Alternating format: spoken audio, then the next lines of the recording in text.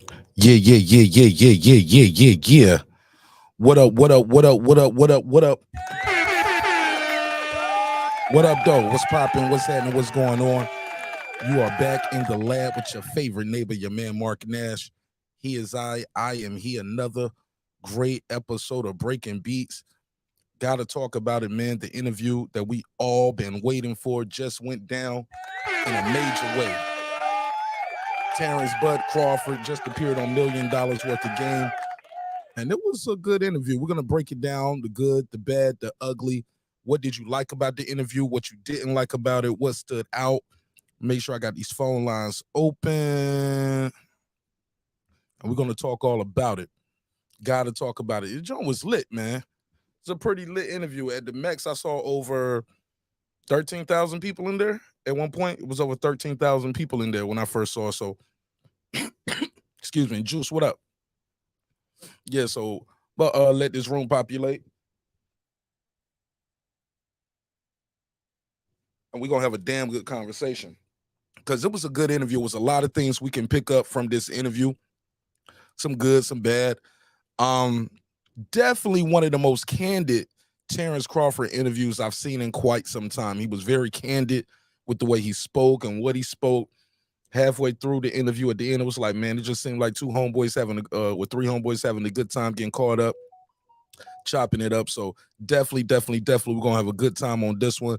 Like I said, we was waiting for this. This is what one of these type of interviews we've been waiting to see. I wanted to see Terrence Crawford talk that talk. Stephen Brimley in the building. Golden, what up? He said, Martin Nash, what's up? Yeah, that was a damn good show. Now we're gonna pick apart some good things in there, some bad things, what we thought was fact, what we thought was cap. But we're gonna run this intro and we're gonna talk all about it. But this was a damn good episode. Damn good episode. Let me blast this link out, let people know I'm live, and let's run this damn thing. Let's run this thing. Let me give we're gonna go into overtime. Yeah, we're gonna do overtime. Let's do the overtime. But yeah, man, shout out to Bud Crawford. He was talking there too. Talking a little greasy to Bozy, Boots. Danny Garcia already knew what was up with Bud. He was like, nah, you good. I was shit at 140 though. Danny was like, all right. Yo, that joint with Boots, I thought that was going a little left a little bit. They showed a little more, I guess it was more to it than what we saw in that original interview. But man, oh man, that shit was fire. So we're going to open the phone lines up. We're going to take some calls. Shout out to everybody who's here. Yeah, man. That was a damn good interview, man. Very candid. For people to say Terrence Crawford can't sell and don't nobody like Terrence Crawford, sure was a lot of people in there. Like 13,000 in there. I saw a bunch of guppy gangs in there. They was typing like this. Boop, boop, boop, boop, boop, boop, boop, boop. Yes, it was some fish boys in there, but that's okay. It's okay. Because this is a big fight. Of course they're going to come there. They want to see the pound for pound. Champ. Talk is talk. So let me blast this link out. Let people know we live. We're going to open this up. I want you guys to call in, flood these phone lines. Let me know what you thought of the fight. I'm sorry, not the fight. What did you think of the interview? What did you like? What you didn't like? I'm going to let you know right now. I didn't like all the ads. Sorry, I didn't like all the ads. One of those ads was like a damn telethon or infomercial in the middle of it. It's like a long-ass infomercial. I was like, what are we doing here? Never heard of it. Y'all heard Bud say they never heard of it too a couple times, right? Yeah. Them niggas be watching, man. It never heard of it. Yeah, they be watching. So look, let me play this record. Let this room populate. Let people know we live, and I'm gonna share this link out. I would ask that you do the same if you can. Thank you so much. Let's run this intro. Let's start the show.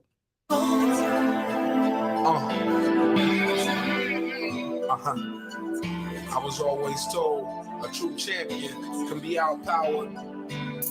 They can lose the battle with speed. They can lose the battle of youth. Father time waits for no man, but they'll never be outsmarted. They'll find a way to win. Take the titles and the rings, accolades and the chains. Let's compare bar for bar, beat for beat with no names. It seems they selling their soul just to go gold. Losing religion just to get in the business. I been the same way since the trenches, since the benches. Gonna be old and gray with dentures. Before I let you put a dent in this pimpin', you sweeter than cinnamon. Rappers should listen. Heard that? That was syllable flipping. Hop in the vehicle, continue my mission. Mark Nash, I'll be up in the kitchen. I can serve you a biscuit or give you the business. Won't give passes the passengers and backseats bitching. If you in my circle, gotta earn your keep. If not, I'm the Undertaker. Imagine all the earns I see. We lost friends along the way, but we didn't lose no sleep because the wolves don't run with the sheep. Feeling like a champ with my back to the ropes. Hey. Work so hard every day, I know. Hey. One day we gon' be standing on top, sitting on top, looking down Get the below. top of my lungs, saying we made it. We made it. Yeah, we made it. We working, yeah, that's for Never certain. satisfied, every day we gotta grow. We gotta grow. We got so far we can go. You know. So we work overtime, Work. all the time, Push. overtime, Work. all the time, Push. overtime, Work. all the time, Push. overtime. Been through the ups and downs, took a lot of hits. Trial and error, I tried it all but never quit. Heard them say you can reap what you sow, so I bet on myself even when the odds are low. Sometimes I admit myself, I get bored producing and mixing myself, still I record. A wise man said high risk, high reward. So I retort to what I do best, I do that. At your juggler like a brunette, who that? In jacuzzis with blondes, redheads and brunettes, serving back to back like a duplex. Haters get a suplex, then they crew next, I'm yelling who next? So much heart like I got two chests, so many death threats, I might need a few vests. One love, one God, got one gun with me. If you plan to take me out, I'ma take you with me. Feeling like a champ with my back to the ropes. Hey. Work so hard every day, I know. Hey. One day we gon' be standing on top, standing on top, looking down Get the below. top of my lungs, saying we made it. We made it. Yeah, We we made it. made it. We working, yeah, that's for Never certain. satisfied, every day we gotta grow. We gotta grow. We got so far we can go. You know. So we work overtime, Work. all the time, Push. overtime, Work. all the time, Push. overtime, Work. all the time, Push. overtime. Mark, I got a question for you. What is it gonna take for you to take that leap of faith and really go out and get your dreams and your goals and everything you have out there that's waiting for you? Look, you're on the right path because you're working right now and your competition sleep. Your competition's still out celebrating their last victory while you in the gym because you know the fairy tale's over. You're not gonna go out and buy a candy bar with a golden ticket in it and now you own Snickers, M&M, and Mars. It's not gonna happen, man. You gotta work and believe in yourself. Listen, you can't talk to people about $1 million deals, 6-figure deals, 5-figure deals, and you ain't even invested $100 into yourself. I believe we all are blessed with unique skills, talents, and gifts. I challenge each and every one of you to find yours. From my back to the ropes. Hey. Work so hard every day, I know. Hey. One day we gon' be standing on top, standing on top, looking down Get the below. top of my lungs, Saying saying we made it. We made it. Yeah, we Yeah, made we it. made We it. working, yeah, that's for Never certain. satisfied, every day we gotta grow. We gotta grow. We got so far we can go. You know. So we work overtime, Work. all the time, Push. overtime, Work. all the time, Push. overtime, Work. all the time, Push. overtime. Work.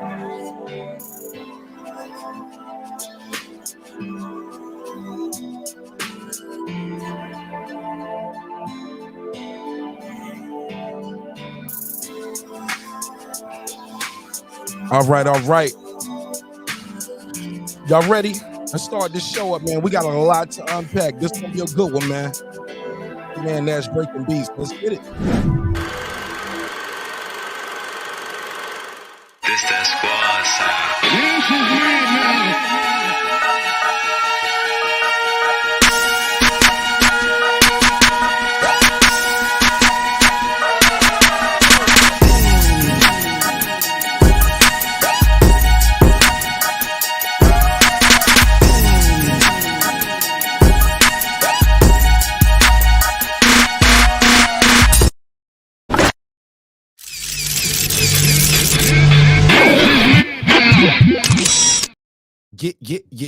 Yeah. What up? What up? What up? What up? What up? What up? What up? What up? What up? What up, though? What's popping? What's happening? What's going on? You back in the lab with your favorite neighbor, your man Mark Nash. He is I am he. Another great episode of Breaking Beats. You already know what we do. We break down the business, entertainment, art, technology, sports, and anything else you and I feel like talking about. It's a hip-hop political sports show with a comedy twist. We like to let the jokes fly. You know why? Life is serious enough. Life getting real serious in this welterweight division. And this interview, some good moments, some bad moments in there. We're going to unpack all of those. Shout out to everybody who's here early. Oh, I can't hear the music. Let me turn the music up in the background a little bit. But we got to unpack it. Everything from Charlo's a hoe to, I mean, I ain't no hater on Spence, but some would say, hey, man, you did a lot of nitpicking on the resume, but shit, Spence been nitpicking his resume. Someone say that's right on brand. That's par for the course. Also, we got to talk about who ducked who. I think we can put that to bed right now, right? It seems like that's pretty clear that he did not duck Boots Ennis. We never got an answer from that. Like, why did you go the IBF route? Yeah, that joint is getting shaky, baby. But I'm gonna do a quick neighbors only roll call, and I'll open it up to the panel and the guests. And the phone lines are open as well. The phone lines will be open as well. Let me make sure I got that graphic on the screen. Shout out to Hot Rod. He's here early. Let me do a quick roll call real quick, Hot Rod, because without the neighbors, the show wouldn't be the show at this level, and we will on our way to 17K. Let me give him a drop. So let me take it from the tippity. What up? Shout out to all the members, aka the neighbors to the neighborhood. Toya the Tutor, peace to you, sister. What up? Stephen Brimley, aka the Brim Reaper, What up? unbiased fan. What up? That's Kendall. What up? The Kid's Back. What up? Johnny Goodman. What up? DJ. What up? D-Lo 404 Boxing. What up? Shawn T, aka Big Sean with the strap. What up, gangsta? Kansas City Mac. What up? On the mic with Terrence Bailey Sr. What up? Carmen Serene with the Serene Saturdays. What up? Ace Retro. What up? That guy Eclipse 330. What up? Nick Rich and his bitch. What up? Aaron Parker, the shit starter. What up? Big Hove, I thought I told you. What up? Ben Adams. What up? Titus the Titan. What up? Taylor Bell. What up? Stephen Bateman, all the way in Australia. Mama, we made it down under. What up, gangsta? Juan Davila, the killer. What up? Transcendent Sports Channel, my Filipino brother from another all the way in Canada. What up? Fistiana Fights, she just might. What up, gangsta? Jacob Sims, What up? Lady Shan Dundon season, my UK girl all the way from London town. What up, gangsta? Haplo, one of the YouTube OGs. What up? MFB, What up? Patricia Shelton, What up? Miss Queen Sunkissed, What up? Rockman, What up? Beyond the Ring with Nonito and Rachel Donaire, that's 9-time champion, on his way to 10, on his way to the Hall of Fame. What up, gangsta? True Media Today, USA Boxing, that's Coach Malachi Williams. What up, gangsta? Pudo, What up? Full Revolution, AK Foodie with the Beauty. What up? KP from KC5. What up? Matt Wade got a dope single out called Papa Daddy. That's Matt Wade, MATTWADE. What up, gangsta? Ill Status Boxing. What up? Tank the Sweet Science Examiner. What up? Beyond Above Media. What up? Pittsburgh T. What up? SF City Slicker. What I up? Know Boxing. What up? It's Mex. What up? Rider of the Storm. What up? Here to There. What up? Maddie Yoel. What up? Cliff Bailey. What up? Con Shawnery. What up? Lisa Bell, she never fails. What up, gangsta? H.O. Deezy. What up? Cooking with Sir Senior. What up? Brandon Washington. What up? D Bevel the Champ. What up? And of course, the Big Fish himself, aka member number 1, my good brother Derek Lincoln. What up, gangsta? All right, we up in here. All right, let's unpack this shit, man. Talk to me. How did you feel about the interview, Hot Rod? You was here first, so you go first. Talk to me. What did you think of the interview, sir? It was good, you know. I didn't catch the full interview, but for what I watched, it was good. Shit. Niggas free smoke. That's what I do know. Boogeyman boots, boogeyman my motherfucking ass. Come on, man. Ducking ass. Instead of fighting that Venetian, we could have fought your motherfucking ass, my nigga. We could have fought you, homie. Crawford could have fought you, bro. But you went the other direction. And I wonder why you went the other direction. Will we ever know? I don't know. Y'all might spill the beans. I don't know. I really want to know why we couldn't get Crawford versus Boots. Instead, we got Avanesian. But then the narrative is, oh, Crawford, he don't want no smoke. Nah, Boots' young ass don't want no motherfucking smoke. Fuck out of here with that shit, man. And like he said, Charlo, he's a double hoe. We coming for your bitch ass. Straight up. 3-time. Lineal undisputed on the way. 3 Damn. times. That's a hell of an opening statement. Shit. My man got that fire ready. You ready for all of it. Go ahead, unbiased fan. What did you think of the interview? Your initial take. Give me your opening statement. No doubt. Appreciate you, my brother. So I seen the whole thing. Let's get the bad out the way because I want to focus on the good. So the bad was 25 minutes worth of freaking ads. Like, come on, man. That's crazy. That's Yo, that way was too crazy. long. Cool. Never heard of it. Yeah, And that was also, I crazy. think Wallo was a little too goofy at times. It was funny, but I wanted to, them to talk more to Terrence about other things. But it was kind of cool to see that side of Terrence. So that's the bad. Now let's get to the good.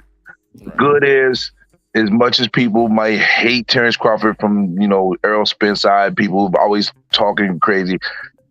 I don't know why people are always trying to call him Cap and all this when he basically told you what it was. At the end of the day, if Boots wanted to fight him, he could have stated the WBO route and he would have been able to probably get the fight. But also, that was a BLK Prime fight.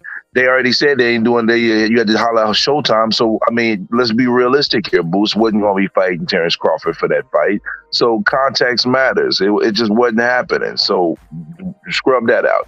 I love the way he addressed the Charlo situation.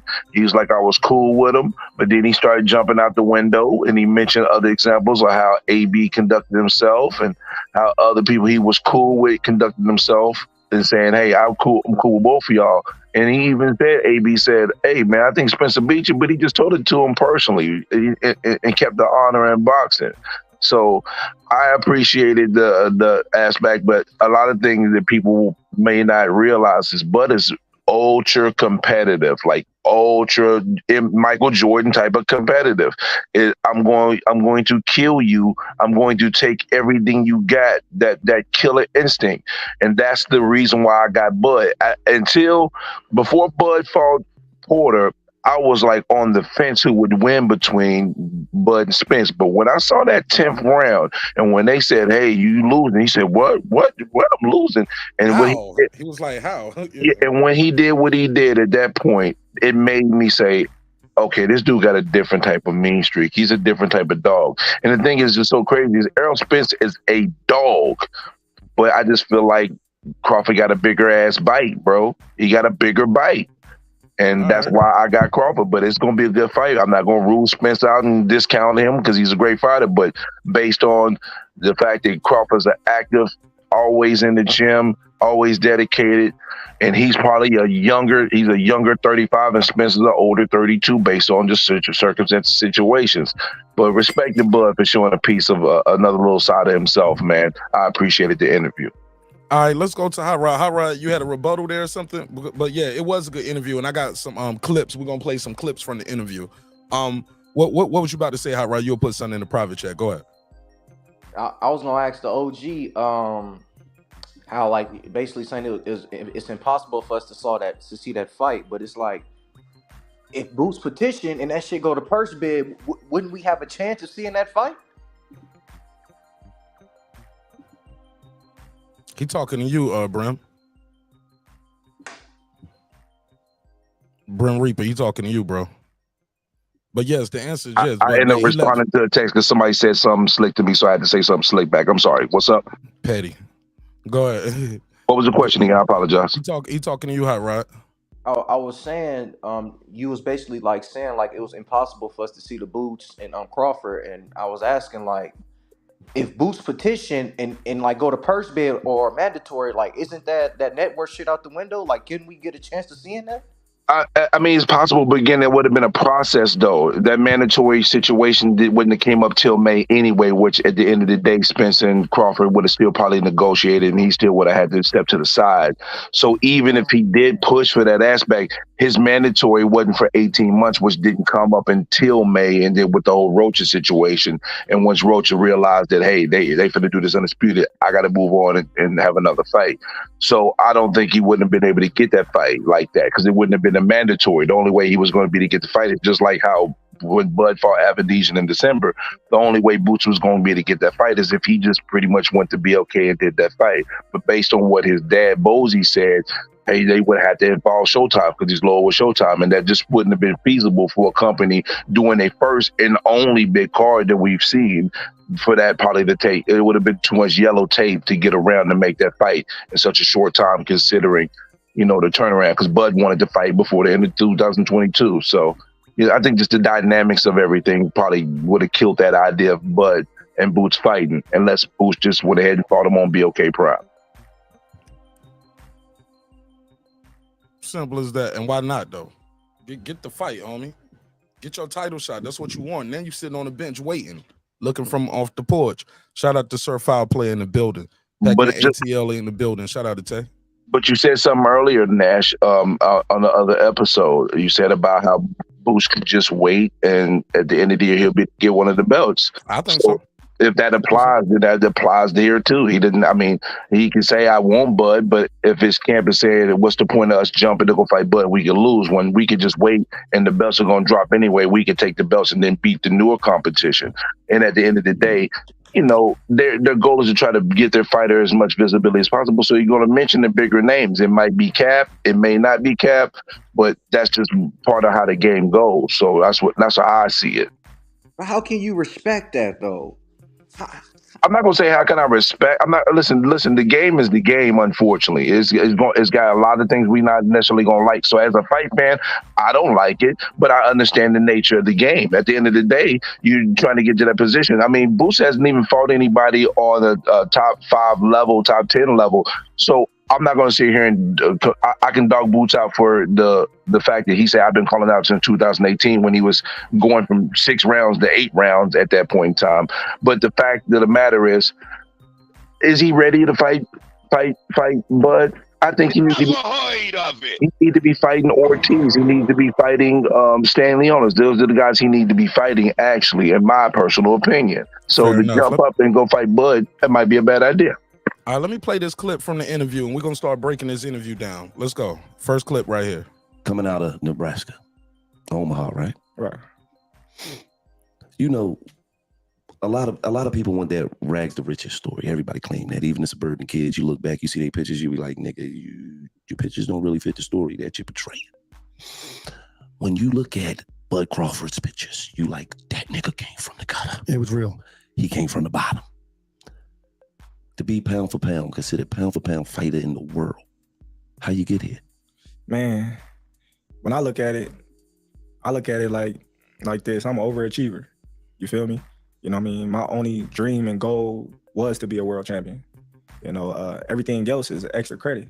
You know, I would say coming from where I came from, you know, living the life that I was living, being shot in the head, being given a second chance at life, you know, to execute my dreams, you know, that was my everything. I could have retired, you know, in 2014 and just said I accomplished what I was set here to do. But, you know, God had other plans for me and, you know, kept rising, kept, you know, let's scratch this off. Let's go do this. Scratch that off. Let's go do this. So, you know, yeah, I'm blessed. That's all I can say. You and Errol Spence. This is the fight everybody's waiting on. You know why? Terrence Crawford. That's the next fight. Let's play this part. That's the next fight for me and him. I'm sitting here telling you that right now. That's the next fight for me and him, and I'm gonna show the world. You know why Terrence Crawford ain't been able to get those big marquee fights as everybody say I haven't had. You know, I'm gonna show him why. He said, I'm gonna show y'all why, as in he's gonna make a statement. You guys want to react to that? Also, the phone lines are open, 404-692-1766, 404-692-1766, and I got the link out there pinned at the top. You want to join the conversation and let me know, what did you think of the Terrence Crawford $1 million worth of game interview? What do you guys think of that statement right there? Hey, I'm gonna show y'all it's a reason why I'm not getting these top fights, not because I'm ducking or I'm not good enough. I'm too good. What you guys think of that? Go. All right, I'm up here by myself. Or did I freeze up? Did I freeze up? Or ain't nobody talking? Nah, you good, OG. Keep it rolling. Okay. I asked you a question. You want to answer the question or no? You good? I'm good. All right. Brim, you want to answer the question? Okay, amateur hour of his bitch. All right, let me continue. When people say that, because I never got that, because, you know, it's still things that I'm learning about boxing as I see it, because I'm black belt martial art. This three different, fucking pink belts, and he got it in prison. 3 different martial art departments. This nigga said martial art departments. Like, this nigga Wallo had me rolling. He was trolling. When people say I don't be understanding when people say, you ain't fight nobody, you ain't fight nobody, you ain't fight. When people say that about fighters, I be trying to understand what the fuck is they talking about? Somebody got in the ring and they fought him. But so they got to be equally somewhere within alignment or in the rankings to even fight him. So where the fuck do they be? What do they mean when they say that? Man, I don't know what they mean, but I've been dealing with this my whole career. I feel like Roy Jones when he said, I just make him look like nobody. Because it's cool when other fighters fight this fighter, or, you know, this fighter is ranked. You know, my last fighter was ranked number 6 in the whole division. And they was mad that I fought him. I'm like, wow. Well, come on, bud. You know why they was mad? Because they want to see you fight. I understand that, but everything happened for a reason. It does. But okay, when I look at Bud Crawford, right, and I look at Errol Spence, right, I say Bud is more accomplished. Facts. Everybody know that. 3 division champion, undisputed champion. When I look at Errol Spence, I say Errol Spence for better competition. And I say that because PBC had better competition at 147 pounds than Top Rank. Whereas there was other divisions where Top Rank got better fighters at that weight division than PBC. But it just so happened that the welterweight division had Danny Garcia, had Shawn Porter, had Keith Thurman. Let me skip some of this because we heard this already. Let me hear him reply. Why do you feel? Here we go. This is what I want to get to. He started getting on Danny's neck, and we about to get right into it. Yourself. So I'm gonna ask you this. Why do you feel Errol fought better competition than Terence Crawford? Would you say he fought better competition overall, or would you say he fought better competition at welterweight? At welterweight. Okay, so, you know what I mean? Why would you say that? Because he fought Danny Garcia. He Here was we go. Considered one of the top welterweights. Time out, we're going to go.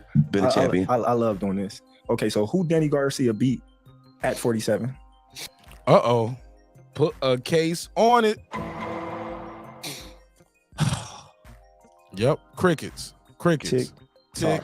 I mean, Look at Bud showing his personality. Tick, tock, tick, tock. Right now, no, right now, on my mind. Danny is my boy. Okay, Danny name from some of the Philly. people he fought. No, because he I can't lost to remember everybody. right.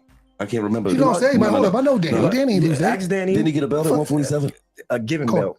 Ooh, he said he got a given belt. Danny, man. What you mean a given belt? He was handed a belt. Oh man, Bud going Who in. did he beat to get the belt? Paulie. Bud going in. Malinaji? Yes. But when he fought Shawn Porter, he lost. I thought he beat Shawn Porter. No. Me personally. Listen, when he fought Shawn Porter, He lost. Yes. Facts. When he fought Keith Thurman, he lost. Facts. Okay. When he fought Errol, he lost. Facts. So who did Danny Garcia beat at the welterweight division that was worth talking about? I gotta remember who he fought. Come on, man. We being real, man. I'm giving you $1 million worth of game right now. But at the end of the day, okay, so let's go to somebody else. Hold on. At the end of the day, what I'm saying is, pick up the phone. He was considered a top welterweight, but why? And he fought them. They was considered a top welterweight. He was considered a top welterweight. Here we go. Hold up. Here we go. They say you didn't fight. No, I don't know. Here we go. This the part we like right here. This is why we like Bud. Bud ain't gonna change because they call Danny on the phone. But like, boy, I tell your daddy what I'll do to you. And I love the energy. Bud about to give him that big dog energy right here. And Danny gonna fall right in line. He know what's up. He know what he dealing with right here. He know Crawford is a different type of monster. He's a different type of breed. He mean what he say, and he say what he mean. Oh my God. Let's play the clip.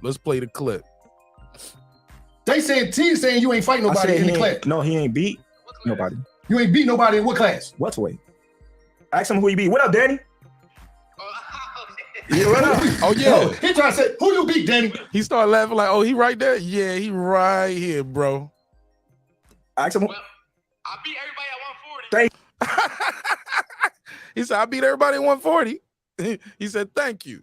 He left that welterweight shit alone talking to Crawford. Let's go. Let's hear that again. Ask him who he beat. What up, Danny? Yeah, what up? Oh, he trying to say, who you beat, Danny? Ask him. Well, I beat everybody at 140. Thank you. I thought I beat Thurman. I thought I beat Porter. Thought. I didn't get the decision. Thought. You feel me? So, hey, Danny. Hey, look, Danny said, I almost won. And y'all already know what Brandy said about almost. Almost doesn't count. Nah, you ain't, bro. You did not almost beat him. You damn sure didn't almost beat Thurman. All right, but let's play some more of this. Those are two tough decisions. You feel me? Same thing I said. Hold up. I didn't win those fights. No, but I did beat a lot of good fighters though. There you go. I beat a lot of great fighters. Point made.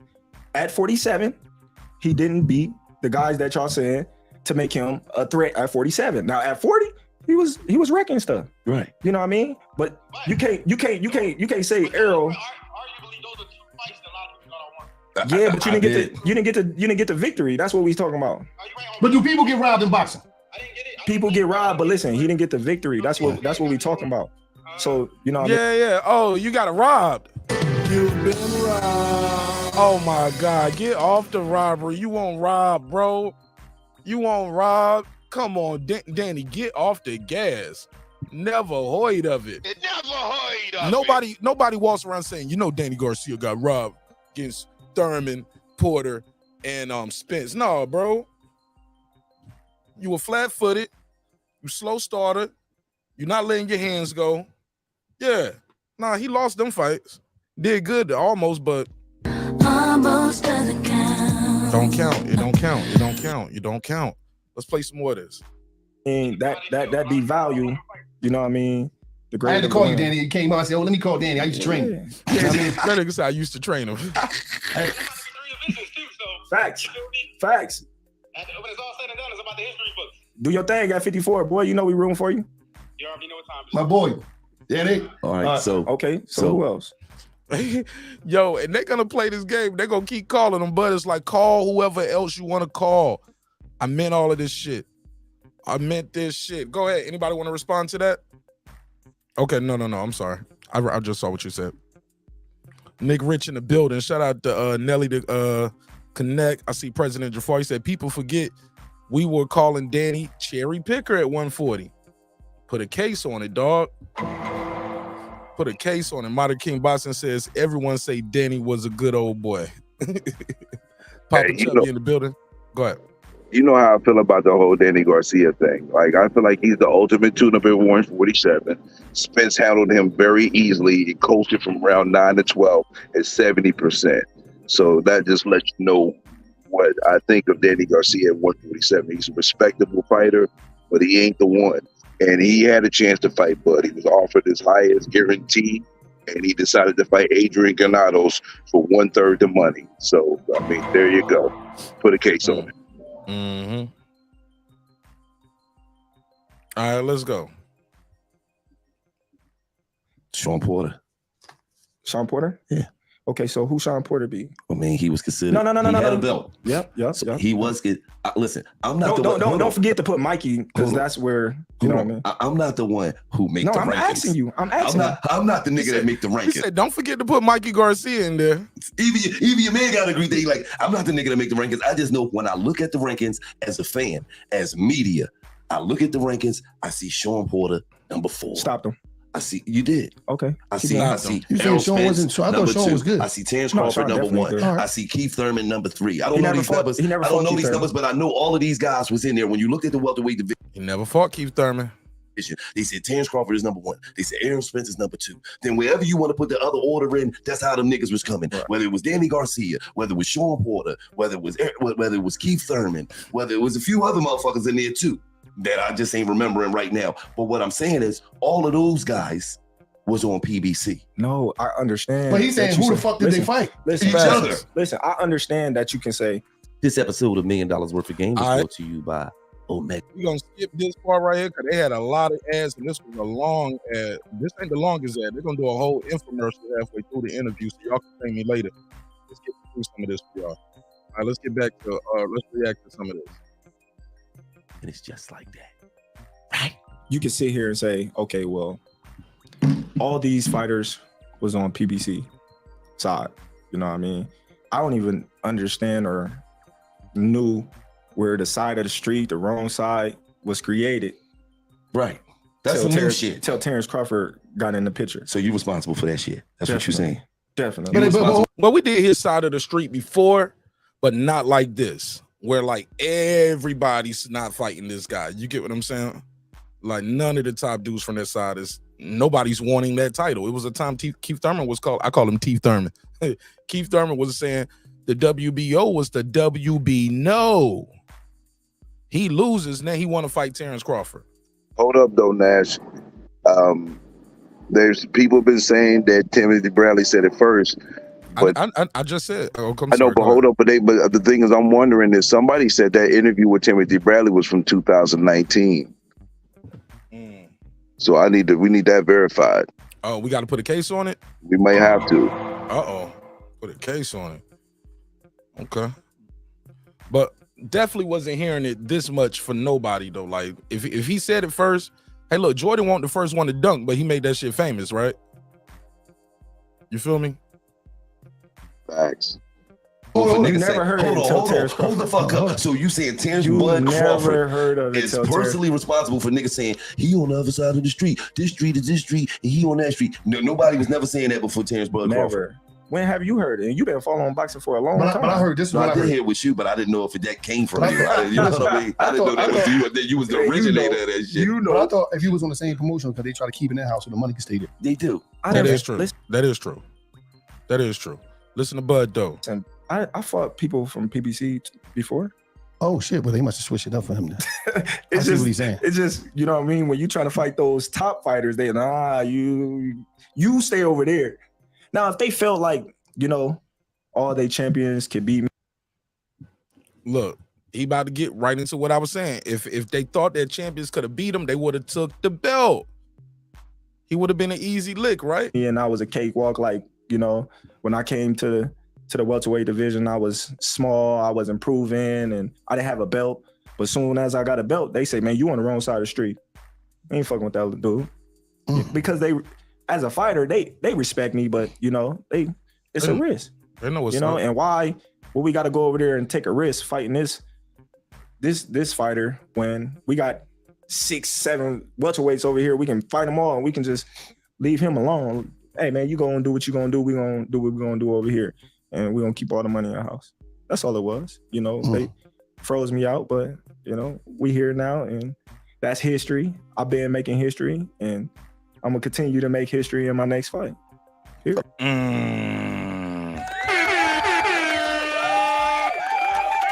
You talking about confidence, bro? You talking about somebody who is extremely confident in their talents, skills, gifts, and abilities. You hearing it right now. Terrence Bud Crawford, bro. This guy is confident, super competitive too. Like Hey Nash. Yes, sir. Go ahead.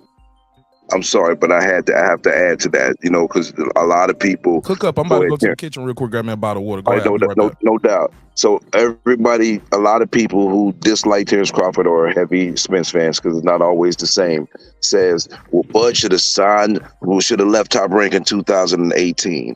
But at that time, there was no indication that he was going to be froze out from having a fight with any of the PBC fighters. He had fought PBC guys before, and there was no indication that PBC was even interested in getting a deal with Terrence Crawford at that time. So was Terrence Crawford supposed to just bounce out and leave Top Rank with no indication when at that time they did everything they were supposed to do for him at that time? That's why I feel like it's really disingenuous. Now, hindsight 2020, we can say, hey, it might have been better for him to go to PBC, but at the same token, there was no rumors that PBC was interested in signing Terrence Crawford. There was no indication that PBC wouldn't even try to make a fight with Terrence Crawford. But we get all that after, you know, Spence and Crawford meet. He say, I could fight, go the easy route and fight these other guys. And what ended up happening is nobody from PBC would fight Terrence Crawford at 147. Danny Garcia had a chance to fight him, didn't do it. Thurman probably had a chance, but Thurman said, I want $10 million. And that's when he didn't even have a belt at the time. So, I mean, we got to keep it a beam here. Again, I'm not going to take anything away from Errol Spence and his abilities, because I believe he has a chance to win, and he's talented, and he's been putting in work. But we ain't gonna do. I hate when people just dog out Bud to be able to big up Spence. You don't have to do that, because Spence has his own merits. It can stand on its own. You ain't got to dog out Bud to big up Spence, and I ain't got to dog out Spence to big up Bud. And I'm glad that we here to have this fight, so all this nonsense can come to an end. And I'm telling you, a lot of y'all betting on Errol Spence, good luck. I think you're going to lose your money. Okay. Shout out to Zone 6 Force. I see you in the building. What up, family? All right, let's play this next clip, man. Let me play this next clip. We're reacting to it. Phone lines are open. The link is out there if you want to join the conversation, or you can call in and voice your opinion. We're breaking out the Terrence Crawford $1 million worth of game interview. Let's go. So you and Errol be on the phone, busting it up. Hold on, let me take this first call. 410, you got the flow. Tell them your name, where you from, fam. Hey, it's Jerry, Mark from Baltimore. Talk to me, Jerry from Baltimore. What's up? Seems pretty clear to me that what's happened here is PBC came up with some money. Mm-hmm. That's all that happened here. This fight could have happened a while ago, but you can't offer the best fighter in the world, an undefeated, undisputed champ, and all that Crawford is. You can't tell him there's no purse. If you tell them there's no purse for the fight and it's 35% of the back end, that's what we all heard, the net back end. You're basically telling that man you could be fighting this fight for free. No fucking way. They came up with some money and now it's on. And that's all there really is to it that I could see. Maybe they made some money off of that Tank Davis fight, the last one, or Showtime up their budget. But now they make these fighters a respectable offer, and now we're going to get the fight that we want. And what needs to happen now is boxing fans, of course, have to support this fight, and they got to find a way to get the casual interest so that the fight can at least make some money. Because I'm fearful that, I don't know, man. I wonder how well the fight's going to sell. We know how good these fighters are and how good this matchup is. Us boxing folks know, but we know, and we've seen it with Tank and Ryan a couple weeks back. You want to make a big profitable fight, you have to get the casual fans' interest, at least a percentage of it. And I wonder if they're going to be able to do that. Yeah.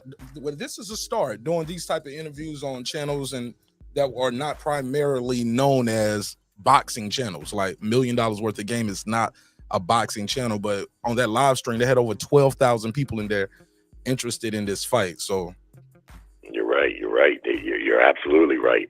And hopefully Crawford, who's been rumored, I don't know this, but it's been rumored that he's not one for too much media involvement and stuff like that.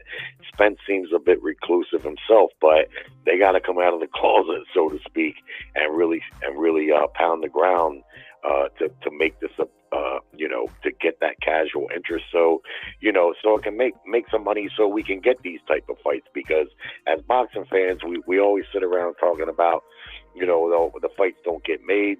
Well, the fight, well, that's because, like you've seen last weekend with an undisputed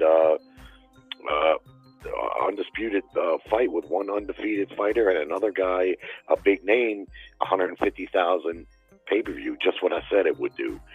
And that ain't going to cut it. That ain't going to make big fights happen. So hopefully, they put the right type of promotion and the fighters do their jobs and nothing gets in the way, no injuries and stuff like that, which I'm concerned about because of the inactivity of both fighters. When they get back to training hard, injuries could possibly happen. And I don't think either one of them would go into the fight with an injury. So hopefully none of that happens, and hopefully the fight comes off, and we'll all be happy. And for it to happen midsummer, that's good too, because that's a good, to me, that's a good time frame to put it, and they Fair got enough. plenty of time to hype it. all right, well, cool. Appreciate you, Jared. Thanks for calling in, All right, man. Mark. More than welcome to call back. Thank you so much. All right, cool. All right, good call. Shout out to Jerry in Baltimore. All right, let me go to this next. We're reacting to the clip. I'm breaking it down. Chopping it up, talking about the fight. Come on, what else y'all be talking about? You don't be like, nigga, I'm gonna ice you. He don't be like, I'm gonna get you the fuck out of here. Nah, it's it's respect. It's let's get this done, man. It's history. We playing with. What we gotta do to make it work. So y'all don't talk, they don't shoot no shit at each other on no fun shit. Ain't no need to do all that, Say that for. I mean, it's friendly competition. It's like boxing. It's like basketball, nigga. I'm saying, let's get the deal done, yeah, man. Cause I fuck with you, man. I'm gonna cook the shit out. But the crazy part about it is, you don't got nobody in the way. I've been dealt with getting blamed for certain fights not happening my whole career. Let's go. They always say you fucked the shit up, and I'm like, dang, how is it me? You know, like I'm a fighter. I don't make the fights. I'm You got willing to do with the paperwork. I'm willing to fight any and everybody, you know, whenever. But when my lawyer look over some paperwork and say, you know what I mean, look at this. Have you looked over this? And I'll be like, yeah, like, you know what I mean, let's talk about this. And it ain't right, then, you know, it ain't right. But if I'm calling out these fighters and trying to get these fighters and they say you're on the wrong side of the street, that's my fault. People weird nowadays in boxing. It's my fault because you live in Philly and you signed with another promotional company. We both champions. Let's fight. You want to fight me? I want to fight you. Why can't you tell your boss? I tell my boss, we want to fight. They work for us at the end of the day. Hey, go give me that fight. That's what I did. No, in the game. Crawford said, I'm making my own moves. I'm stepping, homie. I'm stepping like a stepper. All right, Bram, go ahead. You want to respond to that? I see you. You know I do. Yeah, because he said something that I've been saying, and everybody's like, "Oh, you cap, you just making up stuff."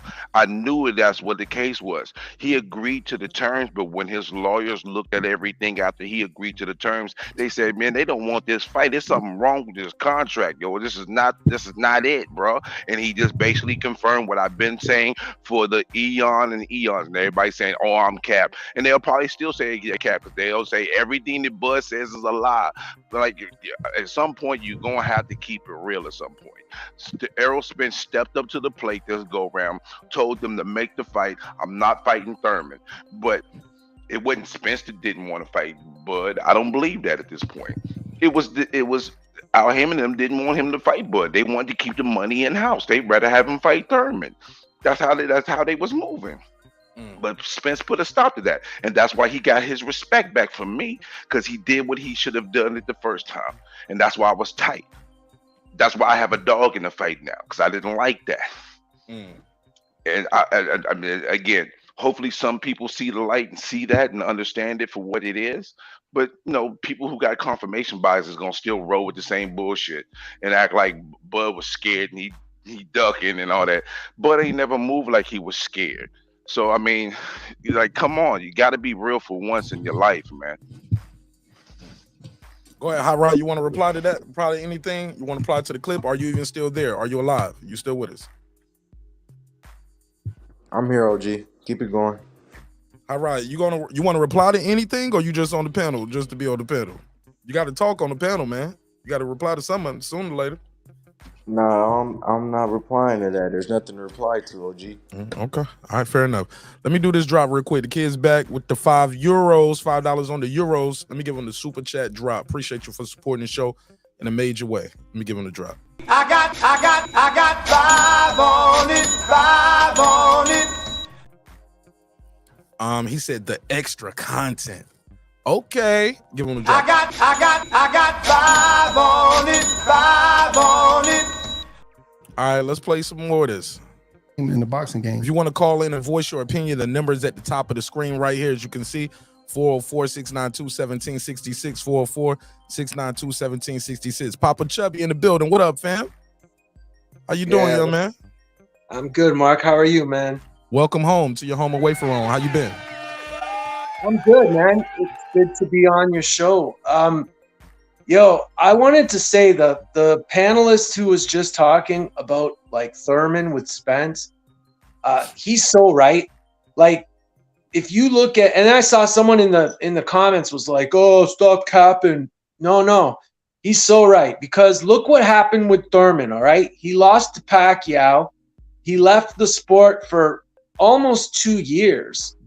Then he comes back and fights Barrios in a pay-per-view, nonetheless, but fights Barrios, wins, and then not the week after that fight, not 2 weeks after that fight, but like I think almost 2 months later, in what seemed like a total random move, WBC, it is WBC, right? Yeah, WBC moved him to number 1. You know, after fighting Barrios, and 2 months after that fight, they move him to number 1. So all you guys talking or thinking that the panelist there is wrong, like, no, you guys are wrong. They positioned Thurman exactly where they wanted him. to prepare for that Spence possibility, for the Spence option. It's like pretty clear as day. And Thurman's still number one there. I expect him to drop off now. He's actually dropped right off the rankings in the other governing bodies. The only one he's sitting on is WBC, and he's at number one. So why else would they move him to number one? Because he fought Barrios? Because he was gone for almost 2 years? Come on, man. Like, wake up. Wake up. Before I go to Rachel, Thurman even said that a couple ways. First, before that fight, he said, I'm more than ready and willing to fight Crawford in 8 months. Crawford's like, why we got to wait so long?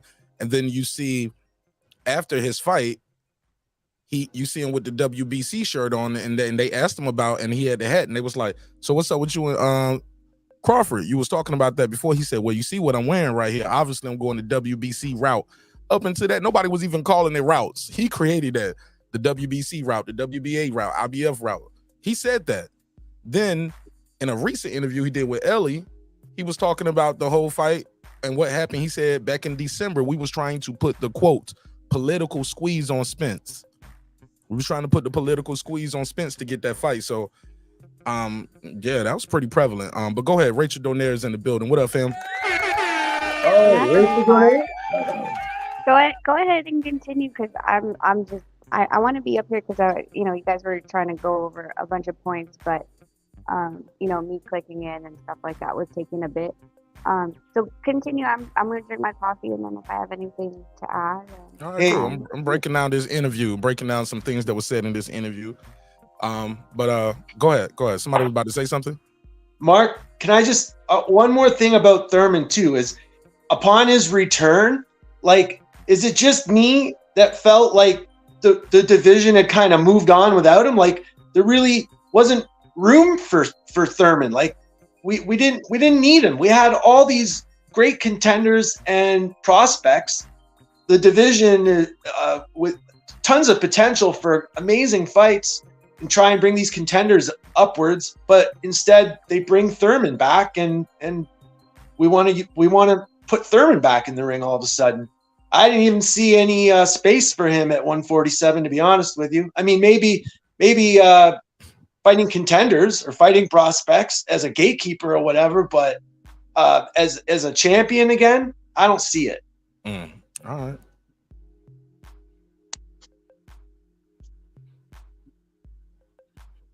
Let's skip this. He trolling.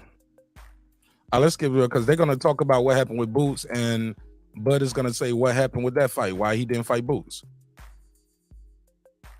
Yeah, man. I honestly, I don't know what to do. Hold on 1 second. Hold on. Can y'all hear the audio playing? No, I don't hear it. Oh, yeah. And hello, Rachel. How you doing? Oh, my bad. Let me share. My bad. It's not playing. My bad. I got you right here. Let me share the thing. Sorry about that. That's cool. Take it off the screen. All right, here we go. Well, I won't call him little, but he nice. He nice. You know what I mean? He a little, a good fighter. A little good fighter. All right. No, I heard you say little. I'm trying to figure that out. Well, I won't call him little, but I've been knowing him since he was in amateurs. You know what I mean? Like, oh, he's saying it on the like a lot of people, than you. Yeah, like a lot of people like, oh man, we got this fighter. He remind me of you. You know what I mean? He switched. He this, he that. You know what I mean? He's gonna be good when he turn pro. Yeah, man, he good. Yeah, because you 10 plus years older than Boots.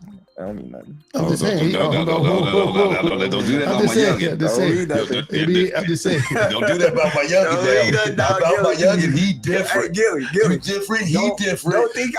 They about to call Bozy Ennis, his father, and talk about what happened, what fell apart in this negotiations with Boots. I don't see switch. I don't think I see you talk about Crawford after his fights and stuff. Right. Hey, I'm laughing like, yeah. No, because at the end of the day, I think that my youngin is putting enough work now to deserve a big fight, and that's how you get the big fights. What number is Boots right now? Number one. Fuck you, mean rank number one. Damn, so what's going on then? So after this go down, he might be on the wrong side of the street all of a sudden. Don't tell me you're on the wrong side of the street. Young to be the wrong side of the street. We ain't never heard that. So you and Boots get. But they put you on the wrong side of the street. Let me give him a dry. He said we ain't never heard that. Never heard of it. You already know. He might put him on the wrong side of the street. No, I ain't, But if he on the wrong side of the street, that means you saying it. Who? I ain't never said that. Oh, all right. So don't put my youngin' on the wrong side. All right. Listen. Let me tell you this. And Here we go.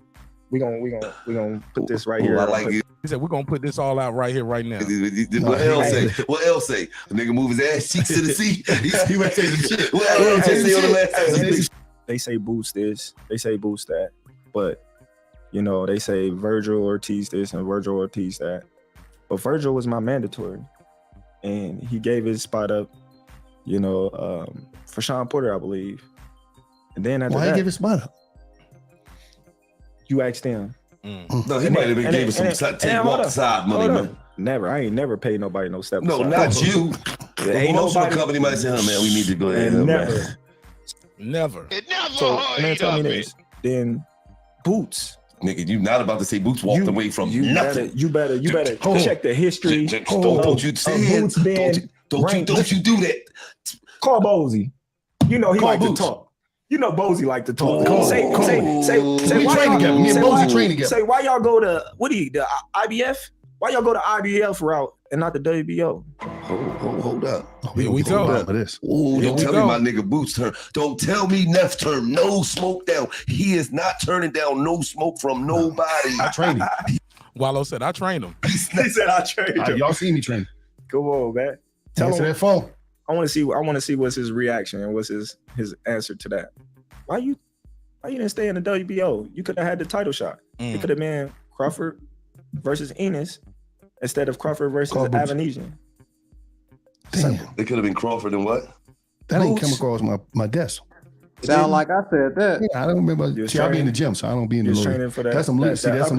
That's some lawyer shit. He talking. That's some lawyers. We ain't got nothing to do with. That's our lawyers. You know what I mean? Our lawyers seen the paperwork. And shit wasn't right. Yeah, what they sent over wasn't right. They sent over my young boy wasn't right. Just like what they sent over to you wasn't right. I know how it goes. Fuck, they gonna offer my young boy 100,000 to fight Terrence Crawford. Like, fuck out of here. Right. They try to offer me 50. I seen the paperwork. And they try to offer him 20, man. I seen it too. Oh man, you're not gonna put that out there, man.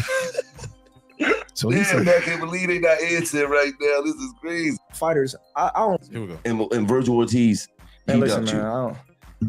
Fighters, I don't really consider. I'm not gonna go up here and say fighters actually duck other fighters because you know what I mean. We all doing this to get paid, you know. And some fighters, you know, there's more money. It's like, man, I ain't about to fight this dude if I can go over here and fight this dude for X amount. Y'all ain't trying to pay me X amount. Well, that don't mean people be ducking it. But I heard you say Errol Spence been ducking you. I ain't never said Errol Spence been ducking me. Oh, you didn't never say that? No, I ain't never said Errol Spence be ducking me. You never said all the PBC fighters is ducking you. They don't want that drama. Man, you see what they said? He said, "Why would I go fight you when I can go over there and do the easy route and fight Shawn Porter?" That was out of his mouth. Shawn Porter, easy? That was out of his mouth. But I also heard Errol tell you, "Man, you like ass. When I stop you, all they gonna do is say you too small." And what I tell him, you fat. They said Shawn Porter. Come on. Yeah. They said, hold up. Who said Shawn Porter was easy though? Hey, look. I'm trying to get that. Why they keep throwing Shawn name like that? I seen him fight before. I don't know, but Shawn Porter is my boy. But they said it was easy. But you seen Errol Spence, Shawn Porter. You seen Errol Spence, Kell Brook. You seen Terrence Crawford, Kell Brook. Terrence Crawford, Shawn Porter, and you tell me, you know, the difference in those two fights that both of us had previous with the two same opponents. Hold on. Now, he definitely couldn't get you. All right, Shawn Porter, you get that. Okay. Kell Brook was already... Kell Brook... All right, here we go. They saying, shout out to Wallo and Gillie. They was like, nah, Kell Brook, you ain't gonna get no credit for that one. Was already beat the fuck up. Our sockets popped the journeyman? He was fighting the journeyman? No. Kell Brook was... You said he was no. Kell Brook was a solid nigga. Like, he wasn't one of those. But you try to say he was fucked up? Because, okay, this what happens sometimes. So he gonna tell Wallo the history what happened with Kell Brook going up to Triple G and coming back down. I mean, you said Broner stepped up 2 weight. Yeah. What? You said Broner stepped up 2 weight class? Yes, he was fighting at 135 and then he went up to 147 to fight Marcus Madonna. Yes. When he did check? No. Yes. Hey, so listen. So hold on. So then Kell Brook did the same thing. He went up from 147 to 160 to fight Triple G. Mm-hmm. And Triple G broke his fucking eye socket. Then he fought Errol Spence. Errol Spence broke his other fucking eye socket. So you fought a he nigga. got him at the, I he ain't had no eyes. He's done. You fought a blind man. That's wrong. They clowned him. That's wrong. He fought a motherfucker. Yeah. His socket was wrong. You know what's so crazy? They clouded, and that is something that a lot of fans say about Terrence Crawford. Like, yo, you beat an old, beat up Kell Brook. He walked right into the punch too. He flew out the fucking. We couldn't do that after the fact. Yeah, now I'll give him Shawn Porter. I'm not giving you Kell. But to be fair, somebody's leftovers unless they undefeated, right? Yeah, Kell was bad, man. I mean, that was bad. He wasn't coming off a loss, though. He was coming off a winning streak. Kell Brook was at least coming off a winning streak. Can we agree to that? Oh, for sure, man. Yeah, for sure. No, you're right. You're right. But I think the Triple G, just that fight, I don't think he's the same after that. But I don't think so neither. You know, I'm with you. I'm fast forward. Let me explain the difference between when I fought him and Errol fought him. And I'm not no hater, so I don't want people to just be like, I'm hating on Spence, because I'm a fan of Spence. You know what I mean? I'm just going to kick his ass when we fight. That's all. I like that energy. I like him, but I'm going to kick his ass when we fight. Call Yellow Beezy too. When I get Spence on the phone. When Spence, hold on, did he say call Yellow Beezy? Now, I thought when Wallo said call Yellow Beezy too, we going to get him up here. I thought that was a shot. I thought that was a shot at Errol Spence. Did y'all think that when he said call Yellow Beezy? Do y'all remember the Yellow Beezy? Papa Trouble, you know what he's talking about when he said call Yellow Beezy? No, tell me. Rachel Donaire, you know what he's talking about when he said call Yellow Beezy after this too? Nope. All right, y'all watch the screen. This is Yellow Beezy, and I thought this was a shot. This picture right here of Errol Spence looked like he kissing on Yellow Beezy. That's Yellow Beezy, a rapper. So when he said call Yellow Beezy after this, I thought he was talking about this video that went viral when it came out, and it goes like this. We kept the files. Bro, what's wrong with this nigga, bro? He said his girlfriend. Nigga gay now. My brother, man. Hey, man. Hey, sir. Hey, sir. That's my brother. Getting jealous. She said, don't kiss him. My brother. Oh, my brother. And you can hear somebody in the background saying, even your bitch getting jealous. She's saying, don't kiss him. They said that's his friend. He said, this is his girlfriend. And he tried to kiss him. So I thought this was a shot at Errol Spence when he said, out of nowhere, he said, oh, yeah, call Yellow Beezy after this too. Now you feel me? Well, what else could he be trying to say? I mean, why would you just bring that up out of nowhere? Call Yellow Beezy after this. All right, let's play some more. It's for Kell Brook. Kell Brook went up to fight Triple G. He was too small. He got crushed. At that point in time, they rushed him within months to get back down to 147 to fight Errol Spence. You know what I mean? Of course, the dude wasn't healed. Eyes still messed up. You know what I mean? Weight drained, all that. Errol Spence wore him down, then, you know what I mean? Broke him down. Credit. The difference between when I fought him, he was already, you know what I mean, fighting. He was on a 3-fight winning streak. You know what I mean? So he's not coming off a loss. He's not coming off of injury. The man said it out his own mouth. This is the best I ever felt in my career. You know what I mean? And that is that. I'm here with Terrence Crawford. All right, so now Bozy has called them back. Y'all still with me? All right, we cooking. Let's hear this Bozy. And I'm gonna pause and I'm gonna open this back up to the panel for another panel break and reaction of these clips after this. Let's hear the Bozy. Oh, let me take this call first and then we'll open it back up to everybody else. 310, you got the flow. Tell them your name, where you from, family. Adrian from Los Angeles. Adrian from Los Angeles? Yes, it is. From LA, baby. Talk to me, Adrian. What you think of this Terrence Crawford $1 million worth of game interview? Well, what he just said a little while ago, he was full of shit because, you know what, when he fought Brook, okay, now he's trying to say that he fought a better Brook. I would tend to disagree with that. And the reason why I would is because, yeah, he was coming on a three-fight win streak or whatever. But did you see the guys he fought?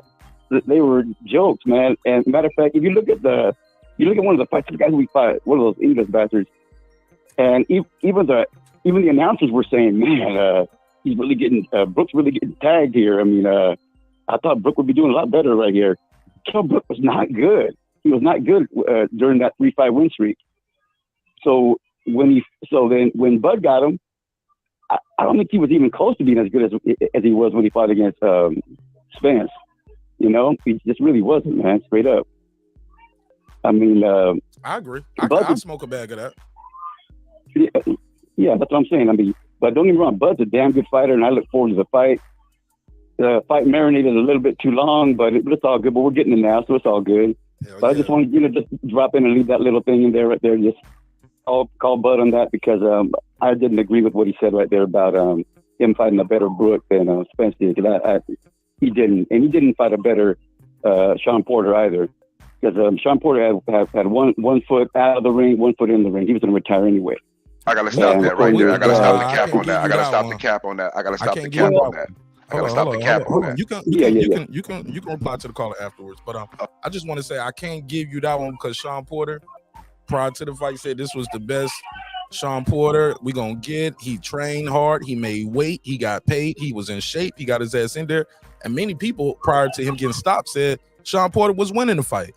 So you can't have it both ways. Shawn Porter got 1 foot in, 1 foot out, but then say he was winning the fight until his daddy stopped the fight. You know. Well, that's the thing. That's the thing that he was kind of winning the fight. I don't know if he's winning it. I mean, I kind of had it like maybe it could have been an even fight there, but it could have been a head or Bud could have been a head. It doesn't really matter. Bud stopped him. But the point I'm making is that he was not the same Shawn Porter that he was when he fought against Spence. Because I mean, even his dad said during training camp, I mean, come on, man. He did not have a good camp. His dad says he did not have a good camp. And Shawn Porter even admitted he didn't have a good camp. He said that after the fight. Yeah, you can say anything after the fight. Yeah, after the fight. If he won the fight, we never would have heard that. You know what I'm saying? Of course. Because, but you know how that goes. Everybody always see, but like walking into every fight, every boxer's always going to say, "I'm in the best shape of my life. I'm in the best shape of my life." You got to say that. I mean, you can't say you're hurt or you're not feeling good because then the fight ain't going to sell. Yeah, but you always got to say you were in the best shape of your life. Okay, but I'm gonna let y'all reply to the caller after you finish, and I'm gonna open it up to y'all. Finish what you were saying, Adrian. I'm sorry. No problem. I appreciate it. No, but that's just the bottom line. I think that every fighter goes in there saying that they're the best shape of their life and all that, and because if they're not, I mean, you can't say that because you're not going to sell a pay-per-view. I mean, I wouldn't buy no. I'm like, if I knew Pacquiao was supposedly injured before the Mayweather fight, I wouldn't have bought it. Oh my God! I would have been like. You know what I'm saying? But I don't believe he was injured. I don't believe it. But if he would have said it, then I would have been kind of hesitant. You know. Okay. But I mean, but I mean, I just don't like that shit. I mean, go in the fight 100%, and don't give no excuses and all that. Hey, let the better man win. It's all good. Just wanted to leave you at that, man. I appreciate you, Adrian. Listen in the chat, man, because they about to light your ass up on this panel. All right. It's all good, Amen. Appreciate your time, bro. You have a good day, bro. You too, Adrian. Peace. Welcome to the neighborhood. I think a couple people had a problem with some of the things caller said. Unbiased and Papa Chubby. Go ahead. All right. So when it comes to Kell Brook, I cannot front. We got to keep it a bean. Maybe Kell Brook's situation might have been a little bit better for him going into the Bud fight, but he was not the same fighter against Bud as he was against Spence. Spence did fight a better Kell Brook, but Kell Brook did come into that fight coming off a serious injury. But at the end of the day, Errol Spence fought a better Kell Brook. Well, that's not something that can actually really be debated, to be honest. But, Bud's going to talk his shit for himself. And he made the one point that was good. He came off a win streak, but it was against people that wasn't top level. You know what I mean? But he made his argument, and I'll give him that. But I can't give him that. He fought a better Kell Brook. I can't. Now, when it comes to Porter, everybody said, he said he was one foot out the door. But he said that after the Spence fight too. He said the same shit after the Spence fight. So which one is it? If he says that after the Spence fight, do we take that credit away from Spence for winning that fight? No. But he said that. He said, he was thinking about retirement after that fight. So we'll use that to undermine Bud, but we're not going to undermine Spence for that. How about not undermining either fighter and giving them credit for what they did against Porter, period? How about that? He took the money, he got prepared for the fight, and he did the fight. I agree with that, but with that, I think it's more so and I'm not taking away from the fighter that beat them, right? Like it's more so it just shows you where that fighter was in their mentality. When I feel like whenever any fighter is saying like I'm thinking of retirement or win, lose or draw, I'm gonna retire after this fight. Like you already know that's why he's saying he had one foot out. So it's more so just the fact that these fighters themselves are putting themselves in the mental position to already accept a loss and use that as their way out, not to take away any of their the people that beat them. That the person that was across the ring from them, that's not their problem if the other fighter's not mentally prepared to be in the ring with them. But I hate you, Rachel. When they do say that whole thing about like, oh well, let me I'm going to say this is my best camp and stuff like that. 513, hold on 513, turn your TV down. Finish that part, Rachel. Oh, just no fighter's going to tell you when they're injured.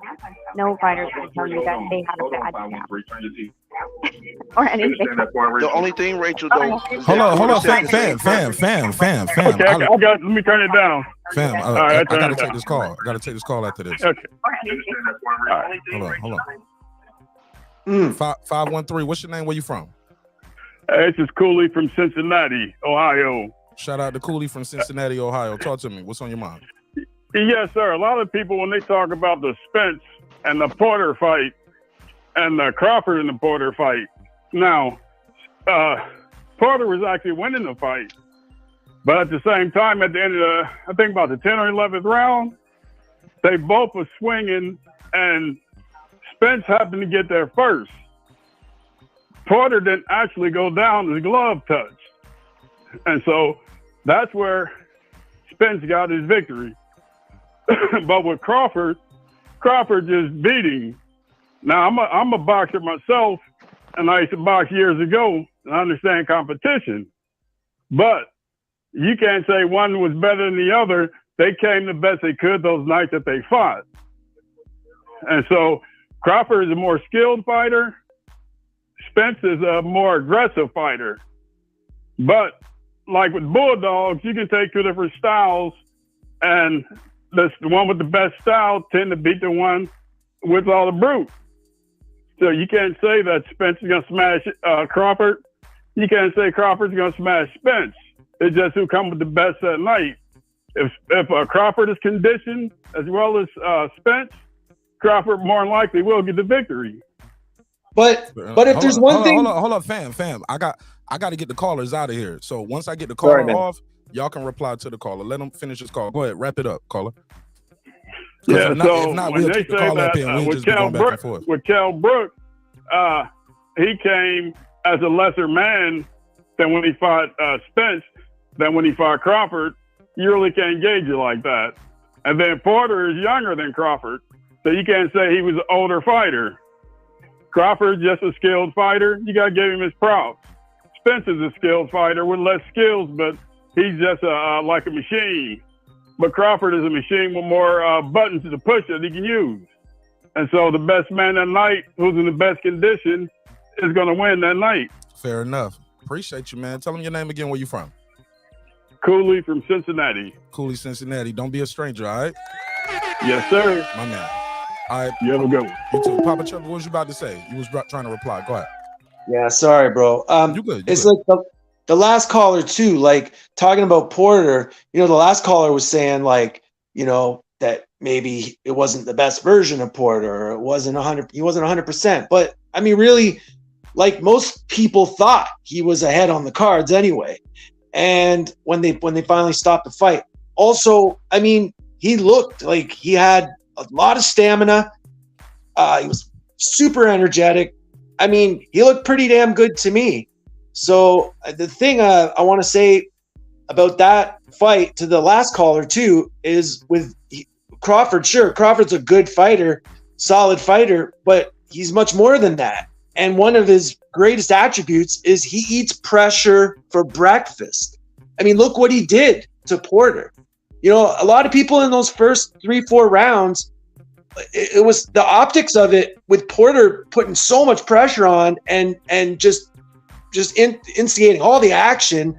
the optics was, I mean, Porter's got to be winning these rounds. But when you watch those rounds back, you see how cool and collected Crawford is in the situation. And his reaction and how he moves around with Porter is amazing. I think that's the advantage that Crawford brings to the Spence fight, you know, and that's what's going to get him the victory ultimately. All right, anybody got anything else before I play this Bozy clip? Yeah, let me go and drop something. Rachel, you can go first. Go ahead, my dear ladies first. Just real quick, like I'm thinking, saying, like, if a fighter wants to retire or has an inkling of retiring, regardless of Mute how it, well Bram. they Mute it show, for me, Bram. What you cooking? regardless of how well they show up because of who they are, right, and what experience they have in the ring.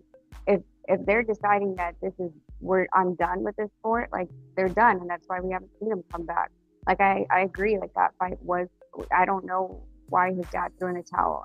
Nonito was pissed about that. He's like, why did, you know, we don't know. We don't know what's going through his head and why he stepped away from boxing completely after that, when it wasn't that, you know, that quote unquote bad of a showing, or the, you know, the outcome really wasn't under his control, right? So, I mean, it is what it is. Like, there's these guys have been fighting. Nonito's known him since the amateur. Like, they've been fighting their whole life. Maybe they're just tired. Like, yes, your physical attributes will, and your talent and your experience can take you through that fight. But if your passion's not in it anymore, and you're just showing up just to show up because the paycheck's good, eventually the scale is going to weigh heavier on. I don't need to do it anymore. I'm tired. For sure. Go ahead, bro. Now I feel you, Rachel, but the only issue I have with that is that Porter said the same thing after the Spence fight. So if we're going to apply it for Terence Crawford, then we would have to apply it for Spence too, because he said the same thing. He was thinking about retirement after the Spence fight. So if that's the case, how can we use that logic on Bud, but then don't use that on Spence? So uneven there. And then on top of that, when you look at the fight, he didn't fight Bud the same way he fought Spence, because he didn't bring the same type of pressure. He actually was very calculated. He fought Bud like he fought early in his career before he started bulldogging, because he knew he couldn't just run up in there and bulldog Bud, because he would get caught with a nice counter. So he fought very smart. He picked his spots to put pressure in, and that kept him in the fight, made it an entertaining fight, and he had some good exchanges. So I just did never like us taking credit away from Crawford from that, but didn't give Spence credit, even though Porter said the same thing after both fights. That's all I'm saying. Look, so let me just be clear about this. I'm not discrediting, again, Spence or Crawford at any point in when they fought Porter or Brooke. Like, that's not, for me, I'm not gonna be like, well, you know, that guy was older, that guy wanted to be he wanted to retire already. I'm not saying that. All I'm saying, I'm just bringing it to the fighter as far as the mentality and what, you know, we don't know what happened during each fight as far as in the camp, and the mentality and how they were ready, quote unquote, to be facing the opposition that they were. So I'm not at any point discrediting either one, Spence or Crawford, for the wins against Porter. Gotcha. All right, cool. Yeah, Let's play this next clip. This is Bozy Ennis on the line, and they're talking about what fell apart. Again, if you're not talking, please mute your mic so we don't get those ramblings. I don't know what that sound is. Somebody's mic is unmuted and it's rubbing his shirt or something. So help me out with that, fellas and ladies, please. Let's click this play button. Let's hear what we got here. Right? What's up with it?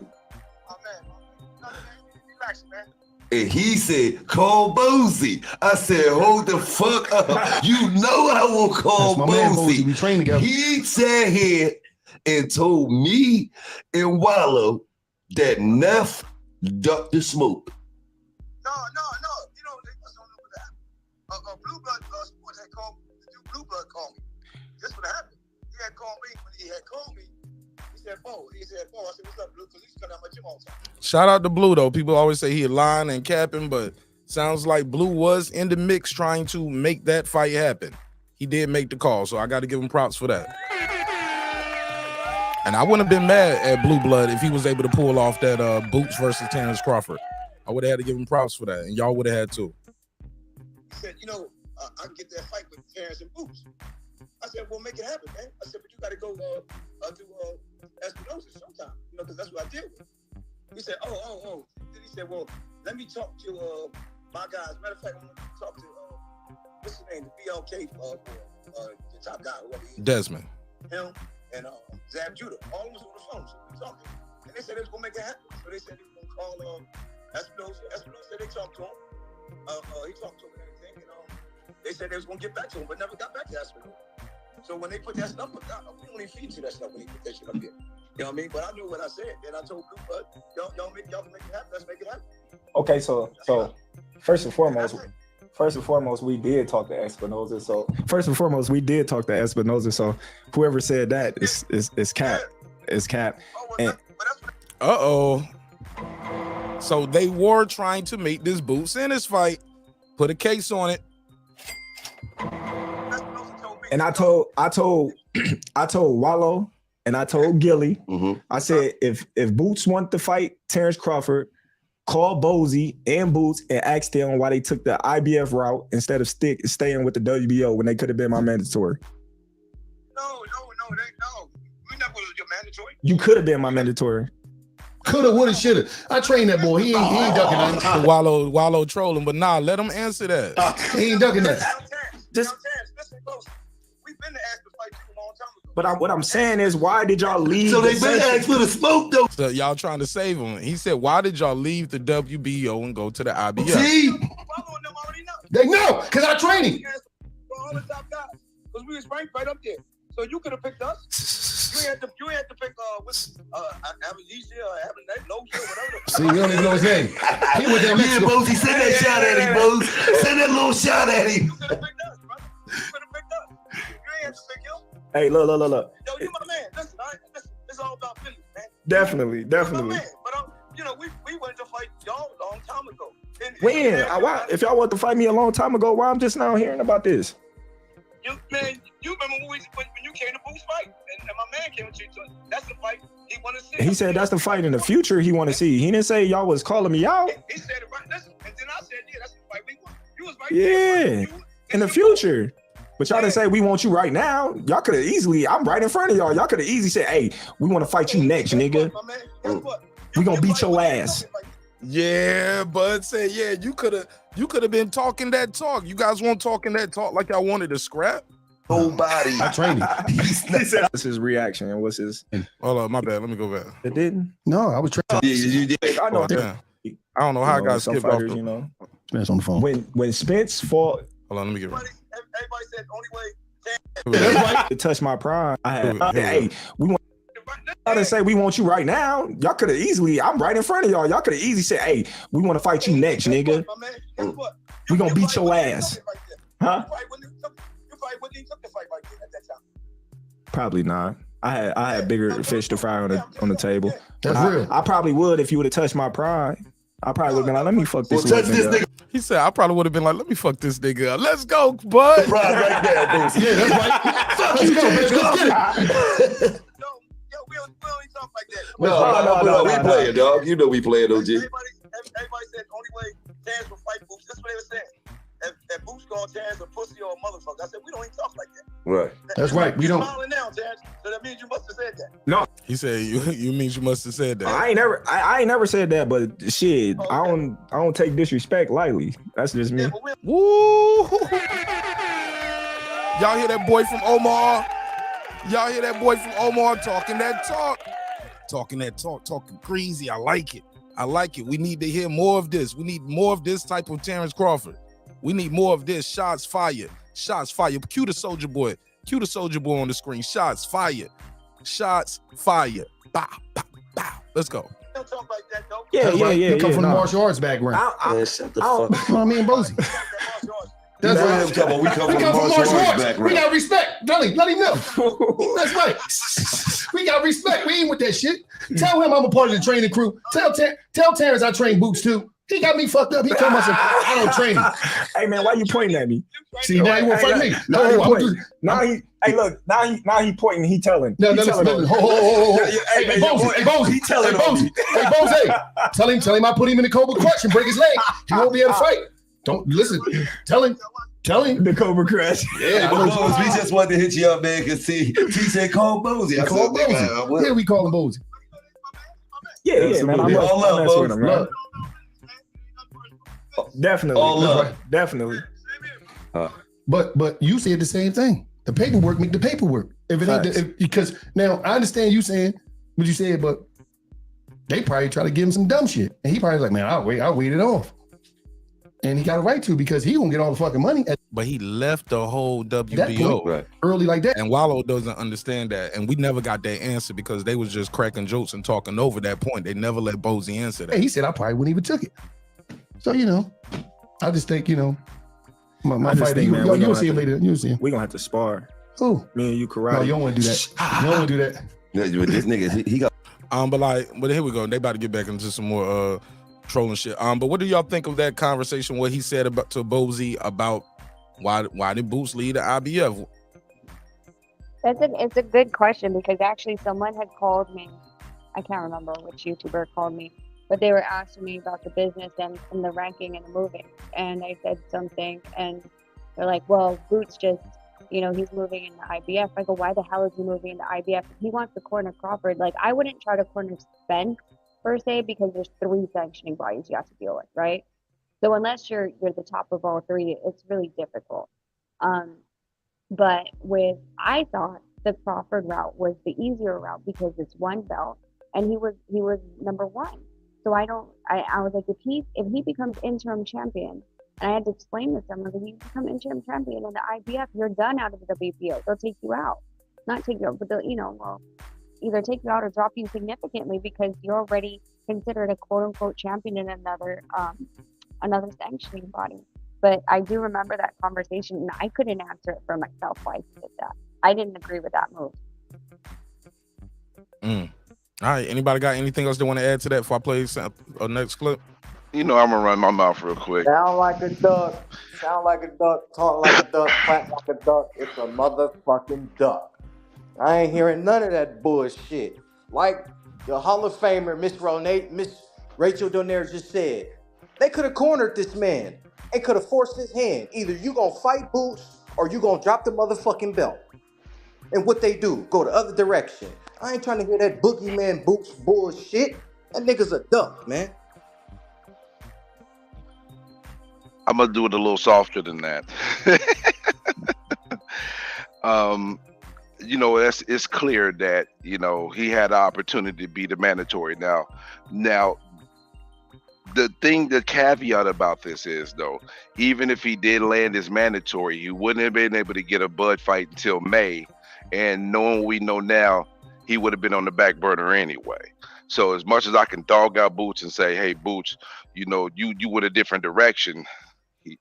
Even if he stayed on the WBO course, he still would be on the back burner right now, waiting, because this undisputed would have took precedence. No, not when they was trying to fight. No, he was trying to fight him instead of Evanesian, or he could have fought him after Evanesian. But Evanesian's a different set of circumstances. That wouldn't have had anything to do with the sanctioning bodies directly. So that's 2 different conversations. No.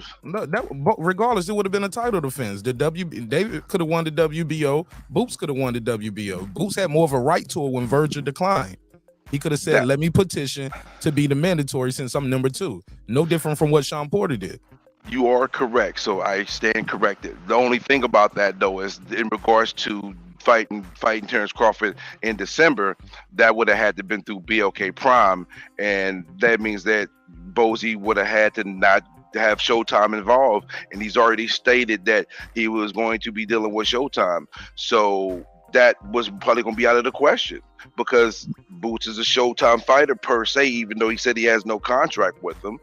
And in no way that their first event, which looks like it's their last event, was going to be able to be a joint venture with Showtime because Showtime would have wanted the rights. So the caveat behind that is Boots would have had to fight at BLK Prime. And if Bozy is going to stick with Showtime and be low to Showtime, that fight wasn't going to happen. So any way you slice it, that fight wasn't going down.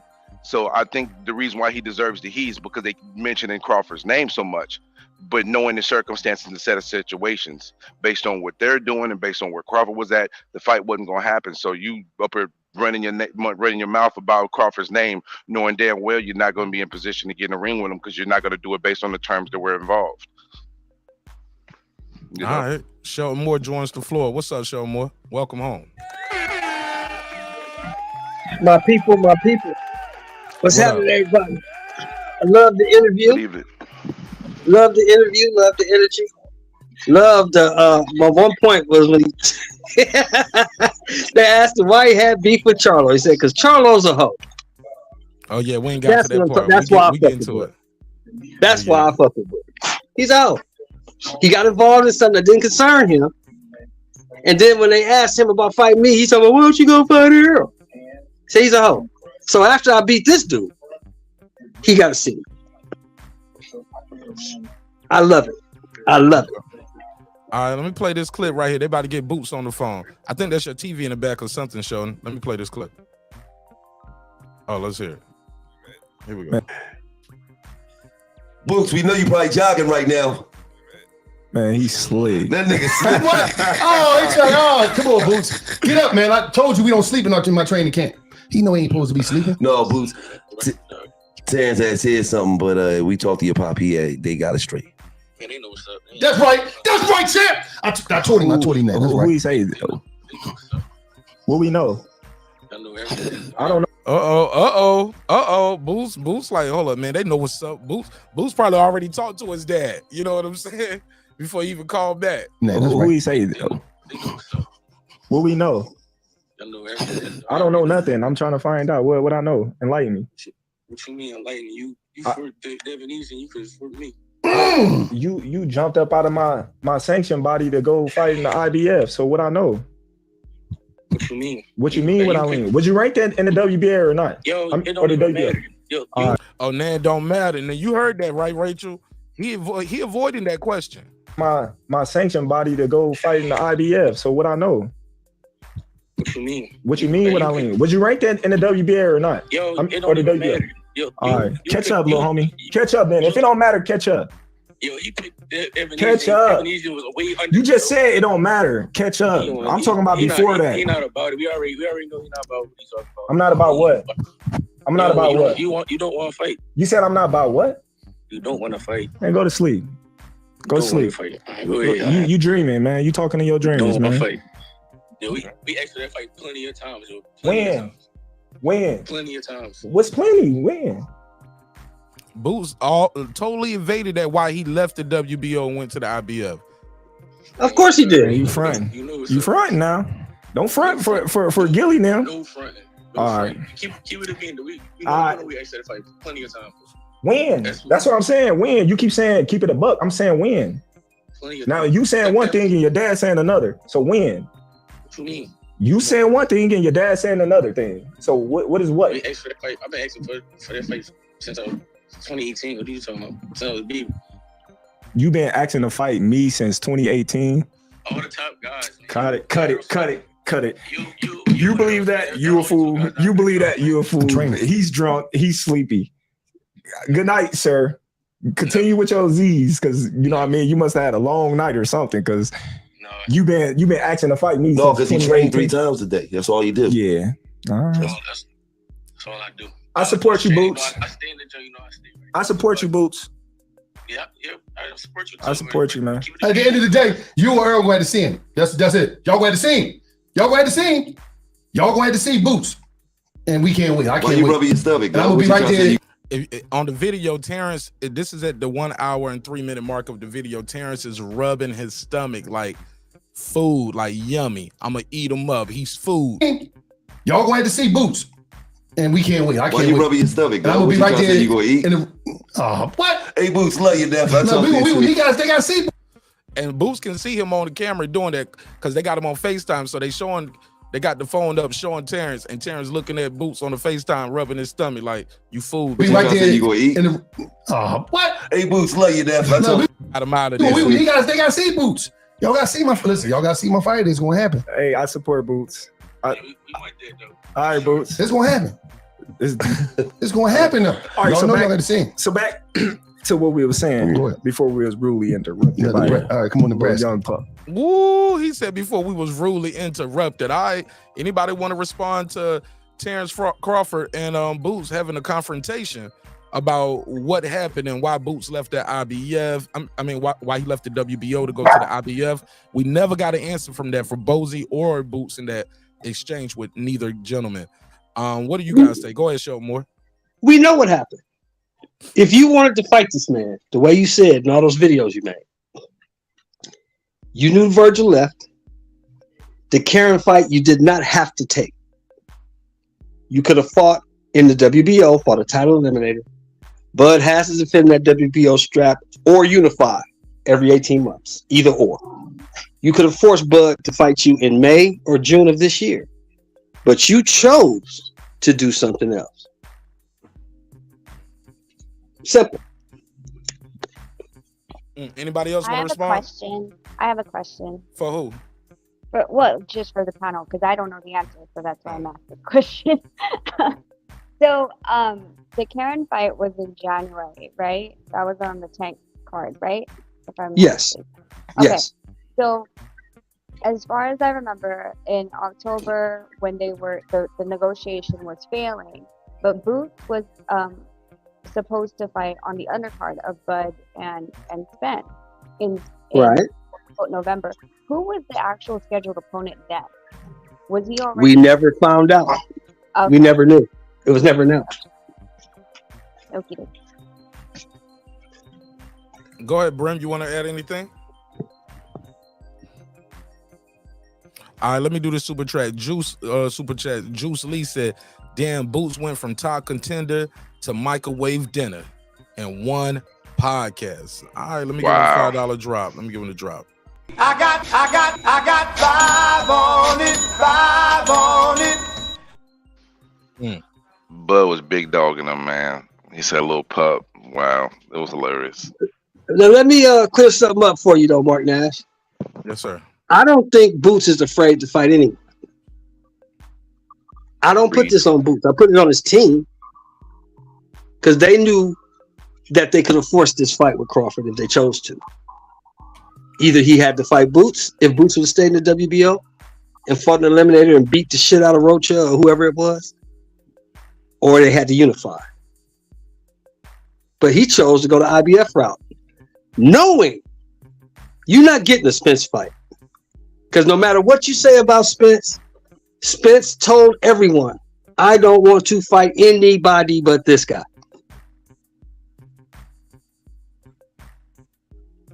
All right. So you know what that means, right? Vacant belt. See, now we thinking alike, brother. See, you know where I'm going, right? Yeah, I know exactly where you're going. Vacant belt. Yeah, exactly. And wait for one of these belts, wait for these dudes to fight, let the belts drop, and I'm gonna scoop one up. Exactly. You didn't want to fight Crawford for that belt because you could have fought him for it. Chose to do something else. I mean, ain't nothing wrong with that though. It's business. I still think it would have been difficult though, based on the I mean, cause think about it. Think about this. Why would you fuck up a deal with Showtime to go with BLK Prime and you know nothing about that? Exactly. And then on top of that, if he was in the Mando position, he'd be just like Rocha right now. He would have had to fight somebody else because the Undisputed would have superseded it.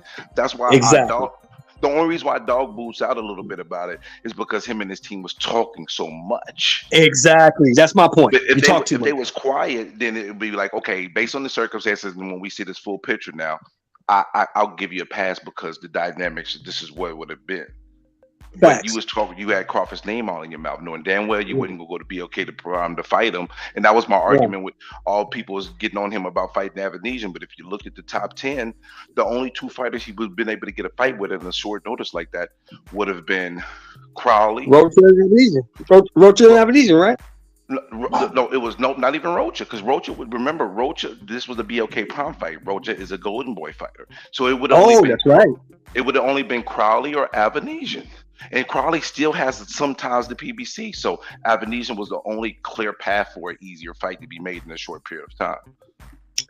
That's a good point. That's an excellent And point, actually. yeah. And the thing is, I was saying this way back then, and everybody talking about, oh, you cap, Bud ran from Spence. No, Bud just made a fight for 2022. He never ran away from the negotiations. Stephen Espinosa told us that. So all these narratives they was running with the dog butt out got disproven over time, and they're still trying to hang on to those things to try to use that against Bud, saying, oh, he's scared of Spence. Listen, Spence ain't scared of Bud ain't scared of Spence, Boots ain't scared of them, but business-wise, it made more sense for them to try to go get a vacant belt, because even if they had stayed the WBO course, they still would have been in the back burner anyway you slice it, because the Undisputed would have took precedence, because Bud's mandatory was not until May. Exactly. Yeah. Exactly. Now let me ask you this. Let me ask you guys this, the whole panel. Isn't it funny how once you give the guy what he asked for, the fight gets made? Isn't that funny? No, it's not funny. It's just what it is, and nobody want to keep it a bean. Because let me tell you something. Let's say Bud happened to had fought Pacquiao, just some years back. He possibly would have been the A-side guy, right? How would Errol Spence fans feel if Bud was in a negotiation with Spence, and Spence, then they said zero guarantee for Spence? They would have went up in arms. They're trying to play Spence. That it's so disingenuous. It's mad hypocritical, and you can't keep it a bean. Just keep it a Just bean. get a man what he wants. If you get a man what he asked for, the fight will get made. He told you a year and a half ago, I'm not B-side to nobody, 50-50 or no fight. He said that. He stood on a square, got what he wanted. We got to fight. It's very simple, people. But the thing is, even it could have been less than 50-50. It's just that when you come up to this guy and you offer him no guarantee, and then you make it where he's a promotional partner, he gets only the grand pie after all the net proceeds and all the expenditures. At that point, you're making him a partner. When you make someone a partner in that aspect, it's just like if he was Bob Arum. So that means the books have to be open. The example that I told people about was Roy Jones versus Calzaghe. When them two fought, they had the books wide open. They was able to approve the expenditures and everything that was going on. And when the fight was over with, both of those guys made $5 million. But everybody wants to be disingenuous in front because they want to cap for somebody. And that's what made, listen, at the time this was happening, I had no dog in the fight. I was like, I want to see a great fight. I want to see them fight.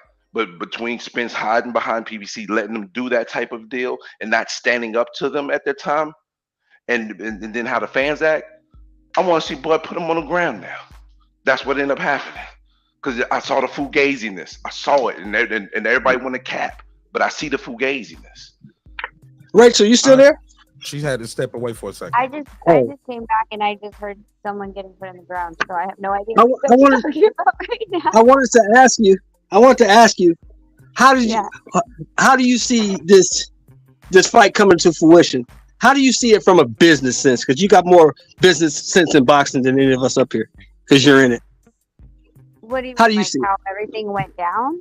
I already Yeah, said, I mean- I didn't super like how everything went down. I've said it. I'm not going to move that stance.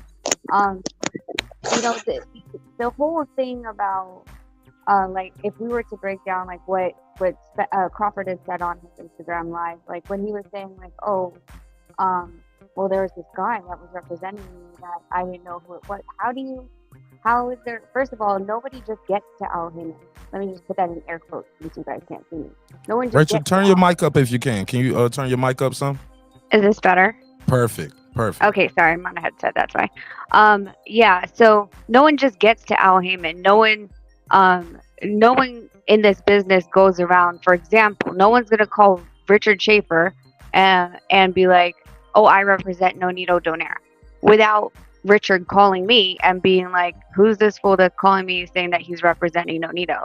You know what I'm saying? Like, so just some random that never got named and never has been called out on who this quote unquote guy is was really fishy to me. So that's one. Two, like just the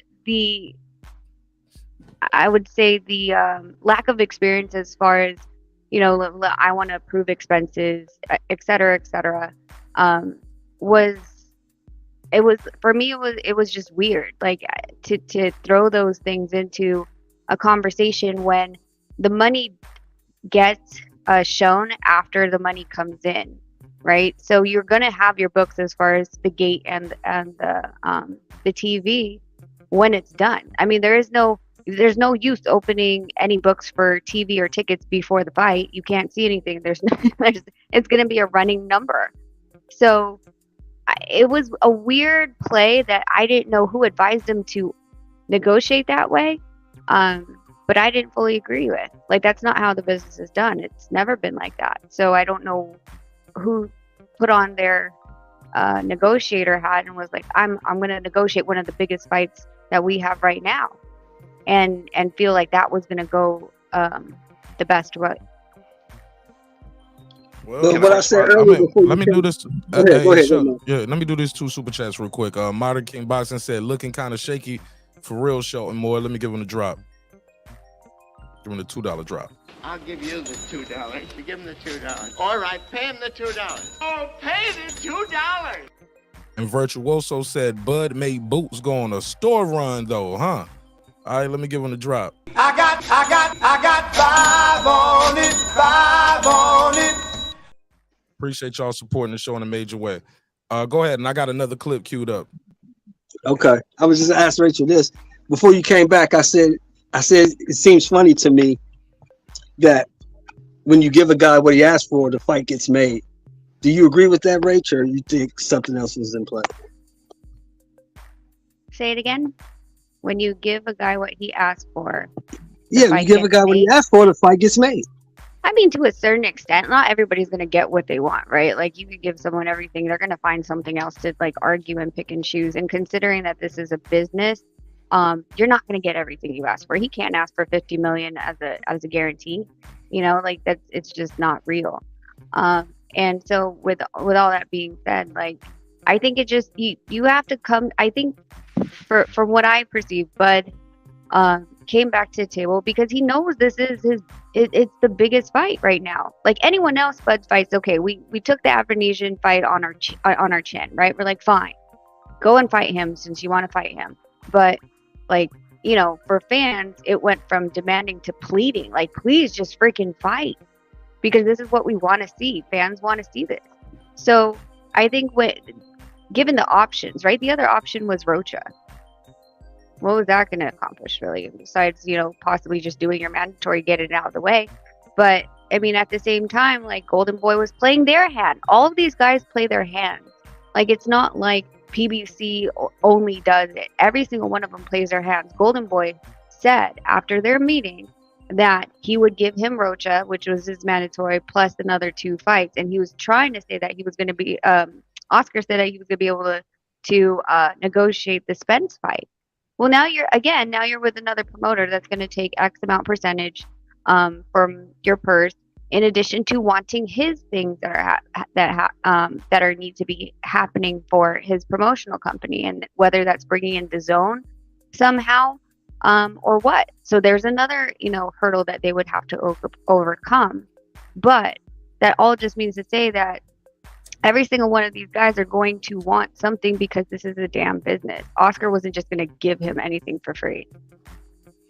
Whatever Terrence Crawford did, I think we all can agree it worked, because now he's getting a guarantee.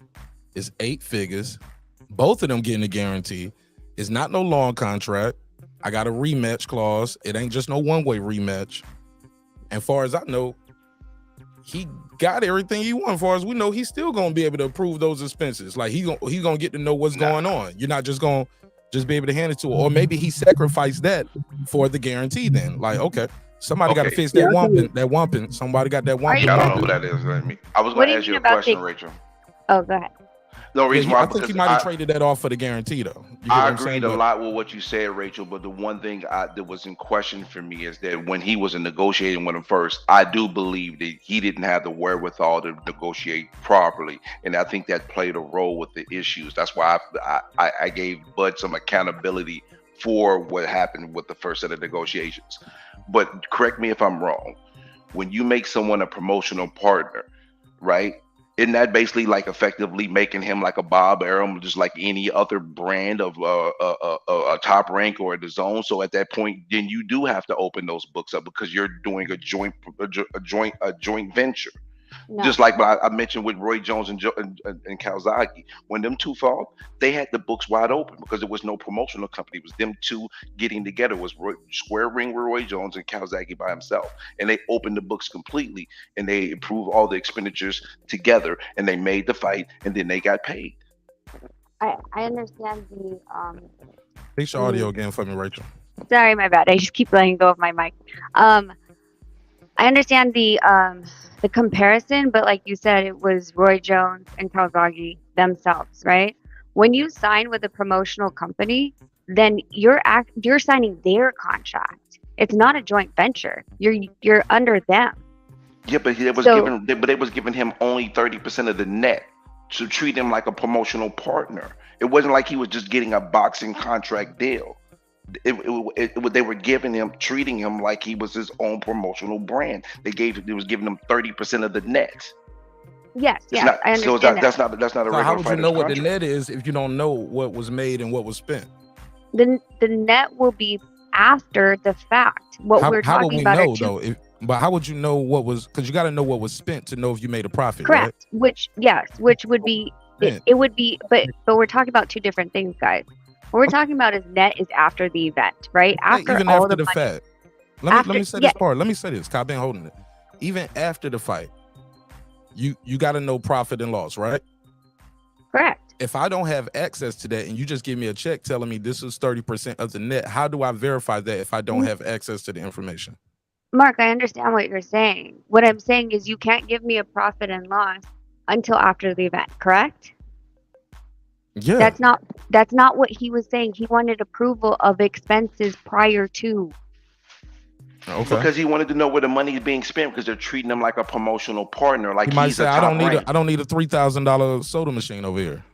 They treated him like he's a top rank, like he's his own promotional brand because he's getting only a net. So that means if you don't know where the money's being spent, they can say they spent $44,000 on a vending machine, and that came out of the total proceeds. Which I said, if he really walked this down and he had someone that, was like, okay, well, what are they saying? Well, they're saying this, like you're saying, $3,000 towels or soda machines, right?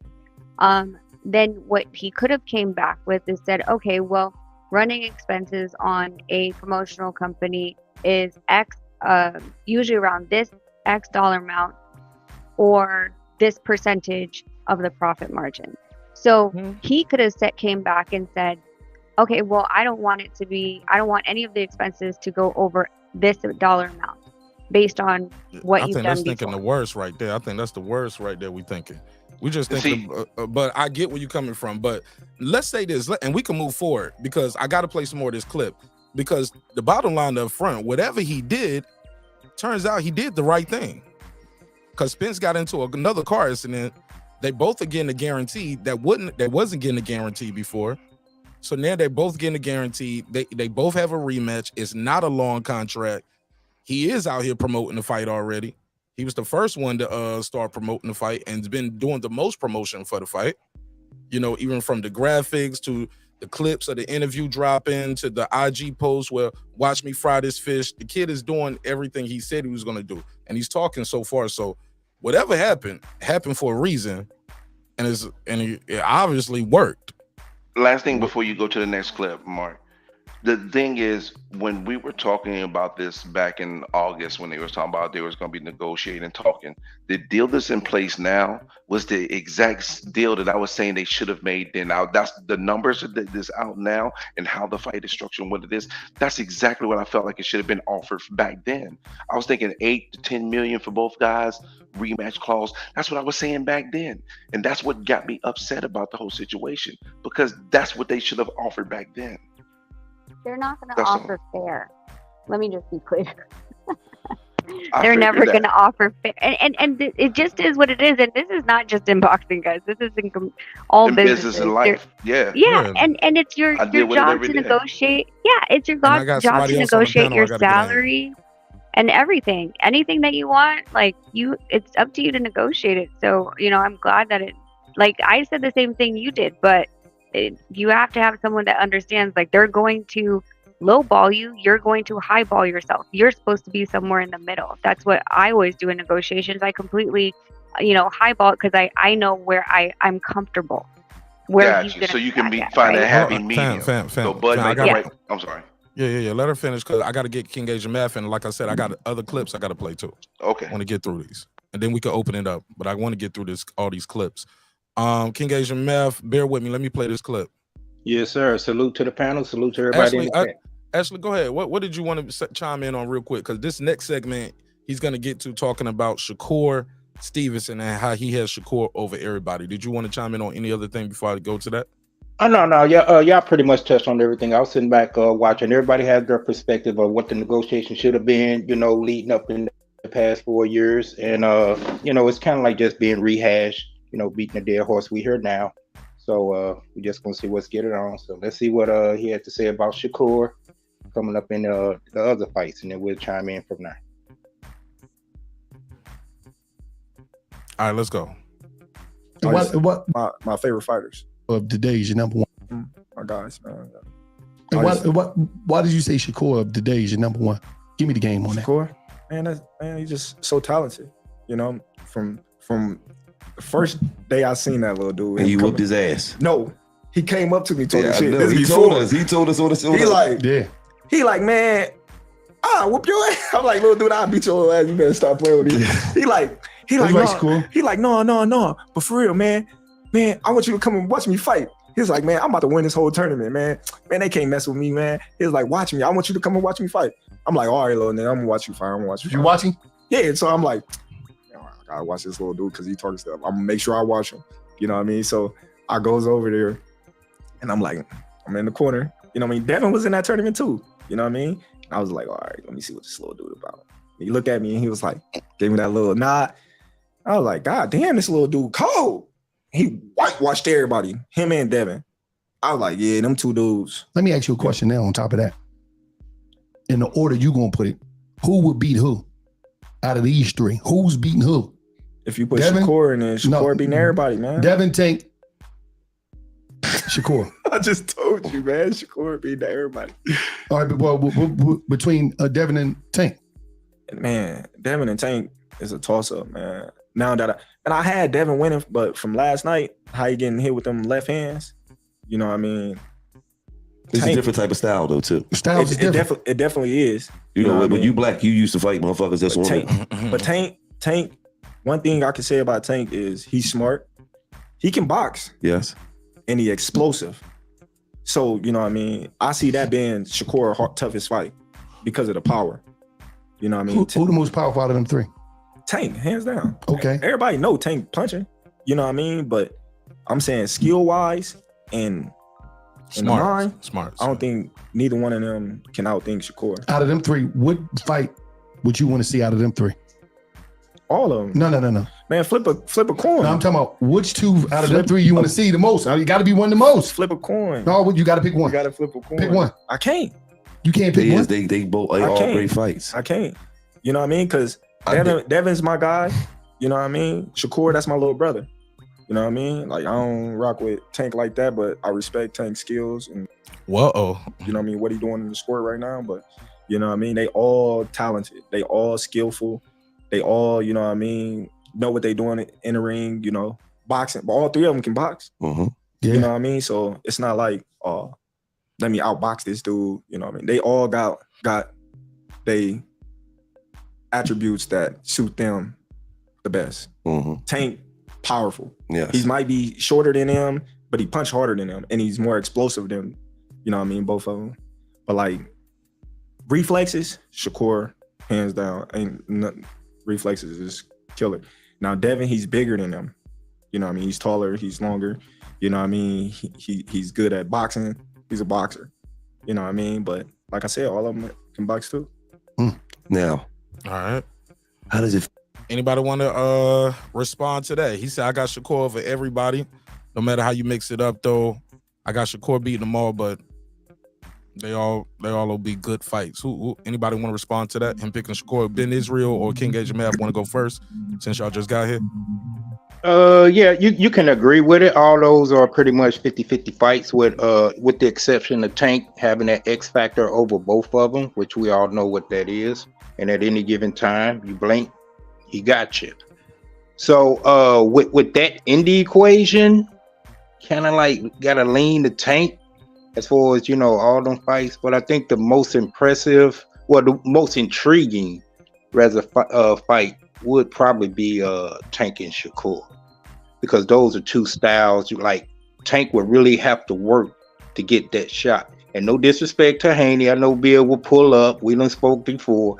I ain't disrespecting your son, but I see Haney getting caught with that shot on a higher percentage than Shakur. That's just me. That's just my opinion.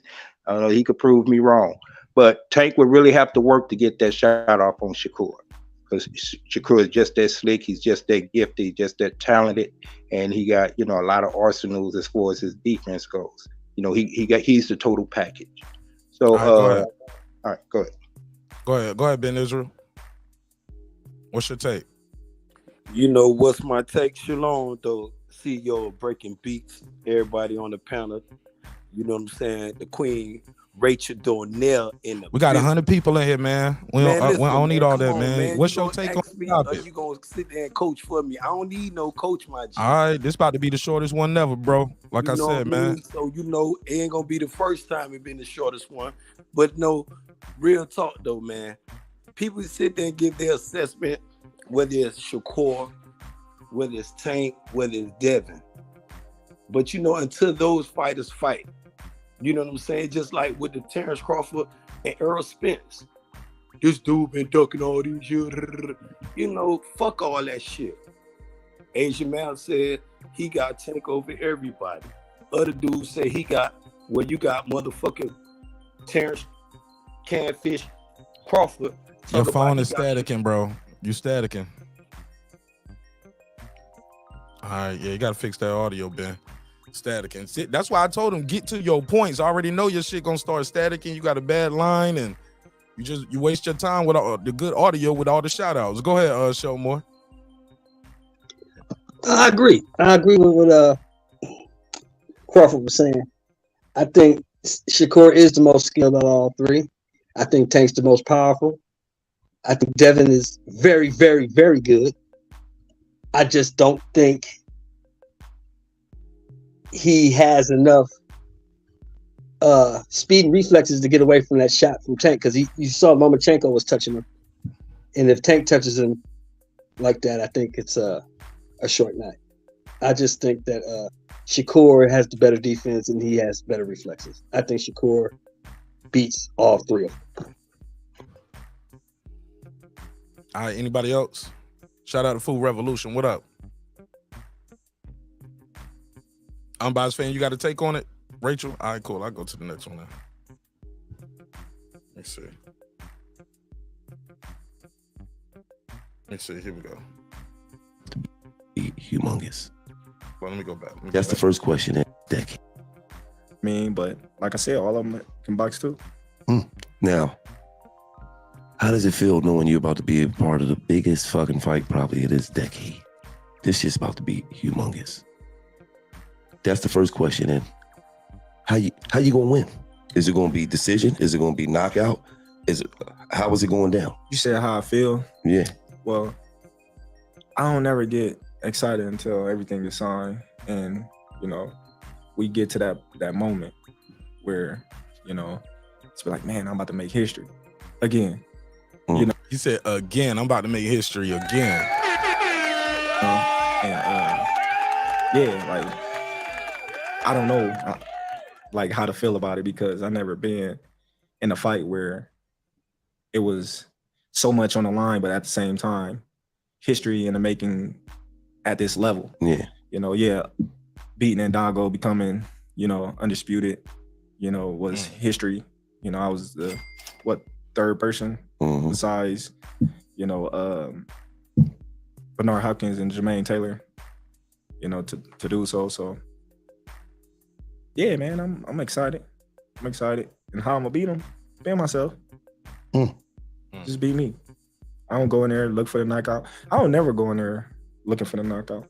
But if it's there, I'm gonna take it. I'm gonna take it. And if, you know, I get him hurt, I'm gonna take it. What do you feel as though you do better than Errol Spence? All right, we're gonna respond to this part too. Shout out to World Combat Sports in the building. What up, fam? Oh man. Because Errol's pretty solid with everything. Yeah, he's solid. I just think, you know what I mean, my ability to adapt to anything. And that, you know what's so funny? Every single time that you hear people talking about Terence Crawford, Errol Spence, Terence Crawford, Errol Spence, the same fucking words keep coming up. I think Terence adapts better. I think Terence, but we don't really know yet, right? I honestly think I punch harder than him too. You think you punch shit. He said I punch harder than Errol Spence. Yes. I mean, I honestly think I punch harder than him too. You think you punch harder than? That means he's trying to hurt this boy. I'm telling y'all, he's about to work this kid, yo. Yes. I mean, you got some power. I can't. You got 30 knockouts, so I can't. You got more knockouts than he got fights. I think I punch harder. So I can't. You know, I can't say you do or you don't. I know Errol punches hard and he's very consistent with it. Yeah. You know. And how you know he punched you? That's what I'm saying. You nigga, Right, you can Wallo, tell. man. Come on, man. How you Nigga, tell? I knew you punch hard. You ain't never punched me. I see you How you punch a know? nigga. He almost want the fuck out the ring. Yeah. I ain't gotta get punched by that shit. The girl motherfucker punch hard. Shit. Was you ever in a fight in your life? And you was in that song came on, Nelly? It's hot in here. Was it ever a moment? Don't lie. When you was like, oh shit. I mean, reset up. Before Danny Garcia's an amateur. When he had to reset up. Okay, yeah. Danny got him. No, never. Danny never beat you as an amateur. No, he beat me, but he said like he's saying have I ever got rocked? No, not rocked. Just that moment where motherfucking you like, oh, this ain't what I expected. Gamboa rocked you though. Gamboa rocked me. Yeah, but you recovered. Yeah. That's Gamboa. another thing they can say too though, in Errol Spence's favor. They can say we seen Terence get rocked. We never seen Errol get rocked. I got rocked by Gamboa, and in that same round, it was over with. The same round. He paid for it. He paid for it. The same round. Same Come round. here. Come here. Now I'm mad. he paid for that shit. Now I'm mad. But hey, look, Errol got hurt. You know what I mean? In fights, he just got hurt his last fight. Yeah, don't act like you didn't see the last fight with Lucas, man. Come on, man. But listen, man, who just punched him, man? He wasn't even looking, man. What? He didn't get hurt. Well, if he didn't get hurt, man, I don't know. I think all fighters get hurt. Some fighters just know how to, you know what I mean, play possum better than other fighters. Well, yeah, I mean, punches don't feel good. No, they don't. Everybody. How many rounds that fight gonna last? I hate they cut him off right there. But what do you guys want to say to that? Go ahead, show Marcy. You got a big smile on your face. Go ahead. Wait a minute. Well, hold on. I can't hold on. I'm live. Go ahead. There it is. I mean, I've been saying that since we met a couple years ago. You always say, well, Bud got rocked by this guy. Bud got rocked by that guy. This guy hit Bud, he caught him. What happened to that guy? So none of that shit matters. All fighters get hit. All fighters get hurt. It's part of the game. What do you do after you get hit? What do you do after you get hurt? That's what separates the good from the great. Go ahead. King Asia Mav, Rachel Donaire is in the building. Also, unbiased fan Brim Reaper is here also. King Asia Mav, what you want to say about that? He said, shoot, I think I hit harder than him too.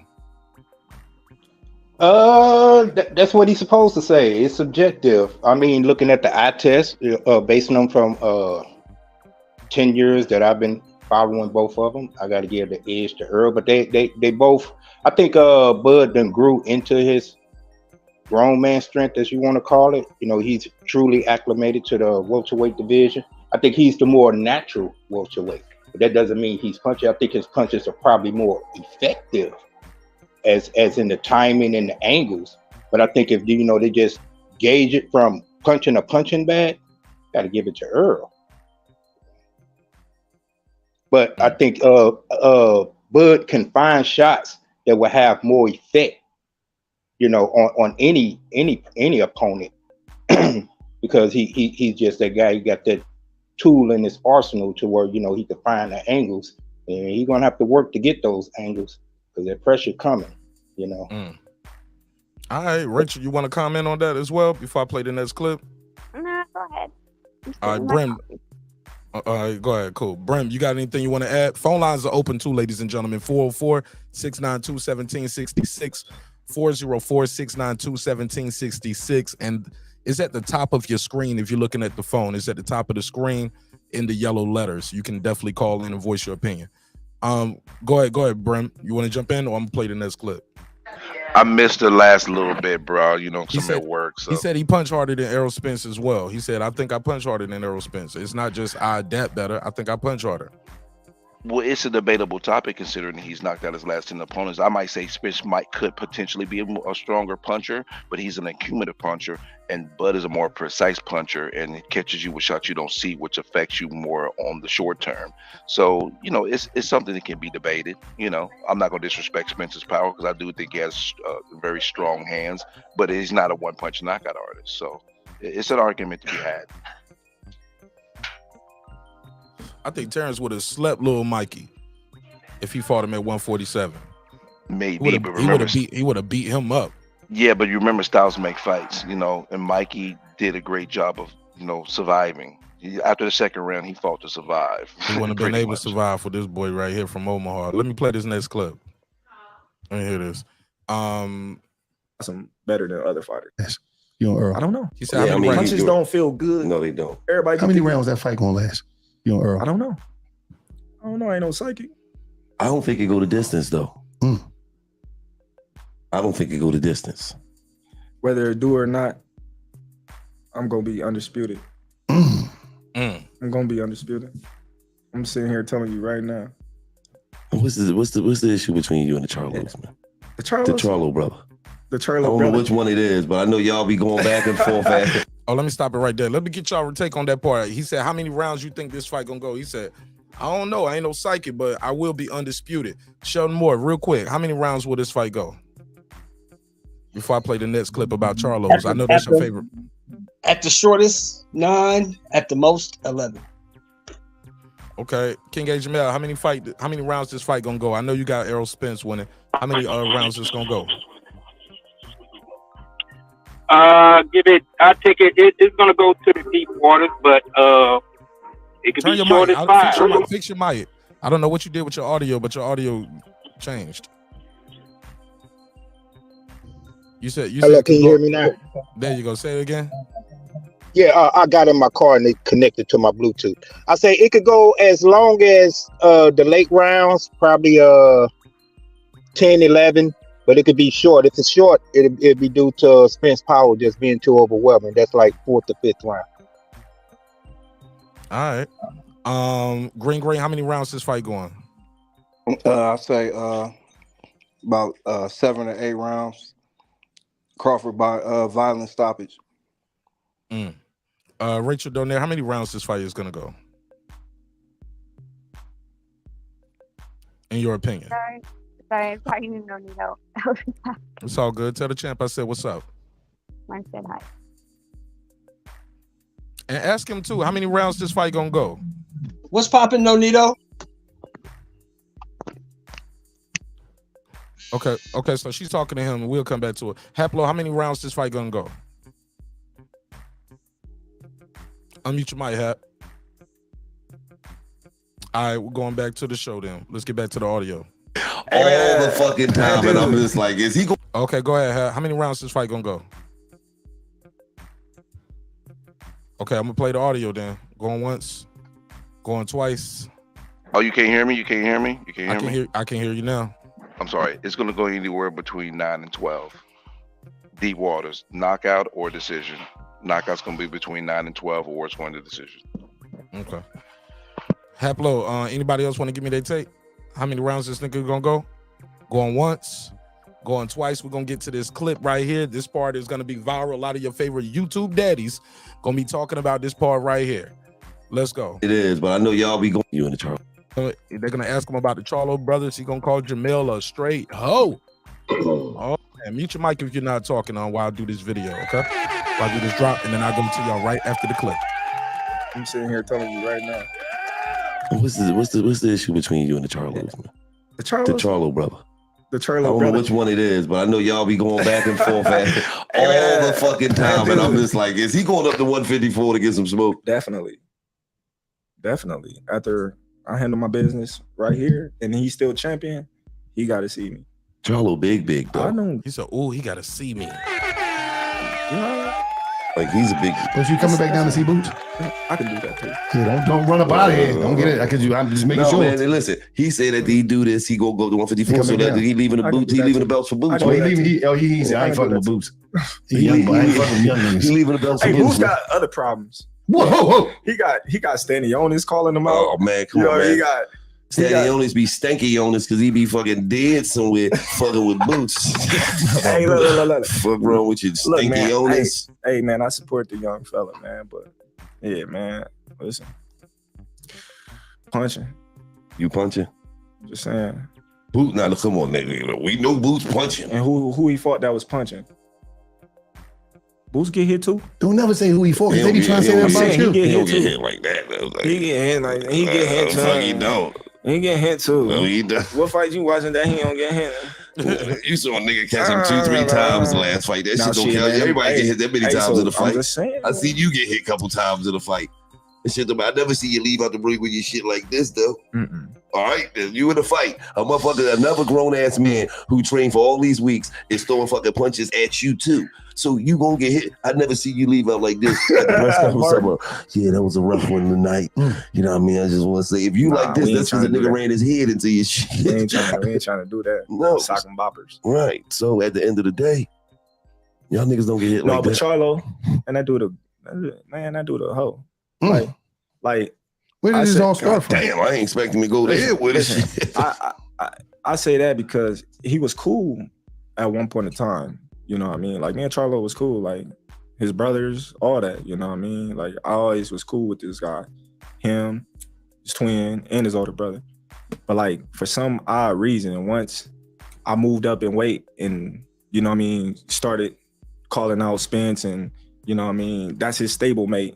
He jumped in it. Like, dude, you know what I mean? Mind your business. Stay on the sideline. You can be like, man, Spence, my guy, you know what I mean? But I'm cool with Bud, you know what I mean? I'm gonna let them handle that as men. You know what I mean? Don't be Spence gonna knock you out. Oh, you know, man, we smoking Bud over here, like doing all that girl stuff, man. We don't do that shit. Like, just like Broner. You know what I mean? Broner, you know what I mean? He kept it G. I gotta respect him. Like, you know what I mean? I'm cool with you, but I'm more cooler with Spence, and you know what I mean? I believe Spence gonna beat you. Like he told me that to my face. Yeah. But he not going on, you know what I mean, social media. He not taking Crawford, man, Terrence Crawford, man, Errol gonna knock him out and doing all that other extra stuff. And then, you know what I mean? So he gotta see you. Yes. And they don't think, you know what I mean? Like I said, you know what I mean? When I beat him, coming to see you. Cause quiet as kept, you know what I mean? He probably be whooping your ass in sparring. You know what I mean? That's why when people was asking, oh my God, do you hear this dude? He said, quiet as kept, he probably whooping your ass in sparring. Yo, Bud going in on Charlo. I love it. Let's play some more. Let's play some more. I got a little bit more. And then we're gonna open it up. I beat him. Coming to see you. I'm coming to see you. All right. I mean, like I said, you know what I mean? When I beat him, coming to see you. Cause quiet as kept, you know what I mean? He probably be whooping your ass in sparring. You know what I mean? That's why when people was asking him, you know what I mean, what you think about Terrence Crawford, man, wanting to fight you? Oh, man, he got to go fight Errol. Why everybody asking me? Man, now you crying because everybody asking you about fighting me? Why you crying? So this how I go. Errol, Charlo, Boots. You can't come back down. No, he don't got to come back down. Hey man, them little So you orange just, hurt. you asked a nigga a question. He invite niggas to the gun show. Cause Crawford started flexing his muscles when he said that. I think it'd be Errol, Charlo, and that's it. Shit, he ain't coming back. Once he go to 154, he's not coming back. now. Yeah, because it'd be like this. The further you go, it's like the higher you go, but wait, the more your money go to fuck up. Once you get to 154, you ain't coming to fuck back down. Baby. He might do something strange for a piece of change that make me come back down. He might say, man, remember when you was on the show and you was talking that shit and I said that I was gonna beat your ass and I want to fight you? What you doing up there? And I'm be like, here I come. All they gotta do. Bud talking that shit like. Just call him out. He said, "You never know. Here I come. Talk that shit if you want to." All right. Don't think you safe because I went to 154. I like that though. He talked that shit though. Yeah, he talked that shit. Just like when I first came in here, I said, man, I want to play you in some basketball. Yeah. All right, so boom. What's y'all take on that? Charlo's a whole Boots. You better not run your mouth when I go to 154. But yeah, I'm gonna beat Spence ass and I'm coming to Charlo 154. I'm gonna take that shit too. What you go ahead, show more because you got that whomping. I think that's the TV or something, brother. No, I think it's probably a fan. But that's why I fuck with Bud, man, because that's real nigga shit right there. That's what I got beef with him because he a hoe. He got involved in some shit that didn't concern him. Then when they asked him about me fighting him, he crying about why I don't fight Errol first. Why you asking about me? So when his response should have been, if you bring your little ass up here, I'm gonna beat your little ass and see you right back where you came from. That's what he should have said. But he crying. Well, why are you worried about me? You should be trying to fight Errol. You a hoe. You should have kept your fucking mouth shut. I agree 100%.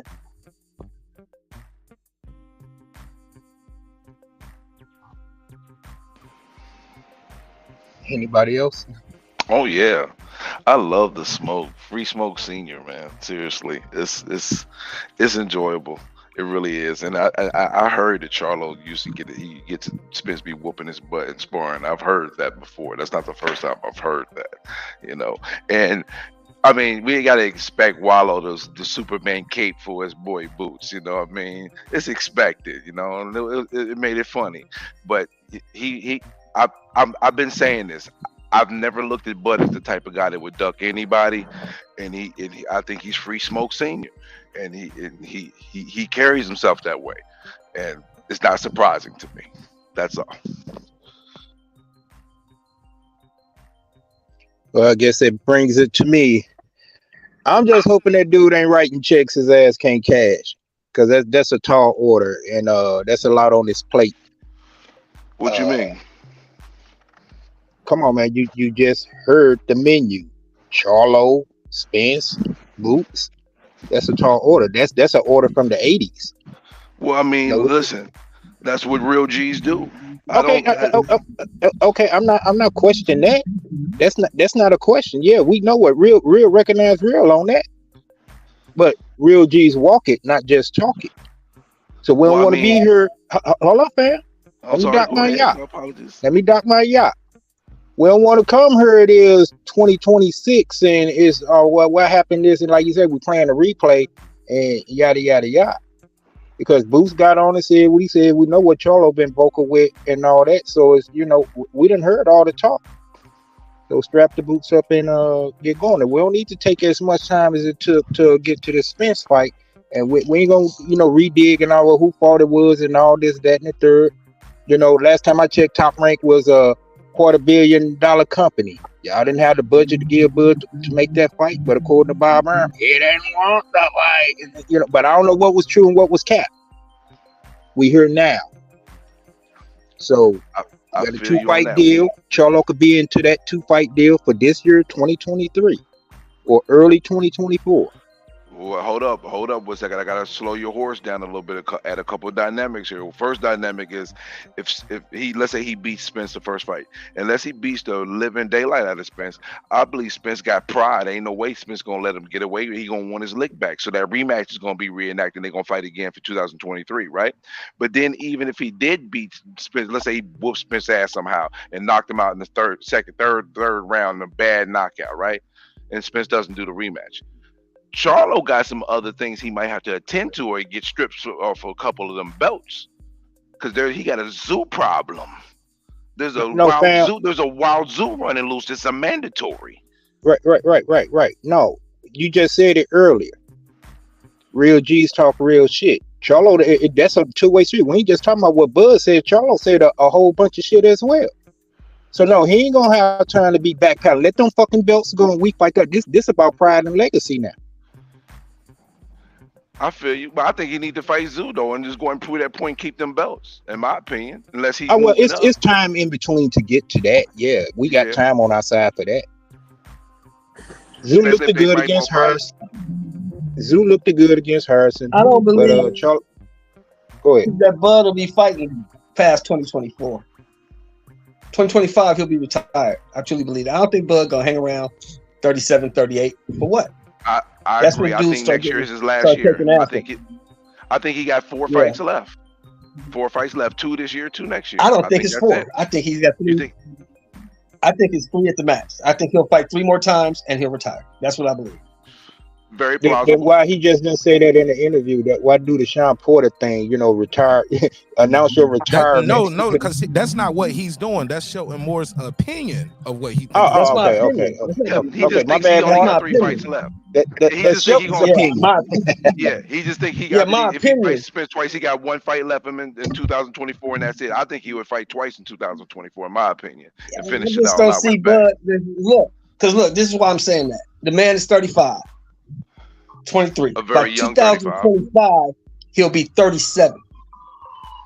I don't see Bud as the kind of guy that's gonna hang around and just keep taking fights if he keeps winning, waiting for the clock to tick on him and get his ass whipped. He's not gonna I think have to, he'll take- especially if he get these 2 undisputeds. I mean, Exactly. I think that'll be it. I think that'll be it. I think he'll walk away. Money good, brain still intact. Get the fuck out. Legacy cemented. Already. That's already done. Yeah, because if he Legacy's beat, already- let's say he beat. Okay, so hypothetical. Let's say he fought Spence twice, beat Spence twice, and he ends up fighting Charlo and beats Charlo. I don't think he's gonna fight him twice. I already told y'all that. This shit ain't Okay. y'all ain't gonna want to see no rematch after this shit. But let's just say Finish your that. question, because Mark capping. Now go ahead and finish your question. Y'all ain't gonna want to see what's No, he ain't capping. He telling the truth. He gonna hurt that boy. I don't believe. He gonna hurt that bitch. I don't think that's Listen, gonna listen, happen. listen. It could happen, but I don't think that's gonna happen. Hold on. He'll knock the caviar out of that fish. Hold on. Bud is my favorite fighter. I do not believe that Crawford is gonna run through Spence, and I do not believe Spence is gonna run through Crawford. I think this is a 50-50 fight. That's why we want to see it. Let him finish, because he got some bad audio when y'all talking over him. That's why we want to see it, because it's a 50-50 fight. If it was a one-sided ass whooping, nobody would pay for it. That's why we want to see it. All right, go ahead, Sersen. You just got here. Talk to me, fam. Yeah, I would say that he ain't got to run over him. I'm not saying EJ trash, man. I love EJ. I gotta say pause to that because he like kissing men, but Dirty and dirty. He'll look at me and be like, he's my brother. I'm like, nah. You never heard of it.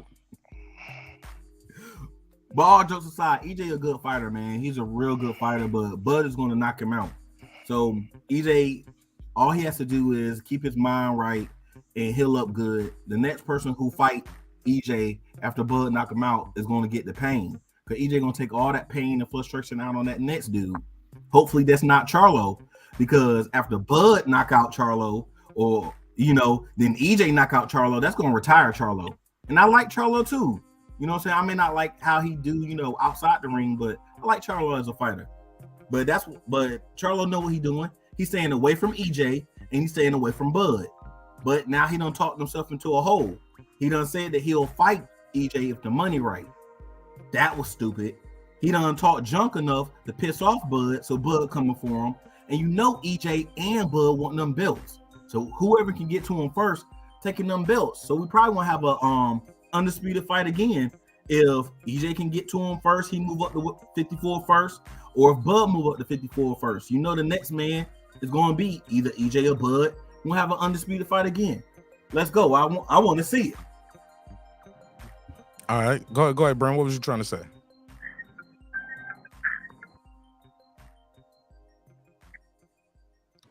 Okay, I'll move on then. Bram, unmute your mic. There I'm you go. not. Are you? I'm muted or unmuted? Yeah, I be muting you over here because I can't hear you breathing, bro. So No, when you I hear can't that, because I mute. No, you. That's not no, me. I mute bro, myself. it No, I know. was No. okay, Listen to brother. me, I don't Mark. want to listen. I don't want to make this No. an issue. Let me say I know, this but one time. I Let want me to say point this something out to clearly. you real quick. Let me say this clearly, brother. Everybody was muted except sir. I heard the breathing. I muted you. That's it. It's not even an argument. I'm looking at it. I'm focused on my audio, bro. I know, but I didn't have make a no mute button. accident. I have a mute button, even if I'm not muted on your end. I have a mute button on my mic, and I Okay, have but my I mute heard the button breathing, on. and it was nobody but you unmuted, sir. And I know Uh-huh. you're breathing at this point. Let's timestamp this. Let's timestamp it. Timestamp it. 2:29. Go back and listen to when sir was talking. Deal. And if I'm right, send me $5. Say my All right, bad, bro. good deal. No problem. That's All right. fair enough. All right, go ahead. I was just saying, just remember when it comes to the undisputed 154, he got a zoo problem. He got lion, tigers, and bears. If he don't fight zoo, he gonna get stripped of at least one of the belts. So there's a caveat to getting to Charlo for either one of them. The He WBO. Is it just the WBO? That's the one Zoo's the mandatory for, the WBO. Okay, gotcha. So he could lose one of his belts if he doesn't fight him. Yeah. All right, let me put myself back on mute with my button here so you don't hear me breathing. I'm sorry. Okay. Well, he submitted the paperwork though, Mark. He showed us his hand. His hand's not healed, but that fight's gonna happen, I believe.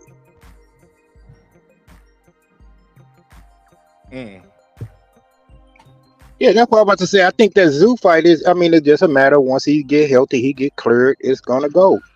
He's not, trying to duck the zoo fight. That's not no gimme win neither, right, Asian Math? That ain't no guarantee he gonna win that shit. Well, then let Zoo be the undisputed, and who is the first to make it to him? Then No. What I'm saying is that's not a guarantee that he's gonna win that fight, is it? No, it's not, Mark. If that's what you want to hear, but I wouldn't bet money on Zoo. But I'm just saying, even if Zoo pulls it off, which he can, because 154 that's a stacked division as well. It'd just be if Bud could get to Zoo first, or if Smith could get to him. Can I ask the panel a question? It'd be almost like the Jeff Horn thing when he got it from Pacquiao. Everybody was rushing to get that belt from that dude. I would see it as a scenario like that. But go ahead, Shelton. More. My question is, what fight has anyone seen that's a guaranteed victory?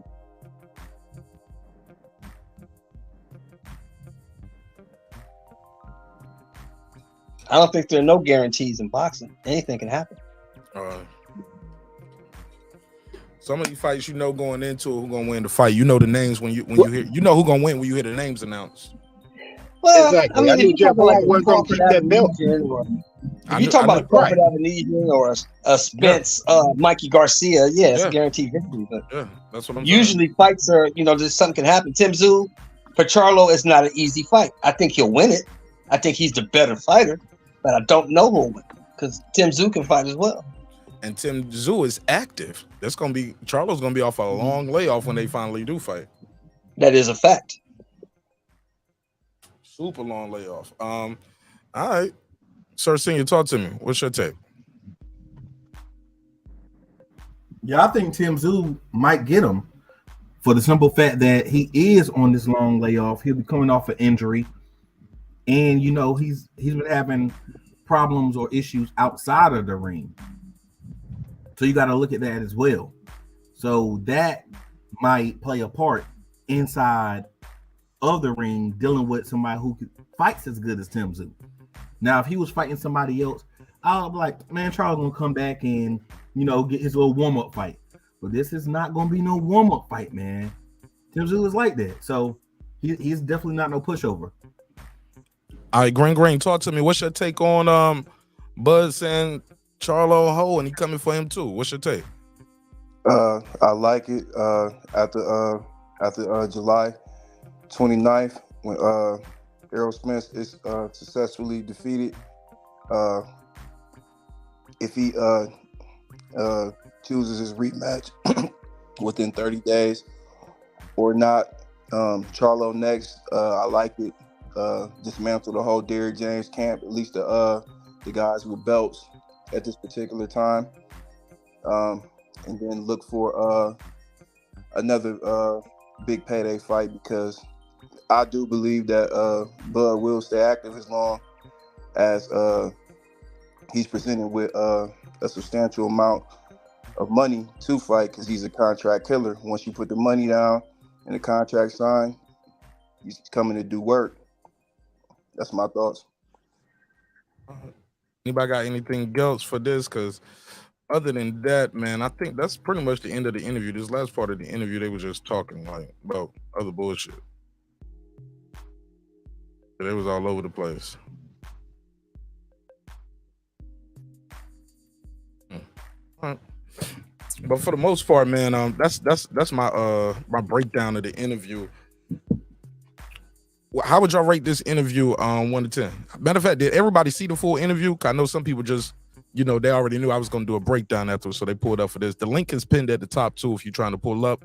Also, the phone lines are open, 404-692-1766, 404-692-1766. Call me now, I'll put you in the mix. I thought it was a good interview overall. I like the fact that they called two representatives from the Ennis camp, just so anybody who didn't have any clarification about the situation could get a little insight on it.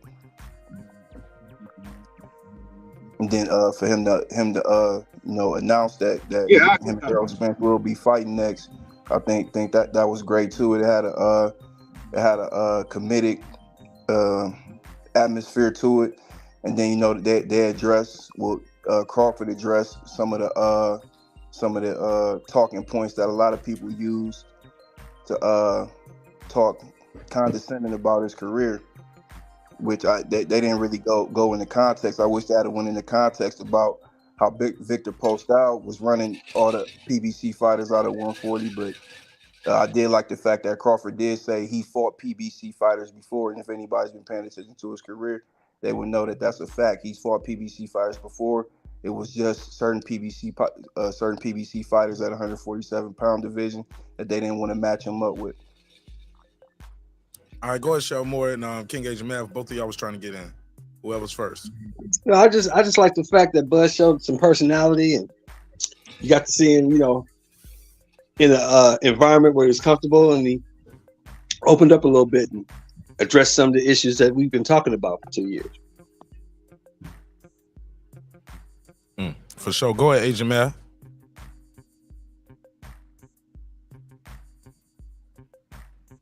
My bad, the mic was muted. My mic all was the muted. time. I'm a yeah, mic it was muter very over here. I definitely be muting mics. Go ahead. Yeah, it was very informative. Like I say, what's funny? It touched on a lot of bases, answered a lot of questions, and then gave some insight on the future as well. So yeah, the interview it was real entertaining, very informative. I only saw like 80% of it. I haven't seen it all the way to the end, but I think, like you say, the rest they were just gray area talking type stuff, But yeah, he addressed the fight, that's coming up that we're all clamoring about. Gave insight on the timeline. It was right after the Devin Haney fight with Loma, and I guess that's Sunday after the fight. And he predicted himself to win, as he should. Say, he's gonna come. He's looking to be undisputed, So he made a vow to that.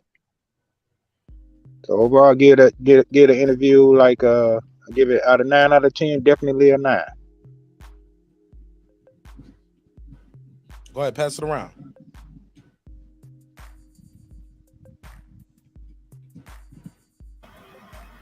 Yeah, most definitely. Bud did everything everybody's asked him to do.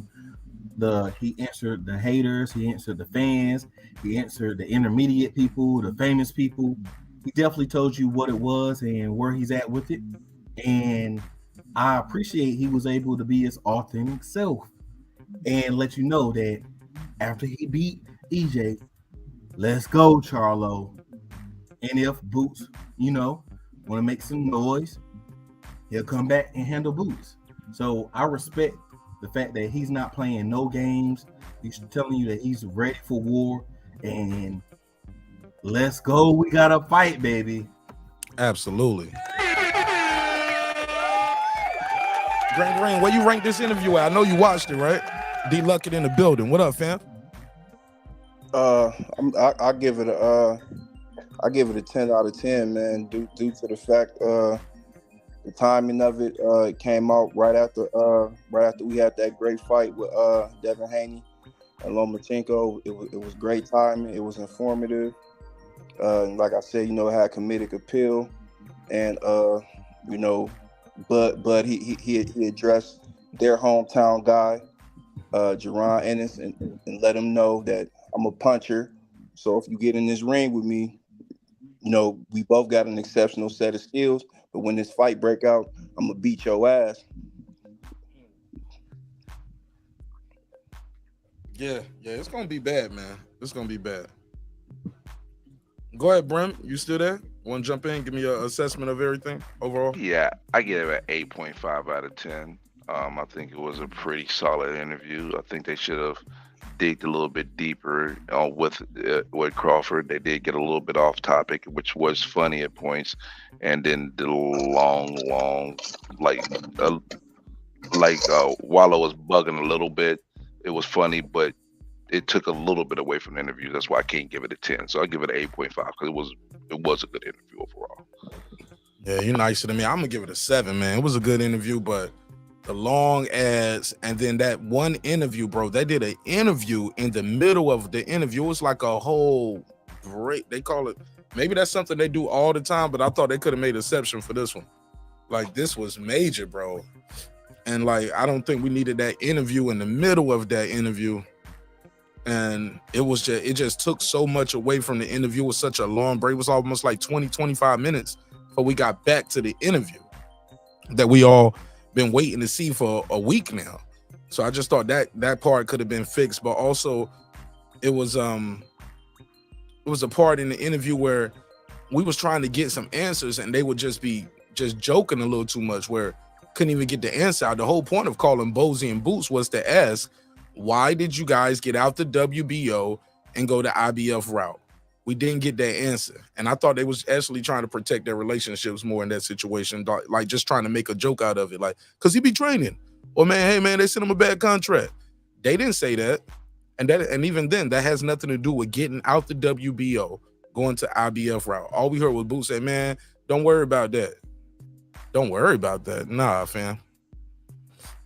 That was not good. So for the ads, and like even right now, it's still more of this interview left, but it's like the last 20-30 minutes. It's just like they're not even talking about boxing and nothing no more. They're talking about stuff about playing basketball and just comedy style. It's a lot of comedy style.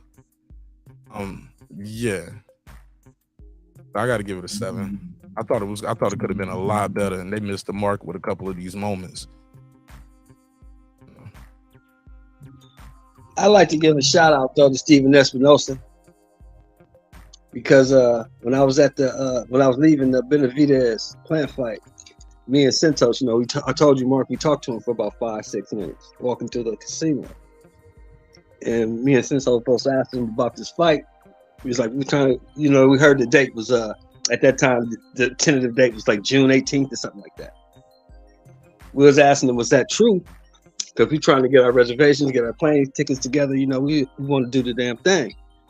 And he said, no, that's not a real date. But if I were you, if you're smart, you'd make your reservations for July. He said that at the Plant Benavidez fight. So I guess they were talking.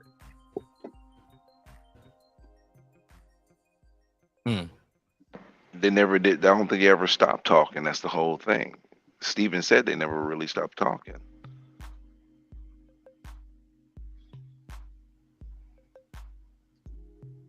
Go ahead. That's all I said. Did Steven Espinosa? DJ, he said the only part he complained about was that Bud made the other fight. That was what he complained about, even in the little secret, conversation that he was recorded with.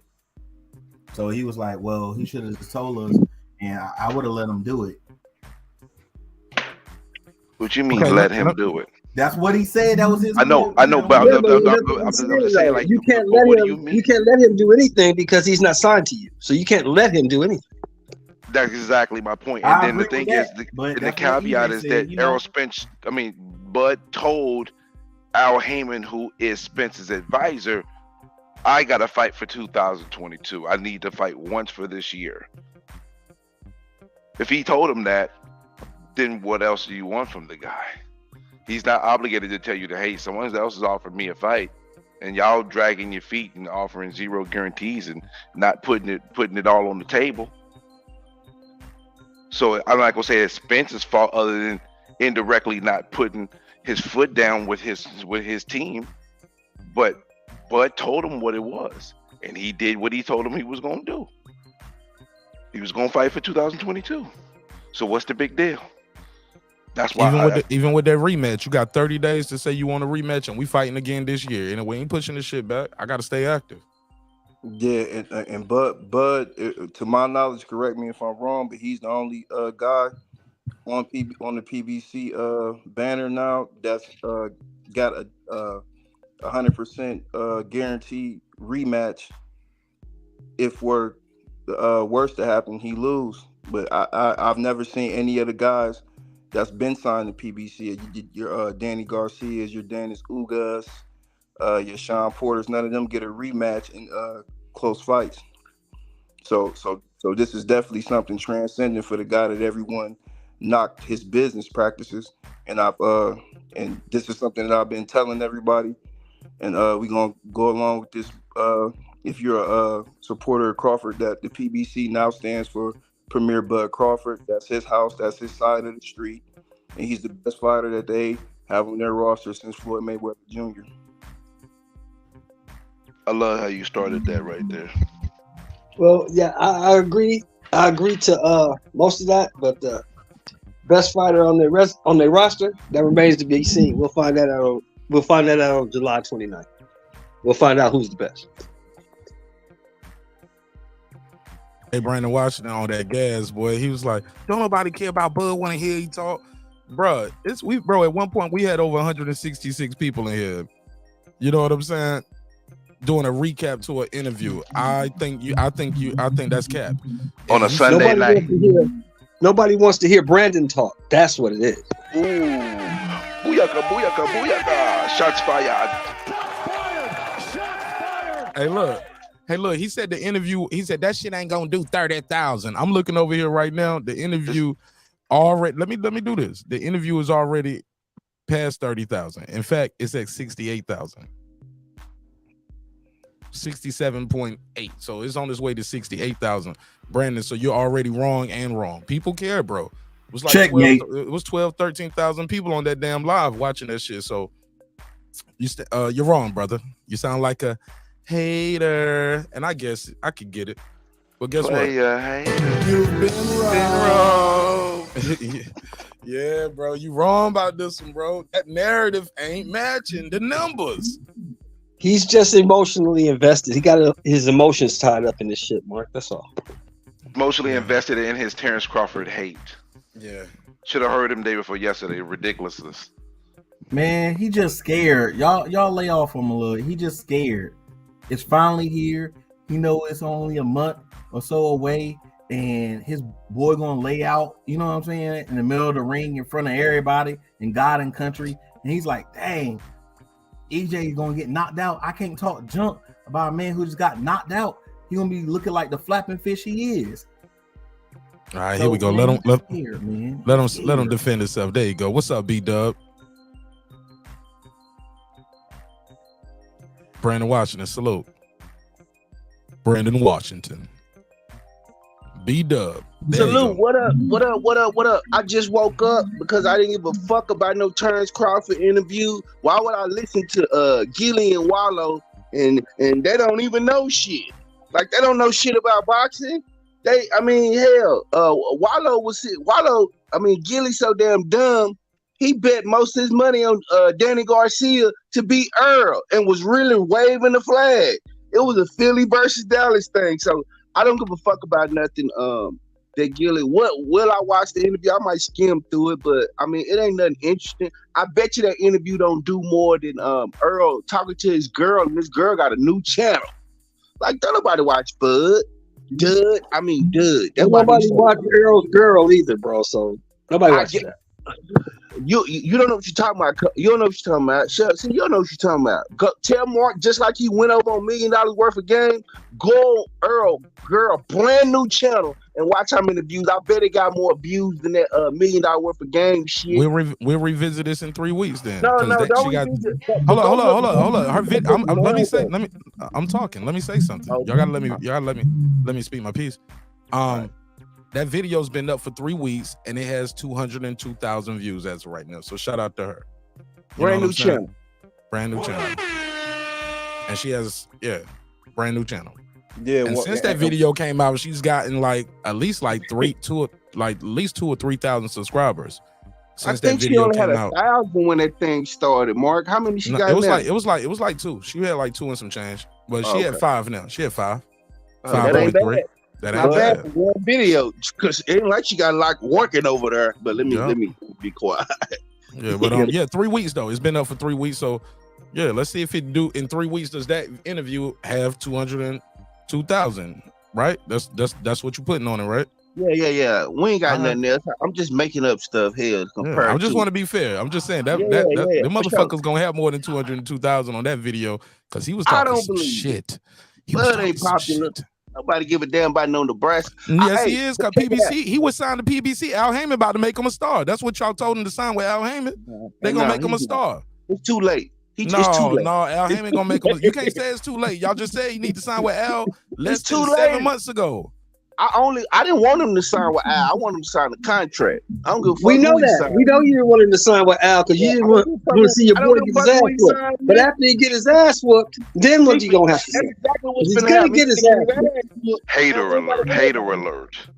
Brendan Washington is a hater alert. Y'all licked the underneath of Bud tank on this whole show. He's gonna knock this nigga out, Brandon. Get it through your thick skull. This nigga's going to sleep. I'm keeping it really. Why even, do Errol Brandon. Spence fans I'm go putting straight to the respect on gay Spence. shit? Like, why does the gay shit the first thing the Errol Spence fans go to? They gotta keep it. Look who they root for, Mark. Look who they root for. They gotta keep it. What does he do? They know about. They know about that booty warrior love. That's all they know about. That's crazy. Look who they root for. What does he do? He go around kissing motherfuckers in the face. He didn't say, but he was like, booty. They know about that booty love. That's what Fight back, Brandon. I don't even talk Fight about back, that Brandon. The only reason we bring it up, Brandon, is because your boy got fired, bro. Yeah, your boy got fired. Right? Show, and that fan is killing me every time, bro. It's ruining my show right now, brother. It's definitely taken away from the show. You got to fix that audio. Go ahead, Brand. Nah, man. I'm gonna watch the interview later on tonight, probably.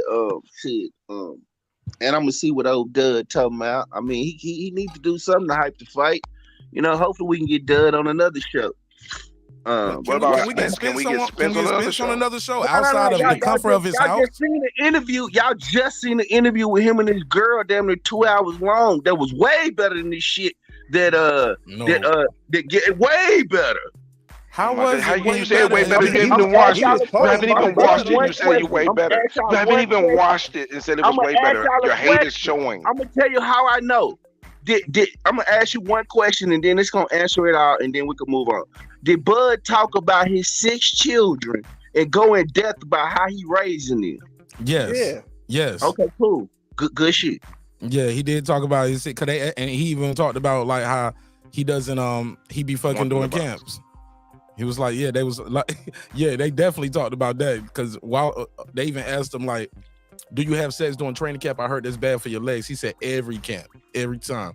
He said I even have to, even the youngest, I be telling them like, yeah, it's a way to do it. And he go through the weight. So he named all his children like EJ did, and then he started talking about his children. Oh my God. Brandon, Now it's basketball. Hold on. Brandon, your hate is just hold on. What does that have to do with these brothers in the ring, man? Hold on, let me introduce you. Let me give you the intro. This is my guy Cam the Baptist. Man, I think it's your first time being over here, but I've been rocking with y'all for a minute, man. Love what y'all doing, man. Appreciate you, family. I need to get on y'all panel, man, and get over there and turn that shit up with y'all one day. Hey, you more than welcome to come through, man. Click the link and come cook with us, brother. That's all I needed to hear. Always a home for you over this boxing to you, man. One love to all you brothers on the panel. One love to everybody in the chat. One love to the playback gang. We at the end, ladies and gentlemen. Cam, what up, Brody? What's up with the green? You know it, man. I'm late night mobbing, man. I had to get some rest, man. I was getting some back end money yesterday. Hey, I ain't mad, man. I'm on the same mission. Y'all gotta do it like Bud do it, though. You listen, man. That's the move, man. Yeah, just lay back like a champ. King shit. So what y'all talking about, my man Brandon? Right? Oh yeah, my man. But I just wanted to say, you do. Yeah, you gotta lay back. King I gotta shit. save my legs. I gotta save my legs. So give me head. Yeah. Something like, but I can't waste my legs. But that way. But also, like I'm saying though, just the fact that both of these brothers are active fathers in their children's lives is enough for me. You understand what I'm saying? Like, we need more active husbands and fathers in the African American community. So the fact that these brothers are doing any type of positive endeavors, the fact that they raising their children, bro, it don't matter whether it's 2, 10, 100 kids, man. They making a difference in their children's lives, and they're being active. It don't matter whether you know their names or not. You know what I'm saying? Now, he wasn't asked their names. He was asked about them boxing, and he went into detail about that. Yeah, he was asked about their athleticism, and he told them, I raised some of them. He asked them about whether his children wanted to, would he allow his children to box too? And he told them he wouldn't allow his children to box, even though all of his children naturally have a boxing gift and a boxing talent. He don't want them to. He said, I'm boxing so they don't have to. You know what I mean? They can do what they want to do. You know what I mean? They wrestling, you got wrestlers, you got track runners, you know what I mean? Whatever it is that they want to do, this man is supporting his children's endeavors and letting them chase their dreams and follow their own dreams, follow their own path, and make their own mark. You feel what I'm saying? He not telling them, hey, you got to be in the family business and go into boxing. No. Yeah, salute to Isha and salute to AO, man. Like, I got respect for both of those ladies, man. So I'm gonna leave. I'm gonna be nice, and I'm gonna be respectful, and leave these kids and these women out of this shit. You know what I'm saying? Let's leave all that smoke for the fighters though, because they get the ones that got to get in the ring. So definitely salute both of these guys for being active fathers, and we can't get mad at that. I can give Errol Spence credit as a fighter, and you know what I mean, but also I can big Terrence Crawford up without it being a slight to Errol Spence. You understand what I'm saying? Like they're like, I too many times do I hear, and because these guys are rivals, it's like everything has to be a comparison when it's not. You know what I'm saying? I mean, everything from inside the ring to the way these guys living personally outside the ring, the way they raising their kid. Like, why does it have to be a fucking competition with the way a man raises his family? Why does it have to be a competition with the way a man gives back to his community? That's fucking stupid. Like, these is two African-American men who made it out of whatever neighborhood, whatever struggle, whatever they came up going through. And now they are choosing to give back to their respective communities however they can. Man, we need to get behind these brothers. Fuck all that tearing down shit. You understand what I'm saying? Like. No. Oh, I'm sorry. Mark, if I ain't no better, I would swear that we was talking about fucking Martin Luther King and Malcolm X, and we not. We talking about fighters, combat sport. Hell yeah, we finna dissect this shit. I'm finna talk shit about Bud. Bud don't get no credit for me, not this fight. I'm finna tear Bud ass down, pause, every goddamn chance I get. So if y'all don't want to hear that, y'all might want to go. Y'all might not want to come around Mark Nash when that green B on the screen, because I'm gonna tell you, he don't get no. Brandon Watson, you can I just ask can't you a be. question? You can't be Brandon Watson, sensitive. Let me finish. I listen to y'all. I He listen got to y'all y'all. triggered. Go ahead, I listen B-Dub. to y'all. B-Dub got him triggered. Let's go. I Let's listen go, to green him, nigga. bro. Let's go, green nigga. Mark Nash, can I ask B Watson a question real I quick? want him after he finished saying what he was trying to say. Absolutely. Go ahead, finish saying what you were saying, Brand. So when they talking about communities and turn this down, man, we talking about boxing. We always have. This is what we do. We sit up here and tour goddamn Deontay Tyson Fury down. We told all of the for our favorite fighters, we roll with who we roll with. The thing is that now that this fight is here and it's real, them two great African American men, man, they finna fight. They finna talk shit to Nah, each nigga, other. keep it up. They finna Nah, be- G, hold keep on, it about let me boxing, finish, bro. bro. I shouldn't let y'all have to hear talk. about a nigga personal life and what he doing with his family. Tell me about how he gonna stop him. I'm Tell me finna about his tell you why technique. you hear. Tell Don't me you about hear his about accolades. Tell me about his footwork. Nigga, don't tell me about how much his fight purse is and how much his pay-per-view what you numbers gonna is. get on I don't give these a fuck channels? about that. What you gonna get on YouTube boxing channels, fanatic It's a bunch channels? of propaganda Hold and on, let me bullshit. finish, bro. That's Let me why you finish, got bro. channels like But Mark Nash, we let you WCS, talk. OG Blood, We let you Zone talk. 60 Enforcer, Haplo Type, It's Boxing to You, the Mac Mob, True Media Today, USA Boxing, I ain't never heard of real none of them channels people that's you talking dropping about. real I've facts. never heard of none of them channels. Not one of them. I'm gonna tell you what I know. Hey, I'm gonna tell you what I know. I that's already your tell fault. you, That's man. your fault. That's your problem, gangster. But I'm gonna Not a tell you like problem, this man. here. Why is it a Hey, problem? as long as you're your gonna issue continue is- to And after come this, hey from a Cam, place of you got way sensitivity. Dude, you better. gotta Let let me me say talk, something. bro. And You Cam, gotta let me because you talk. got way better audio than him. So when you talk, we can't even hear him at all. It's like you Yeah, you gotta just let me talk, bro. it's We like a let you go on veto. your It's long like a soliloquy. total veto. We Like let you you go on gotta your let him do it, even though he disagree with you. We've had people, I don't know how long you've been listening, Cam, but we've had people up here all night saying Spence gonna lose. Spence gonna lose. You know what I'm saying? Mm-hmm. We gotta let this guy get his bars off, because it's literally him against what, 1-on-5 right now. So we got to be fair and let him at least finish his thought. You know what I'm saying? We got to be fair. Yes, sir. Yes, sir. No doubt. That's what I'm saying. I just want to be fair to him. So Because what it's I was saying, 1-on-5. Go ahead, Brand. so what I was saying is, before he named all them other boxing channels where he can get the content that he just described, that's where they do it at you, I guess. But when you talk, like I said, when you see that green B on Mark Nash channel, Dud is getting all the smoke until we get in the ring. I already picked my side. Everybody picked the side. All this kumbaya. What I won't do is go after wife and family. What I was talking about when I was talking about the families, I wanted more depth into Bud. We all know that Bud, how he get down in the ring, but we don't know Bud's family. Like, we get glimpses of it. Like when his daughter had came back and won. I want to hear that kind of shit from Bud. I want to know why he's the man he is. I want to hear about his father. I want to hear a real interview. He talks about all of that, bro. He talks about his dad being a boxer and a wrestler. Yeah, I'm gonna go watch it. That's why I said I'm gonna go watch it. But that's the shit that I'm fascinated when you talk about personal shit. So you talking about you don't want to hear personal, but we all hear about their personal life. We hear about EJ drinking. We hear about all this stuff. That's how we know that Bud lives a disciplined life, because he talks about it personally. So now, can I say this to what you're saying? Let me wrap it up. Yes, sir. Yes, sir. So what I want to say, brother, is I chose my side. A lot of this shit is hyperbole. I don't hate Bud like that, but just to be on the EJ side, and I'm on, and then you hear what we hearing on Mark Nash panel. That's why it's like this. So it ain't really no vitriol. I done seen Bud. I done spent my money with Bud. But this fight, he a dud, and I'm finna talk shit about him. And Okay. I can respect that. I can definitely respect that. And you know what I'm saying? One thing I can say is you're able to objectively give your opinion and state, what you need to state. You know what I'm saying? But while I agree with what you're saying, most times we see our favorite fighters in the ring doing what they do.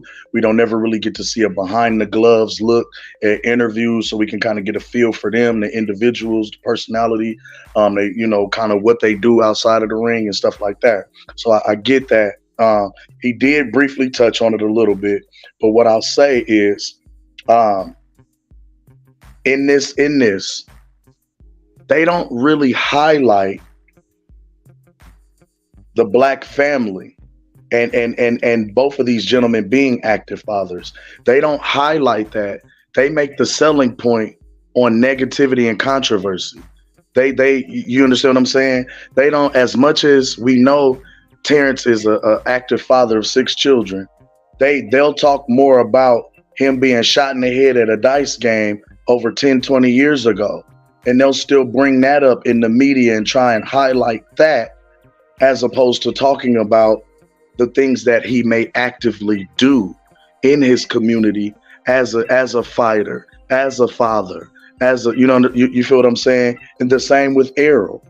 You know what I mean? Errol is an active father. He takes care of his, you know what I mean? He takes care of business with his family outside of the sport. You know what I mean? Him getting in the ring, doing what he has to do is to provide for people. He's feeding people. But they don't talk about the positive things like him being a father. He talks about it because he talks about that being his pride and joy. But they'll fast forward right past that and go right into he suffered a devastating near career fatal car accident in which he was drinking and they point out all the negativity when guys are trying to even learn from their mistakes and grow and be better individuals. This is still something that is brought to the forefront and highlighted on both sides. All right, we got Mr. Golden in here. Then we're gonna go to my sister Food Revolution. 912 Golden. What up, fam? What's up, fam? I heard somebody call my name. Back end money. Yes, sir. The back end king. You already know. King here. I heard Yes, somebody sir. call my name. Talk Well, to me, listen, man. Did you see the interview tonight, sir? Yes, sir. I seen that interview. I spoke to you in the chat. You remember? Yeah. Yeah, I saw that. It was pretty decent. But that young man, Mr. Brandon, man, you talk all that. No, how much money you got on the fight, man? Man, what's your take on the interview? I like Bud. I like Bud. I like Bud. I like Bud. Hold on. I got hold up before I don't hold up, sir. Hold up, Brandon. Don't take the bait. I don't want you to before we do that and open it up to everybody else. I want you to open a statement what you thought of the interview. I got a member on the channel right here, and I got to give her a chance to speak. And then we can open it back up to everybody. Okay, I love the interview. We seen inside of Bud that nobody, didn't get a chance to see. I like the way his demeanor and everything else. I like the way he broke shit down. It was real decent. I got a lot of respect for the young man. Just like you say, it was a lot. They took away from the interview the long ass intermission he had. I'm gonna call it an intermission, man. That shit that they could have did without that. And special part. I like when he checked Boots' ass. You feel me? Come on, man. That's just in capping. Come on. 2018, nobody knew who the fuck Boots was back then. Go ahead. You feel what I'm saying? So you sit in that capital, you're trying to get that fight. Come on, man. You was after a virtual win his route. You was the number one. You haul ass. You feel me? And another thing they left off when Danny hauled ass from Bud. With the opportunity to fight Bud, he hauled ass. You feel what I'm saying? And shit, and the Presto, what goddamn, I'm trying to think of my man to get a man name. The one Bud beat that, the one Danny ran from. Victor Prosto. Yeah, Victor Prosto. Yeah, come on, man.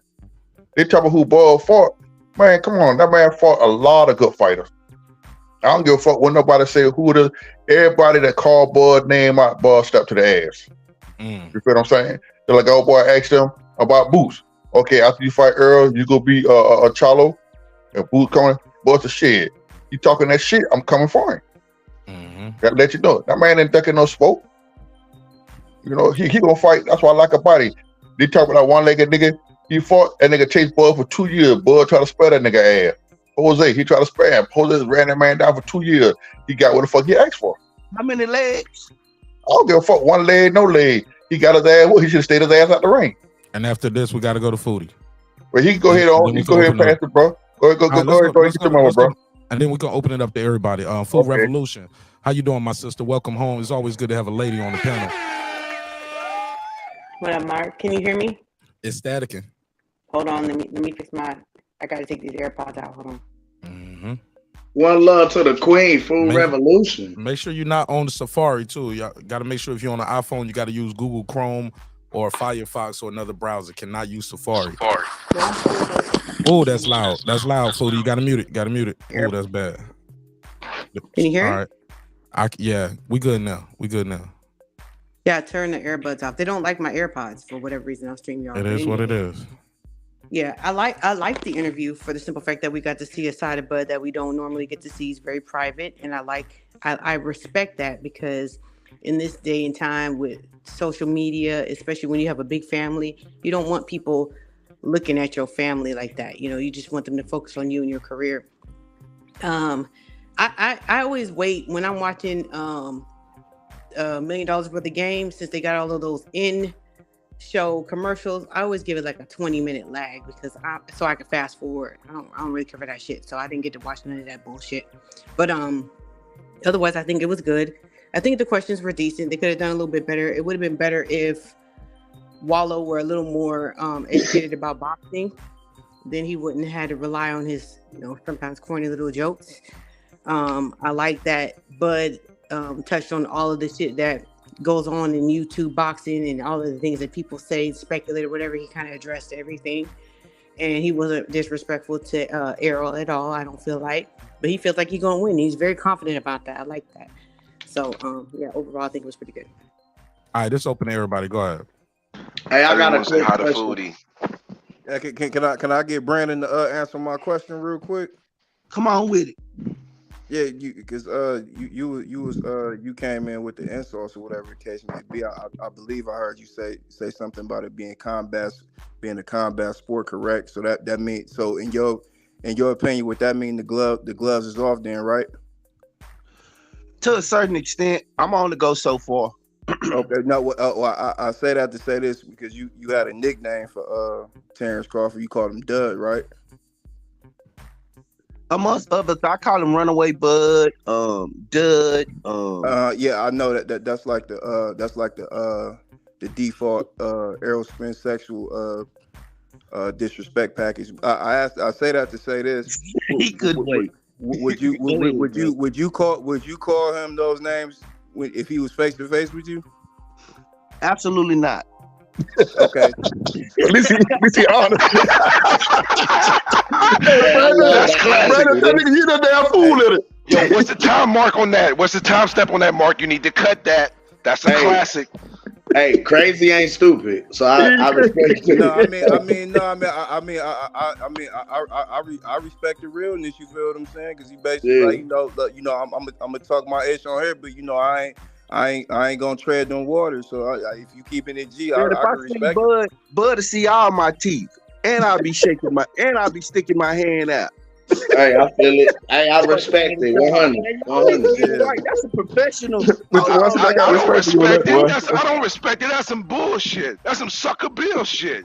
Brandon on that sucker bill shit. I keep it 100. No, BW stands for boy weak. It don't stand for Brandon Washington. It's that boy weak. BW. Oh man, don't get personal on me. No, that man's smart, man. That man's smart as a motherfucker, man. You talking shit. I don't disrespect Errol Spence. I don't talk about it.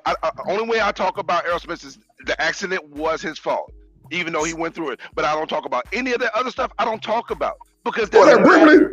That Brimley. I'm about to say, is that Stephen Brimley? Stephen Brimley, touch your goddamn feelings.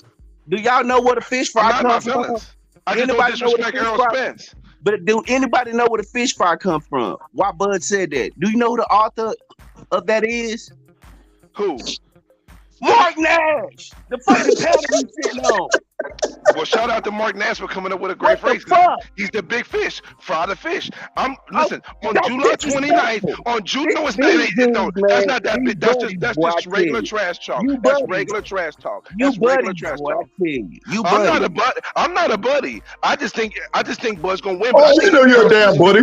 I'm not. Errol Spence is a phenomenal fighter, and he has a chance to win. I just think Bud's going to win the fight. Period. Fish fried. You was July an Aerosexual when you became a Bud Buddy. I never was an Aerosexual and I've never been a Bud Buddy. I've Yeah, you never was. been You stop neither. No, I lying. wasn't. No, I just defended Errol Spence from the disrespect because y'all talking about all this shit, calling them gay and all You that was a shit. goddamn Aerosexual. You know you was an Aerosexual. You switched over to a Bud Buddy. Me defending Errol Spence from disrespect does not make me an Aerosexual. I just feel like You that's was an out of Aerosexual. bounds. That's out of bounds. Wait, let me ask It's you out of a question. bounds. Hey, that's real. I feel it. I can feel that. You said it was disrespect to say that EJ was gay, right? I think okay, listen, even though that some of that stuff is created on its own, I'm not going to talk about that. I'm going to focus on the fighters and what they do in the ring. I see you trying to clean it up. No mop and glow. No mop and glow. You know Oh, I like that. That was slick. That was slick. You oil can boy with that shit. Boy, you slick as hell. That was a bar. That was a slick Very bar. simply, you know that if you seen another man hugged up with another dude kissing on his neck, you would say that dude gay. Hell yeah. It's kind of gayish, but does that make It ain't kind of gayish. Them things shit gay. It's kind of gayish, but what's not gay about that? I'm gonna mute my mic. What's not gay about that? Full-fledged homosexual, it doesn't matter. Because at the end of the day, he's a great fighter. That doesn't matter in regards to the fight. I'm not going to use that to dog him out and talk about him. I'm not a fan of I'm not a fan of that. So if I'm Earl, not a fan of it either, but that'd be his his decision, though. I don't care about that. That doesn't matter in regards to the ring. I can't. Yeah, I'm about to say, hey, if he continue to keep winning and beating ass, and he come out later on, that means he just getting soda. That means he soda. That means he soda Popsky. That means he soda Popinski. Yeah, he's soda Popinski. He's soda Popinski. That's it. Hey, fellas, check this out. Hey, Mark Nash. Yes, sir. Mark. Yes, sir. Yes, sir. Let me Look, do this man, super chat real quick. Let me do this super real quick. Taylor Bell said, go get a membership right now. Well worth a few dollars per month. Tons of custom, special, and private streams and chats. Our own little secret society. Absolutely, man. We be getting it in on members only. Let me give him a drop. I got 5 on it. All right, go ahead, fam. What's your question, bro? Hey, no, ain't no question, my brother. I'm about to break up, but I want to tell you, man, I really do appreciate your show, man. I listen in a lot. So, I don't get a chance to get in chat, but I listen to you, and you're doing a marvelous job, young man. I take my hat off to you. I love your show, my brother. All right, man. Let me know you there every now and then. Yeah, I'll let you know, bro. But I catch you late night when I can't sleep. I know if anybody on you on, goddamn, fuck that shit. Yeah. I was gonna say Mark Nash or Easy Route. Hey, brother, I just want to come in, man, and just holler, let you know I've been listening there for you fellas, man. But y'all fellas have a good night. Cause You too, man. Yeah, I gotta get on that grill, money, bro. Yeah, you know what time? Hey, listen, you know what time when she just walked in the door. Get that back end money, back end conspiracy golden in the building. All right, fellas, good night, man. Salute, Mr. Golden. All right. I know. Man, he left. I was just gonna put 1,000 on the fight with him. God damn. You lying your ass off. Oh, man. You lying your ass off. Come on, that man, boy weak on it. BW. Damn. Said he was finna put a bando up. Man, I'm talking about as soon as I was getting ready, he like, man, Mark, I gotta go. I couldn't even unmute fast enough. I said, damn it, he gone. I just want to give Cam props too, because you made some points that I made. And I appreciated those points that you made when you first got on. I just didn't get a chance to say that because I was working at the same time. But you made some points that I was strong on, and I appreciate you. Giving props where props to do, because Errol does deserve props for putting his foot down. You know what I mean? Absolutely. He does. Absolutely. Appreciate that, man. Appreciate it. I wanted to ask Brandon a question. So B-Dub, can you give me your breakdown on the fight and how you see Errol Spence winning this fight on the 29th? Like, I think EJ. This is what I know. I know that Terence Crawford averaged 30. I believe 30 punches around, and EJ damn near throw 80 to 90. So I know that EJ, he already said, I'm coming out stepping. So that I know from round one, all that fake ass downloading data and letting them fight at the pace that he fight at, fighting on the end of his jab and all that shit, man, none of that happened. So mute your mic. Whoever got COVID, mute your mic. Why you coughing, bro? Mute your mic. Go ahead, Bud fighting on the end. So the way Bud likes to fight, Bud is very fucking athletic. I watched Bud. I said, God damn, this boy's athletic. He's on his toes. He switches. The boy just athletic. But what I don't believe in Bud, I don't believe that his body's gonna hold up to this punishment, and I don't believe he ever been close to a war like this. So I believe EJ gonna jump on him, and by the 5th round, I believe that's when Bud gonna start breaking down, and then by the time he figure out what EJ doing, EJ gonna switch it up on him. But I think it's just gonna be a long night for Bud. I don't even see Bud. Me personally, I think it's gonna be a one-sided ass whoop. Just personally. Okay, can I ask you a question real quick, Brandon Washington? Yes, sir. How did Mikey Garcia look after getting out the ring with Errol Spence? Because the Mikey Garcia that I seen, he looked like he was ready for Cinco de Mayo after fighting Errol Spence. Oh yeah. Mind you, let me add this to you, right? Errol Spence threw over 1,000 punches in that Mikey Garcia fight. He didn't knock him down not one time, and he only landed 32% of them. That fight took everything out of Mikey Garcia. We're not talking about what it took out of Mikey Garcia. I'm going to tell you the after effects. You talking about the effects of him right after the fight, his face, but I'm telling you, it took his career, and he admits it.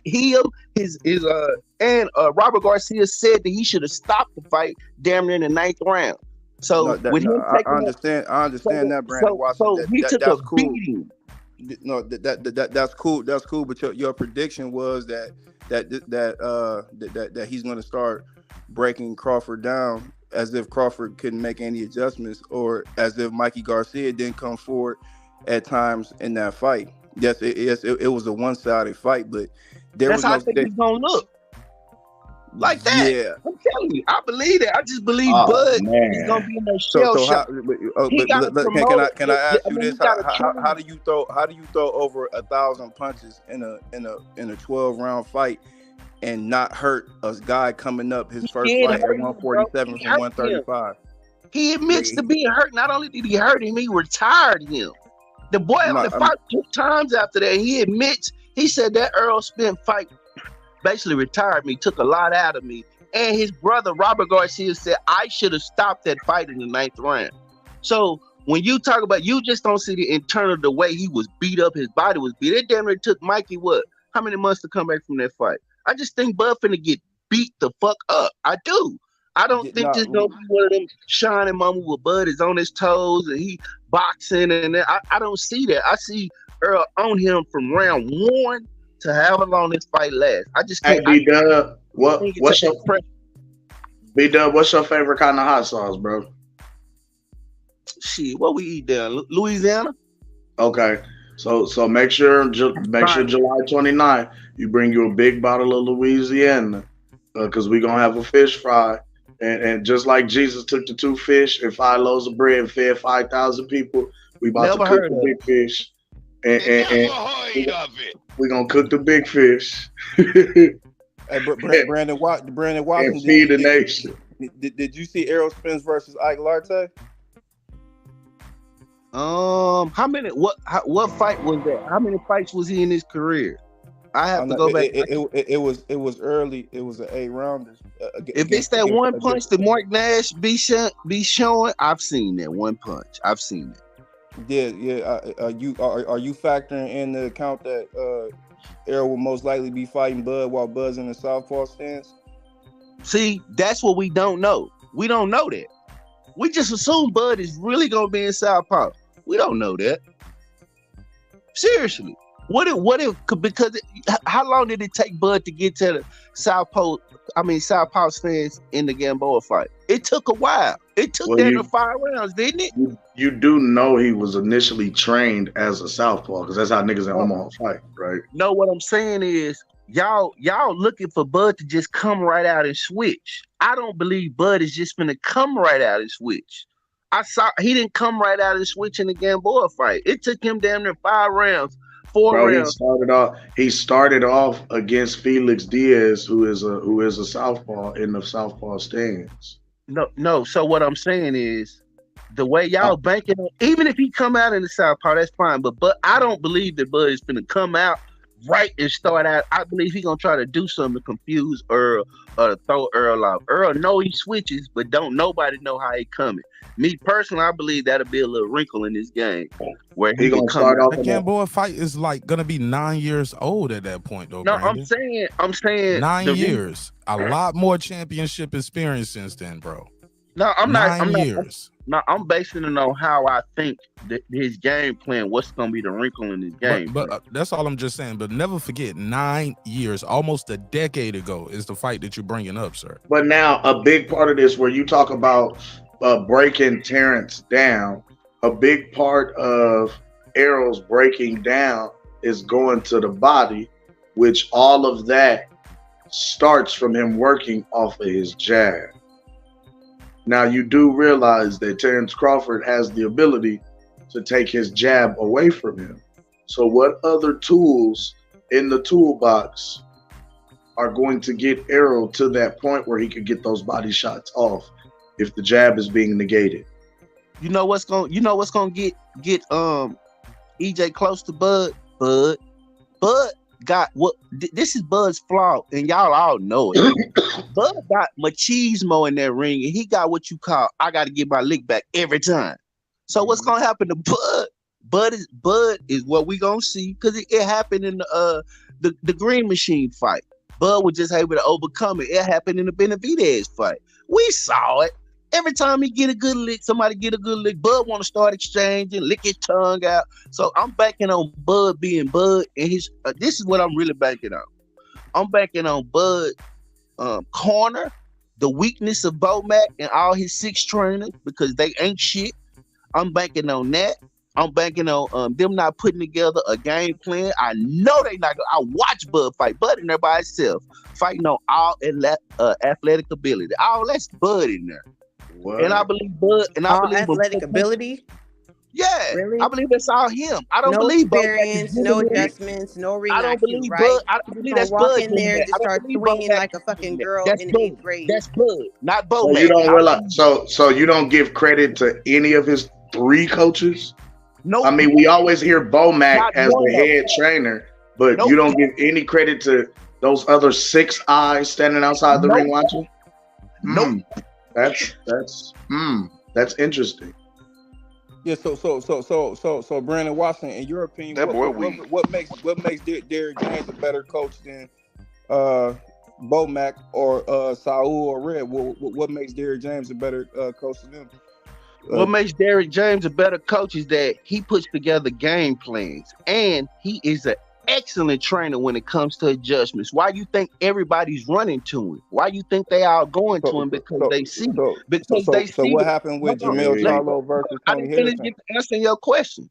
That's why you see all of these boxers going to him, like Anthony Joshua and all the rest of them. You got to. So wait, I have a question to rebuttal that. So canceling out. I'm saying so canceling out a fighter's strong point is not considered a game plan. Once again, you asked me what I thought of the difference between Bomac. I just think Bomac just so happened to be a dude that was hanging around in Omaha, and he caught a prospect, and he ended up catching one of the best fighters. This gonna end up being one of the best fighters of this generation. I think, but I don't. That's nothing special about Bomac, nah. He just caught. I mean, you can't say that when the man is one trainer of the year more than once. Who won trainer of the year? Bomac didn't win trainer of the year. Never heard of it. I ain't never heard of it. Hit the drop, Mark, please. Please, can I get the drop, Mark? Never heard of it. Thank you. He didn't win. Okay. Oh, damn. What year did he win? What year did he win trainer of the year? He didn't win trainer of the year 2018 when he went undisputed. I don't know. I believe he did. I'm about to say he didn't win trainer of the year 2018 when Bud became undisputed. Sir, are you asking or are you telling me? Because I don't know. I don't remember. Tell us what year. Just give us the. I'm saying he won it in 2018 when Bud became undisputed. Okay, I'll do a Google search. I'm about to say 17. I'm sorry. Excuse me. 2017 trainer of the year. All right, go ahead. I didn't know. But I'm like, yeah, because they make it seem as though Bomac did not win Trainer of the Year. It was either then it was or no. And I'm sorry if I'm misspeaking. It was either between 17 and 19. 2019, all of Bo Mac's fighters, he went 12-0 that year with all the fighters that he trained that year and all the fighters that he coached. So I want to say it was 2019 that he was voted Trainer of the Year. It was 18 or 19. Eddie Reynoso won 2019. Okay, so it was Reynoso. So let me go back. Okay, hold on. Or let me see. Hold on. It might have been Bo Mac right here. I see one right. 2019 was a great year for Brian Bo Mac. But I don't know if he won Trainer of the Year, but I can look that up. But let's continue. I'll find it. Yeah, but they make it seem as though Bo Mac is not a good trainer. Anytime you're able to negate a fighter's strongest qualities or his strongest attributes, that in itself is a game plan. When your fighter is undefeated, a 3-division world champion, and been undisputed, a 2-time lineal, you can't say that he's not getting any type of proper coaching from his corner. And then there are 3 coaches. Like how they say 2 heads are better than one. That's a 3-headed monster over there. 3 heads, 6 eyes. Everybody sees something. Those are different tools in the toolbox that can be utilized, fellas. Like let's keep it 1,000. Those are different parts of a game plan. So we can't. Man, when you got too many voices in your corner, that's why Bud be out there by himself. I watch Bud by himself. He don't be listening to fucking fat ass Bo Mac. He don't listen to Bo Mac. I'm gonna tell you something else. You're not an undefeated. You're not an undisputed champion if you're not coachable, bro. I didn't say one coachable. I say don't listen to Bo Mac fat ass. But anyway, a part of being coachable is listening, bro. You can't say you gotta let him finish, man. Y'all cutting him right off now. And I told you your mic is louder than his. Let him finish. I want to hear what he said. Because he did let you say what you had to say, and we still didn't get the answer for what year he was Trainer of the Year. We still looking for the answer to that.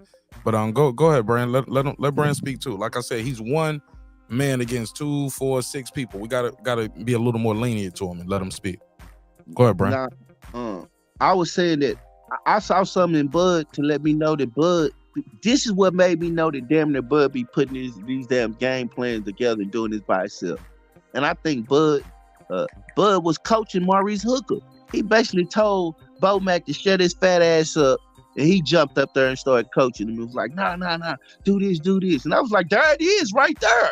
I knew it. There it is right there. So that's why I believe that's gonna be a hindrance to Bud.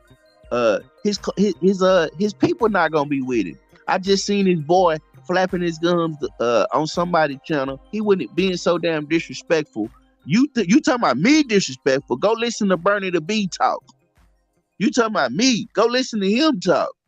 And then you can't even say what you saying to me. You can't even say to him because he'll be so disrespectful that he won't even let you get your points across. But that's why I think Bud is at a real deficit. I think his corner, they not I think they not professional. That's gonna be the downfall of him.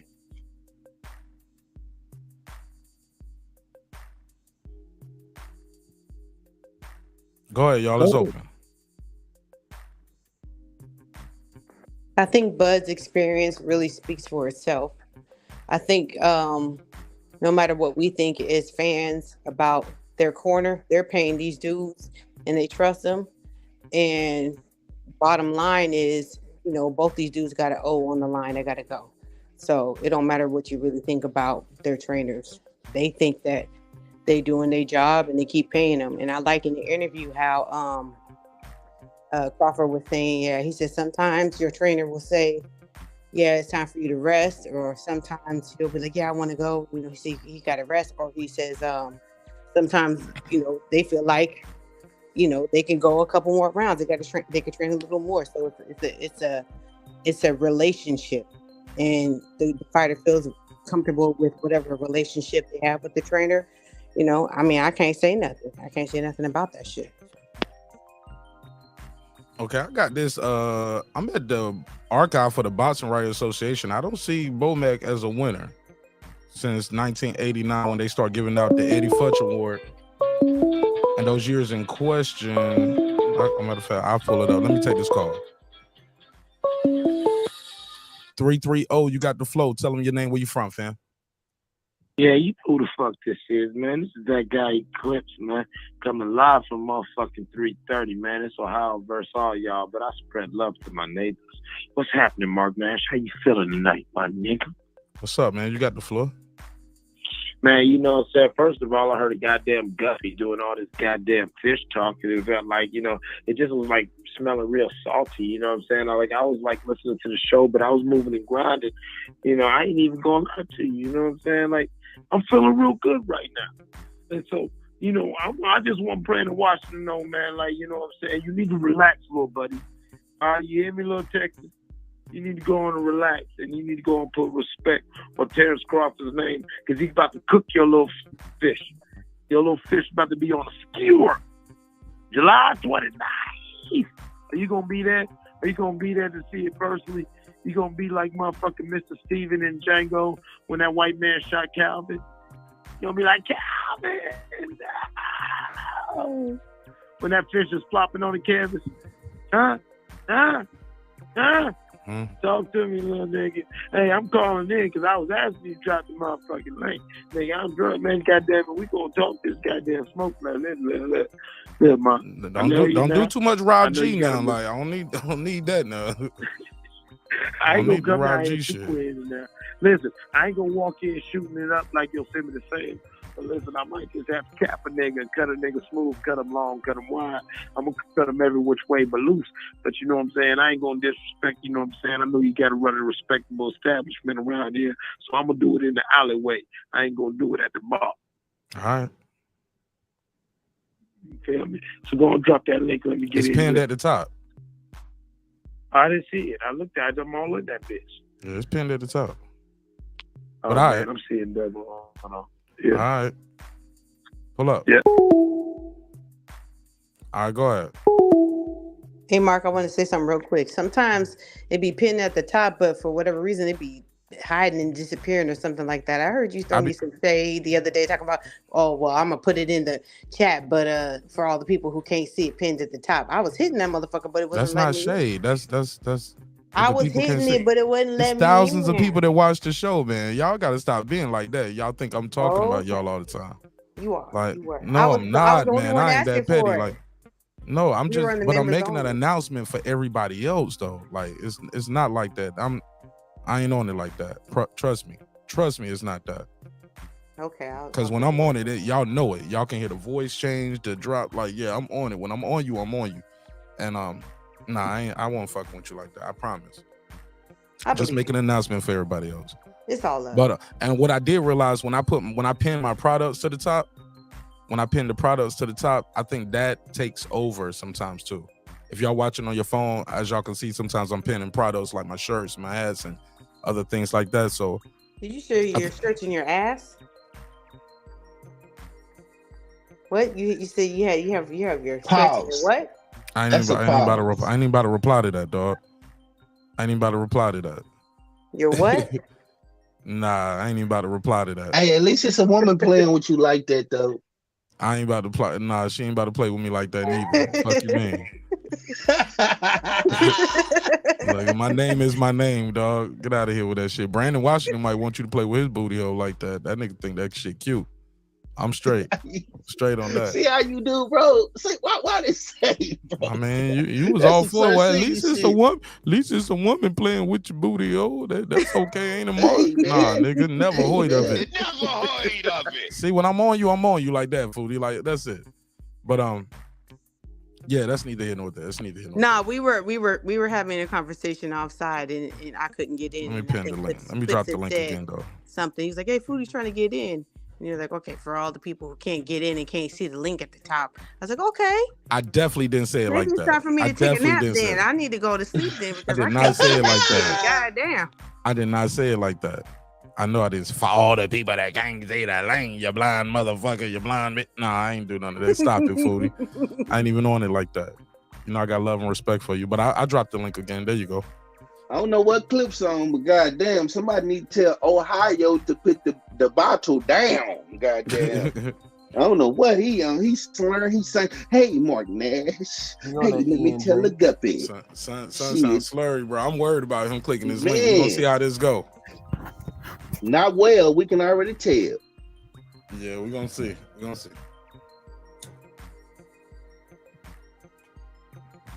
All right. Hey, Brandon Watson. So you watched the Errol Spence and your Dennis Ugas fight, right?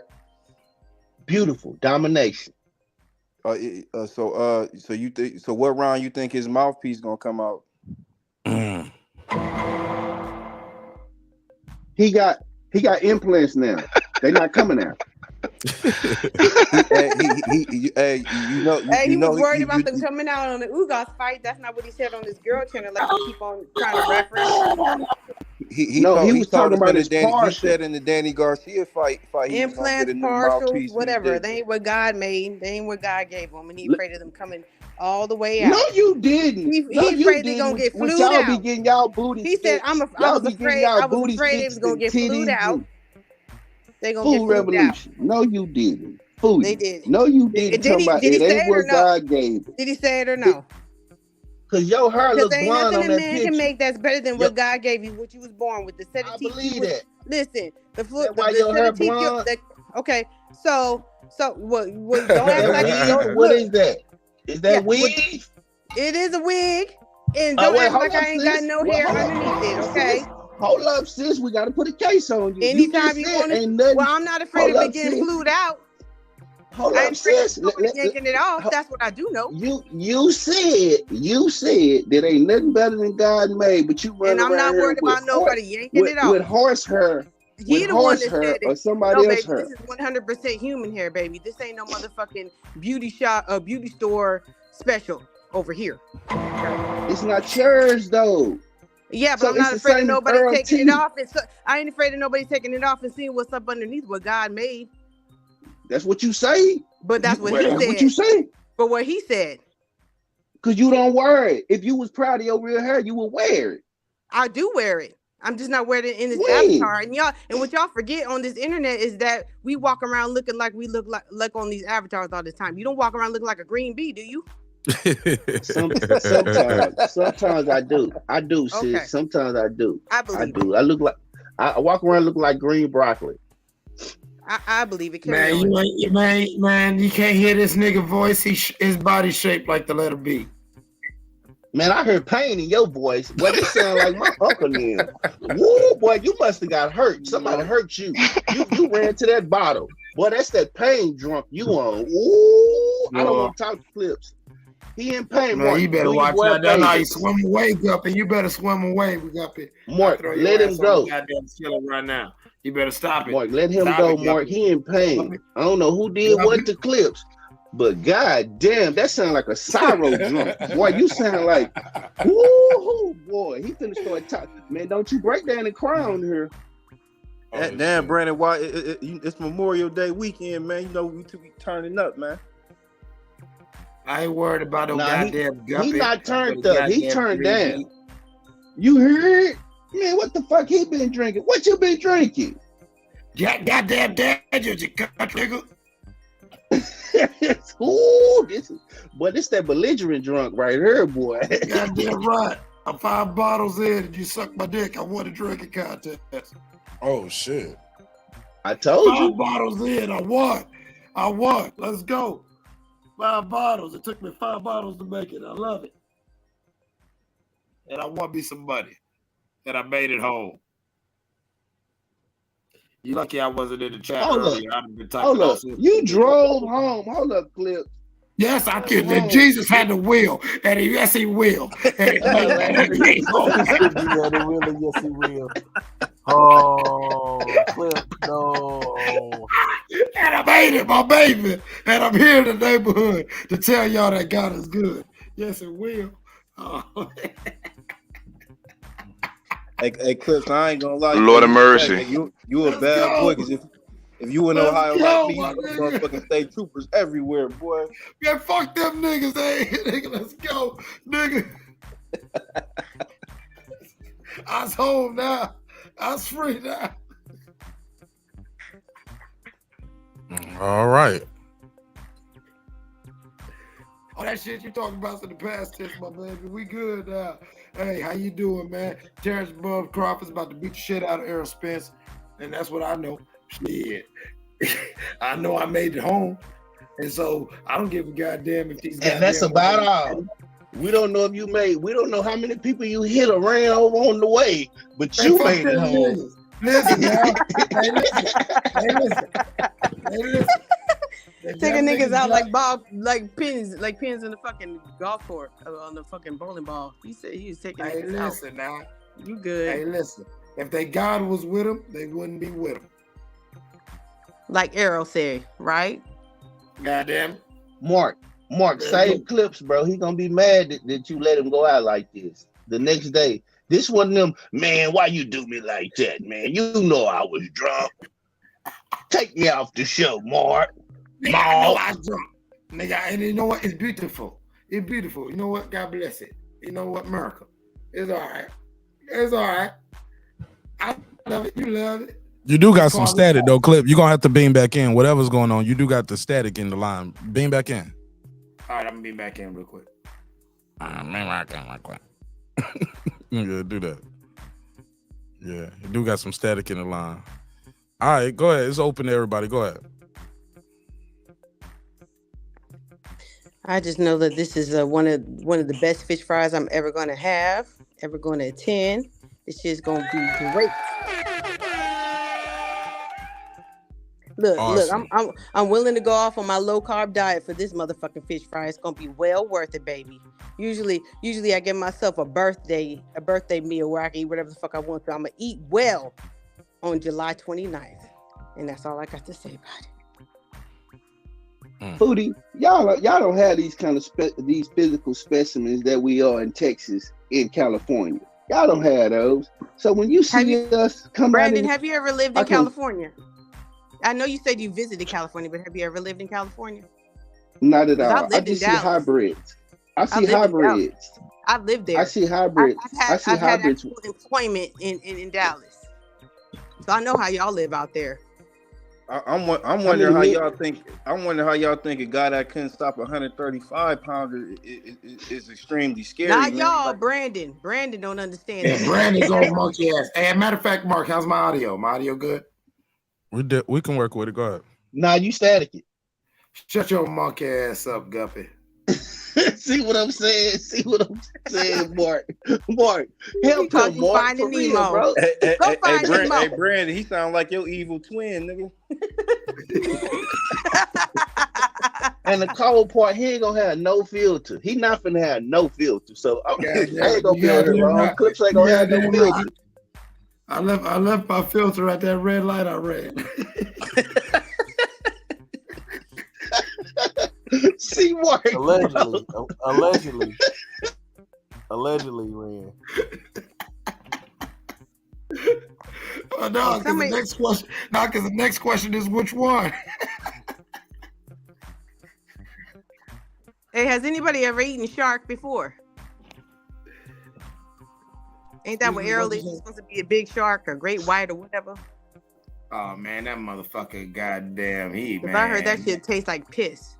I've eaten mahi, and mahi is actually very fatty. No, I've had mahi. Is that a shark? Yeah, mahi is a type of shark. Oh shit, I didn't know that. I thought that was some tropical shit. I don't know what the fuck it was, but Yeah, that was mahi actually is a pretty type of good shark. if it's made right, if it's seared right. That's a shame. Foodie. You sitting there eating food you don't even know. You like, I just thought it was tropical shit. Give me that mahi. So I didn't know what the fuck it was. You that pussy you don't know. Listen, I was invited over, and I was taking care of a patient. And they're like, "Hey, you want some mahi?" I said, "That shit sound exotic. I don't even know what the fuck it is, but it sound good," and it was. But I didn't know it was shark. But my mom said, "You need a random stripper." Yeah, it was with shrimp too, and it was good. Shit, it was I good. said stripper, not shrimp. Oh, I don't know.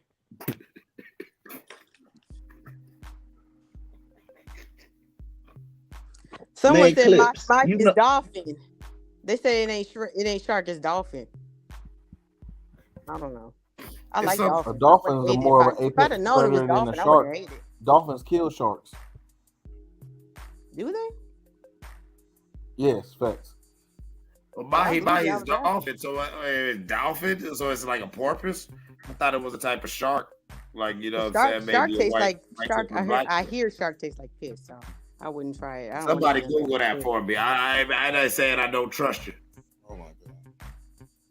I don't trust you. I just always thought it was a type of shark, not a porpoise, because that means you're eating a mammal. If you eat mahi, that's not fish. You're eating mammal, technically. What's a mammal? Dolphin? Mahi is delicious. If mahi It is is a good. dolphin instead of a This is shark, gonna get good. no, do you To understand? be what- honest with you, it's for better real, I than know y'all think I'm salmon. drunk up here wilding, but I'm still me. So I'm a very logical person. So if you're saying that mahi's a dolphin, and I'm not going to refute you, like I know, like that's an undisputed fact. So I'll concede to you, if it is a dolphin, then it is not a fish. Then it is a porpoise, because dolphins are mammals, and they're porpoises, just like Okay, whales. are ocean mammals. clips. I got you. But so shark is not a mammal, is what you're saying. I don't fucking know. Right. I know land animals better than I. I've eaten mahi. That tastes like He fish. don't know either. He only thing he know is he made it home. And I know Terrence Bud Crawford gonna beat Errol Spence's motherfucking ass on July 29th, and you can catch me live. Hey, Foodie, I will be at Jesse Leroy's Warehouse of Wing Waffles and Watermelon, right across from Wanda's Wing Emporium, next to Willie and Ticketips. And you can see me right there. We'll be having all sorts. We'll have catfish nuggets, tilapia. Yeah, that's some whack Ohio shit. Can I get a 20% discount? Oh man, I'm telling you, we got all the discount, nigga. You know what I'm saying? All that Texas shit. All that Texas shit gets served up. You know what I'm saying? You know what I'm saying? Hey, no, I don't want Y'all a ain't Texas even got discount. no I don't want a barbecue. Texas Y'all ain't discount, even got 'cause no I done barbecue. Hey, Oh, we got barbecue. I Man, done matter seen of the fact, wigs we out in got Texas. Reggie O with special sauce, man. Motherfucker, where Reggie at, man? Put his logo up, man. You see that shit. We got. I don't want no Texas discount. I want a Cali discount because them bitches in Texas be having crooked wigs. Oh no, I'm gonna give you. No, you didn't. No, you didn't. They be wearing them down on their forehead next to their eyebrows. No, I'm gonna give you the Cali discount. You got to go to the aisle with the little Mexican bitches that be sitting out there with the big earrings. Hold up, Foodie. So you finna talk about somebody wig. So they wig crooked and your wig straight. But you not talking about all y'all. Hold on, Clips, and y'all not. But you don't want to discuss. Both of y'all got on fake ass hair. He love it. Both of y'all got on fake hair. He's talking about it right No, now. I'm saying that's like a wino talking about a weed smoker. Man, look at his old weed smoking ass. No, it's Come not. on, We talking about the sis. same thing. They wear wigs and I wear wigs. It's the same thing as talking about a wino talking about what type of vodka you wear. Yeah, You can't do that. Keep up. You can't do that. Keep up. But you can't If you're do gonna that, compare, though. if you're gonna compare, keep along the same lines of comparison that I'm keeping in line. How about y'all just not wear wigs and wear y'all natural hair what God gave y'all? How about you that? stop looking at what you don't like looking at? Look, You no, love that's talking not. about my No, that's wig. not the. No, You love sis, talking about sis. my wig. You love talking about my No. weave. And now you're No. taking it for other bitches with wigs and weaves. No, I'm not. What Yeah, I'm but you are. advocating. Well, hold up, Foodie. What about all the girls in Texas? No, sis. Hold What I'm up, trying to say Foodie. is, Foodie, do the I don't sound. Hey, Do I Foodie, sound do like the Brendan that? Washington voice again. Do the Brendan Washington voice again, Foodie. Hold up, Foodie. Out there in Cali, when I was out there in Cali, in Texas, we like the girls bigger. Y'all wasn't fat enough. She not lying. She not lying. She not lying. Y'all too skinny in Cali. Y'all too skinny. Too much plastic surgery. Because we want to live past the age of 59. Okay. Too many duck lips. I don't like all that. Nah, You was out there with the white girls. See, I knew it. I knew you liked them white girls. I know. You know, that's the kind of most fish you like, most huh? has to be like a breast man You or like a that butt white man. fish, huh? You like that great white shark, don't you? You like it. Them the bitches be having lips. They trying to look like us. Hey, Foodie, Brandon be fishing for the great white buffalo. He want that. He believe in the great white buffalo. Them He searching biggins.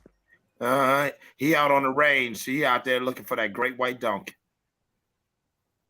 I ain't mad at you. You want the real blonde hair, right? First of all, no. I do not and was not around white women. I was at Venice Beach, Santa Monica doing all the tourist shit. The women that I did see were beautiful. The black women you saw out there in Venice Beach? You saw black women out there in Venice Beach with swollen lips. Yes. And they wasn't real. You just assumed they wasn't real, right? Because you saw them getting the injections. Why would you think that a black woman doesn't have naturally big lips? I know, sis. You don't think I know what a natural? You don't think I know? That's how I knew your hair wasn't real. I know natural black women when I see them. Okay, well that's not a real hard. That ain't hard to find, Brandon. That my hair ain't real. I ain't never came up here and said this is my real blonde hair. No, I ain't never said that. But you love to talk about it, though. Man. You love to talk about it. You can't stop looking at it. Okay, shit.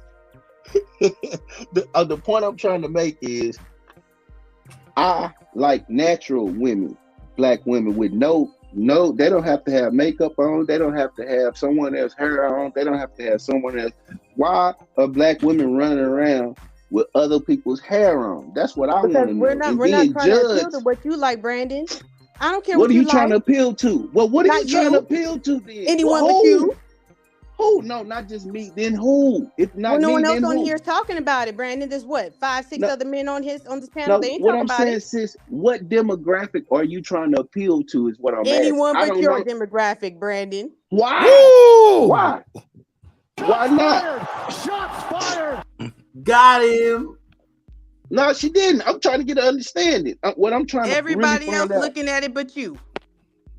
What I'm trying to ask, sis, is what if you saying that it don't appeal to my demographic, the men who like natural hair, and you don't care, who are you trying to appeal to? The men that like I'm not wigs trying to and appeal fake. to anyone but the woman looking in the mirror. You keep on talking about men and what they like. The woman that's looking in the mirror every day, the woman that pays $500, $600, $700, $800 for these wigs that you can't stop talking about, she likes them. She likes them a whole lot.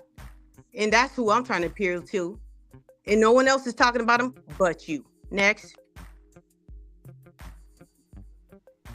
Sis, you taking it where I'm not. What I'm talking about the overall, not necessarily you individually, not like that. I do believe that you spend You're money on your talking to this upkeep. individual. What do you mean I ain't trying to talk about? No, but what I'm saying, now let me expand just a little bit. What I believe that you do spend money. I don't believe that you run around with cheap wigs, especially the way you describe yourself, what it seems like. But what I'm trying to get to the understanding is why the wig in general, just period. That's all I want to know. Okay, well then let me break it down to you. The thing about being a woman that's so wonderful is that we can change it up anytime we feel like it. And what you don't seem to understand is because you've only seen me from this one view, that I do wear my real hair when I feel like it. I wear red hair when I feel like it. If I wanted to, I'd wear blue hair when I feel like it. But you only see me with this blonde hair and you seem to love it so much because you can't stop talking about it. But maybe one day you'll see me with my real hair and you'll realize that. But then I'll go back to my blonde hair and then you'll become obsessed with that again.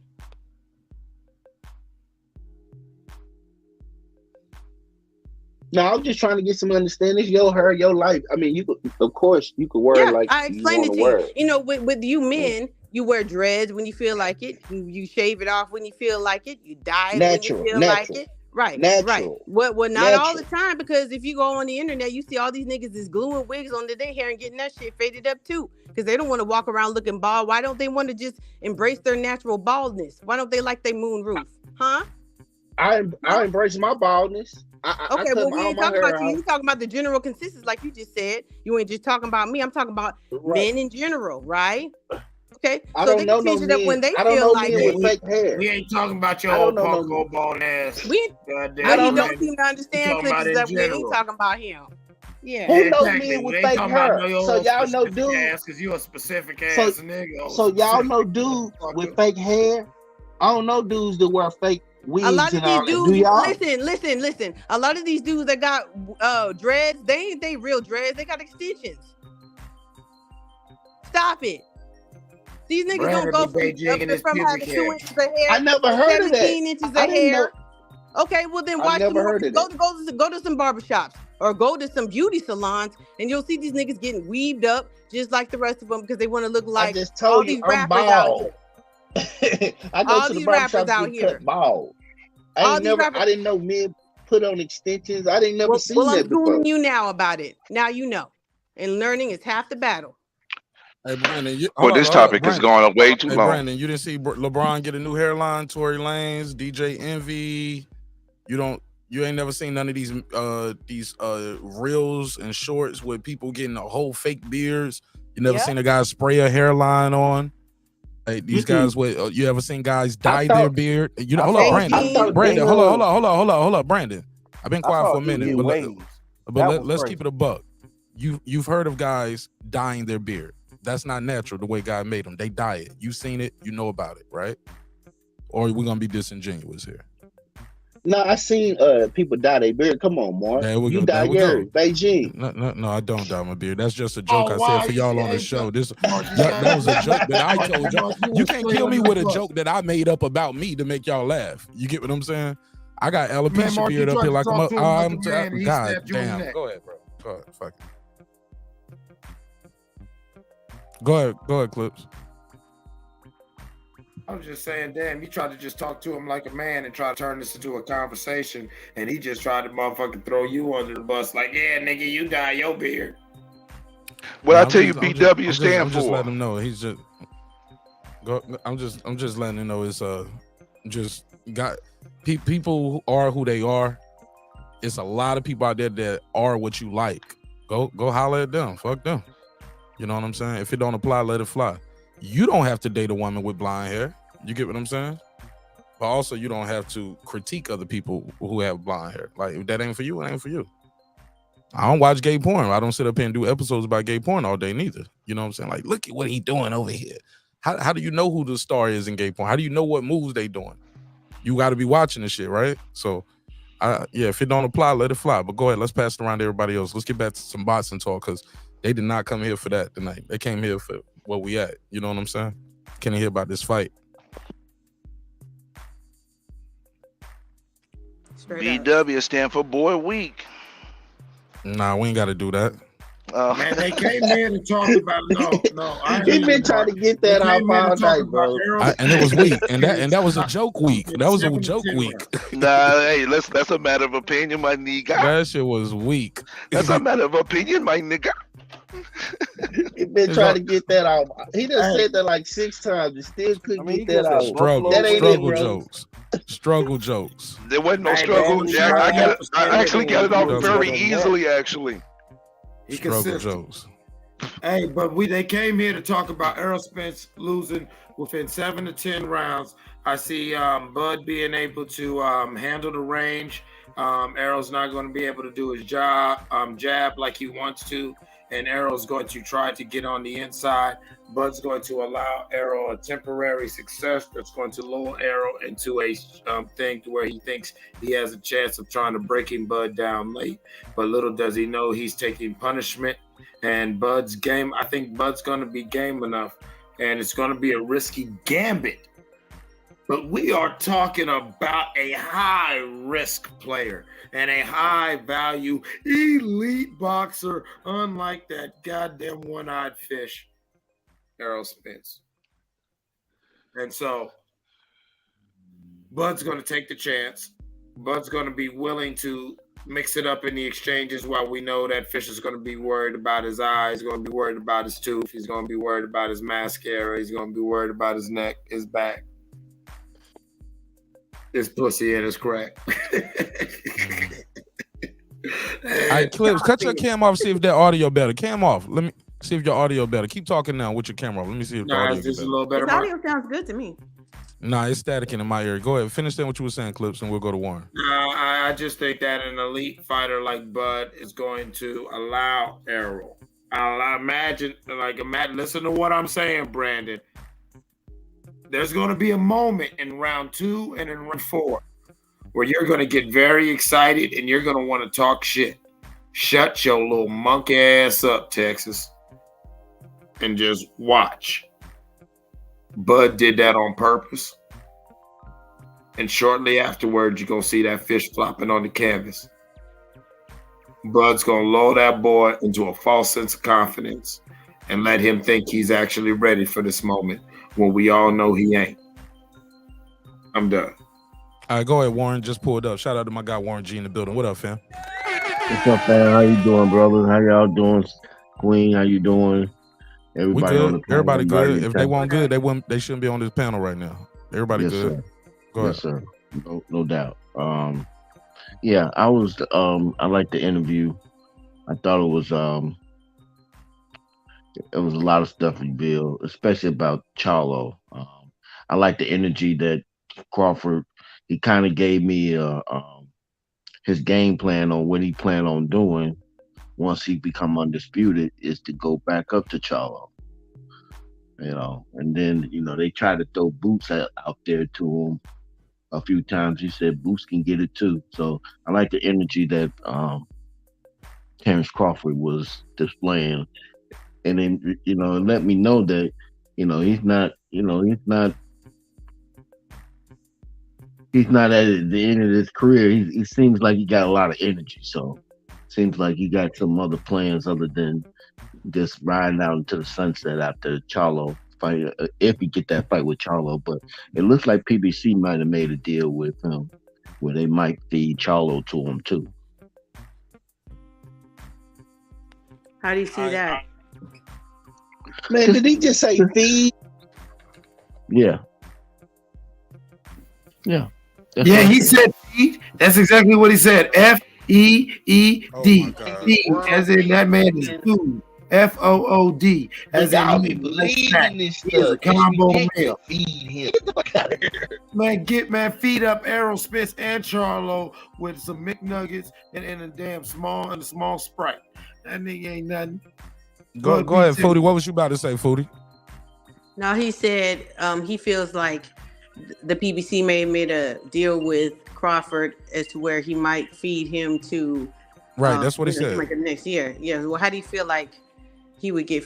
Why do you think that there won't be a rematch? She's talking to you, Warren. It's just the interview. He didn't even say anything. He said once he take care of his business with now let me say this. I'm seeing past more than two fight deals, so I'm looking past that. But he didn't mention anything about a rematch.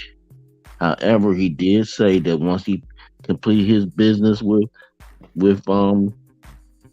Errol Spence, that he was going to see Charlo, and they asked him, and he said, "Yeah, he got to see me," as though he was like he's sure that he's gonna end up facing Charlo, like he was confident that fight gonna happen. Like Charlo's not gonna run. No, well, he was reacting to Charlo's response to him being the cheerleader for Errol Spence. That's the way I read it, and I don't think that was part of it too. Well, I don't think he's gonna go directly up to 154 after becoming undisputed. That's why I asked you. I'm not sure how that's gonna happen. I'm just assuming based on the whole little conversation surrounding that part of the interview. It seemed like he was sure that he's gonna end up fighting Charlo. That's what I took from it.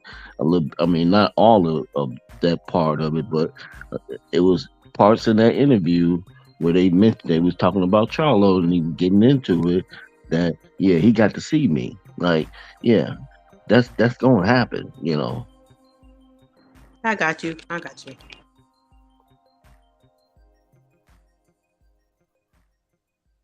All right, cool. Let's open up to everybody else again. I just want to make sure they can hear each other. Get that out. Go ahead. Yeah, I'm gonna check the interview out. Hopefully, like I said, hopefully they do more press and hope we get some boxing people interviewing these dudes, man, and can really ask them about their fights. Where was they at that time of their life? That kind of shit. I'm getting tired of these casuals getting the interview. Also, more, what you think about your boy Bernie the boxing interview? I know you saw it. Oh, with Tay Jones? Yes, sir. Oh, did you see it? Of course I saw it. I don't I got miss shot. nothing. I always get my little shout outs. They shouted me out. They know the homie. You know what I'm saying? That was love. Appreciate it. Martin Nash, oh, that's my man. Both the host and the guest. Yeah, we out here, baby. We working. Shout out to my brother Tay Jones, right here in the city, the beautiful city of ATL, Georgia. And shout out to Bernie the Boxing. Like he said, we're gonna cook that fish. How do you think he conducted himself? You think that was a good look? Did what the fuck you want to do? What you mean? No, that's not what I asked you. That's not what I asked you. I thought he did an excellent job. Excellent job. I'm gonna tell you what I thought. I thought he was acting like an emotional little girl, erratic, getting mad because he couldn't take the criticism that he saw on the screen. I thought he did an excellent job. He cussing him out. Oh, you B, you H, you this. Man, that showed me. And then he's so savage. He's sitting there rolling the goddamn blunt on screen. I was like, oh yeah, we definitely beating them. They can't fuck with us. They can't fuck with us. Y'all don't know that. Y'all just good niggas. Y'all used to this field. He ain't fighting Bud. I mean, he ain't fighting Bernie. Spence ain't fighting Bernie. He fighting Bud. Thank you. Talk that talk. He sound like somebody got a BB gun in the back. The point that I'm making, Mark, is look at how his team conducting themselves. They acting erratic. They scared. They acting all hype. They up and down. That's how women act. I ain't smelled nothing but estrogen all over Bernie when he was talking. Every time he opened his mouth, estrogen, estrogen, estrogen. That's all I saw. Well, we didn't watch the same interview. Say that when a person gets hyped for no reason, then calm down and get hyped again, they acting like a female? Get him, sir. He talking about himself, huh? I said exactly. I'm like, is he the pot calling the kettle black? I'm saying how he acting. That's what you call projected. That's what he do. He projected. Bro, there's no way. There's no way. I ain't never seen nobody part of Errol Spence team act like this damn idiot acts. Nobody. Charlo brother? You ain't never seen the Charlo brothers slapping the cameras out of the fight? Errol Spence team, not Charlo. Charlo, they own. Ain't Charlo part of the team? Charlo ain't part of the team? No, they their own entity. Get out of here with that shit. But you always say about part of the trainers team. and How about this? He ain't got to fight Bernie, dog. Don't get distracted. He's not fighting Bernie. He's fighting Bud Crawford, that guy you see on the screen right here. 3-time champion. I mean, 3-division champion. Mr. 6 belts, 2-time lineal. Fighter of the year. Come on, future Hall of Famer. His name ain't Bernie. His name Rico. His name Rico from Nebraska. However you wanted to go. He ain't got to fight Rico. He got to fight Bud Crawford, dog. And you know what's finna happen? Just like we ain't got to fight Yellow Beezy. Or whoever, we ain't got to fight Yellow Beezy, right? I love it. Let's go. See, this what hold on. Say something real quick. Hold on. You can say something. You can say something after this. Bro, what's wrong with this nigga, bro? His girlfriend. Nigga gay. My brother, man. Hey, Look at that wrist control. He got control of the wrist like an MMA fighter. Don't kiss him. Even his bitch said that. Don't kiss him. That's what they said in the background. That's his girlfriend. Let's go. This the morning ass I said. This dude gay. It's up, nigga. When it's up, homie. I'm still him, dog. I'm still him. People forget. They forget. And I had to remind people. They forget. They came over here. See, Brandon, that dude with the B, he wrong. He destroying another black man. I'm like, hold up. I'm like, do y'all not know where y'all at?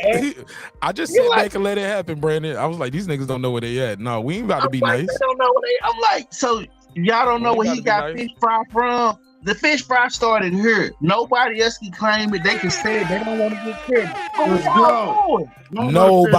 Nobody was saying that on YouTube. Thank you, Brandon. And you did it every night. We battled you did it every night. At least every week. No, at least every week, though. We used to do it on Friday sometimes. On Friday. We'll do a fish fry on Friday.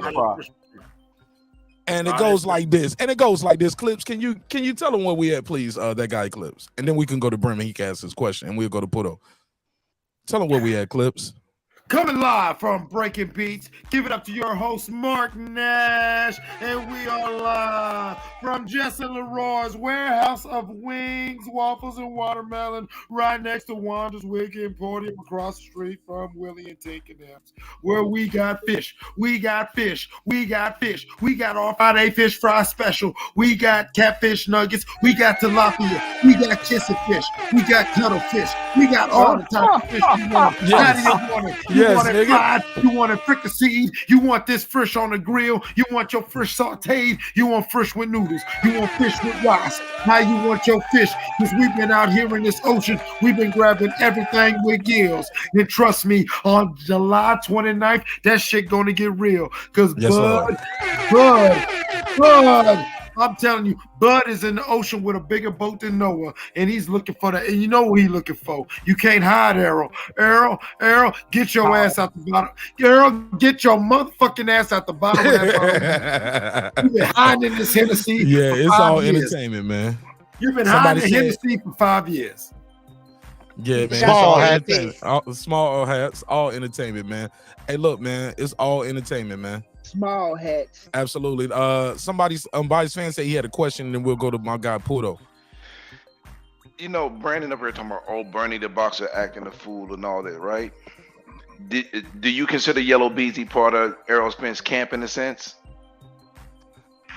No, no. Man, you be capping, man. Because listen, I know for a fact that Yellow Beezy was so in his feelings, he called a channel just to complain about somebody from Texas talking bad about Errol Spence. Come on, man, you supposed to ride for Errol. You from Dallas, right? And then you told him, I heard you wasn't even from Dallas. You from Mesquite. Oh, that don't even matter. So, I mean, listen, what's good for the goose is good for the gander. If you want to talk about Bernie, then, hey, listen, I've seen Yellow Beezy act a fool about Errol Spence on the A channel, live in effect. Called him in, acting a fool, being emotional. So, say what you like, bro. It is what it is. So you think Yellow Bees is comparable to Bernie the Bee? I'm not even saying it's comparable. It's just a person that's just riding with his team. He's part of his team, Errol Spence. He's part of the team. So, and Man, you gotta keep it a beam. Listen, this how we do it. Clips talked all that shit about fish fry and all of that. Clips lost money on the Ugas fight to me because he bet against Errol Spence like he shouldn't have. Here you go, bring it up all shit. Ugas ain't Bud. Not when Spence, when that fight was announced, I knew Spence was gonna dog walk him at some point. I knew Spence was gonna win. I just bet the money just to bet. I ain't worried about it.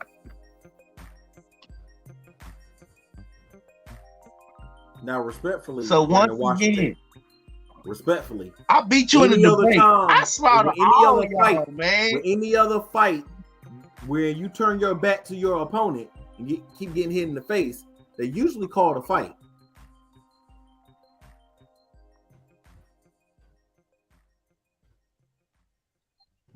Sir Senior, you know why you like Bud? Because we wouldn't accept that North Carolina bullshit down here. Y'all don't have no fighters? Who you got? What's y'all football team? Huh? See, here's the thing. Y'all they team went to more Super Bowls in the last 20 years than the Cowboys. How about that? Man, anyway. Went to how many how many have they won? The same as the Cowboys, right? You can live off 30-year-old legacy. That's what Brandon sound like. Bloop, bloop, bloop, bloop, bloop. No, I said they won the same amount as the Cowboys. None in the last 30 years. They've been the one. Y'all say y'all gonna win every year, and all y'all do is get a consolation prize. Man, I don't watch football, so you barking up the wrong tree. So if you want to talk about Cowboys, you might want to go. You just barking, period. You just be barking, period. Forget the tree. You just be barking. You're the one who brought up football. But we were supposed to be talking about talking to Sir Senior. I'm making a point. Sir Senior. So y'all latch on. The point is y'all latch on to them small town dudes. You know, with you being a small town dude, you know what I mean? Y'all latch on to each other. So I understand that's why you follow Bud. I get it. No, it's funny you say that, but Bud's birthday is a day. It's funny you say that. And Bud is an all-around fighter. So that's why I like Bud, because he's better than EJ. But I like EJ too. He's better than the rest. So what's your point? And we got to get my boy Puto in the conversation. Go ahead, Puto. Hey, real quick, while I got y'all on the panel, I'm just curious. Has anybody up here ever had a conversation with Rachel Richardson? Never. Never. Okay. Never heard of her. Okay. I think it's this dude, yo, that used to be on the he used to stay flat out all the time, like at the such flat out. Yeah, I think Rachel is old boy in here with a fake account, son. It might be Yellow Beezy. Yo, and I'm on. And that I'm might be sticking by that until further notice. Unless I ever hear that voice, I'm referring to you as sir until further notice, sir. But go ahead, Puto. What's up? Everybody in the chat, y'all let me know if y'all ever talked to Rachel. Y'all ever heard her voice? Has she ever showed her face in the world? Y'all heard her voice? If not, I'm calling Cap, yo. And the count just got started in 2019, nigga. These black men are not here tonight to be played with. They are here tonight because they want a change in their life and they want a change in their community. Hey, look, I sound like a girl, flat out. Who talks like, yo, that's this nigga, yo. And until I hear otherwise, no, you know what I sound like because you can hear my voice. But you are typing like that dude that I blocked. I think you old boy, and I blocked you before because you was up here on some disrespectful shit. But you cool right now. But I did have to call you out on that flat out. But go ahead, Puto.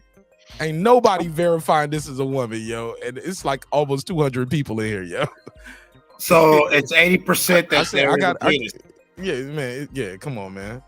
Yeah, you already know the vibes. Motherfuckers can't be over here. It's almost 200. Yeah. Go ahead, Puto. It's like 180 What up? people. What up? Mic check. So far, so good. Yes, sir. Cool. So good. Y'all still capping about Canfish Crawford or what? Let's go. Hey, count my check. You got it. Let me take my lead. Clips. Let me take the lead. Always, y'all. Let me keep the lead. Go ahead, Puto. Yeah, man. Yeah, I've been hearing a lot of capping, bro. Talking about like, Bud is just better. I'm like, last time I checked, June 29th hasn't happened yet, and Bud's about to get cooked. Plain and simple. Flat out. Flat out. There you go, bro. All right. What did you think of the interview? Did you see the interview? I only saw bits and pieces of it. I think the last part I saw, I think you put something on your channel about he was talking with Boots on like a FaceTime or something like that. Yeah, the whole interview came out today. Yeah. Yeah. No, I haven't caught it, Mark. To be honest, my brother. Okay, cool. All right, go ahead. It's open to everybody now. It's open to everybody again. I just want to make sure Puto got a chance to get his opening off. Go ahead. Thanks. Pioro. What up, Clips? Cálmate. No. Así soy, güey. Así soy. And in your face, bruh. I believe what I believe. Yeah, así son las cosas. Respectfully. Man. Crawford gonna kick his ass, bro. I'm trying to tell you. Yeah, we'll see. That's a good thing about the fight being signed. Go ahead, brother. Tell her, no, don't put road. Waiting on you. No, I'm just saying that's a good thing about the fight being signed. We don't got to speculate no more after. Exactly. We got a date now. So Puro. Let's go. No. Fuck that. We got a date now. So ain't no more talking and ain't no more keeping it nice for the community and fuck all that bullshit. You done picked your side. So you over there, nigga? I'm over there. All right, stay over there. 11th round knockout or a split decision. Stay over there, my guy. Bud is definitely over there, my guy. No later than 11th round knockout. Bud don't have Hispanic fans. We got Hispanic fans because we from Texas. That's how we do it. He don't have no Hispanic fans, no following. Nobody. I think Brandon might be right. Yes, Mexican fans though, because I'm a fan. Again, you're not giving Crawford credit for he's strategically moving around in circles so that he can promote that fight a little differently from where he was being promoted. First of all, you didn't give him credit for the fact that you should at least give him credit that he got 8 figures as opposed to no guarantee. Secondly, being on the $1 Million podcast introduced him to an audience that he probably would otherwise reach, especially when it comes to the hip hop community. So, and if you don't think that they Man, touch fuck the a hip lot of hop people, community. Ain't no such thing as no goddamn hip hop community. Bud don't need to be introduced to them. Who, Lil Baby and them? Who the fuck he need to be introduced to? He's a Hell nah. hater. He is a First hater of who all, say hateful and words. second of all, $1 million worth of game. Really, to be honest, well, that's a first of all, the hip hop community is actually international now. So there's no when you such speak thing. about a hip There's hop no such community, thing. you not. There's no such thing. I could tell that you've been sheltered or you've been in this small little circle that you don't even understand how big and how large the hip hop community is. Pause. And there's no such thing. Okay, all right. Where can I There go ain't to no the hip such thing hop? as a hip hop community. Hold up, Brandon. You saying that the hip hop community is not existent, and that is a None. fallacy. That's a made up shit. Nowhere. What you trying to Where can tell I me? go? Okay, if hip hop is a community, where are they hospitals? Where are they grocery stores? Where is all this shit? Oh man, shit. Where's a black hospital? Where's a whatever? Listen So now, you listen. prove my point. Brandon, you gonna stop all this hypothetical shit because now you trying to talk about social, geopolitical things that have nothing to That's what do makes with us a Errol Spence getting his community. ass whooped on July 29th. We are talking about July 29th and an ass whooping that Errol Spence is gonna take. He gonna take a whole ass whooping. I'm talking about he gonna beat him left. He gonna beat him right. He gonna beat him up. He gonna beat him down. You understand this? It's gonna be a full and ass whooping. Okay, the I'm gonna whole tell you why ass. that's not gonna happen. You know why that's not gonna happen? Because first of all, we already know, and then this is something else. I just do not. No. Finish first of all, then tell me about something else, nigga. Don't jump to shit. You so right. You so right. Stick to first of all, god damn it. First of all, I just do not believe that Bud's body at 35 ain't he finna be 36. When your birthday, sir, senior? Man, Joe Louis was 176 years old when he fought motherfucking Rocky Marciano. That don't mean shit. I don't want to hear nothing. What's your point, Brandon? What's your point, Brandon? My point is, I think the Bud, this is finna be. He didn't look too good for the. I didn't like his body for the pause when I saw him for the David Avenesian fight. He looked way ripped up for that fight. His physique was in amazing shape. I think Bud is on the decline, and I think y'all finna see it. I just think that the way y'all remember Bud in these fights and what y'all and the way y'all fantasize about the way he fights, that's not really him in the ring. That's just something that y'all making up. And I believe that y'all gonna see it come July 29th. I really do. I think it's gonna, I believe it's what Earl said. What happened in the Avenesian fight, Brandon? What happened? Who? What happened with his terrible physique? What happened? I think from what David Avenesian said, Bud went in with busted gloves and knocked him out. Who's David Avenesian? I don't know who. Compared to either one of the men that are about to step into the ring. He's a Russian welterweight. Ranked number 6. He was an actual ranked fighter.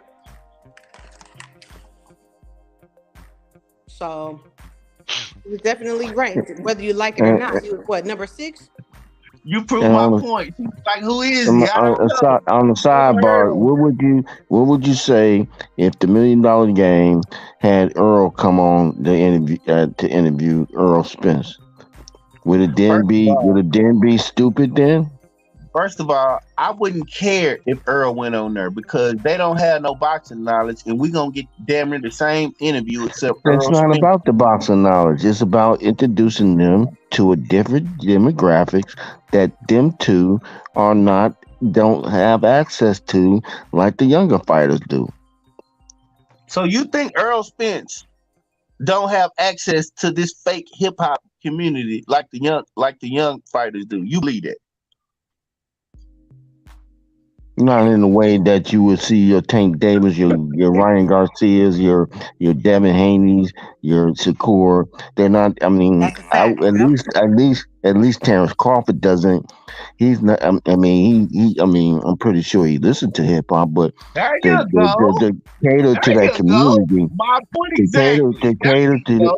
to cater to that community. And get some of their attention and get an audience with them. It's okay for him to go on the What is that radio They station in New don't York buy again? pay-per-view fights. Young kids don't have $1 million fucking money. worth of game. Who gives a fuck about them? And $1 million is what you think they young hip hop. Well, Well, clearly, what did you say, Mark? It was Hold like on, let me finish. 60,000 people. Let me finish. Well, Y'all you just think asked a question. Man, what you mean let you finish? You done. You been Go done. ahead. You know when you been done? You was done when Errol Spence signed that goddamn contract finally. Was Devin on the Gillie the Kid show? What the hell does Devin got to do with anything? Yes, he I'm has. just asking. It was Yes. like before the Lomachenko? Yeah, it was before. He it has was way been on before. there. Yeah, him and Bill, I believe, were on there. Not Okay. before I'm just Lomachenko, saying. but I don't know how like much a that year translates ago. to new I seen fans him or on there. fans. That's But all. not That's before, what I'm asking. not to promote the Lomachenko fight though. Oh, okay. He was just talking regular shit. All right, cool. I can't remember before what fight it was, but yeah, he was talking about. I can't remember who he was calling out. Was it Tank? Before it's all over, they're gonna be on the Breakfast Club. They already said that they're doing a tour in New York. They're doing a tour in on the West Coast. So I can Next week, I imagine believe those tours are next week. Yeah. they're gonna end up Thursday and Friday. touching right. And you figure Breakfast Club is gonna be a part of their stop. Just like the $1 million game was a part of that stop. Philly's right next door to damn near right next door to New York. First of all, you wrong again, because that wasn't part of that stop. That was part of the rollout to announce the fight. That's not because this was pre-taped and pre-rolled. This was not live. I understand that. I get that. I get that. I get that. I get that. But I'm pretty sure that Earl might end up doing an interview. I'm assuming. I'm just assuming Even if that he Earl. don't, They're gonna try to get Earl to say his piece too. I doubt it. But anyway, when it comes to the Breakfast Club, I don't understand what the fascination is with the Breakfast Club. Like that the Breakfast Club is It's an not audience. It's an audience, They bro. about to shit on the Breakfast Club because they talked to Terrence Crawford before or without talking to Errol Spence. Look at him. You here to tell? I don't know what it is. Earl already been on the Breakfast Club. The Breakfast Club. So they're gonna do it again. They're gonna do it again, sir.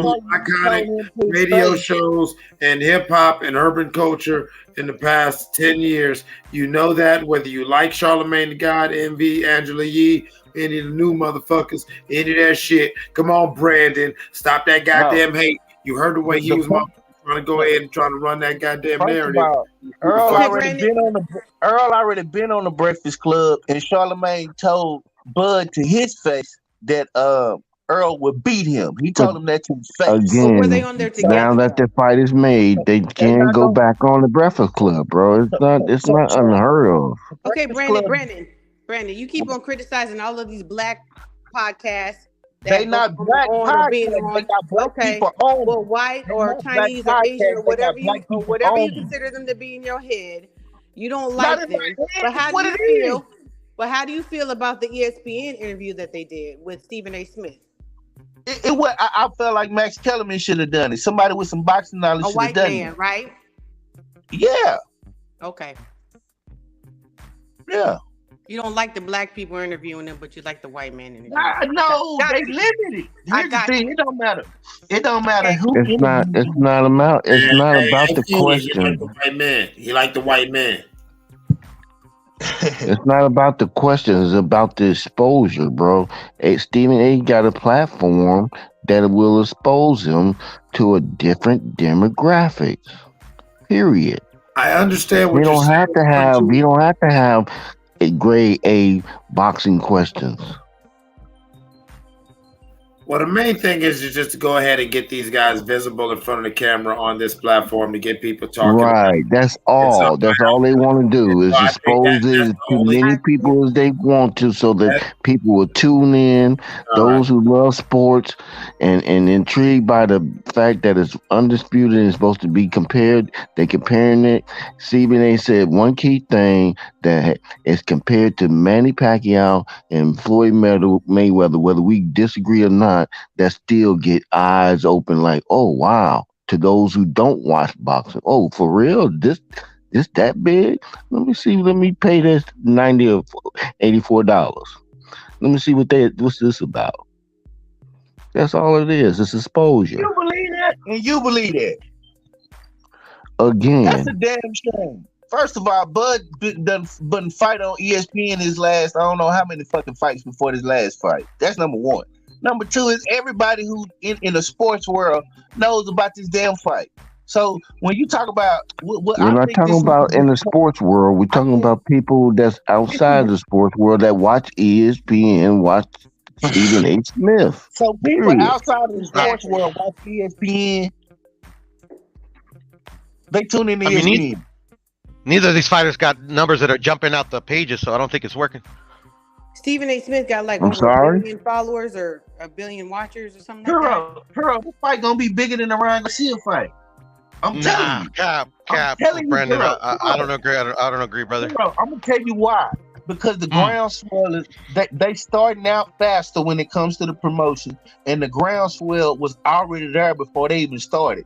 That Ryan Garcia tank, that was a popularity fight. This fight here is really finna come from the grassroots of boxing. Everybody. But I mean, just look at just look at the fucking, what am I trying to say? The precedents. Like literally, like Tank's been selling out, Ryan's been selling out. Tank has his fan base, Ryan has a fan base. Like, I mean, the writing was on the wall that that fight was gonna do big money, especially when you see the numbers of the press conferences. They were off the charts. You know, like Bud and Errol, they just don't do it like that. They ain't even had a We press haven't even conference yet. got. We haven't even got that close. What are you talking about? But yeah, just like in the press You conference, just said they ain't did something that you ain't never seen before. And you never seen Tank Davis do that before, so you don't know what that would have. You never seen Ryan do that before. No, but I mean, like they had a established fan base though. Like literally, like they had a lot of buzz. Like these guys. Clearly, don't these really guys have got. that Clearly, buzz. these guys got a. Clearly, they do, bro. You see, I got I had 200 people in here tonight talking about this. No, and I hear you, Are Mark, you and I hear you, insane? but I'm. Yeah, no, Are you're you not insane? insane. Okay, so what you think these people just came to see me tell jokes and listen to y'all scream? They came to No, talk about I this think fight this and is- hear about this fight. And But I think it's just a and boxing none of my community, taking though, Mark. and none of my Go ahead. taking Ryan videos was doing numbers like that. But they Again, sold 1.4 million though. again is That's again. afterwards, bro. That's afterwards. We don't know what They they gonna don't. do. Like Why I said, would like they? that's just my initial Oh, whatever. feeling. Like Yeah, when yeah. the press conferences come out, I Mark, forgot. yeah, You're gonna then be yeah. negative. Yeah, you're gonna I be think I it's ain't gonna gonna be be negative, bigger. bro. though. I'm See, speaking the Hero, facts, bro. But you don't want Hero, me to speak the facts, all right? It's Okay, not a so fact. It's wait a an minute. opinion. Puto, This that's is your why I opinion. think That's not a fact. Hero, this is why I think it's gonna be bigger. It's because everybody was already anticipating this fight. Already, nobody was anticipating Ryan and Tank the way they was anticipating. This fight is That's not really, really. So you think So people were saying that I don't think Tank so. and In my Ryan? personal opinion, obviously. Oh, You don't okay. think So- people were hold on. Let me make sure I heard you. You said you don't think people were anticipating Spence versus Crawford. No. Brandon was saying that more people are anticipating this fight and not as much as Tank and Ryan, and I disagree with that. Wow. Neither one of Okay. these fighters that are about to step into the ring have a casual audience like Tank or Ryan Garcia. Exactly. So That's my point. That's my so point. so You so said they let me don't? say this. They just did an If interview I'm with two casuals. Listen, Steven, if I is go, no, they're not. No, Gillie's not a casual.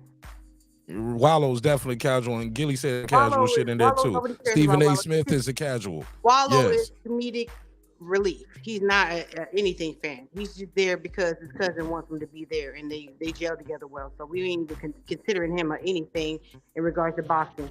Ryan, So Garcia, if I'm Tank, if I go to work right now, and I'm gonna let you talk, Warren. I hear you keep trying to get it. okay, go ahead.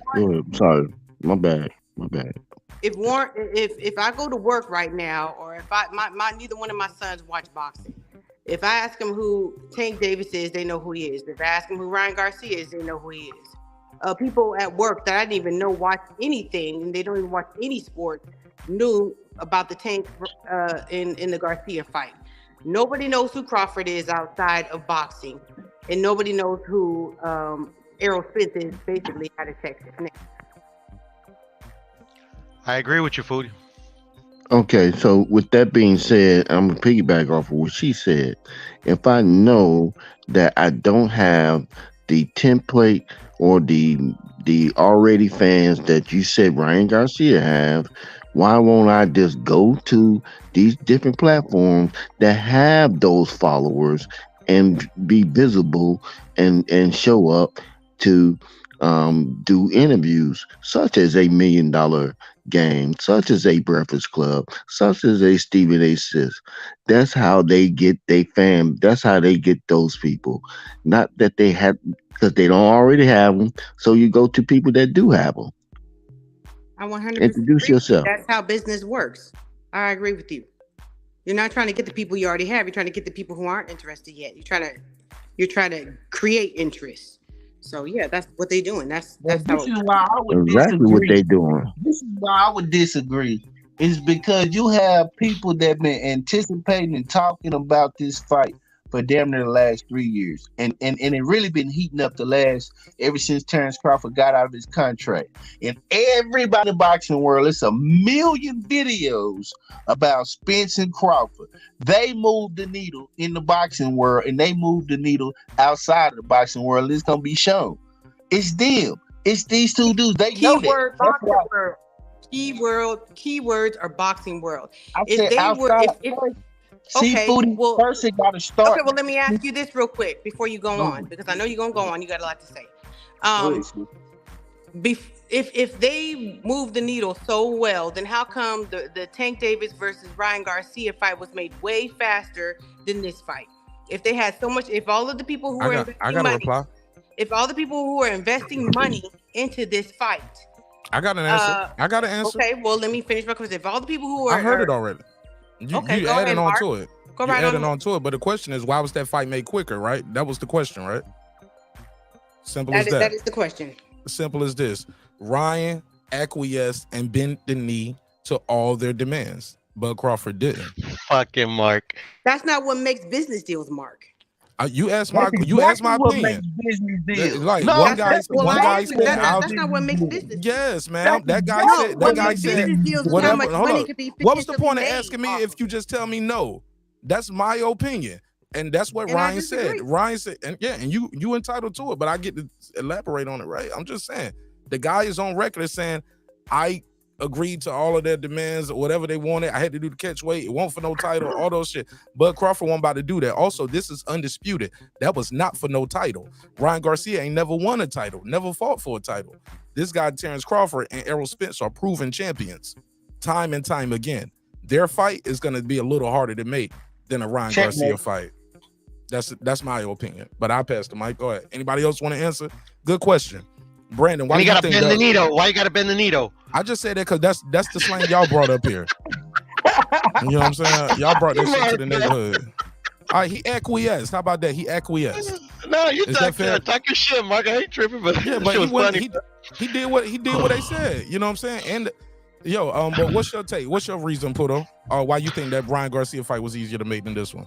And we'll let Warren Clips, unbiased fan.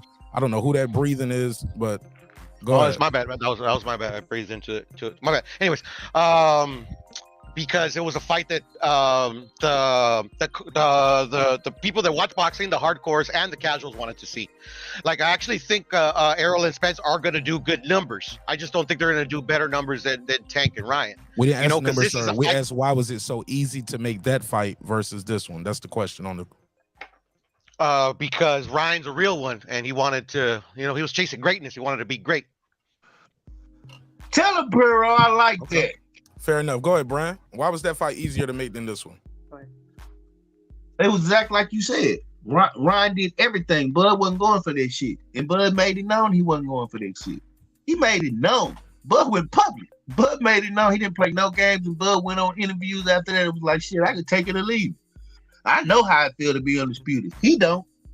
So I think Bud made sure that whatever he felt his worth was, he got it. And now that the fight is here, I can say respect to that. Did I like it? Nope. I called him a duck. Duck, duck, duck, duck, duck. But that duck talk stopped when he signed the contract. So for him I hope Bud got what he was looking for. Because I want the man to I don't want to see that man broke. I hope he go build a big ass mansion in Nebraska and own a bunch of property in Nebraska after this. I do. I got you. Let's go to Warren. Warren, why do you think that fight, Ryan Garcia and Tank Davis, seems like it came together quicker than the Spence and Crawford fight? What's your take, sir? Well, I did on what you said, Mark. I think exactly what you said is spot on for me. So I'm gonna just leave it at that. I mean, I don't think I need to add anything to that. All right, Sir Senior, why you think that fight happened easier than this one? I'll say that I'll pretty much agree with what you said, but I'll also add this caveat that was Ryan Garcia versus Tank Davis. Outside of the lucky left hook and his fame on, underwear and Gatorade commercials, very simply, nobody thinks of him as a real boxer in the ring, and he proved that by getting knocked out like that. The same way we told him what not to do, he did the same thing. So with that being said, the only person who's worse is the person he beefing with now, Rolly.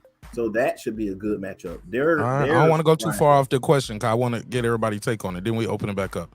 Well, I'll make it short. The fight they being suck made compared to Bud and EJ. Bud and EJ are way above their level in boxing. All right, unbiased fan, give me your take. Why Ain't nothing that to Ryan? add because you covered every single part of it. Okay, Clips, you want to tell me why that Ryan Garcia fight was made and the Spence Crawford fight took a lot longer? Unmute your mic, bro. Clips going once, going twice. All right, it's good. All right, let's go back to Foodie then. Foodie is open. Everybody gave their opinion on it. You can finish up whatever you want to go with. I just want to make sure everybody got a chance to answer. Good question. Good question. I think I respect your opinions. I think that you guys, there is validity to what you guys say, but the thing is, when you're talking about the money that can be made off of a fight, that is what I feel like made the fight a lot faster, simply because of the audiences that both of those fighters had versus Bud and Spence. Because if they can anticipate the kind of sales that Ryan and Tank got, then they would have made it a lot faster, no matter what belt or whatnot. Because I think that everybody on this panel, they're boxing fans, and they're not thinking about the casuals. And these two guys simply don't have the casual audience that those guys have. And the casuals, we didn't know if it was going to happen, but they did equal a lot of money. I agree with you, but hold on. I agree with you, but there's a but to it. Because if Ryan Garcia was accomplished in any capacity, the fight would have been harder to make. He's not accomplished in anything. So yes, granted they might have had felt like they would have got more money, but if Ryan Garcia had any real accomplishments, he would have probably not taken the deal how it was. It wasn't as much pushback. The only pushback was him forcing his promotional company to let him sign the deal. Right, but the pushback wasn't on Bud. It was on him being on the wrong side of the street and all of that bullshit. No, but what I'm saying is, if Ryan Garcia was actually accomplished, he wouldn't have took that type of deal. So that's what made it easier to make the fight, because he hadn't did anything to earn anything to get to that next level. He has not had any championship fights, any of that. So he was going to take whatever they gave him because he didn't have any leg to stand on. No, he took whatever they were going to give him because he knew that there was a lot of money to be made. He never went in there thinking that he was going to actually win this fight. And if you didn't see that, if you didn't see that by the way that he fought and gave up, then you're crazy. We weren't watching the same fight. We weren't watching the same fight. He did go in there. If you think he did, I agree quick. But he believed he was going to win that fight. I believe Ryan was damn near delusional. I don't think he even tried, really. I don't think he really tried. I believe he made the weight. He did the weight clause. He wanted that fight. Not only that, he gave up everything to get it. The point is, Bud had leverage, which is that WBO belt, and he held on to it and he did what he was supposed to do. I believe this fight gonna be. That Reggie belt don't mean shit. Get out of here with that dummy belt. That Reggie, that ain't no super. That nigga ain't got no real fucking belt to fight for. Who? So I think it's clear about that shit. Bud does have a WBO. I'm talking about Reggie Bud. belt. The WBO? Oh, not Bud. I'm sorry. I thought you were talking about Tank in the fight that we were talking about. No. That's a regular belt. Nah, we ain't talking about that. No, what I'm saying is that's what Bud was able to use as his leverage. He did a damn good job of it. And also, I think this fight gonna do like 2.3 million buys. That's just me. I think 2.3 million is gonna be July. Everybody gonna be anticipating it. They ain't did not one press conference,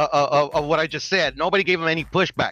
I didn't say nothing at the time because I was letting for everybody to cook. That's why I said.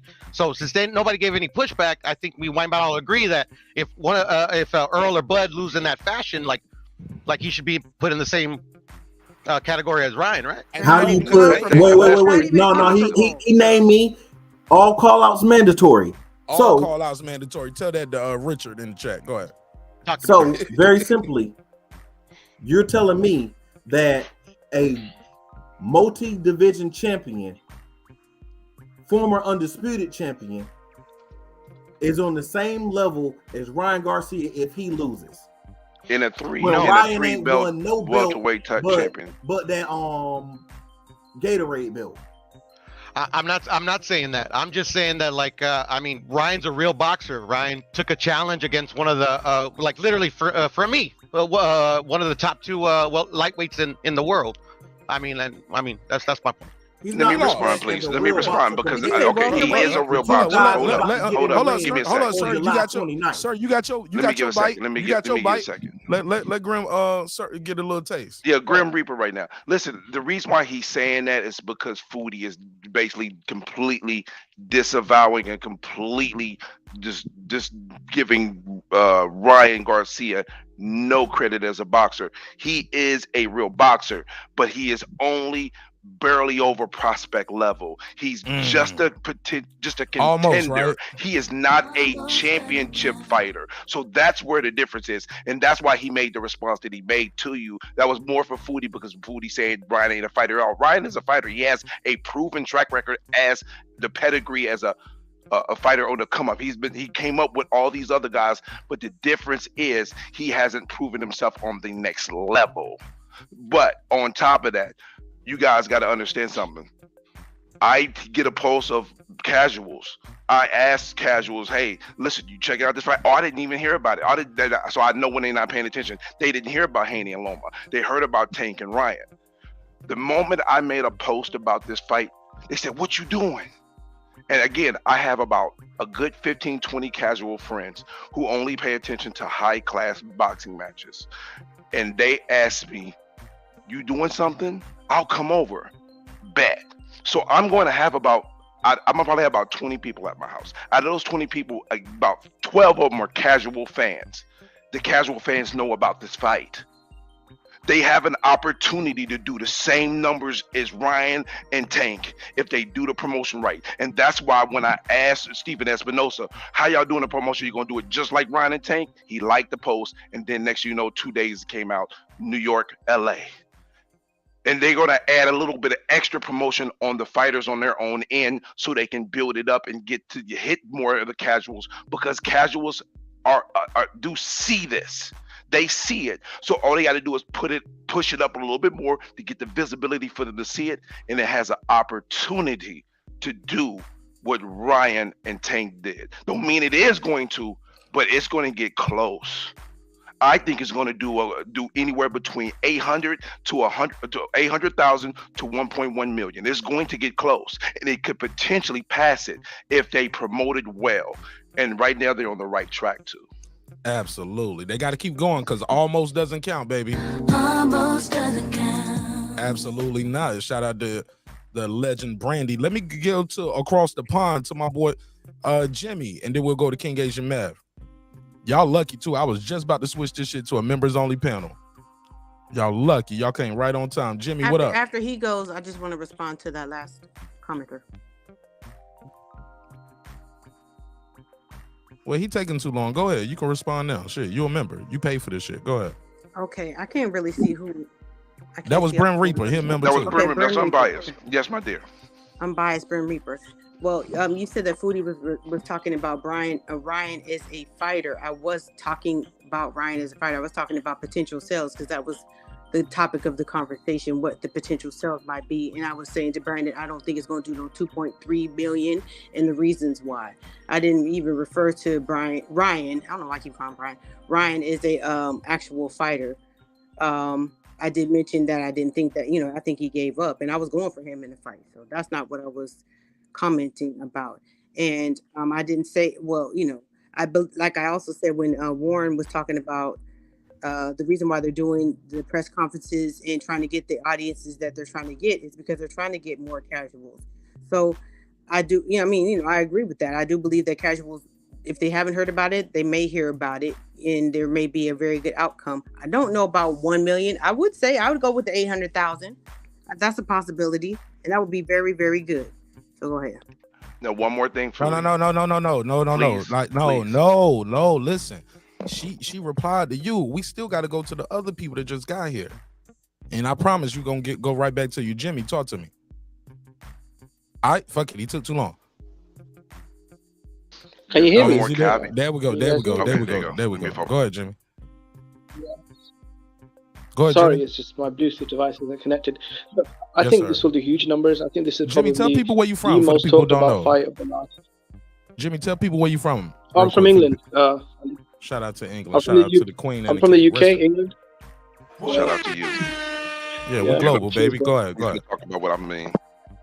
Go ahead, bro. Yeah, you're big in Europe. Go ahead, bro. Yeah, look, I think it's really huge numbers. This is one of the most talked about fights of the last 5 years. Maybe the most hyped up fight of the last 5 years. And I think it could do 1 million buys. They're all over ESPN, Fox Sports. There's a lot of hype trending on Twitter. I think they'll sell out in Vegas, and I think they could hit 1 million buys easily, because I know a lot of casuals have been hyping this up. And when you give the fans what they want, they will show up. And history proves that.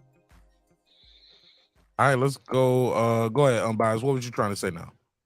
Hey, now the fact that we have this gentleman that's calling from London, right? I thought you was replying to Foodie. I am, but this is part of the point that I'm making right now. Okay. So this is part of the point that I wanted to make. If Showtime has sourced an overseas partner, this fight is bigger overseas than Ryan and Tank was. And they can possibly be able to actually sell this fight overseas as well. That's going to add to their worldwide numbers, because the world is actually paying attention to this fight, because people know who Terrence Crawford is and people know who Errol Spence is, because both of those gentlemen have won titles in foreign countries. That's another caveat. So if Showtime outsources to BT Sports and to the UK market and some of the other markets, that's only going to add probably another anywhere between It ain't gotta 200 be to BT. 300,000. It could be Sky Sports, and it ain't gonna. And it's Yeah, gonna it do could be over 1 any one million of them. buys. And it's gonna do 1 million buys in the UK, because they pay-per-views ain't nothing but like $25 or $29 or something like that. So it's gonna do easily 1 million in the UK by But that's itself. an if, though, right? We don't know that that's actually happened. That's an if. I'm asking because I don't know. It's definitely an if, but what I'm It's saying definitely is happening. No. That's not an if. No, that's not an if. They're definitely servicing it. They always service big fights. We know Because that. It's that's a Paramount. pay-per-view That's not fight. really Showtime. Showtime is their parent company. It's a Paramount. pay-per-view fight. One thing we So- do so know Paramount is has going it. to be hold on. served. I gotta answer this. Okay, Hold on. I got you. But We hear you, Showtime is Brandon. only in the northern hemisphere. Basically, it's only in the U.S. and Canada. They only have a partner with the Canadian sports market and the United States. Showtime has to actually outsource that to a foreign company to be able to bring in those pay-per-views for another foreign country, because Showtime is only in Canada and United States. Well, yeah, I know that. So if they source it overseas, that's going to probably include. It's going to increase the number, because these two guys have more Devin anticipation Haney than Tank. and Right. Lomachenko was on Sky Sports. So Yeah, but just that's so you know. ESPN. That's ESPN though. That's ESPN. ESPN already has that deal and arrangement to do that. Showtime doesn't. Showtime is, again, they have to outsource. Right, Showtime, Paramount. Yeah, got you. Yeah, they have to outsource. But I'm saying the two fighters here are actually more anticipated overseas than Haney and Loma, Tank and Ryan, because of what they've done in their career, because they've done some of their work over there. Terrence Crawford has a solid 2.3 fan million, 2.3 million Well, buys. I agree. I don't think it's gonna do that If much, but if it do, that would be good. I'll clap my hands. That would be great, because that would be that might bring it up to over 1 million, because there are a lot more actual hardcore fans over there in the UK. They love boxing and Exactly, and they know both of these guys. This because- thing, Right. what So y'all that would don't be the realize, caveat. Errol That Spence would be the took caveat. Carol yes. Brooks' title over there, and Crawford took Ricky Burns' title overseas. So In both North of those America- got overseas. in North America alone, this fight is going to do at least 2 million buys with streaming. Watch and see I what I hope tell you're right. you. I hope you're right, Because bro. I'm gonna tell you why. Because this fight right here, this fight, the way they're gonna sell this fight, they're gonna sell this fight as one of the most anticipated fight. This is the way this fight is gonna be sold to the public. Come watch two undefeated fighters in their prime fight for undisputed, something they ain't been had at 147. I can't remember. And also watch a spectacular fight. They know that both of these fighters gonna get in here and fight each other. They know that. So I'm telling you, this is 2 million. I see 2.3 million easy. You don't know who gonna win. You don't know. None of us know. This really one we don't know. Yeah. You know what I'm saying? We got our picks, and we got our predictions, but you don't know. Because the path, like if Bud going down that try to get my lick back shit, he might get another lick that he can't recover from. This kid is powerful, man. He's too smart. He's too smart. Nah, I think he's smart. I think he's too smart for that too. But he's talking and that if talk. Earl He might go in there, and if Earl come in there with that Shawn Porter body, he out of there. Right. But yeah, shout Bud out is to me smarter. and Brandon. Shout out to me and Brandon. Nobody ever thought we was play. Come on, man. Me and Brandon got a good thing going right here. He get on my fucking nerves. It took us a long time You to and get here. BW, that boy. Me and B-Dub, my bro, man. Like it took us a long time to get here, man. But this is what it. But it was all because of this shit right here. But now the fight gonna happen, and one of us gonna say, you know what, bro, you was right, bro. I was wrong. And when the fight got here, look how civil we was at. Look how civil we've been acting, Mark. The fight that got here, now we this cooled civil down. for us. Yo, this civil for us. That's people like y'all need to calm Hey, down. Brandon, they finally crossed the street, Brandon. They finally crossed the street. They see it's good over here. You know what I'm saying? It's more welcoming. But I just want to add in. I have a question.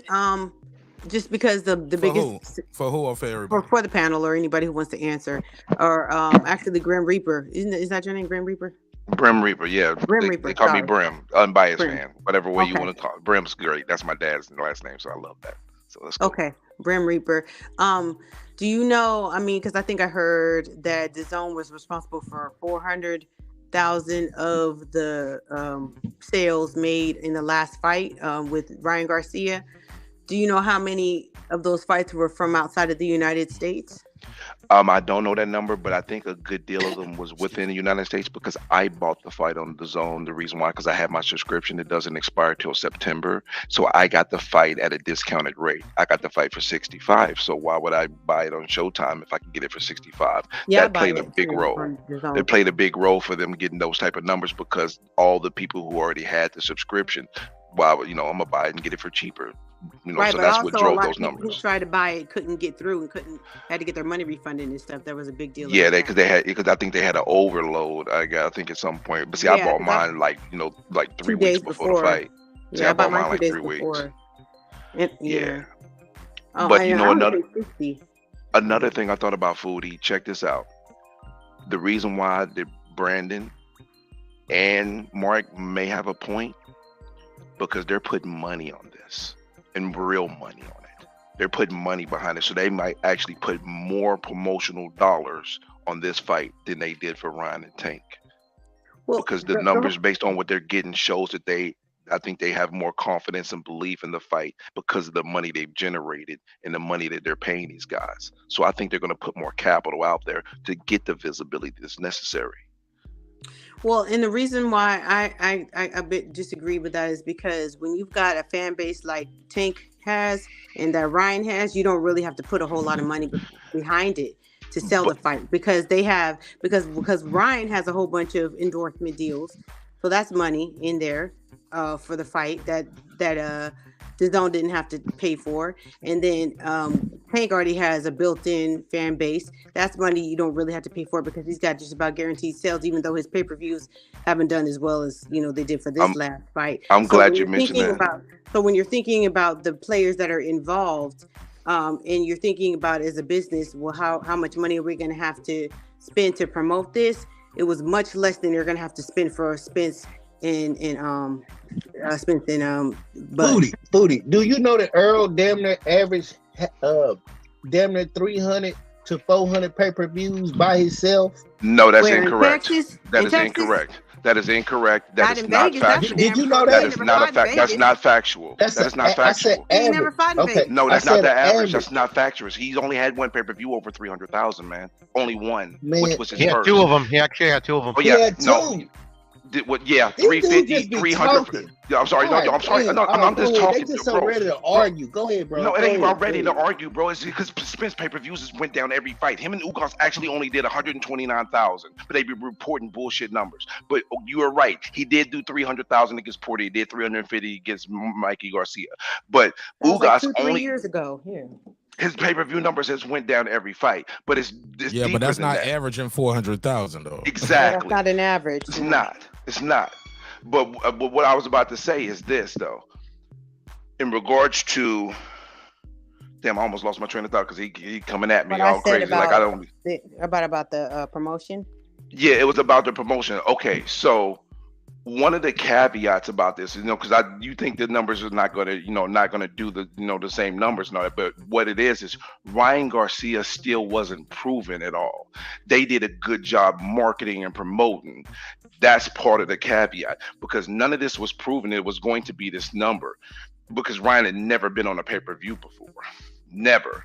And Tank had his last pay-per-view, they were saying either 61,000 or 149,000 for the other Garcia fight. So it was still question marks going into this. So as much as we can give credit for Tank and Ryan for having a fan base and promoting well, the numbers didn't necessarily guarantee that. We got to give credit where credit is due. So you're saying that Showtime did a good job promoting this. So you're saying that before the Tank and the other Garcia fight, that the fight wasn't already made? No. What I'm saying is, I'm not talking. I'm just saying the numbers themselves. I'm saying the other Hector Luis Garcia.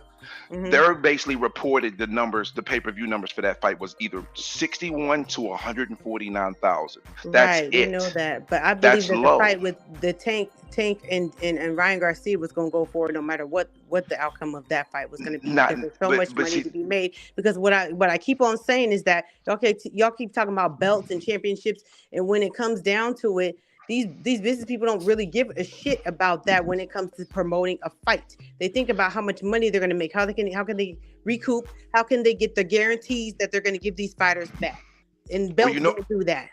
Well, I didn't mention the belts. The belts I give didn't- the fight substance though.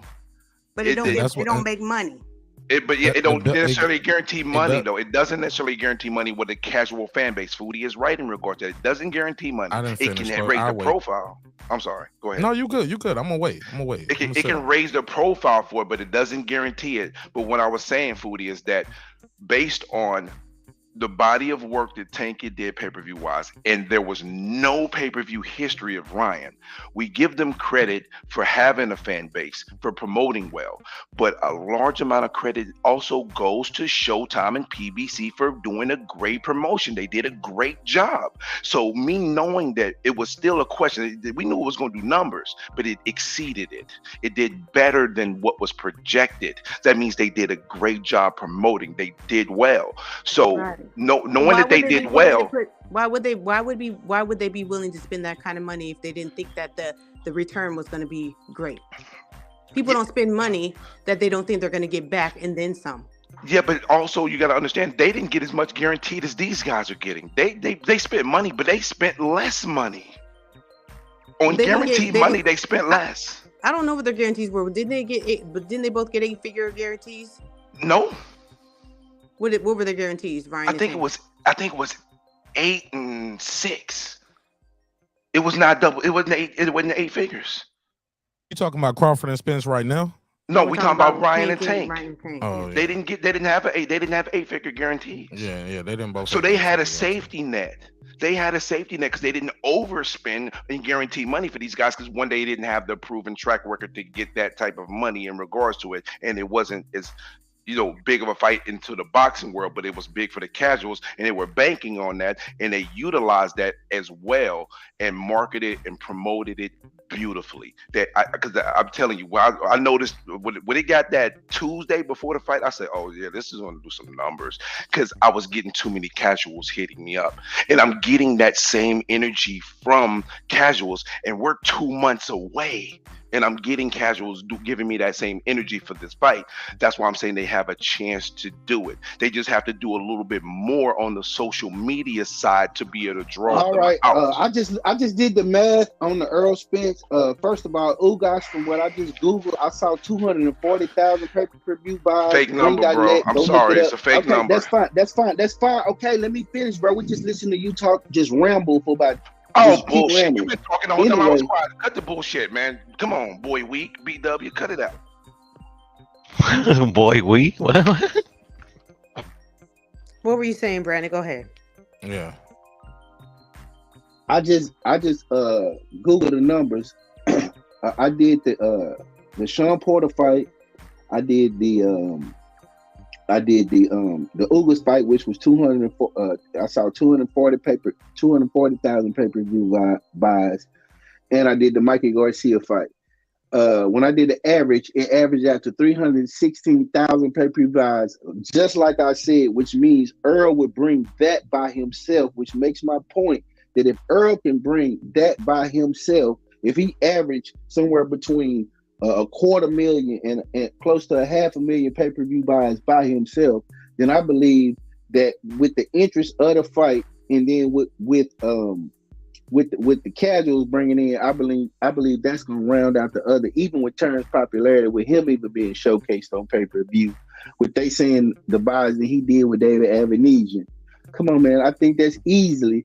I just think he's going to do 2.3 million around the globe. I think he's going to crash the Spectrum sites just like the Manny Pacquiao Floyd Mayweather did. I think so many people going to want to get this fight, it's going to crash. I got a question for Mark and the panel, actually. More towards the where the show was at earlier, because I've been watching little snippets. What do you guys think of Bud's pound for pound list? No, those were his favorites. I don't think they were the pound for pound. Those were his favorite top They five. asked him who he thought were the best fighters, right now. Yeah. Yeah. No, I think there was of all time, because Sugar Ray Leonard isn't fighting anymore. He didn't say Sugar Ray though. He did say Sugar Ray. At least I saw the wrong clip. Just saw the wrong He clip. said Sugar Ray. He forgot to Roy put Jones. Mayweather. I can't remember who. Yeah, Roy Jones in his prime. I can't remember the other two. Yeah, you asked the Sweet Pea. I got the timestamp for that part. Y'all want me to go to the clip? It's a different clip than that I saw. I was talking about right now. Sorry. Well, Mark, I wanted to add in on the I got finances. the Play it, Mark. You faded out, Mark. We can't hear you, Big Mark. But I understand what you're talking about. You're talking about his current, because he did a history one and he did a current one. Oh, I haven't seen the history one. I'm gonna check it out. Yeah, I was just like, yeah. He said Shakur Stevenson was at the top of his current one. Yeah, he said Shakur was number one. Yeah. Of course, yeah. Yeah, for current, but not of all time. Yeah, But Brandon, that's what I was asking for the current. But my Brandon, bad. Brandon, when you did them numbers, what dollar amount did you come out with? No, it wasn't numbers. It wasn't dollars. It was just a number. I did like 316, just real quick. I did like 365 for Porter and like 330 or 350 for like Mikey. Just hurry up and just the quick number. Okay, we just try to round up at like $90 per pay-per-view with those numbers. You come up with a quick number. I know these are guesstimations because we don't know what the exact amount of the pay-per-view, but we just put it. Okay. I didn't do the math on the pay-per-view. Did you do it? No, I didn't, because I didn't hear all of your numbers. But this is the point. I said all that to get to this point. Right now, I think that the fight done already generated the money to cover their purses already, just in the Vegas bet. And I was trying to look up what was the odds and all that. But I know it's going to eventually have to be a payout, but just money generated to where, hey, we got this to do with right now.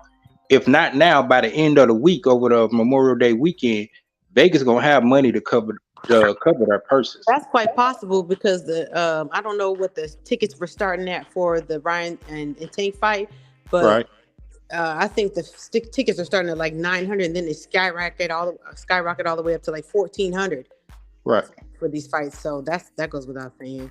Yeah, it's definitely sold out. We could just book that. And I know a lot of y'all saying, "Hey, this not guaranteed, that not guaranteed." I think it's a very safe bet to guarantee that place is going to be sold out. I don't think anyone's argued the money. We've been talking about pay-per-views and the numbers of sales that are projected. Yeah, but it was contingent to to their pay. It sounded like this. I think that they wouldn't have made this fight if they couldn't have made the guarantees. Period. So no, I don't think anyone was arguing with that. Oh, okay. Yeah, because I think it's safely covered on that. And then we ain't even seen the back end yet. Then the back end gonna be ridiculous. Back end could take 8-10 years for it to pay out, so that don't even matter. Hey, just so you know, guys, I use these numbers even though I know one of them is definitely not on point, but between the 4 fights, which was Ugas 240, 360 Mikey, 300 Porter, 250 Danny Garcia, that's an average of 288,000 per fight. Even though I know one of the numbers is definitely a fudge, but it's all good. But based on those numbers reported, he is averaging 288,000 pay-per-views per fight. So does anybody know the betting odds in Vegas? Because this is Bright Lights, big city. This ain't Texas. I'm looking it up now. I'm not seeing it. I'm on FanDuel. All right, pull up Bud. Since you now pull up Bud numbers. Right now, before I'll do that in a minute, but right now, Bud is minus 120. And hold up, what is Spence? What side is he on? Sorry, bear with me. I'm just trying. No, I see Spence plus 160. And by KO plus 500. Well, that's what it says now because it opened up though. It opened up Terrence Crawford minus 112 and Errol Spence. Actually, what the heck is this?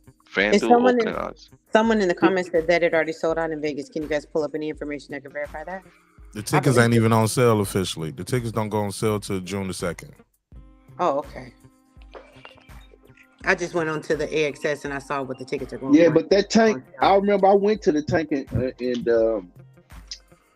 what's called a website. I went to what was the AXS.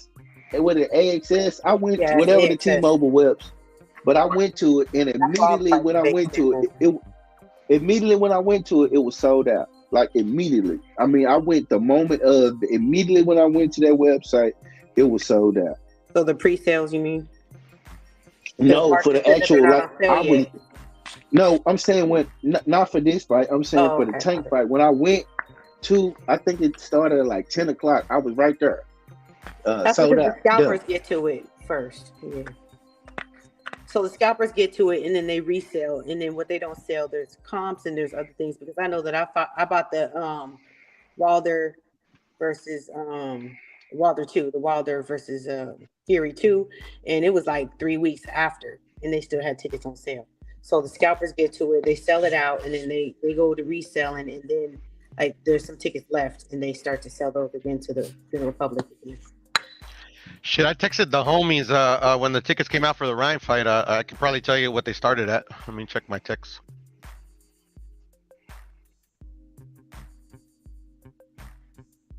It's open to everybody else. Go ahead.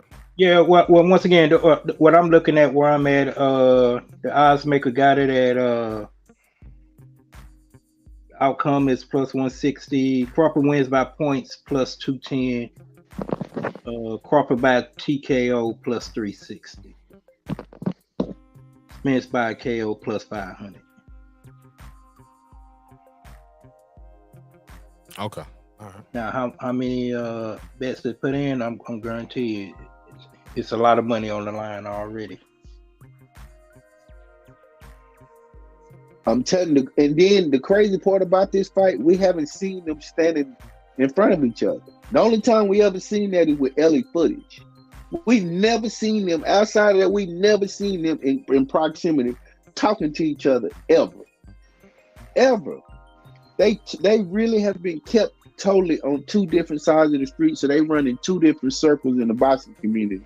And when we see them standing in front of each other, that's what's gonna tell the tale. When we see them dressed going at it, and they gonna start to get irritated. Somebody gonna say something. You gotta watch your interview, Mark, because you gotta. I mean, who I said Mark? I'm sorry, Brandon, because they've been having conversations with each other for a long time. That's how this fight was made. They've been having Yeah, I know for a long time. Yeah. Earl said that in his girl interview. Earl already said that. Yeah, because they don't hate each other like all these fans don't like each other. They ain't got no problem with each other. All these fans that are living vicariously through them, they got a problem. Brandon, they said that Bud interview was already over 20,000 views in 7 hours. So it looked like it's gonna beat that 207, bro, in 3 weeks. Hey, look, I guess I'm wrong again, huh, Mark? They care, bro. People are excited about this fight. They're excited, and people are watching Bud. Believe it or not, they want to hear what he gonna say. Do you guys think it's a good idea for like these two dudes to go on Mike Tyson's podcast? That usually like works out for the other dudes. I think it's a good idea for them to get as much exposure as they possibly can. I'm with you on that, Foodie. They need to come on Breaking Beats too. That word. Right. Man, somebody mentioned Joe Rogan, which I think is actually a good move. Yeah, he's got a lot of viewers, I guess. Joe Rogan, because that's you're getting the MMA audience. And Joe Rogan know about boxing. He knows something about boxing. He's not just gonna be sitting up there asking them stupid ass, dumb ass questions. He's not gonna be calling. Has Crawford been on there before? I think he has, isn't he? Yep, he has. Yeah, he has. Yeah, Crawford been on there before. I'm amazed Errol and Crawford haven't been on Mike Tyson's podcast. Everybody's been on their fucking podcast. No, both of them been on Brian Custer's. You know what I'm saying? He said Mike Tyson, man. Yeah, hot boxing, you know, because I like Mike, his energy and shit, you know, like especially the older Man, hot boxing episodes. I don't like Mike. I don't like the Mike Tyson. That Mike Tyson is docile and doped up. I don't like that. I don't like it. She said blasphemy. No, they fucked up. So They fucking with the lion. He don't like none of the black podcasts that these people go on. He don't like Gillie and Wallo. He don't like the Breakfast Club. He don't Mike Tyson. He likes What about Big Boy? Nope, hell no. Big Boy corny as fuck. He talk too much. Big head, What about Sway? Big head, What little about body. Brandon is in the hood. What about Sway? Yeah, that shit is horrible. Both of them been on Sway before. They've been on Sway before, both of them. I like Sway, but Sway really no boxing. As long as As a matter of fact, Sway had a boxing thing with a horse from the Brave Horse from Nas Group. I don't know what happened to it. They had a little boxing thing. Oh, and just so you know, Brandon, I went over and I did the same thing for Bud I did for Errol. I went by his highest numbers just reported, and Bud's average on his 3 pay-per-views is 120K. Yeah. So and where are y'all getting these? What are y'all getting when y'all get these numbers? Are y'all getting all these? Let me ask you a question. You don't even know what I was about to say. Let me finish, y'all. Let me at least ask the question in full.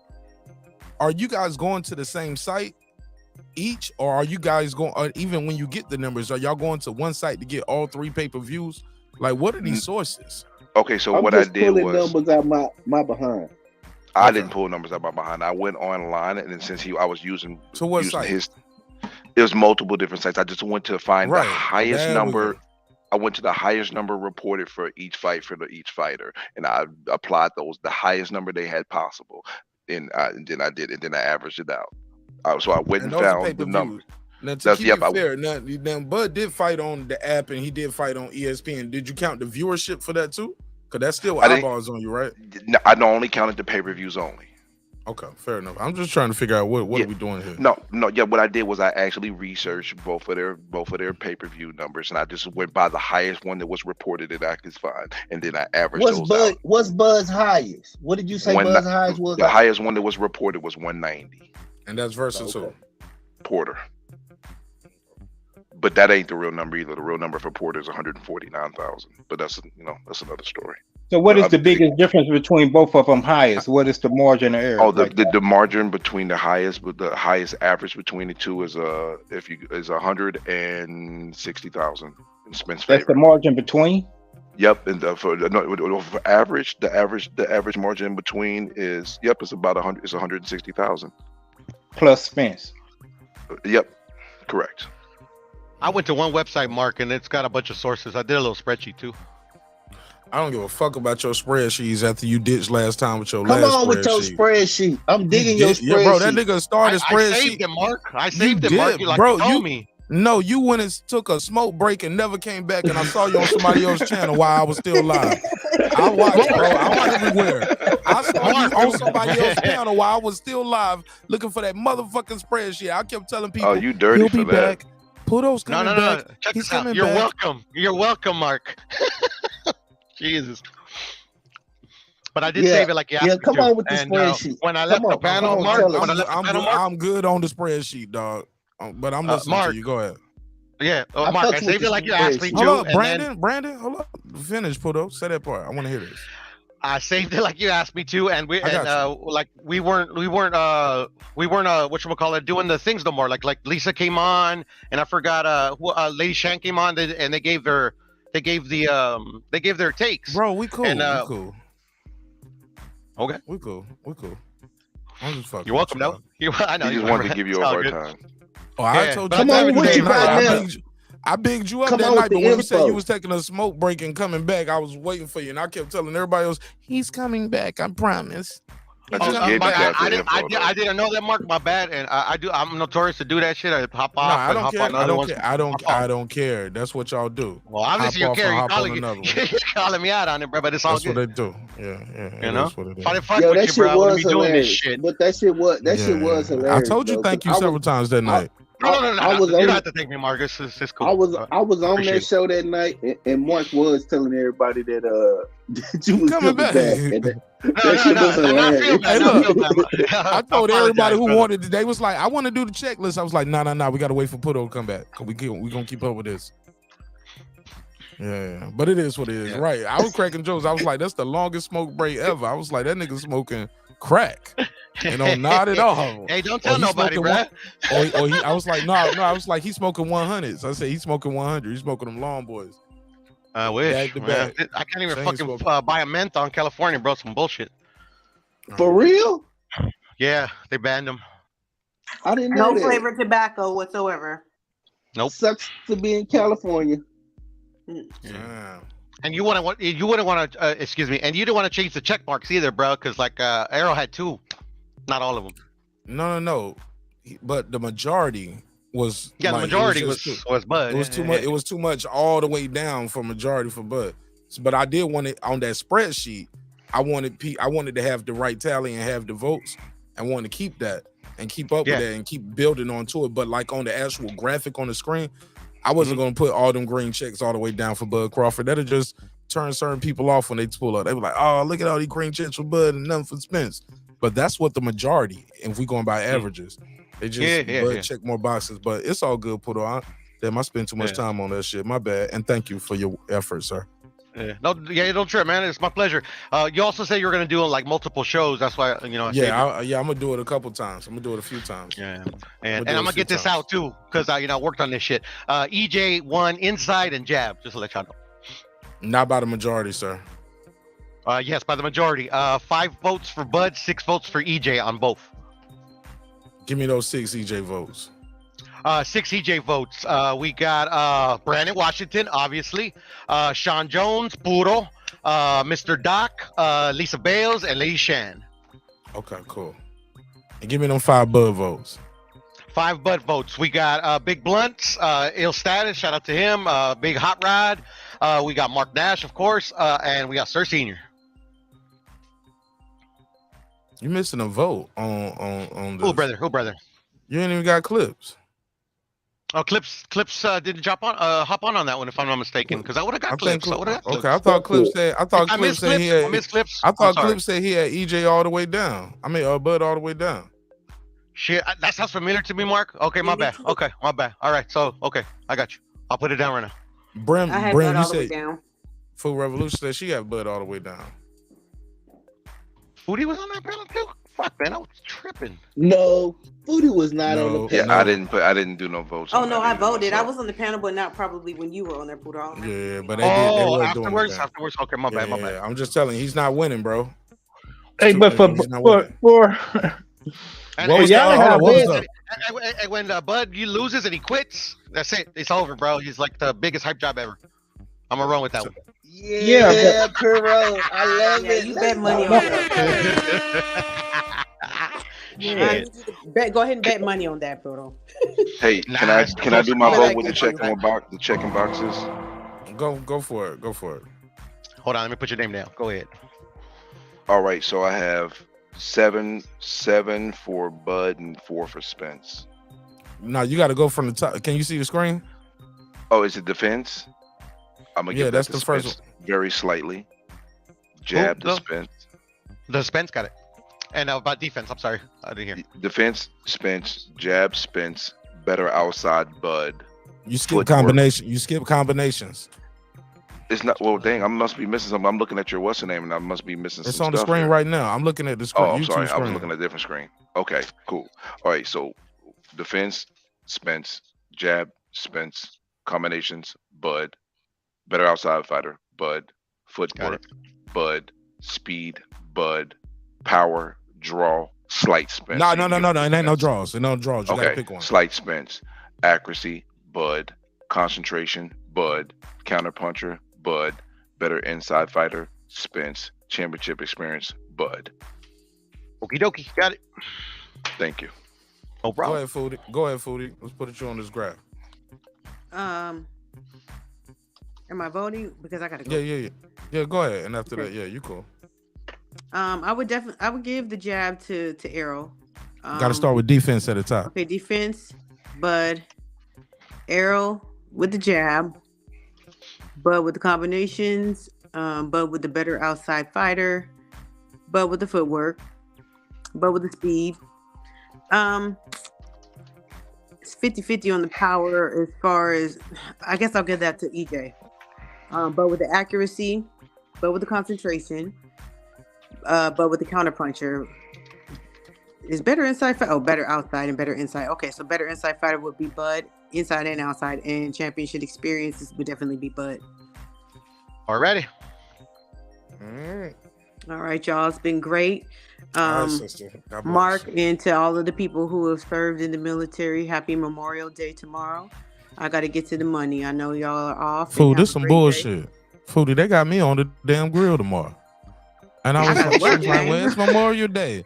She was like, yeah, but men always do. I was like, not the actual veterans. We don't. I was like, that's like on Mother's Day saying, here you go, you can babysit today. That's true. That's true. Side You know what note, I'm Mark saying? was It's like, complaining about this yeah. earlier. It's like, happy birthday. What you get for your birthday? You get to give me some head for your birthday, like type shit. They like your grill skills, like- man. They like your grill skills. Man, That's a hey, compliment. look, But call no, my I agree. mother-in-law. You She shouldn't was, have to be on your feet. my mother-in-law was like, oh, y'all grilling now? What you got? And yeah. And then she was like, when my wife told her, she was like, okay. She looked at her husband and said, what you want? They start naming shit that I didn't even have here. I was like, oh Lord. That nigga started. So you got to go to the grocery store too? My wife went already. She went earlier today. Well, yesterday. So I mean, yeah, man. But it just start adding stuff. Niggas start getting creative too. Like you gonna do some of them shish kebab with the shrimp and the steak and shit. And I was like, yo, my man. Nigga want me to make shish kebabs and shit. Like, golly, they working me, man. You should have told They them what's working on me. the menu. Like, this is the menu. You can choose from that. What you want? I'm gonna tell them my back is broken. Spinal. Spinal. What do you mean by that? My back is broken. What, I'm having back spasms again. Spinal. Oh my God, Yeah, man. my back Like, is spasming. It's spasming. and I got a theory that's why men live shorter than women, man. It's all these barbecues, breathing in charcoals and shit. You stupid. Like birthdays, 4th of Please, July, I can grill my Memorial ass off. Day, I be Labor breathing. Day weekend. Man, I'm out there with the mask on like it's still COVID out this bitch, yo. When I'm grilling now, I was like, I'm breathing all this shit in. But all right, you was Foodie, thank off you the for your hook. time, my sister. All God right, bless y'all. you. Good night, y'all. Welcome home. God bless All you. right, good to rest. Night, Foodie. Wrong. Peace. Shout out to my sister Food Revolution, aka Foodie with the beauty. All right, fellas, y'all got it, man. What was the point? What's that guy from England? Was he still in her? Man, he been gone. He said what he said and left. Yeah, he rolled out the ring real yeah. Oh, what you? Go ahead, say it though. He might be listening. Go ahead. I was just wondering what was the climate with, as they call it, the casuals there. You know, was it a big buzz over there? Yeah, just to try to get a global gauge on this fight already. But I think it's a foregone conclusion. It's going to do good, big numbers, real big. Sky's the limit in all aspects. All right, y'all keep cooking. I'm about to switch this shit to members only, man. Hey, I hope y'all had a good time. Anybody got anything else y'all want to say to the public? Because after this, like, they cannot talk to us no more in the chat. If you are not a member to the this the free part of the show is over, and yeah, we're gonna let the members rock out and chop it up. We're gonna Can't talk tell you some something. You more so boxing. fire, bro. It's 3:03 in the morning. There's still 113 people here rocking with us. Shout out to all of y'all. For real though, that's amazing. Yeah, man. It's a great show, man. It's a great show. So yeah, I'm gonna still chop it up. We're gonna keep it going here, but I'm gonna switch this chat to members only. I would drop a link. All right, peace, man. I would drop a link right here so you guys can join the members only if you want to be a part of that and support the show in a major way. Other than that, we got to keep it moving because membership should have its privileges. You know what I'm saying? So yeah.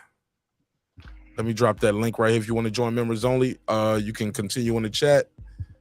Other than that, if you are not a member, you cannot talk to us in the chat. All right, cool. And with that said, y'all go ahead. Y'all got the floor. I'm sorry, bear with me. I'm here, but I'm at work. All right, go ahead, Puto. Haplo. Oh, I'm sorry, 1 second. Haplo, pull up for this members only shit, bro. Fuck with us. Go ahead. No, I just wanted to know what you guys thought of Bud's current best fighter, top 5 best fighters in the sport. Oh yeah, I got that clip too. Let me play that. Play that. But you give me your take on it while I switch this over. Switch this chat over the members on the chat. I disagree with him with Shakur. Who's the other one? Tank. Yeah, I disagree with him with Tank. You know, Shakur and Tank. You know, they got some work to do. Canelo. You know, obviously, you know, he's been here for a minute. Tyson Fury. I agree. Even though he's a heavyweight, but he, you know, it wasn't a pound for pound. Like they just asked him who was the best. And then the other one was who was the other one? I'm trying to remember who the 5th one was. Blah. Ain't coming out. Here, let me check. Inoue. Inoue. Yep. Yeah, I agree with the Inoue one. Yeah. It's a cool list. I ain't mad at him. You know, it's his opinion. It's subjective, you know. So I really Yeah, for sure.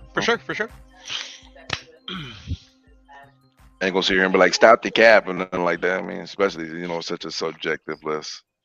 Yeah. If I was like face to face to him, I'd be like, stop the cap, and you know, I'd get right in front of him and shit. You know, he could whip my ass. Oh, you do better than Brandon, huh? Nah, just what did Brandon say he was gonna do again? Shake his hand and smile in his face. Oh yeah, that nigga say he gonna see all these teeth. He ain't gonna be like, Bud, you a Doug. The fuck? You don't know what you talking about. That was a good Brandon Washington impression, I think. But yeah, I think he gonna do that. Yeah, Bud's crazy. Shit. But bro, double edged scoop that dude. Hey, look, and Brandon better take the fight too, man. And he better take the fight and just press charges. Go out like a real G. Press charges. He said take the fight and press charges. Take the play. I'm pressing charges, nigga. I ain't gonna do none of that shit. I'm gonna step up there, Errol Spence. I'm gonna step too. That nigga. Hey, look, and then I'm going to sleep, and then I'm going to the bank. You know what I'm saying? That's the second nigga, time. I'm gonna still be on the ground. Charges. You said that to me earlier today. Yeah, it's a callback, Joe. You don't supposed to tell nobody I practiced this earlier, man. Thanks a lot. You ruined it. Thanks a lot. Nah, man, you talking about our private conversation. Damn. To be honest, if I met both of these dudes, I want them to think I made that up on the spot, Brim. I didn't want them to know I rehearsed that shit 6 hours. Sorry. I'm sorry. Puto. Yo. Yes, sir. Hey. Talk to me, man. Yes, sir. You fucked me over the other night when you weren't there. Where? That I didn't know I was supposed to be. The Oh, my bad. long ass smoke break. I was trying to go down the list and give my score. Oh, I'm sorry, brother. I still got the spreadsheet open, man. Cook, man. Let me know, brother. I got you. Put it up. I'm gonna take Yes, it sir. down real fast. So you I can got you. Give me a mark my sec. shit Give me a down. sec. Give me a sec. Let me just pull up the tab here. All right, with the caveat that anything that's real close, I'm picking a winner because there's no ties, right? Yes, sir. All right. Defense. Shoot. And shout out to everybody who was new to the neighborhood tonight. That was dope, man. I really enjoyed y'all. But we got to give the members join the fucking channel if you're new. Yeah, man. We got What the fuck are you waiting for? Membership got its privileges, baby. We got the best members only on fucking YouTube right here. Yeah. All right. Absolutely. Defense. Go ahead, big dog. Bud. Gotcha. Jab. I'd say even, but I'll give it to Errol because everyone says he has a great jab. Okie doke. Combinations. What does that say underneath? My eyes aren't that good. Combinations. Better outside, a better inside fighter. Oh no, outside. Two different things. Outside. Combinations, Bud, and gotcha. Outside fighter, Bud. Footwork, Bud. Speed, Bud. Power, Bud. He's working on a 10 knockout streak, and that's why. All right. I kind of feel like that's even, but that's why I'm thinking Bud. Accuracy, Bud. Concentration, Bud. Ready? Counterpuncher, Bud. Inside fighter, I'll give that to Errol. Okay. Because he does work the body nice, but not so sure he's really the better inside fighter, low key. But yeah, give that to Errol. Gotcha. And the last one says what? Championship experience. Oh, is that even a question? Bud. Experience matters. Experience matters, dog. Yeah. No, I'm saying, is that even a question? Right. But some people's like, I heard somebody say, you made this list to make it look all perfect for Bud. You knew he was gonna be all, but I was like, bro, no, I didn't. These are like video game categories questions in there if you want, but right. We could add some. Like, yeah, right. This is like foot speed is different than footwork, like I said the other night. Right. Typical crawfish fan. Shaking my head, man. See, hey, look, all those insults gonna come to a head on and it's not like because all those are that means nothing, bro. Like that means suck a nothing. That means Yep. nothing. You know, we're gonna Mark really Dash happen? members, Pluto. What were you saying, bro? You call us the crawfish, but we're Mark Nash members, right? Yeah, we are, bro. Let those motherfuckers who think they're fish join the membership. Hey, I'm a crawfish fan, bro. I just don't think he's gonna win. He's gonna win, bro. He's gonna knock this motherfucker out. He gonna fuck him up, dog. Yeah. This guy can't beat him. Not this version of trust Errol. your boy. This ain't the same version of Errol Spence that y'all are used to. Y'all don't think Terrence Crawford hit harder than Ugas? Yes. And Ugas was tacking him. Y'all think Terrence Crawford gonna stand in front of him and just stand there in a high guard and just bang with him like Ugas? That's who y'all think this guy's about to be overnight? He's not gonna use his length, the jab, angles, punch him between. He just gonna stand there in the high guard, head to head, forehead to forehead. Even in this interview, he started talking about that rock'em sock'em shit. He was like, nah. And with that rock'em sock'em shit. But I got that clip pulled up when you was asking about what do we think of his favorite fighters? Let's go to the 1 hour, 12 minute, and 10-second mark. Do it. Never tell me to do it again in your life like that, bro. I'll slap the shit out you. That shit's getting old, bro. Shit's getting old. Not you used to a get pissed off when you said pause like 20 times. Who used to get pissed off? Huh? Remember you used to say pause and somebody got mad at you? He was like, why you say pause? Why you say pause? Reggie got mad one time. I would think Megazord really went off that one night when Brandon told him pause. He was like, pause. He said, look, motherfucker, there ain't gonna be no goddamn pause. Yo, Megazord went on a trillion that night. That shit blew my mind. I Blew thought that was my funny, mind, brother. Oh my god. All right, so let's play this audio right here. It's your top five right now in boxing, not the top five in boxing right now. Right now. Champions or just anybody? Top five right now. Shakur number one, hands down. Tank, he up there. Canelo.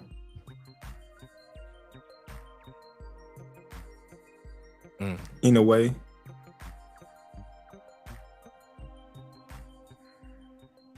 You thinking? Tyson Fury. All right. Damn. All right, pause it right there. What y'all think of his list? He got Tyson Tank, fucking Fury. That's a great list. Tank, Canelo, Shakur, Canelo, Inoue. And Fury. I replaced And Fury Fury. with Usyk. I'm saying, but what you think of his list though? It's all right. It's cool. That's a great list. That's a fucking awesome list. I love that list. I ain't like Haplo, like, oh my god, it's the greatest thing, but nah, yeah, it's cool. Oh my god. Trying to talk shit. Put up. It's a I'm list. always talking shit, fucking Haplo, you know that shit. It's a list. I know, and it never works with me. Bro, Get him, trust me, it man. always does. Get It always his ass. does, bro, because I get you triggered easy. Haplo, we on members only. You can flame his ass up. It ain't gonna be none of that Flame me, soft tone flame shit. me, Like, bruh. like, leave him alone, man. Y'all brothers, I need y'all brothers to work it out, man. You know, man, we on members only chat now. Like, go ahead. Come on, Flame his Members ass fucking up. only, bro. This is no joke right here. Absolutely. Anybody else want to tell me what they think of this list? Cause he got another clip. They asked him about his top five, kind of like of all time. I think That's the list I like. Let's hear it. I haven't heard That's that one. now beforehand. Back in the day. Who top five back in the day? Back in the day. Like what You go all the way back. You can go all the way back. I'm talking about from 90s back. It's hard. That's Man, hard. you Five. got- Come on, give me five. All Hey, right. you got it. All right, I'm gonna give you five quick. He said quick, just real quick. Roy Jones, Sugar Ray Leonard, Sweet Pea, Roberto Duran, Marvin Hagler. You ain't say Mike Muhammad. You say anytime. That's the only five you want? Let's hear those five again. What was that? He said, all right, real quick. And All right, I'm gonna give you five quick. Roy Jones, Sugar Ray Leonard, Roy Jones, Sugar Ray Leonard, Sweet Pea, Nell, Roberto Duran, Marvin Hagler. Marvin Hagler. Y'all think of that five right there? I approve of that message. I love the five. One Roy thing he did Jones. say afterwards, though, he He's did not say going. Let me hear it again. He's not Let's going hear it back again. very far, but I'll give it to him. That's a good list. Right. So Roy Jones, Sugar, because maybe he got through off with the guy said 90s on back, so he kind of slowed down right there. Sugar Ray Leonard, Roy Jones, Sugar Ray Leonard, Roberto Duran, Pernell, Marvin Hagler. All right. All It's right. a good group. It's not And I bad. thought he was being genuine too, because usually when, like in my opinion, when you do it real fast like that, bro, it's like the ones that like you truly always thinking of, you know. He did say I shouldn't have forgot Mayweather though. He did say that Yeah, after. right. Yeah, and he gonna stress that a couple times. Man, You ain't say Mike Muhammad. I just finished, Oh, I just go. finished watching some of that interview, bro. Man, that dude sit there and capped and lied his ass all the way through that interview. You couldn't Man, watch Terrence- that whole interview this quick.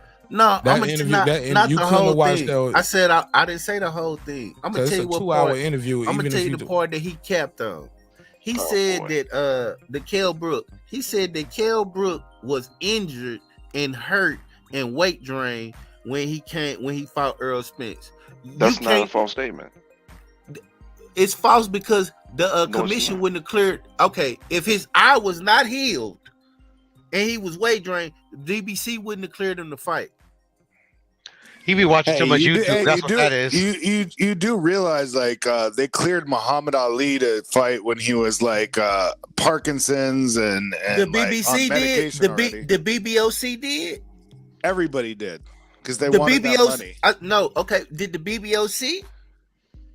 Because that's what I'm talking about. I just Specific. said everyone did. Okay, well, I'm speaking specifically. Well, I'm not speaking blanket. So he was wrong on that. That's number two. I know Then he his said- daughter, bro. How do you know he's May- wrong on that? How do you know Alright, he's cool, wrong on cool. that? Y'all go ahead. You're assuming that he's May- wrong. Listen, May Ali, I his daughter, want- told me he was already on Parkinson's medication when he fought Holmes and Burbick.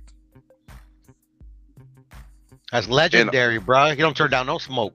And also, it's a fact that he was coming off an eye injury. It's a fact that he was coming back down 2 weight classes. Those are facts. But I don't agree that he fought a better Kell Brook. He fought a Kell Brook with better conditions, but Kell Brook was not a better Kell Brook at the time he fought. And I didn't mean to demean his disease either. You know, just everybody took it that way. What does that have to do with Muhammad Ali though? The Kell Brook thing. Because there's been fighters that wasn't 100% healthy that's coming into a fight, and most fighters. And the thing is, Mayweather has stated to us multiple times, "Hey, I went into fights with broken hands and stuff and all that." You know, you brought it back around. Yeah, I feel you. All right, I'll play some more audio. Anytime. That's the only 5 you want? But nigga, he only got 5. You can't fucking count. No, but I'm saying he said 5. I ain't say Michael Muhammad. You gonna give a nigga 5. And you ain't say 5. Floyd. And then you gonna say that's the only fucking 5 you want. He ain't say Floyd. He ain't say Mike. He ain't say Muhammad. I'm just. He got fucking 5. I was definitely supposed to put Floyd on there. Dang. Well, yeah, Floyd. And in your other joint, you ain't say Boots in the first right now, so I ain't. But that's another story. But you know what I mean, like. But you ain't say Mike. I'm just shocked. I never heard a list without Mike, Floyd, or Muhammad on there. Damn. He named some he know he fucked up. niggas. He know he fucked up. I fucked up not putting Floyd on there. It sound like, bro, he keeps skipping over Mike Tyson. Now it makes sense, Mark. Now it makes sense. Nah, Mike and Muhammad, you tripping? Come on. Wow. And he ain't passing up on that Muhammad Ali neither. Me, why? Why? Mike is the one that got me started to boxing when I seen this shit. Mike did his thing, but he wasn't no Sugar Ray Leonard. Sugar Ray Leonard wasn't no Mike Tyson either, though. What about Muhammad? But Sugar Ray And what Leonard the fuck does that mean? Way more confident, Mike. He just said it. He just said it right there. Did you hear it? Sugar Ray sure Leonard right. for way more. Sugar Ray Leonard wasn't no Mike Tyson. Yeah, either, Brandon, tuck in that vitriol. What about Muhammad? But Sugar Ray Leonard fought way more confident, Mike. That's what they said. But see, they gonna say that about you, so you can't say that. Yeah, but it's on paper. It's like me fighting Errol and like Sugar Ray Leonard. Come on, man, that's a bad boy. Yeah, he's a bad motherfucker. That's a bad boy, man. He Come a bad on, now. motherfucker. Roberto Duran. Yeah, he'll be a man. That's a bad motherfucker. Sweet Pea. Yeah, no. Roy and his pine. Yeah, it's a bad motherfucker. He ain't I should- lying. All them and some I was supposed to put BMFs. Floyd up there. Yeah, that's why I was like, you ain't say, but that's the 3 that was Floyd low. and Roy, my favorite fighters. Roy and Floyd, my guys, man. And Man, he just started. Why did hold you up. say He Shakur just started today is your saying that number shit one? about Floyd. I never heard him say this. I've been about hearing him Floyd. say that for years. I've been hearing it for years. Maybe I missed. Yeah, Brandon, man, listen, he been just to saying find that a shit reason for years. vitriol. You're hilarious, He's been Brandon. saying that shit for years, and he's been saying the reason why Floyd is one of his favorite fighters. Like, he been saying that for years, man. He said Floyd was just a total package. He been on that Floyd shit, the clean life, and Floyd. The main thing he learned from Floyd was stay in shape. Just stay in that gym, stay in shape. Yeah, bro. Don't blow I up in could between do weights. a top Yo, Mark. 5 list that has none of those guys on it. But that's his list, bro. So Yeah, you gotta why respect are they it. fucking pressing Mark, him on that? Mark, this No, dude- it's this just dude- conversation. Brandon's hilarious, man. Brandon's hilarious. He listens to find a reason to have vitriol, but it's classic. He just listening just to find a reason for We vitriol. all are here for what we're here for. We just glad you're here, man. You nutrageous, man. Oh Lord, what was? You want some smoke with Brandon, yo? Did I you keep just trying say to break the nut- fight I got up, smoke with him. but I we got are smoke members with him. only, man. Did you It's just say always got smoke with outrageous? Yeah, He he's wants some nuts smoke and with you. outrageous at the same time. Oh my god. Pause. Let me Nutrageous. add the pause just for y'all. Yeah, you need to pause that right there. Yeah, because I did it just for y'all, but I'm pretty comfortable with my manhood. But pause for y'all. I don't Whose know. list would be better, Haplo's or Terrence's? You might be nutrageous.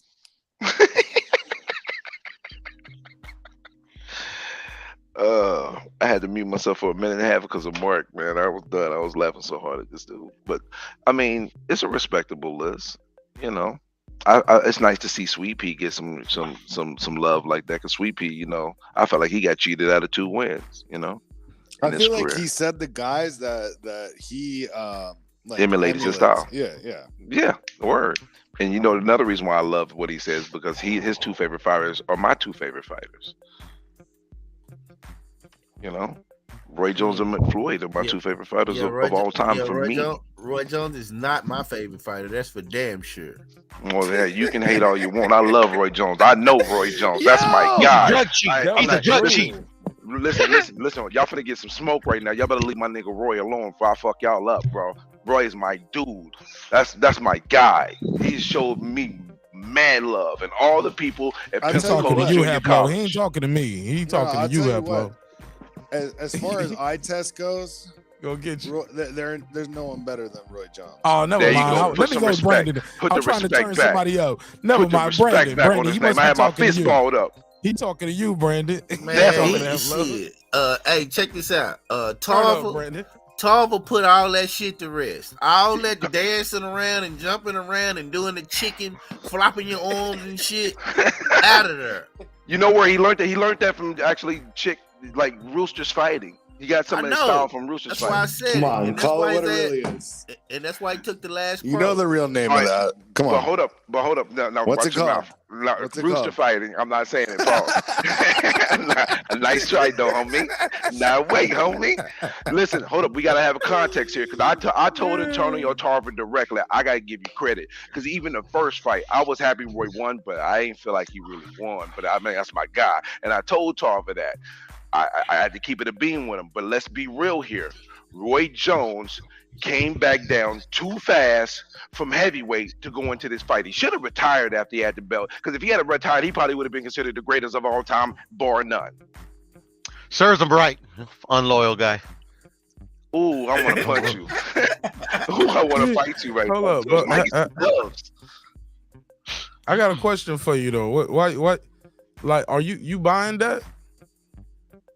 Buying what?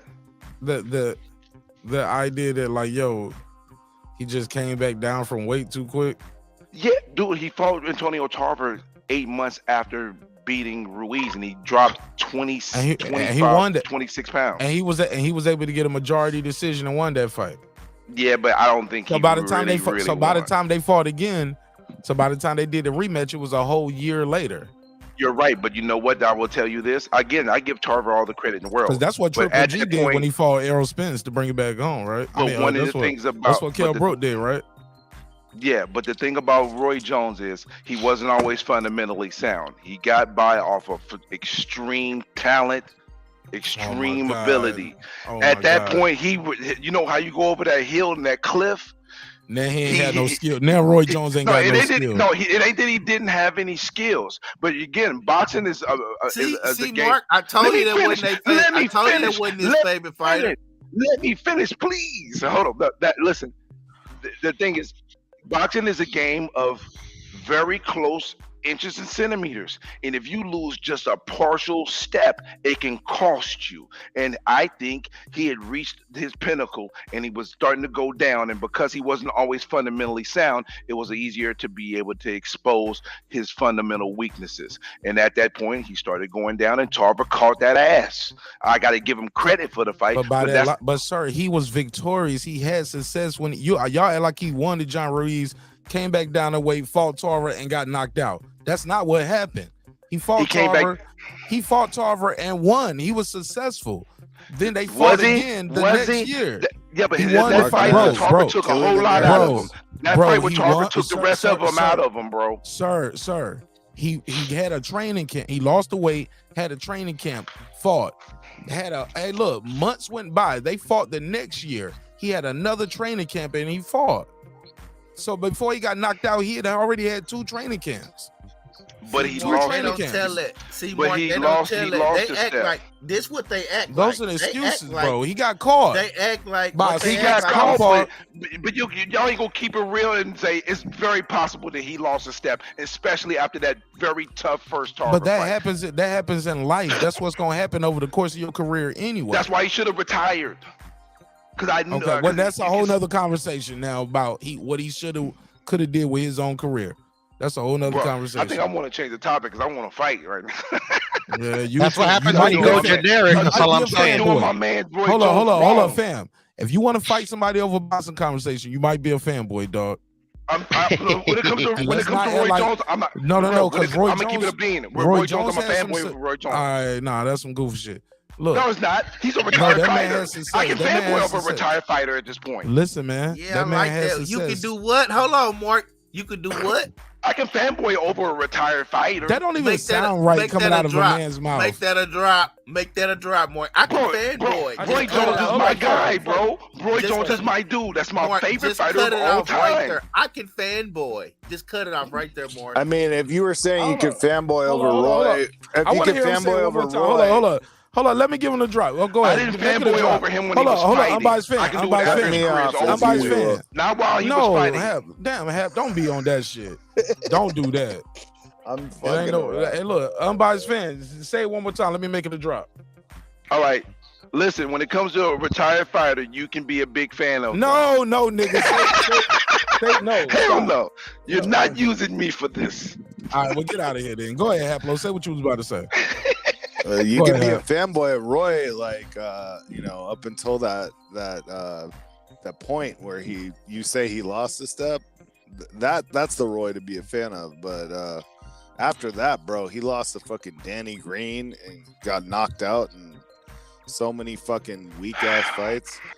You can't be a fanboy of that. You cannot be a fanboy of that. I'm sorry. No, I can't. You hurt my soul talking about this. And then he went to Russia and became a Russian citizen. Putin bought him. What the you mean fuck Putin bought him? Brandon, shut your ass Bought up. him? What the hell? Shut your ass up, Brandon. BBW, acting up. Yeah, Putin went over there and bought him. You saw him over there smiling. He over there, Putin, he got him a little Russian citizenship. You saw it. Roy Jones had success after that too. He beat Philostrina. That I remember that. Beat him fairly easy. And so we can that counts. You know what I'm saying? After Green, he took his eye off the ball, bro. To just take a butt. No. I'm talking about after he had lost to Tarver. Okay, well, after he had knocked out all these times where he was talking about where he hadn't got acclimated, where he won some and lost some, even after that. You know, y'all must have forgot. Okay. Y'all must have forgot. Go ahead, Hap. He was great. Can't be stopped. Can't be wrong. Can't be moved. He fucked up his legacy. Yep. I don't know about that because he's in the Hall of Fame. No, but what do you mean by fucked up his legacy? If he had retired after the first Tarver fight or just after the first loss, they might have considered him. Is that a question? He would have considered him one. He would have considered one of the best. He might have been considered the greatest of all time. I'm saying I think it did affect his legacy because he would have been considered the greatest of all time if he had retired at that point. I agree with that. All right, there you go. As much as it hurts, you're agreeing with me, so I guess there's nothing to respond to. Oh no, I ain't got no wins on this, bro. I love to have some wins on it, but I don't. I'm gonna keep it a bean, even if I'm a big fan of Roy Jones. I'm gonna keep it a bean. What's your 5, Haplo? My 5 what? That you said I got a good 5 that don't nobody have. Let me hear you. Spence. I heard that shit too. Yeah, I got Spence. No, not even close. Y'all go ahead. I'll be right back. I want to hear it though. Top 5. Look, you could do a top 5 without any of those guys that he has on there. Facts. Muhammad Ali. He didn't have Harry Greb. He didn't have Sam Langford. He didn't have Joe Gans. He didn't have Archie Moore, and he didn't have fucking who else? You don't mention Sugar Ray Robinson. I'm punching you.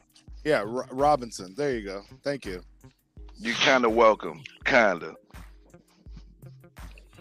Okay, what's your 5, Brandon? You talking about right now? No, all time for you. Probably Muhammad, Sugar Ray, Floyd,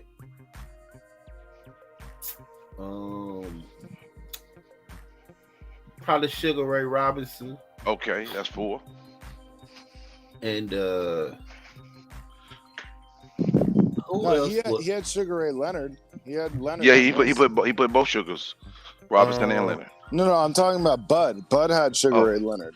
Yeah. So I thought we were picking guys. And I'm not gonna lie, I hate to say this, I wouldn't put him there, but just because I loved him sentimentally, I really love this dude. Watching him fight, y'all gonna laugh, but Oscar De La Hoya. He was I'm gonna laugh. Fuck Oscar.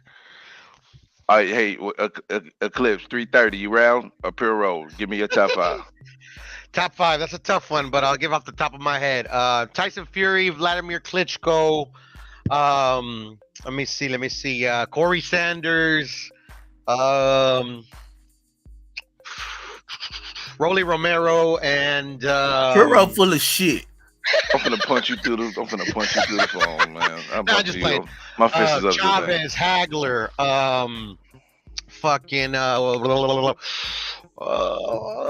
Muhammad Ali, fucking Finito Lopez, and don't forget Oscar. Nah, fuck Oscar. Oh damn, Roberto Duran. Okay, not too shabby. All right, I could give you 10 more, but go ahead. Oh yeah, you can give a whole bunch. Okay, so here's my 5. Muhammad Ali, Sugar Ray Robinson, Floyd Mayweather, Roy Jones, and who's gonna be my 5th? Wow, that is tough. That is a tough one. Henry Armstrong. Yeah, but I didn't see him, so I mean, I didn't see. Fights are up on YouTube. Baby Mendy, that's a good one. Baby Hagler. Hagler's good. He's in the running. He came in my mind, but I don't know yet. Hold up. So it's going to be between Hagler, Duran, did I hear someone say Corey Spinks, though? Oh, come on, man. Y'all playing games with me. Oh, my goodness. Y'all wilding. If that's the case, you know what? I'm going to go ahead and put the other Fury, not even Tyson. His little brother. I'll put him on. Tommy. Like that. Tommy Fury. There you go. Yeah, y'all acting up. Did you say Corey Spinks? No, I said Baby Arizmendi. Oh, okay.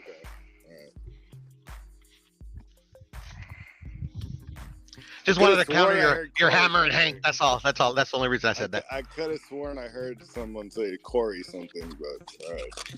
Oh, I said Corey Sanders as a joke. I said Corey Sanders as a joke. Okay. Hey, rest in peace to Corey Sanders, man. Oh yeah, rest in peace to the brother. Yeah, for sure.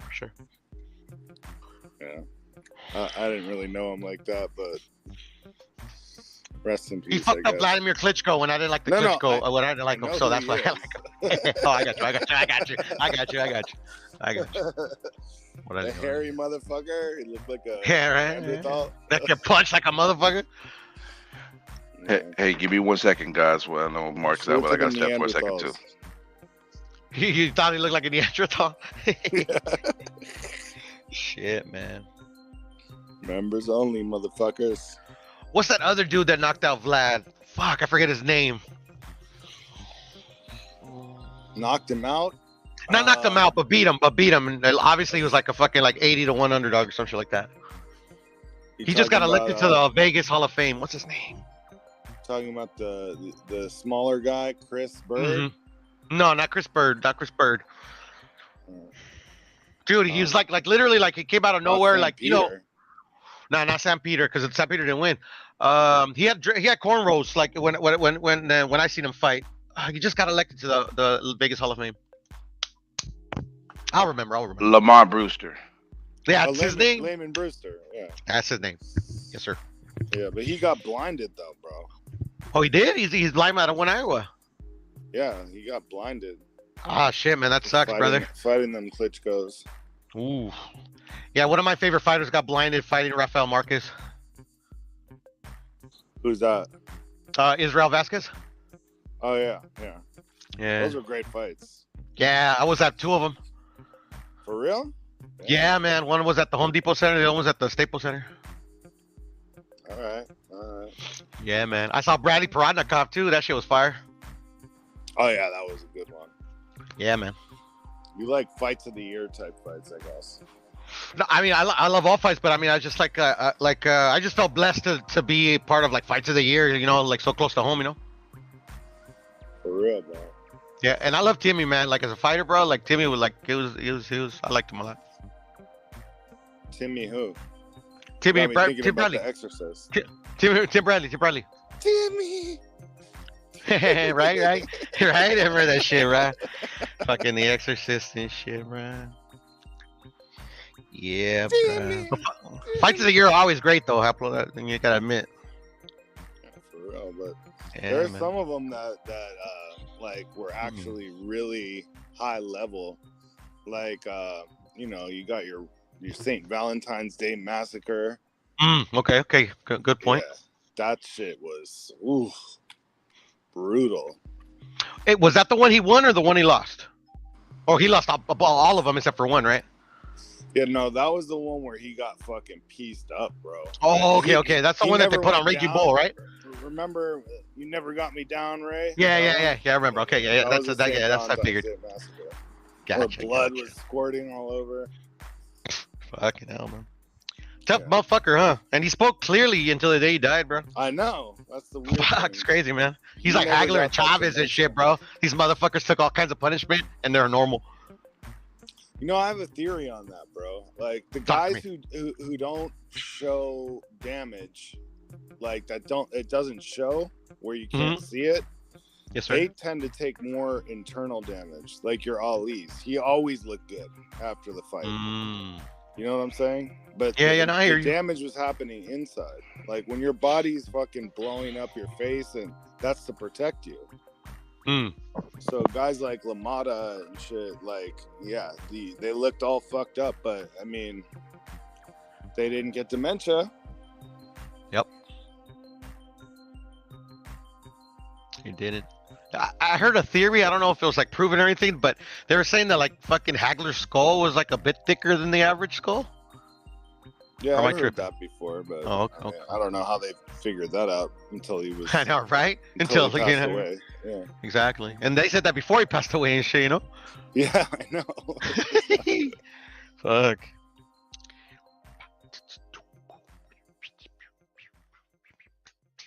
Yeah, I could have put Armstrong on mine.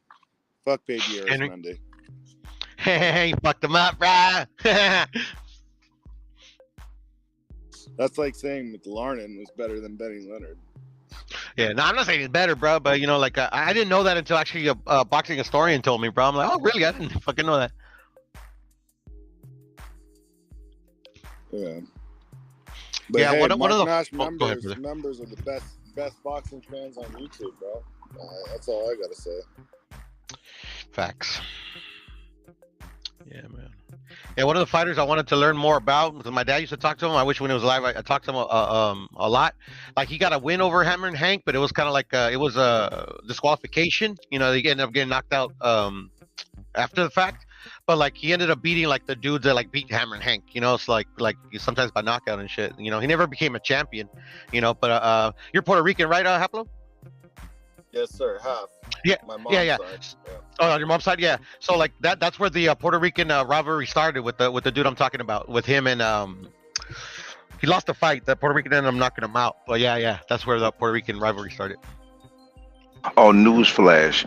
Terrence Crawford's interview with $50 million worth of game will probably be over 150,000 before 5 o'clock in the morning at the rate it's moving. That's crazy. It might do 300,000 in one day. I'm surprised it's not more than that already. Fuck. That was a good interview. You got him talking about history and all that? Like, goddamn. You know what it is, though? I'm telling you, that commercial really threw me off, man. It was like a 25-minute commercial, man. And then Wallo was being extra goofy. So that's why I couldn't give it like the highest score. I mean, if you take the commercial out of it, I'll give it 8.5. If you include the whole commercial scenario, I got to go with Mark's score, which was 7.5. Because that commercial really, they lost about 1,500 viewers at one point in time, but then it regrew, you know, because it was at like 9K. And then when the commercials started flowing in crazy, it went back down to 7.4, 7.5, but then 5 viewers. I feel you. Yeah, not bad at all. I wonder what the Bud haters are gonna say, because I don't know if I can consider you guys Bud haters. Y'all just think Errol Spence is gonna win, right? The way y'all moving, y'all joke around, but like Bro, I know. I got Crawford 10 or less, bro. KO. Oh, okay. Oh, damn. No, yo, listen, the Bud haters are hilarious though, 'cause they still throw in shade, and it's like it's a couple. I ain't gonna mention the channels obviously, but there's one channel that really irks me because they just intentionally go hate mode. They just like I'm telling you, Brandon must love them. He gotta listen to them because the way they sound just like Brandon Washington, just like him. Wait, Brandon Washington is sensitive? To the 18 power, bro. He is the aerosexual to the core. He is the top 5 aerosexual, bro. If I gave him the aerosexual test, he'll probably score like a 95% at least. Give him the test. Be on here? Nah. Shit. I'm an extreme Bud hater if it triggers people and markets, Matt. Yeah, that's why I say I don't think you're truly a Bud hater. You just do it for fun. Yeah, you do it for fun, but you're not truly a Bud hater. Nah, I like Bud. I like Errol. Yeah, I like them both too. Hate Bud, but when he does, he makes sure he does it over the top. But it's fake. He don't really mean it. He just doing it to get a rise. There's people that actually mean that stuff. Like some of the ridiculous stuff I've heard, they really believe it. They call him Budford and shit. Yeah, Duckford and stuff like that. Budford and shit. Well, you know, I got some real insulting shit too, bro. Everybody knows what they call him, but anyways, go ahead. Well, I got tests for all of them. I got the Bud Buddy test for all the Bud fans just ridiculous. They don't hold them accountable. I got the aerosexual test. Give me the Bud test. I'll take it. Oh, sure. Okay. Well, here we are. Let me go to the test. Hold on 1 second. All right. Actually, I altered the questions a little bit because some things have changed. So I altered a couple of the questions. Don't make caveats now, man. No, I made them before. Said it's a test. Right. Yeah, but the test, but when you get current events, sometimes you want to make sure that you update your test as best as possible. If that makes any sense. I'm willing to take the test, but you're making me feel like it's shaky now. Oh man, cut it out, man. Get some scissors. You gotta give you a standardized test, huh, bro? Yeah, we need a fucking standardized. Yeah. Well, first of all, CTBS test. Just so you know, for the aerosexual and Bud test, I only do 7 questions, but I've created about 13, 14 questions to have variation. All right, I'm getting to it. Let's go. Come on, bring it on. No. All right, I'm about to pull it out right now. Bear with me. Nash members only. Let's find out if I'm a Bud extreme. Bud Buddy. No, a Bud Buddy. No, I don't play that. I'll be a Bud. No, listen, my buddy. I wish he had the clip. I haven't played My Buddy and Me. My buddy and me. My buddy. I remember that. Yep, that's the song you give if you're a Bud Buddy. That's where they got what's his name? The Chucky. Chucky doll. Chucky, yeah. Chucky was like a My girl disagreed with me and said that ain't where they got it from. No, I'll be your friend to the end. All right, here we go. I think I done found him. Okay, question 1. Yeah. Does Bud have a better resume than Spence at 147?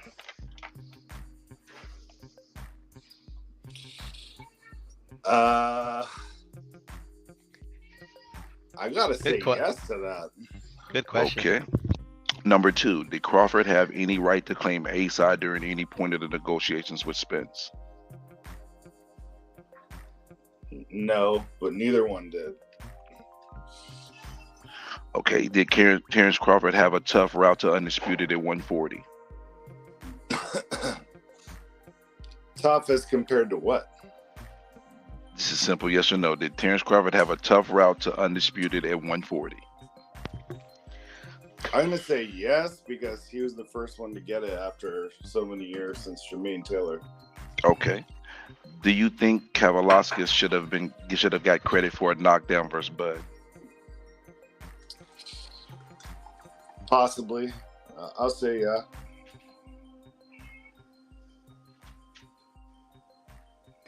All right, hold on 1 second. I'm just getting my point system together. Question number 5. Was Bud signing back with Top Rank in 2018 the best move for getting bigger fights? No, not for getting bigger fights. Okay. For himself and making money, yes, it was. Okay. Number 6. There's no doubt Bud is the best current welterweight. I would say yeah. And number 7. Spence has no chance to beat Crawford. Nah, I say no to that. I mean, he has a chance. Hey, my cat has a chance of kicking my ass too. Bud, buddy, Bud, buddy, Bud, buddy, and me. Let's play. You barely missed becoming a Bud buddy.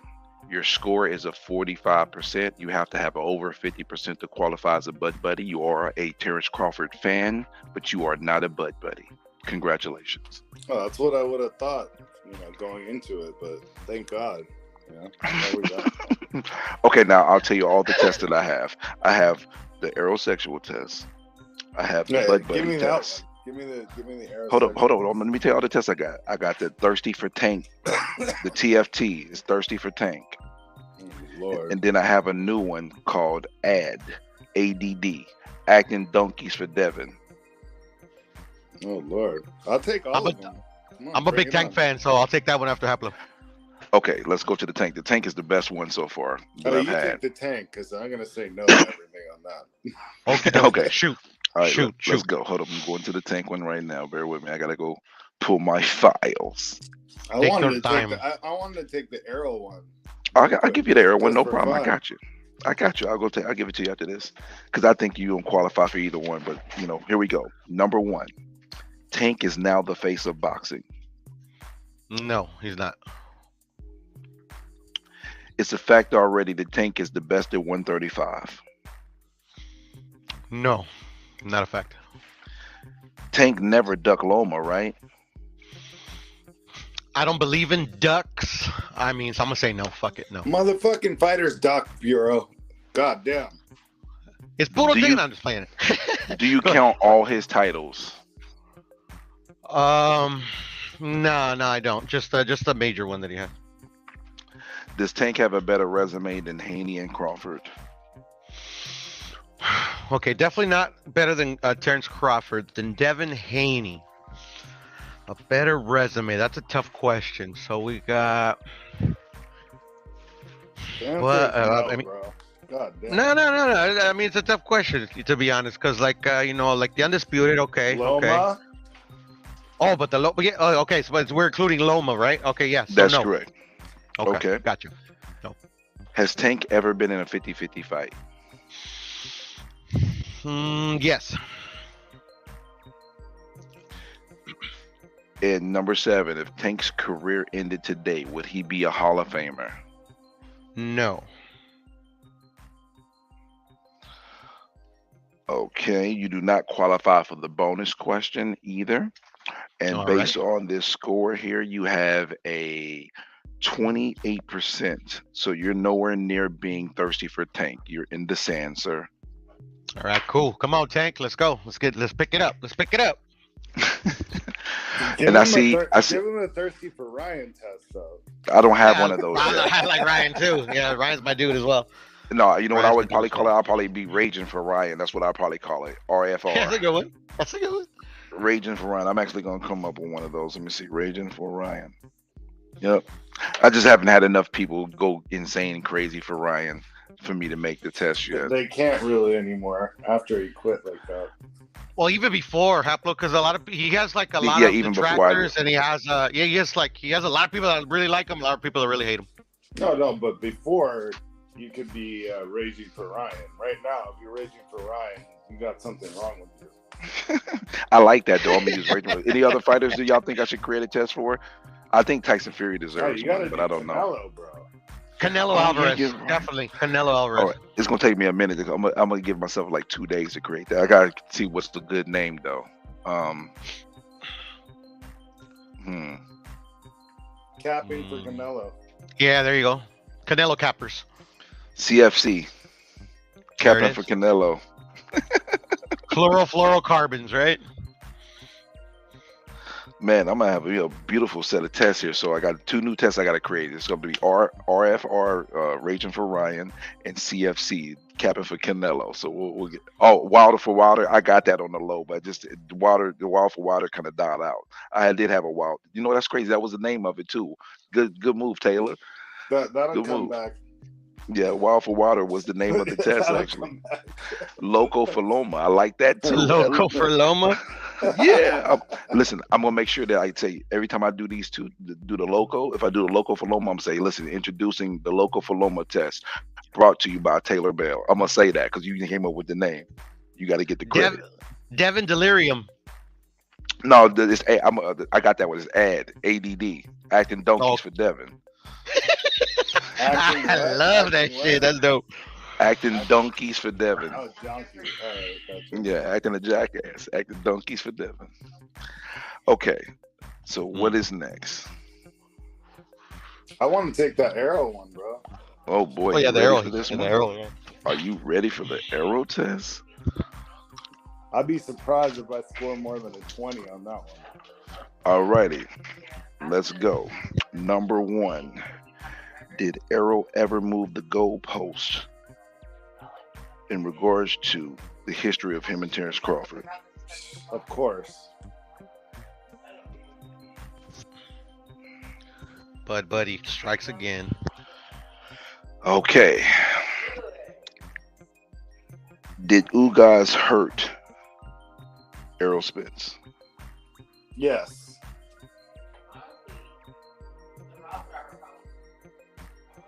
I'm going off the head with some of these too because I'm just remembering what I had for my list because I don't have it in front of me. It's in my house. A real aerosexual take this test. It was me. You probably heard it. I did it on my boy E3, the E3 channel. That was me. That's yeah. But he sounded so sad by the end of it. I felt bad for him a little bit, but I'm like, dude, hey.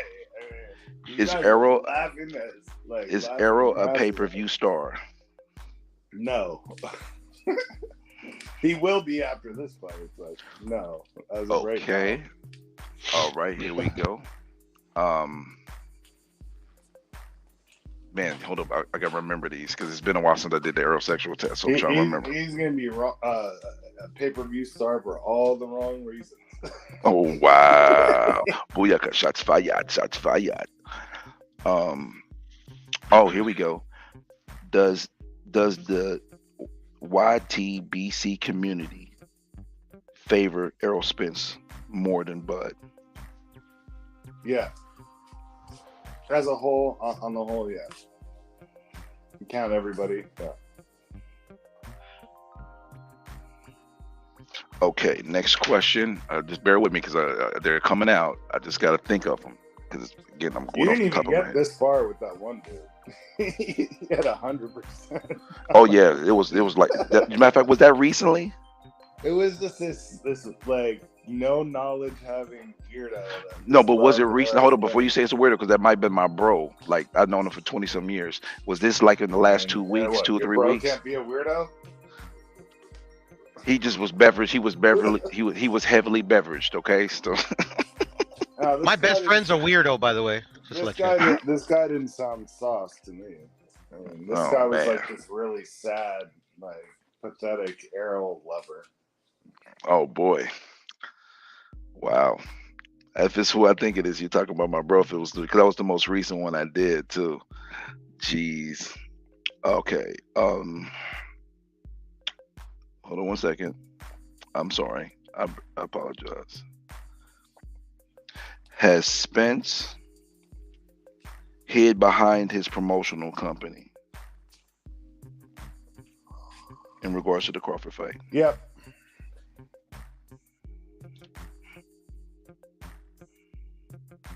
I'm about to stop you on this test now because you're flat out 0.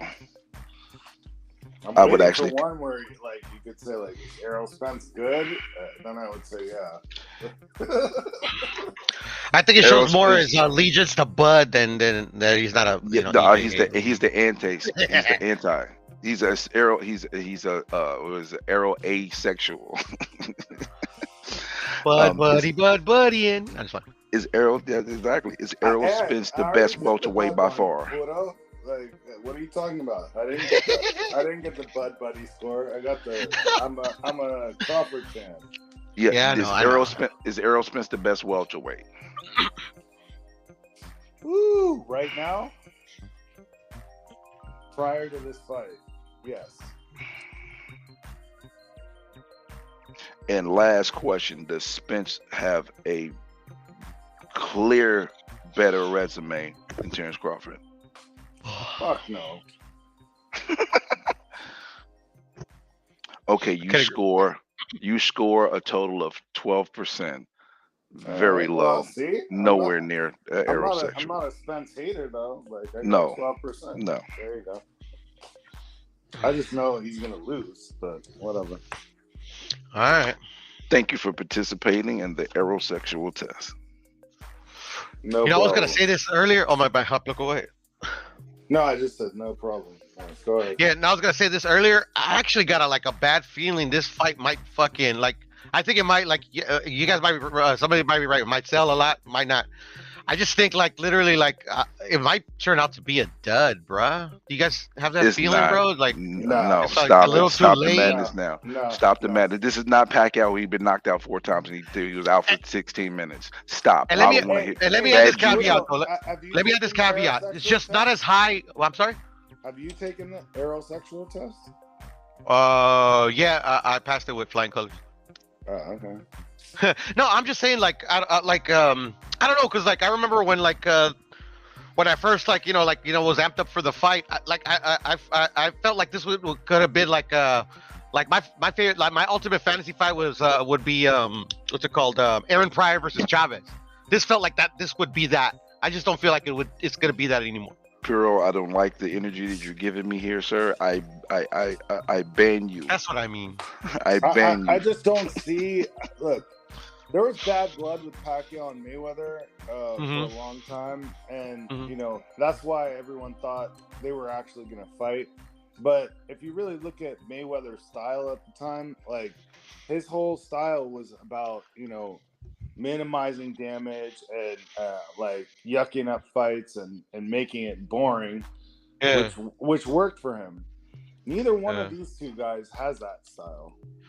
I agree. And the thing about the Floyd, I always thought that was going to be a dud anyways, because to me, Floyd has the perfect foil for Manny's style. Juan Manuel Marquez, to me, proved it. This one, to me, they have styles that complement each other. I still think it's going to be a very, very good fight. I just I don't know. It's just maybe I just was amping it up too much earlier. If there's any letdown in this fight, is that Spence lost more than one step, and it shows in the fight, and he gets if Bud beat ever down. hears this, I want him to hear this right here. Don't let Errol Spence get no championship rounds. 10 or less, KO. Gotta get him. Yeah, I got Errol in 11. Let me say something. Man, let me jump in and say something real quick. Pudo. Well, I've been quiet for a long time. So what you mean I'm again? fucking with you, Mark. Nah, don't fuck with me.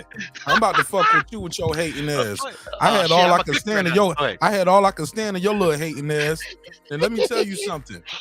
We're gonna support this event. This event is gonna be major, and this fight is gonna deliver. Now you up here comparing this shit to all kind of goofy shit. But you know what? You was right here ready to ride the dick for Canelo and fucking John Ryder. But you shitting on this fight? Man, if you don't get your hating ass up out of here, man, stop it. Wait. No. Take those wait back. When was I ever riding the dick for Canelo Ryder? Nigga, you was talking about going to Mexico to go to that fight. Stop it. Yeah, but not because it's gonna be a great fight. Nigga. If you hold on, if Gonna ride the dick I'm and gonna ride make the you right plane. now, mother. I'm gonna check you right now, bro. You gonna ride the dick and ride the plane. Fuck out of here. I wanted to go to that fight not because the fight was gonna be fucking this excellent fight. I wanted to don't go wanna hear it, because but, I got you, doggy. I'll let you finish, but go ahead. in '94 I was 13. God. I couldn't go to Chavez Haugen, and that wasn't gonna be a big a barn burner either. But it was just the implications of that fight, a Mexican that was considered one of the top of the sports or the top of the sport, going back to the home country and fucking fight in front of the fans. Bro, you don't know how big Haugen and Chavez was. That's what I wanted to experience. I never wanted to ride nobody's dick. Checkmate, homie. Okay. He talking dirty to he talking spicy to you right now. So that's his excuse for shitting on this fight, but he was so hype about John Ryder versus Canelo. Right. Did you hear what I just said, Mark? I compared this fight originally to Aaron Pryor versus Chavez, bruh. That it won't that. Like ultimate compliment. But you shitting on the fight at the same time. I mean, Aaron Pryor versus Tom. Hey, Mark, I something I need. I just wanted to see it a little bit earlier. That's all. Shit. Not all that great. Mark, there's something I need from you, sir. I need you to take the Bud Buddy test. Oh. I'm with Reggie on your whack ass test. That's cool. You call it whatever. Guess what? I would Taylor. It's fun. Man, those tests are skewed. Taylor Bell already said it in the chat too. These tests are. That's cool. That's how y'all feel. But you gonna take this test though. You gonna take this work. Take this Bud Buddy test. Unbiased, you forgot checkmate, homie. Oh yeah, mate checked. All right. Question number 1 for you. Do you think Kavalauskas should have got credit for a knockdown versus Bud? Yeah. I ain't tripping out that. Go ahead. There's no doubt Bud is the best welterweight. It's a doubt. That's why it's called. They fighting for undisputed. It is a doubt.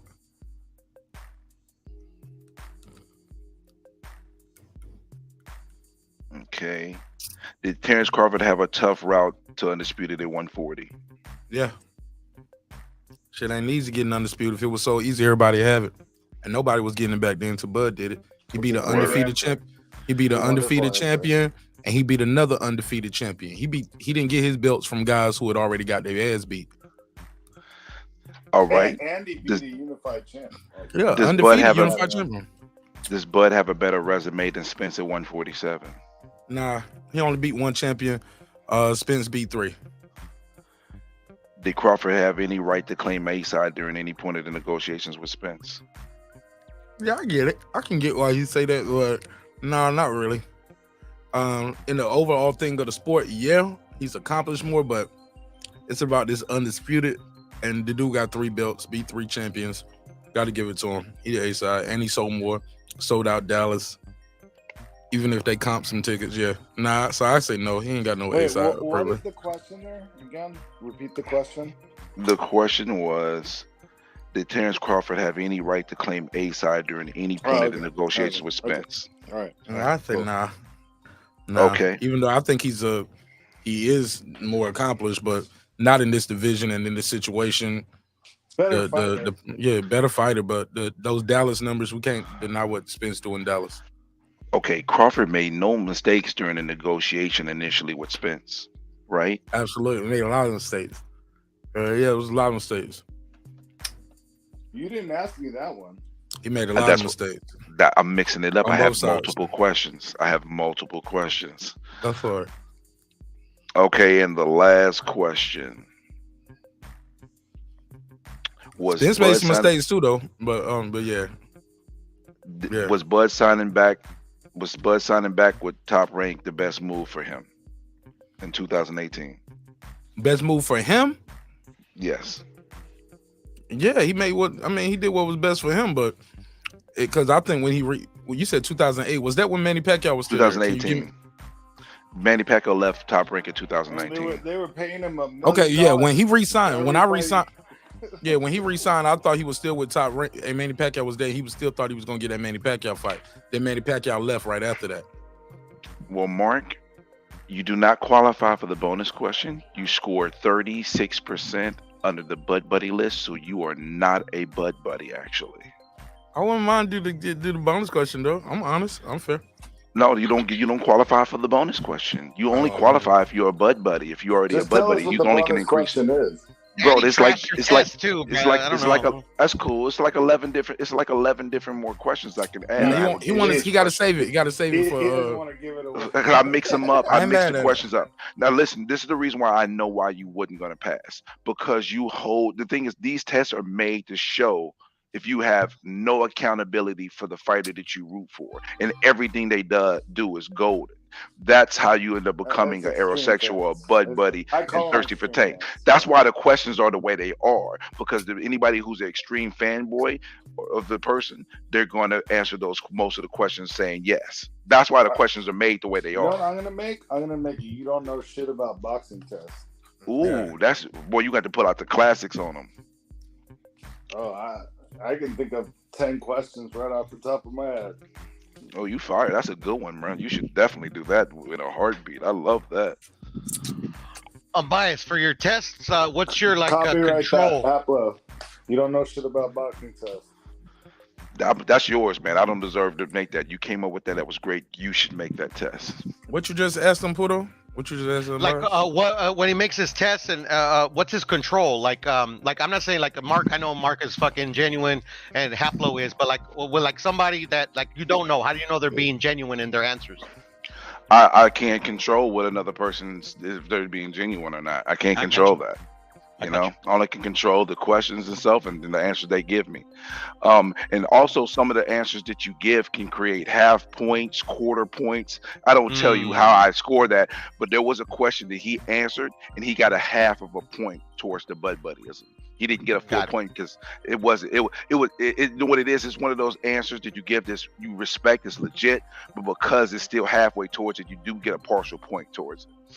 But hold up, I answered yes or no with every question though. Yes, you did answer no, but it's the context of when you if you add more into the explanation of why you answer yes and no, it can actually add or take away points. Depend. Oh, okay.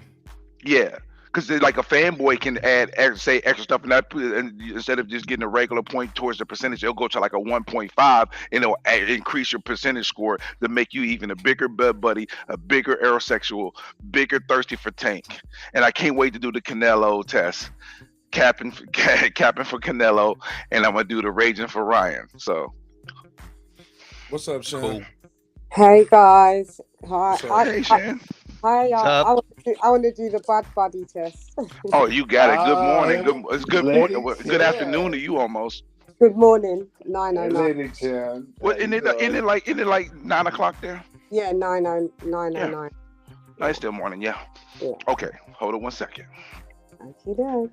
Because I'm moving and grooving. I'm about to get ready to finish up and get out of here and enjoy my one day off. All right. So I got to mix it up for you though. So I got to pull a couple out the hat here. All righty. Give me about 30 seconds. I'll have the first question ready for you soon. Cool. I'm gonna run an ad real quick. Let's go. Absolutely. Go ahead. No, I ran the ad. I ran a commercial on the channel while we was talking.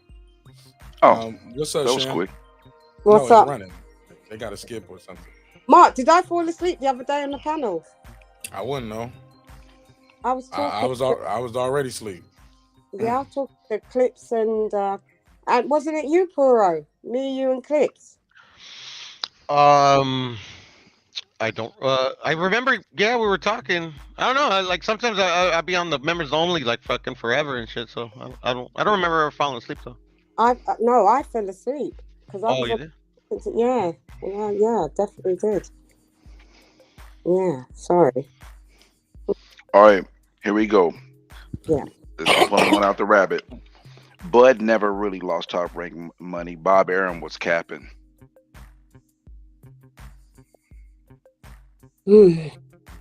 Bob Arum was capping.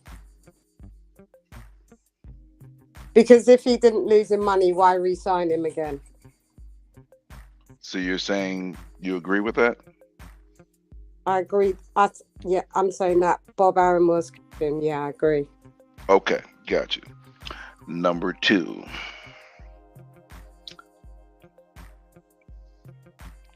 Do you think Kavaliauskas should have gotten credit for a knockdown versus Bud? Yes. Yes. Did Terence Crawford have a tough route to undisputed at 140? Yes.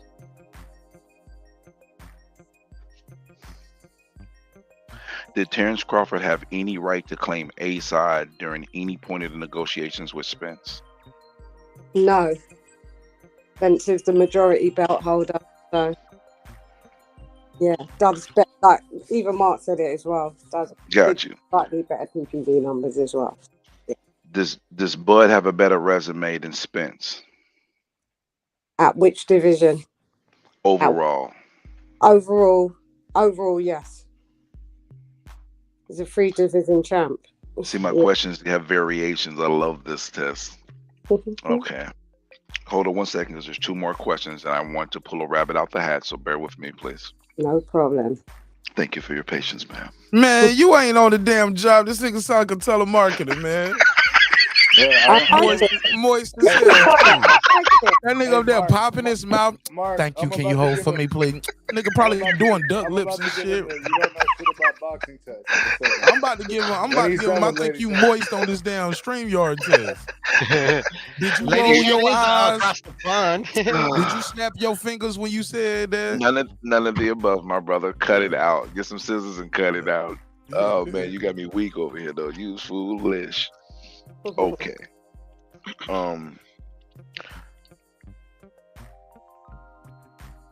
Terence Crawford's win versus Porter was more impressive than Spence's.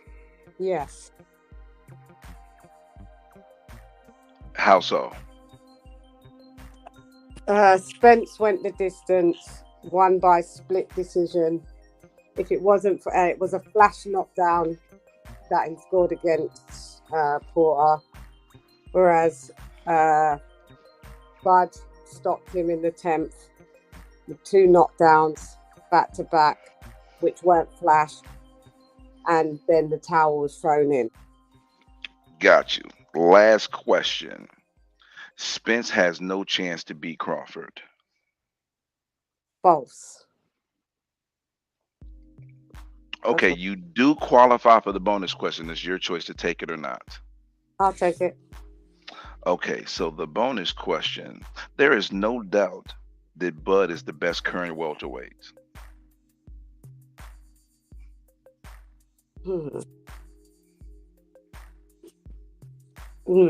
Interesting, because obviously the person that's got the 3 belts is the overall so far the more accomplished champion at that division.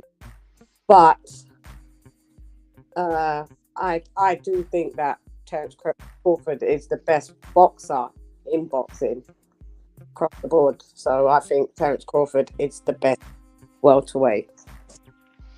Okay, so now let me tally up the score here. Chan's a bad buddy. You have scored an official 67%. You qualify as a Bud Buddy. You are not the leader of the Bud Buddies, but you are definitely part of the gang itself as one of the henchmen. Congratulations. Bud Buddy, and me. I love it. Have you guys taken the heterosexual test? Yeah, I took both, but I want to give. Can I take the heterosexual test as well then? And I'll tell the truth. Can I take? Can I quickly give him the you don't know shit about boxing test? Hang on, no. After the aerosexual test. All right, you go ahead. Yeah. Wait, who's taking the aerosexual test? Me. No way. I'm not giving you the test. I refuse. Shit, I said no. I refuse. I refuse. You're denied an application because we know you do not qualify for an aerosexual. No, we know you're the anti. You do not qualify. I'll tell the truth. We have the right to refusal for entry of aerosexuals. Can't refuse me. You do not qualify, Miss. No. Miss Shan, you do not qualify. You can't be a Bud Buddy and an aerosexual. Exactly. Once you are qualified for one, you cannot take the other test. People that like Bud and be a hermaphrodite. there's people that love Bud and Spence. So I appreciate your wonderful filibustering, but you do not qualify for the aerosexual test. That's mean. But if you consider upgrading your long distance plan, maybe he'll reconsider. You can take the tank one though, or yeah, I have the thirsty for tank. Thirsty for tank. God, go ahead if you want to do that one. Do you? I don't think you like tank, do you? Don't worry. Let's see. Give her the what is it? Haney's a donkey. No, it's the ad test. Acting donkeys for Devin. Pick one. Which test you want me to take, and I'll the acting donkey for Devon's is still in beta mode. It's not ready yet.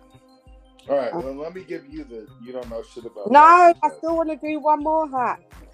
Do the tank one for me then. All right, go ahead. All right, I'm gonna come up one for Fury too. Okay. Yeah. Do you want to do that one instead? I don't have one yet, but I'm going to create one. I don't even have a name for it yet. Do a Shakur one. No, there's no Shakur one. He doesn't even qualify to get a test because most people. I'm gonna make one for unbiased then. Most people that are fans of Shakur seem to be pretty reasonable. They haven't had enough insane, stupid Shakur fans yet. Yeah, not yet. They're coming though. They'll come. When they come, I'll have the test ready for them. It's percolating. All right, I'll do the Tank one then. Let's go. Let's do that one. All right, the Thirsty for Tank. Question 1.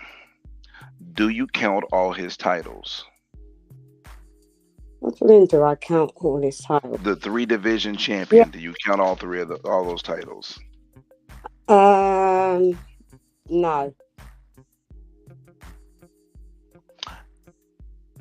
Tank never ducked Loma, right?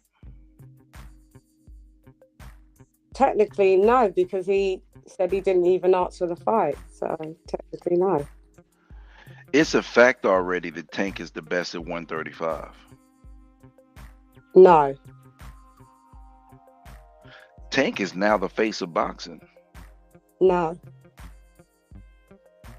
Has Tank ever been in a 50-50 fight? I would say probably against, I think he was an underdog against Pedraza at the time. What would be, no, not. So is your answer yes or no? Has he ever been in a 50-50 fight? Yes, against Ryan Garcia. 50-50. Oh, Lord. No, didn't know. Dan, you just made me spit my fucking drink out. No. It was still y'all can't do that. Y'all can't do that. That's leading the witness swaying the answer. No, y'all got to be quiet. Let her answer her question. Y'all got to let her answer that shit. Yo. If I have the right to laugh, but she has to answer a question just on her own. Y'all got to let her answer the question. Yeah. That was deemed still, just because everybody tried to pick no, it's still deemed as a 50-50 fight. Yes, it was. So okay, Tank has a better resume than Haney and Crawford. God. Than Haney and Crawford. No, he doesn't. No. I mean, if you feel like he has a better resume than one of them, you can say. But if you think he doesn't have a better resume than even one, you can say that as well. He doesn't have a resume against either one. Okay, got you. And last question. Actually, I'm gonna change it. I'm switching up. Here we go. Last question. He's the A side there, so there's nothing wrong with a hydration clause for every fight. No, that's not true. So there's something wrong with that? Having a yeah, of course there is. At all times. If you're going to say what you said for every fight. Yep. Yeah, there's something wrong with that. Okay, so your total score is 25%. You do not qualify as Thirsty for Tank. Yay! Thank you for participating. Have you got one for Deontay Wilder? Hold on, Shan. Hold on, Shan. Let me jump back in. Because you got your two tests. Gotta pass the mic around a little. Because Haplo had a question he wanted to ask Brim. And also Brandon Washington just pulled back up. Yeah. I want to ask the guy who's been giving all the tests, the you don't know shit about boxing tests. I love it. Please. All right. What was the first division ever in boxing? And keep in mind, listen to the question. Hold on. These ain't yes or no questions? Or multiple choice like his? No. I don't know shit about boxing. He's gonna get me. Oh, yeah. What was the first division in boxing ever created? I don't know the answer, but I'll be willing to guess. In the first division ever created in boxing, middleweight. Good guess. I know actual pro boxers that don't want not know some of these answers, bro. What is the lightest weight class that Ray Robinson fought in as a pro? Bro, this is a historian question. That's trivia. Yeah, but that's part of knowing shit about boxing. These are. I'm not even trying to make them hard. No, but I'm saying that is trivia questions. That's not like a. That's nothing like his question. Lightweight. No, that's nothing like his questions though that he had. Both. He got them both right. I'm just saying that's nothing like his questions Stop though. Stepping on my dick. No, bro, don't no. No. You're filibustering right now, Mark Nash. Yeah. No, I'm just being honest. I'm giving my opinion. Yeah, it's an honest filibuster. All right, this is a tough one. Who beat Benny Leonard to end his comeback? God. Wait, say that again? Who beat Benny Leonard to end his comeback? I don't have the answer. All right, that's one wrong. So you got two, though. So you already know shit about boxing, but here we go. Who won when Langford fought Jack Johnson? Langford. That's wrong. I was guessing. My brain was. You said Jack Johnson. Oh, I'm a jackass. It was Jack Johnson. That's what I get. You That's what I get. wrong. So you got two right. It was a draw? And two wrong. No, it was Jack Johnson won. No, that's what I'm saying. I didn't hear you say Jack Johnson, so I screwed Man, up. wrap this shit up. Hurry up. Let him finish. I got a couple more. There's 7 questions. Which fighter went 45-0 in 1 year? I'm going to say Sugar Ray Robinson. No. Willie Pep, wasn't it? No, it was Harry Grip. Who won? Damn. Who is known as the Dark Destroyer? Don't give him the answer. I don't know shit about boxing. Who is known as the Dark Destroyer? Ben, next. Come on. That ain't. It's not your. Oh my god. Oh my god. Oh my god. He literally said, "Don't answer the question for him." I knew you were gonna say that. God damn it. Lady Shan, typical Yank. All right. What he score, man? What he do? How good he do? But wait a second. Did you know that or not? I'm gonna keep it real. I did not know. Okay, good. Last one. Which fighters made the color? I'm sorry. Which fighter made the colored championship obsolete? Which fighter made the color championship obsolete? Colored championship obsolete. Oh, I think I know this answer. I want to say Jack Johnson, but it's not Jack Johnson. Man, I think I know this, man. It's on the tip of my tongue. I'm just gonna go with Jack Johnson and be wrong, but I think I know who it is when you say the name. No, Joe Louis. I'm horrible. I'm horrible. All right. No, so what he score? You got the first two. But I should have got 4. 2 out of 7. You got 2 I should have got 4. All right, let's go to Brandon Washington. What up, fam? Hey, what up, though? Salute. I'm glad we switching from that. I just want to get back to this Bud. Reggie just posted an old interview with Bud with Bo Mac talking to TB, and he said that Bud is gonna try to box EJ. Bud finna get destroyed, bro. I just want to say that. Come back in, add a little spot, but Bud finna get destroyed if he think he finna box EJ. Hey, BW. Can you take this aerosexual test for me, sir? Oh, this is gonna be good. Take it. Man, that man came up. That mother pulled up just for that and left. He ain't come for no test. He come to talk. He come to talk and talk about boxing. Because we know he don't want to play your test. No, he don't want to take your test. He know he's an aerosexual. You didn't hear what he said? That nigga came for the smoke. That's cool, but he's already honorary, so he don't even have to take the test. You know how you get the honorary degree? He get an honorary aerosexual. You don't have to take the test to get it. He's got a doctorate in it. You kind of do on the low though. He was like, so Bud fight to get his ass whooped, and I'm gone. He been smoking. That's the thing. He came for smoke when he already had something. He been smoking a whole bunch. Sorry, Matt says that doesn't mean that's the truth that they're going to do. But he is gonna box Errol though. That's not no secret. He's not about to go in there and do rock'em sock'em robots. That ain't how you fight. He a boxer. Yeah, what y'all think he about to do? Just go in there and fight like Shawn Porter? He gonna turn into Joe Frazier overnight? No, that ain't him. Yeah. Why are you talking shit about Frazier? I didn't say whatever, man. It's a different style. It's a different. I don't want to hear nothing about no Joe Frazier. But Bomac hasn't said anything. Oh man. And yo, I don't like the shade you throwing at me, Mark, on my test, bro. Listen, you throwing shade. I'm gonna come up with the Mark Nash test in a minute, man. Bro, you had an hour of these tests, bro. Like the test. We had an hour of it. I'm listening. I'm here. No, you was throwing shade at the beginning of it, though. I saw you see the messages in the group. You don't know shit about boxing tests, and you guessed on one of them. I don't know nothing about boxing, bro. That's a trivia question, bro.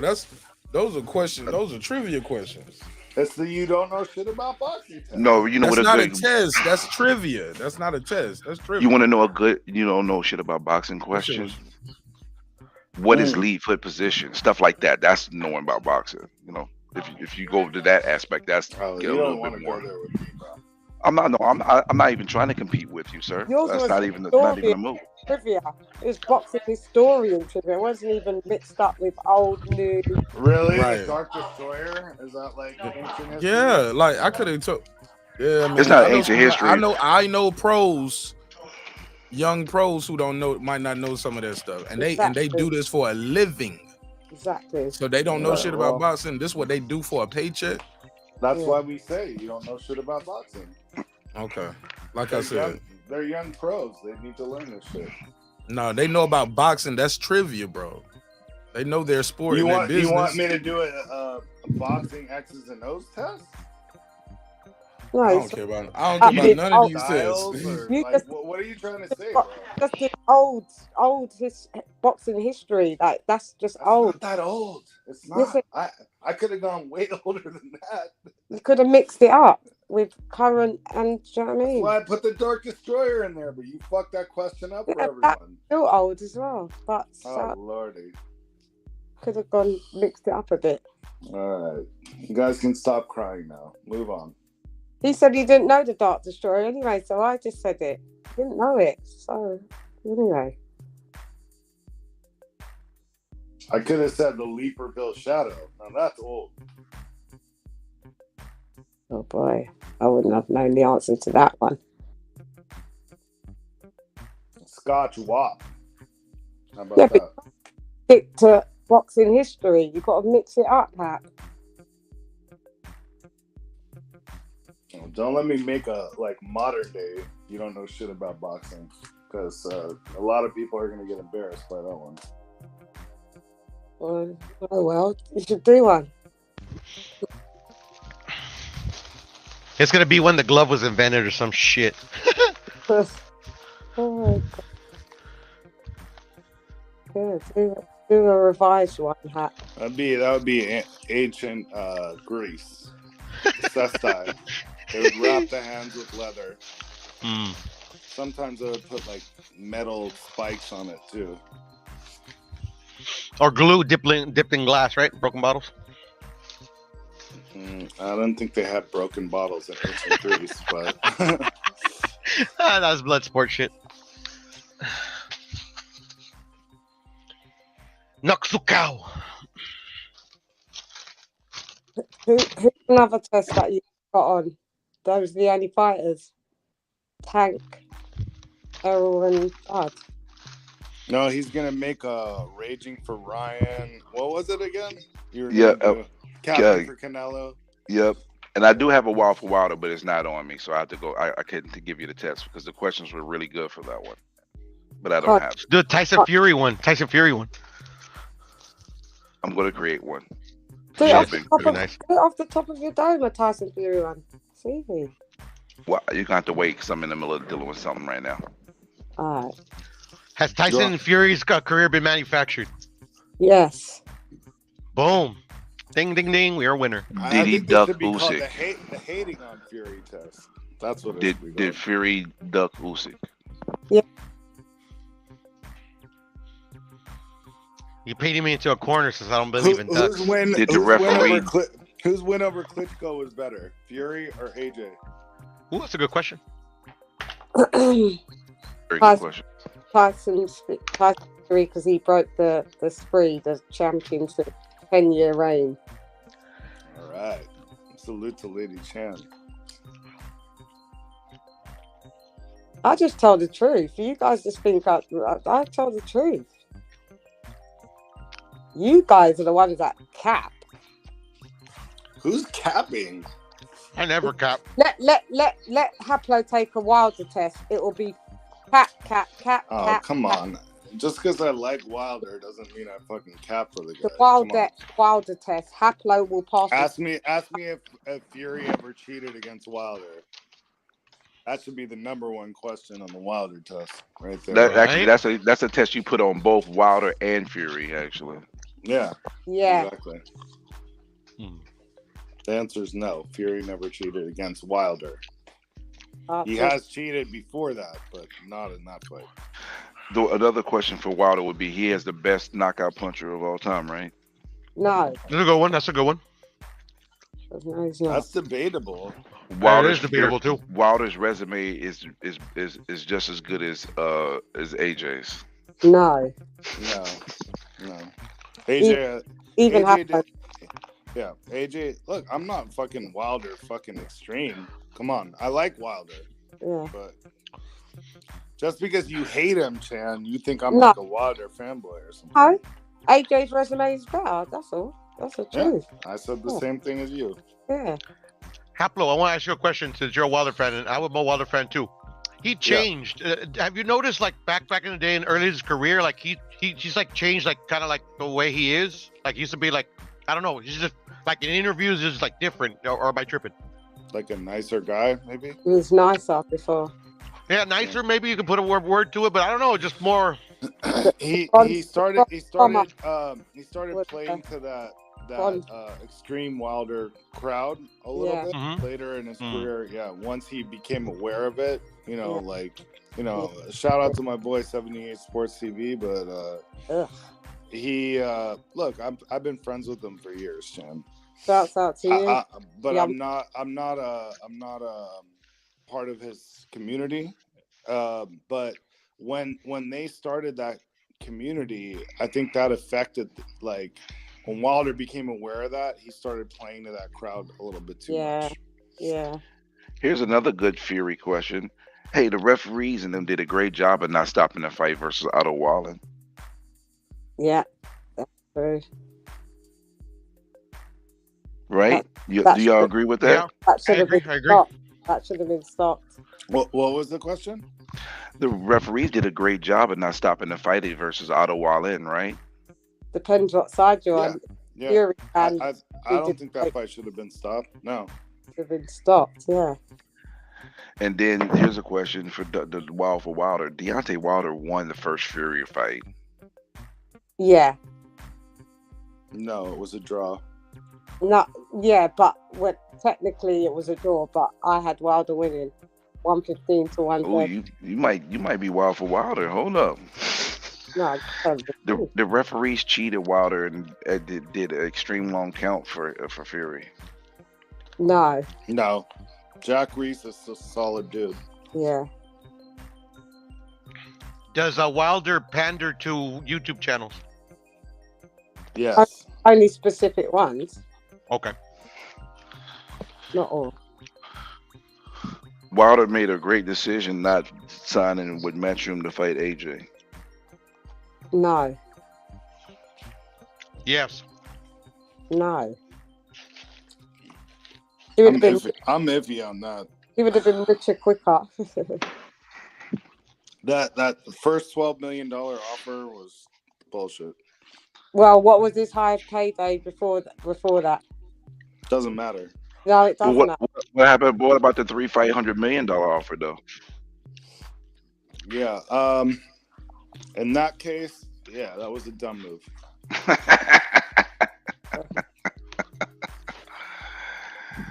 Boy, I'm tired as all get up. That's like Broner when he said "fuck you" to Jay-Z. No, but listen, that wasn't a bad deal. Listen, let me tell you something. Bro, I necessarily can't fault Broner for that because he actually clarified it was heavily incentive laden. Heavily. The base was nowhere near what you think it was. All I know is he ain't getting no $40 million offers anymore. Should he lucky to get two? Getting 4 million offers now. When is his fight? Does anybody know his fight with Don King? No, and no one cares. No one cares. You're right about that. Yeah. Was Breland collateral damage or in on it? Collateral damage. Okay. I wish Golden was here because he be answering every question in favor of Wilder. He's so wild for Wilder. I know. Yeah. Shouts out to Golden. Yeah. Yeah, I call them Golden Grams. Conspiracy Golden because everything's a conspiracy. Golden That's my dude. Grams. Shan doesn't know what that is. That's a cereal called Golden Grams that we have in the Yeah, sometimes I States. call him bronze too. When he acting up too much, you ain't gold no more. You bronzing, man. Jeez. I know what they are. Haplo. I know Oh, what okay. All right. I was trying Dang, to look at the disrespect. we She's call them. cultured. She's cultured, okay? Call them Golden Grahams. Golden Grams is culture. I'm just being silly, man. They have better food where she's at. They feed us poison here. Hey, they have Weetabix. See, I know about that. Yeah, we do. Do you have a Teofimo test? I need one, but I don't. Again, I don't pay attention to his fan base. I'm not a Tio fan, so I'm not really him. I think Tio's an idiot. Yeah, he's got fanboys big time. No, it would be. I'm gonna think of a name for Tio. I'm gonna think of a good name here. I have a good one. Do you have a Boo Boo Andre test? Why? Just because there's a debate on is he as good as they say he is? Has he been ducked? Shit like that. I would call that I would call it the toilet Andre bowl test. Who is Andre test? No. I don't even know how to approach that because Andre. Is there a fighter named Demetrius in boxing? No, you know what? How about this? It's called the plead your test, the DA. The plead your case, the DA test. The who? It's the plead your case, the DA test. Who's the DA? That's his initials. Andrade. Yeah. See, she doesn't know who he is either. Yeah, he's Look, plead your case, the DA test. Wow, that's stupid. Yeah. I got a good question though. Name the fighters that he won his titles against. Who? Yeah, Demetrius Andre. I would fail that off the top. Fail it because I don't care. Oh yeah. I think we shouldn't even be talking about him anymore right now. You could do a Loma one. A Loma. I hear you, brother. Losers for Loma? No, it was Loco for Loma. Loco for Loma. Yeah, Taylor came up with the name. I told him I'm gonna ride with that. I'm gonna come up with a test for him. Yeah. I like Loma, but I'm gonna come up with a test because there is definitely some things that you can put it on with put a jacket on him. Talk about overrated career, bro. Hold up. You got here's one caveat though. His third fight was against who? Gary Russell. And he beat the dog shit out of him. Yeah, he did. I picked him to win that fight. So I was. But Gary Russell was 24-0. Well, you fired. Oh, matter of fact, I got a question for you. I remembered it. Hey, everybody here has been to a fight before, right? Yeah. Yes, sir. All right, so I want you guys to name the 2 fights that you enjoyed the most that you've been to. I've only been to one. Okay, so you can name your one. James DeGale and Chris Eubank. Oh, not bad. Next. That was a good fight. It was. Yeah. Yeah. It was a washed up James DeGale though. For me, it's Antonio Margarito versus Miguel Cotto 1. Fuck you. And Bradley versus Paratnikov. What? You went to that fight? That fight was a war. War. I am jealous. What was the first? I am jealous. What was the first one? Jealous again. It was a good fight, bro. What was the first one, Pura, that you went? Miguel Cotto versus Margarito. The first one. Fuck you for that. Oh yeah. No, and I just say it because it was a great fight, Haplo, and this is before anybody knew anything. Before the raps. Yeah, before anything. Literally, nobody thought Margarito was gonna pull it off, because Cotto was really good, and fucking Cotto was putting in work, and then I remember I was fucking geeked. Beautiful. I was geeked. Yeah, he was. Yeah. Yeah, it was a good fight. He got cheated though. He got I don't like that. It ruined his face for the rest of his life. Busted him up, man. He was already ugly, Hap. It's all good. I don't mean if he was ugly or not. I'm just fucking with you, bro. I'm just messing with you. Floyd Mayweather one. See? A Floyd Mayweather one. Versus Cotto? No, Floyd Mayweather test. Oh, Floyd, yeah, that's a good one. Oh yeah. I'm probably gonna do it for only active fighters. I don't know if I'm gonna go to the inactive He's fighters. still You can kinda fanboy. fighting. You can. He's Nah, still man, a please. little bit fighting. Man, quit playing with my emotions right now. Quit playing. Do a Triple G one for me, bro. Please. Still fighting a bit. You can still Y'all making me do too much work. Y'all got to pay me all this work. Y'all got Right? We for Floyd. I'm a fan Boys for Floyd. I'm a fan for Floyd. It's not. You just call it the Flomo test. You know, you use the old phrase. Nah, just do fuck boys for Floyd. Oh wow, that's disrespectful. You're disrespectful as hell, you sir. That's my all-time favorite. Cucks for Triple G. You're welcome. He's that overrated fighter. Resume. His resume's trash. I can agree with that, Leishan. I think he's a great fighter. I've never liked him because of his cuckingness. Yeah, great fight, good fighter, but trash. A good fighter, yeah. Yeah. You could do racist for Kovalev. Oh God. All right, Kovalev. You could do Dimitri Bivol. He hasn't got fanboys, Dimitri Bivol. He does now. Since he beat Canelo. Since he beat Canelo, hell yeah, everybody's a fucking Bivol fan. Bitches for Bivol, that's easy. Yeah. Or better beef. Do a better beef one. Yeah. Yeah, that'd be a good one. He don't have bad boys. Yeah, Is there what? Maybe in Russia. Yeah. Maybe. Is there a fighter that doesn't get hate like the people know of, or do they all get hate? Not any good fighters. Okay. All the good fighters Get their bit of hate. Yeah, I agree with that. Yeah, all the good fighters get hate. All of them. Me. Except for Chocolatito, he doesn't. Yeah, everybody likes that guy, right? Yeah.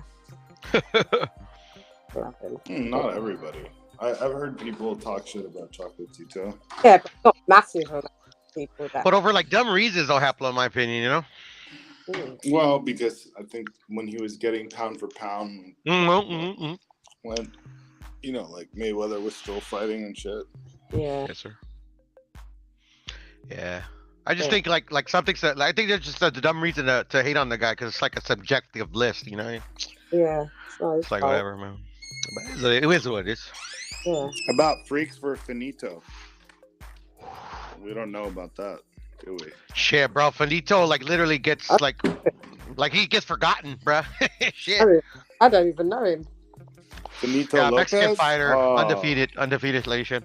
One of the best. Yeah. You got to check him out. Minimum weight. Minimum weight to a super flyweight. Mexican, yeah. The only other undefeated fighter other than Floyd and Rocky Marciano. Really? No. Who else of Haplo? Because I know I'm missing one. There's lots of fucking undefeated fighters. Like who? Galaxy, right? Or is it Galaxy? Guys who fought like 2 or 3 pro fights and I'm talking about like what? Yeah, I don't know what we consider like. Yeah. I didn't hear. I was off for a minute, but I don't know what other fights y'all said y'all went to. My fights are all like, it wasn't against anybody great, but I did see a couple. I saw one. The best fight I ever saw, like between 2 fighters, was Paulie Malignaggi versus Miguel Cotto. That was the best, like 2 fighters together I've seen. That was a good fight, actually. Broken jaw. Yeah, I went to MSG for that one, and then fuck Malignaggi. Yeah. I love seeing him get beat up. Yeah. And the other fight I went to that I Scraped enjoyed up because it off was the a ground. phenomenal knockdown was Roy Jones versus Richard Frazier. That was in Pensacola. Watch that fight. Tall. God. How many fighters have you seen die in the ring live? Oh, that's not something I ever want to hope not to see. Thank you very much. I've seen like 7. Damn, how many fights you been to? You've been over. No, 50 fights. Like just on the TV, on the TV. Oh, You 3. seen 7 fighters die live? Yeah, I seen 3. All right, tell us When- who they were. Come on. When we're watching, I'll go. One of them was the Gabriel Relas versus I forget the I think it was Colombian fighter. I remember watching that live as a kid. I saw Omar Chavez kill. I believe his Paraban is his last name. Omar Also saw, Omar Henry. No, Omar Chavez. Omar Chavez. Chavez is brother. Chavez Jr. brother. I also saw the what's his name? He fought I Jesus saw Chavez. Patrick Day. Patrick Day I saw as well. Levander Johnson was his name. Let's see. I think I saw Smith. I think. I'm trying to remember what else went. It might not be 3. It might only be 2. Hold up, I'm thinking. Hold up, because the other one was old.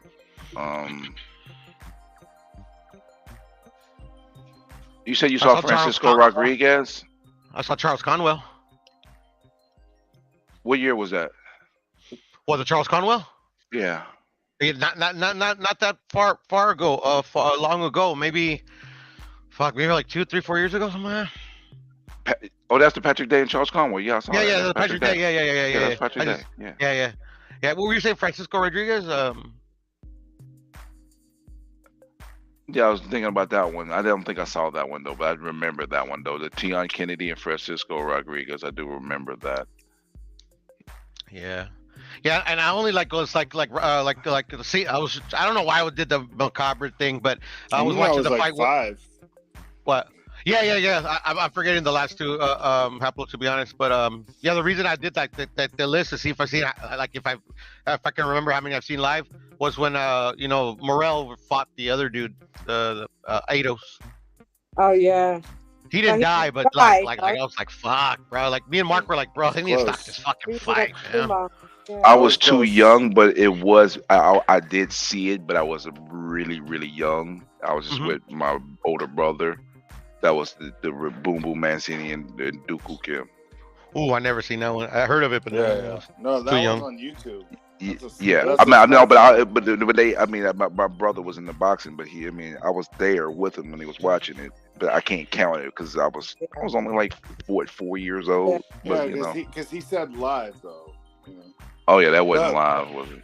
But there's the worst one really is the Emil Griffith.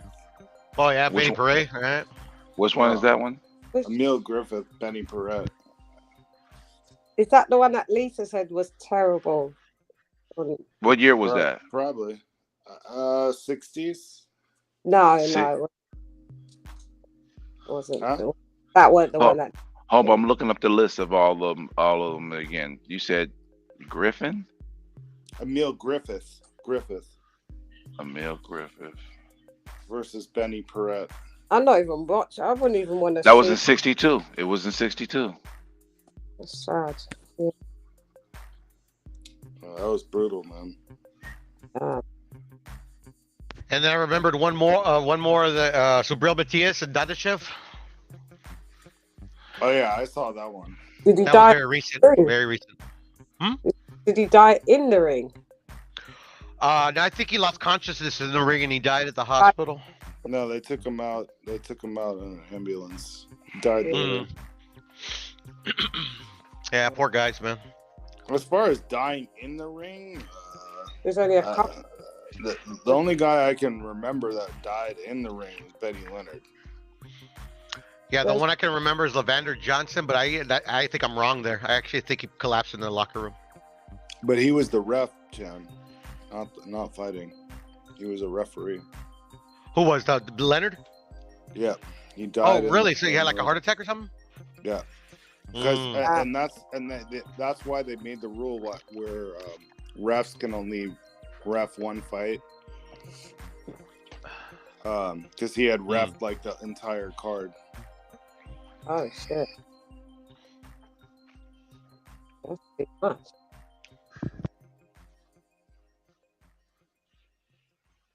That's too much. Yeah. Sad. But Yeah. hey, I mean, he died doing what he loves. He died doing what he loves. Yeah. Yeah. If only all of us can be afforded that same luxury, you know? No, thank you. Word. Yeah, I She don't said want no, to die. thank you. I don't want to die. We gonna go one way or another though. She said no. What you said, that lady? You said no, thank you. I'll hard pass. Yeah. Chan, if that was the case, Chan would be dying doing a podcast. And Yeah. What? Can you imagine? we don't want to see No, that. no bad juju. No. Yeah. You don't want to see that. Hey, Hap, I'm sure you know who Ivan Calderon is. Do you consider him like an all-time great course. Puerto Rican fighter? Yeah. I mean, he's on the list. I don't know if he might be in the top 10, maybe. Gotcha. But he'd be on the lower end of that.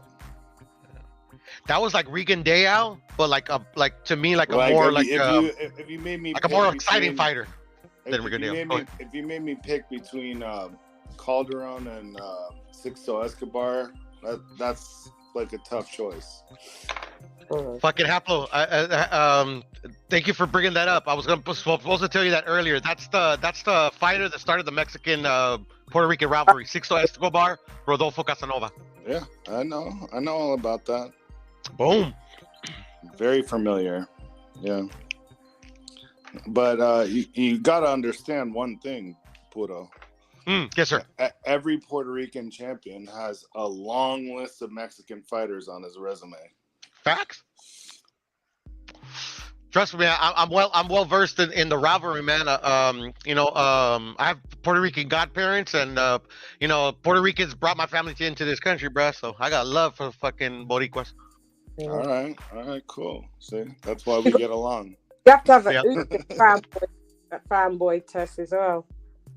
A who? Usyk. Oh. Nah. Yeah, there's some boys of Does he Usyk. have fanboys? I don't know. I like it. Yeah, he does have fanboys. Maybe, yeah, maybe. I hear I'm guys not saying like he's after Joshua. he's the best heavyweight. I don't know if I'm not making one for Usyk. I refuse to make one as of now.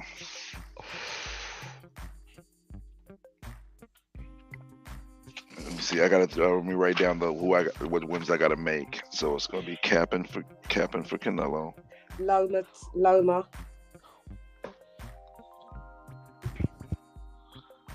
Loco for Loma. I like losers for Loma. Loco. I like Loco for Loma. Loco losers for Loma. Tiafimo. I don't know about Tio yet. I know a few Tia fanboys, trust me. Yeah, there are. Listen. HLD. Yeah. Shout out to him. Raging for Ryan. Already got a Wild for Wilder, but I'm going to put it on here anyway. Ooh, doing Oscar De La Hoya one. Hell yeah. No, I'm not doing retired fighters, man. Any retired fighters, you got to pay me $250 $250 every 10 minutes it takes me to do it. Up front. Yeah. Oh, man. Tyson Fury one. Yeah, definitely. But I don't got a name for it, though. Hey, but fishnets for Oscar is fire, though. That's crazy. That is a fire name. You wildin'. Tell him. Wow. So what's a good name for Fury? What we got for Fury? The Furites. Idiots. Nah. I was going to say something very disrespectful, but I'll keep it to myself. The Fury. Yeah, don't say that. F for F. Do not say that. Do not say that. Nope, you can't say that. That's politically incorrect. Yeah, man. What did Tyson Lion? What's it? He called him Lion Luke Fury. Lion Luke Fury. That's what they call him here. He's a lion.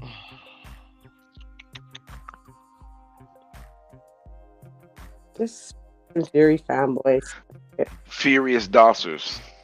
Yeah. There it is, man. Yeah. Oh, Dossers for Fury. I like that. Furious Furries. Furious Furious Furries. Dossers. Furious Dossers. I'm rolling. Furious Furries.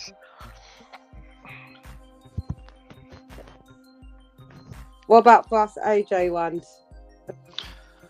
AJ gets disrespected. Forget fanboys. I mean, he just gets Right. disrespected. No, he has fanboys. No, fanboys. He does. Man, yeah, he got fanboys. Not in America. He ain't got no damn Right, fanboys. it's boxing, so He does. He has one. Day one. I think he gets disrespected, man. He gets held to Yeah. a standard that none of the heavyweights get held to. Yeah. I think Okay, it's unfair. so you're an Angel for AJ. No. Angel for AJ. Yeah. Nah. You feel sorry for him. How Also, come you got all these other tests? also, he holds for AJ. Are you gonna feel bad for AJ? Come on. You've got fanboys. You got to do it. Y'all making me work. I'm gonna have to start charging. Right? Got to do it, AJ one. They're fanboys for real. You got. If I did that, I think I would let you come up with the questions, though. I would pass the test. That's why I should let you come up with the questions, because you would know. Okay, I'll do the questions for it. Yeah. Cool. All right. I love my thirsty for tank test, though. I really love that I created that one. Yeah, that one. Those are dope. Those are fun. I Yeah. like that. Yeah. I like your stuff, brother. Do a Benavides one. Do a Benavides Oh one. yes, I definitely need to do a Benavides. Oh, bitches for Benavides. There it is. Nope. The Mexican monsters. That's it.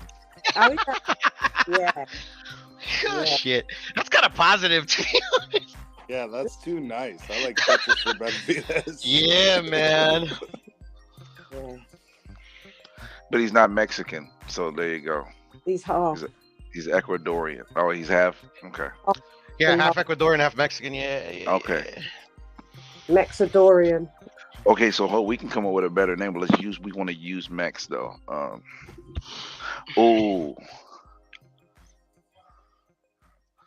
The Arizona Monsters. The Arizona. Yeah, that's where he's really from. Yep. Arizona.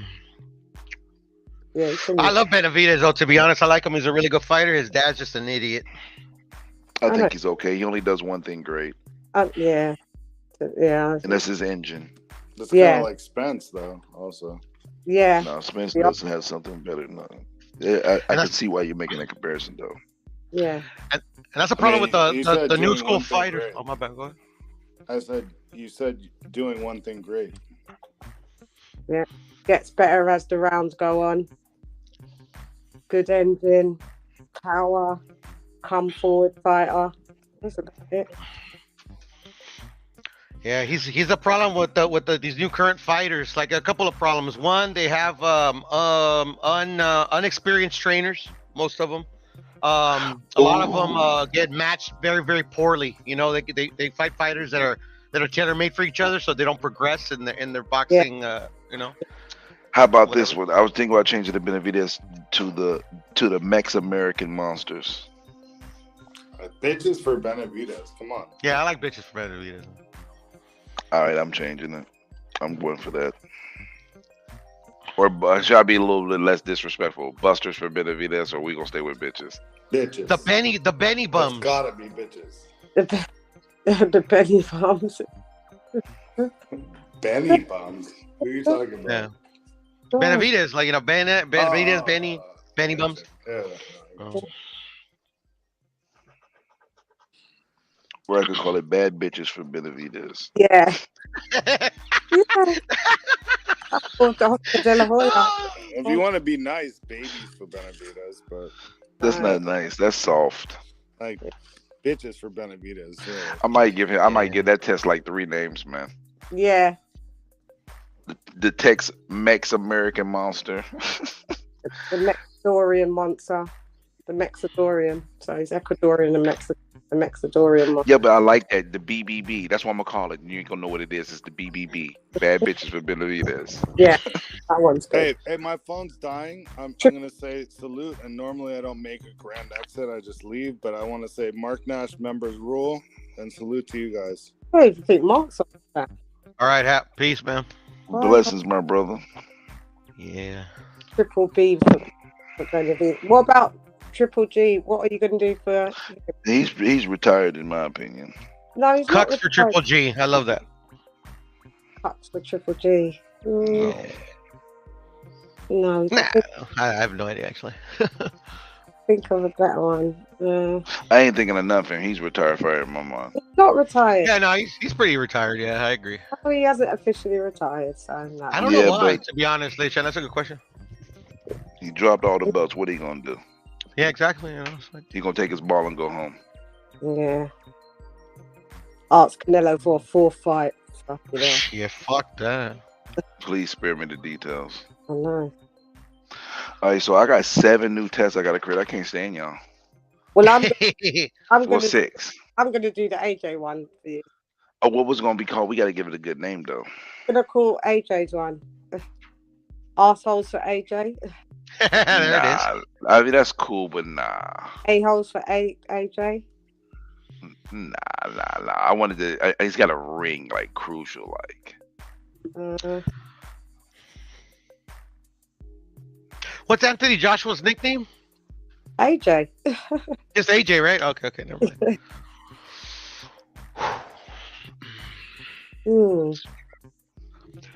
Yeah, there's tons. You could do Janabek, do Janabek test. No, thank you. No, thank you. He's not quite important enough to make a whole damn. Right? Yeah, that is true. Yeah, you're right. Like him, but no. Damn, you gonna make me do a Rolly Romero test? Like, come on, quit playing with. Yeah, do that, bro. Because Rolling. Please, no, yeah, I don't I'm want to just put myself through. That's torture. Don't put alone. me through that. I refuse. I'm not giving him no shine. I ain't gonna even talk about it. If him and Ryan fight, I ain't gonna talk about it at all. Yeah. Yeah, I'm definitely a Ryan fanboy because, I don't want Ryan to take that fight, but I'm gonna give him a pass because I'm a Ryan fanboy. So you're gonna be raging for Ryan, okay? Yeah, and the only reason I'm giving him a pass is because he acquiesced so much to Tank. So I'm like, fuck it, man. I'm just gonna give it to him, man. No, we're not doing it. I'd rather him fight Barbosa if he really wants to go for a title. Matias has one. Regis has one. He might not win, but still, Ryan's fuck. whole career's been a pass. That's all he gets by. Boo-hoo, mental health, pass. Let me change trainer. Let me change trainer. Let me change trainer. The problem is him. The problem is Oscar. No, the problem is him. I already know the problem is Oscar. The problem is him. He goes to trainer to trainer to trainer. He doesn't like discipline. I'm raging for Ryan right now. Doesn't like it. Eddie Reynoso said it. He never said it. He's lazy. He actually never said that. He Ryan, says that Ryan, he puts more importance in other things. Stop being a fanboy, Puro, please. I beg of you. No, I'm just quoting Eddie Kern directly. I think this name sucks, but I want to hear what y'all think about it. What's up?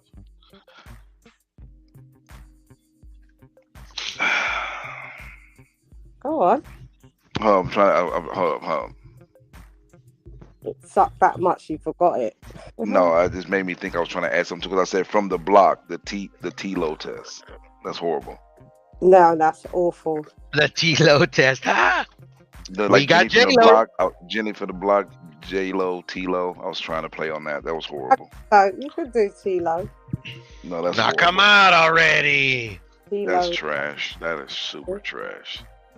We gotta go get ice cream. Come on, we gotta go get ice cream. You know what? I would call the disrespectful would be the daddy issues test. Yeah, that's pretty disrespectful. Yeah, I'm not gonna do that. And I don't think he has daddy issues. You're like how you would think, like daddy issues. But yeah, I hear what you're saying. They've just got combined issues, both him and the dad. It's just issues. It's just fucking issues. Ugh. Keep your black fighters test. Yeah. That's what you call it. Yeah. The Tiafimo keep your black fighters test. Yeah, do that. That's what we're calling it. The end. Yeah. Have you done a Devin Haney one? Yeah, I got one. It's called Acting Donkeys for Devin. Can I do the test? It's in beta mode. It's not ready yet. It'll be ready soon, though. Okay, I'm not a Haney. Only beta Teal fans or Devin fans could take it. Yeah, I'll take it, but I'm not a Devin Haney fan or fan anyway. I'm not gonna lie, I'm a fanboy for all the fighters that I like, and I don't think fanboy is a bad thing. I just think it has a bad connotation. So I abbreviated. It's called the KYBF. Who's that? Keep your black fighters, Tio. Yeah. Yes. Yeah. The KYB. The KYBF. Yeah. Keep that there. That's what we're doing. The KYBF word to Tio test. Yeah. Yep. Yeah, we'll keep that one. That's actually a pretty good one on the low. Yeah. Man, y'all gonna make me work. I'm gonna have to give me a whole notepad and walk around with it, accessibly ready. Yeah, keep that one. That one's a good one. I'm off tomorrow, so maybe I'll if I got some time, because I ain't got really nothing I got to do Yeah, tomorrow in particular. So I might start having fun with it. How many questions do we need? Well, I always have 7 questions with a bonus, but I like to have like anywhere from 10 to 13 questions so I can have variations. So when somebody else does the test, if they heard somebody else do the test, I can flip some of the questions so they can't be disingenuous with their answers. Yeah, got you. 13 max though. Usually I do 10. Okay, I'll do. I use 7 questions with 1 bonus. So for the Tyson Fury one, I should do. I mean, am I doing AJ? What one was I doing, Fury or AJ? I think you're gonna do AJ. We need a good name. I can do the Furious Dancers. I got that one covered. We need a name. Yeah, we need a good name for AJ because I don't know about the names we came up with. It was just too soft. People call him Go ahead, Gay, which is out of order, but everyone calls him Gay J that hates it. Hey, Deuce, if you're still in the chat, I recommend what's his name, the British cat. I always forget his name. I don't know why. Kell Brook versus Spence, Sean Porter versus Spence, and also the third one's kind of tough because I want to give you a good one. I can give you another one, but I'm trying to give you a good one. What's he looking for? 3 Spence fights so he could better grasp Errol style. Yeah. Lamont Peterson. Yeah, Lamont Peterson's a good one. There you go. Cool. Thank you. Porter. Porter. Yeah, I said that one. Yeah. And Kell Brook. That would be the best 3 for me. Yeah.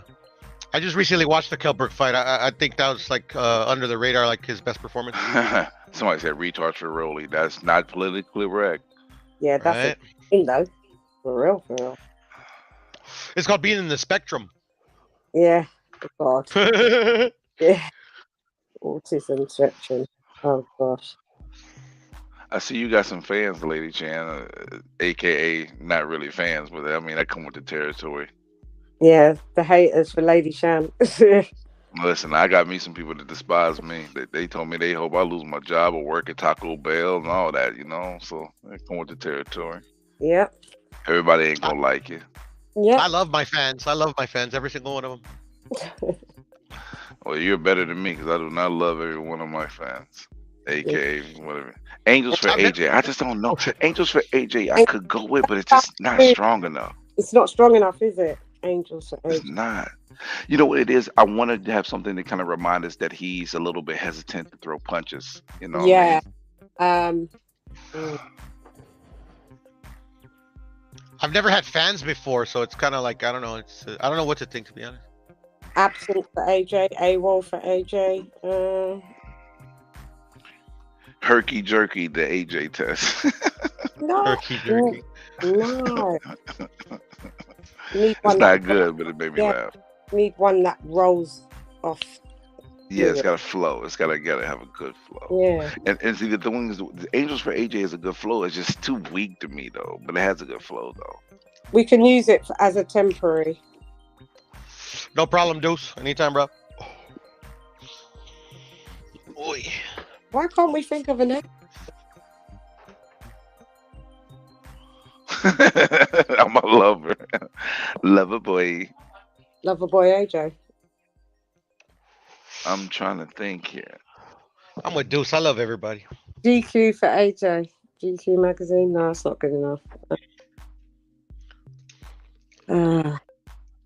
There's only 3 people I hate in my life, and that's it. One's Bud Crawford, clearly. Who's the other 2? Nah, one is an ex-co-worker, one is my ex-fiance, and the third one I forget, to be honest. So I probably don't really hate him. Yeah.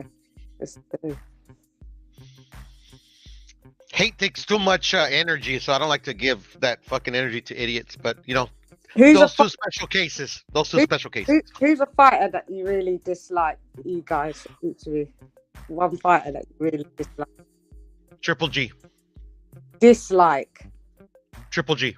Okay. I respect him as a fighter. I think he's a very, very good fighter. But yeah, I dislike the man.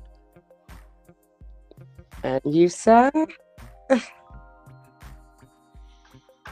Not a fan of the man.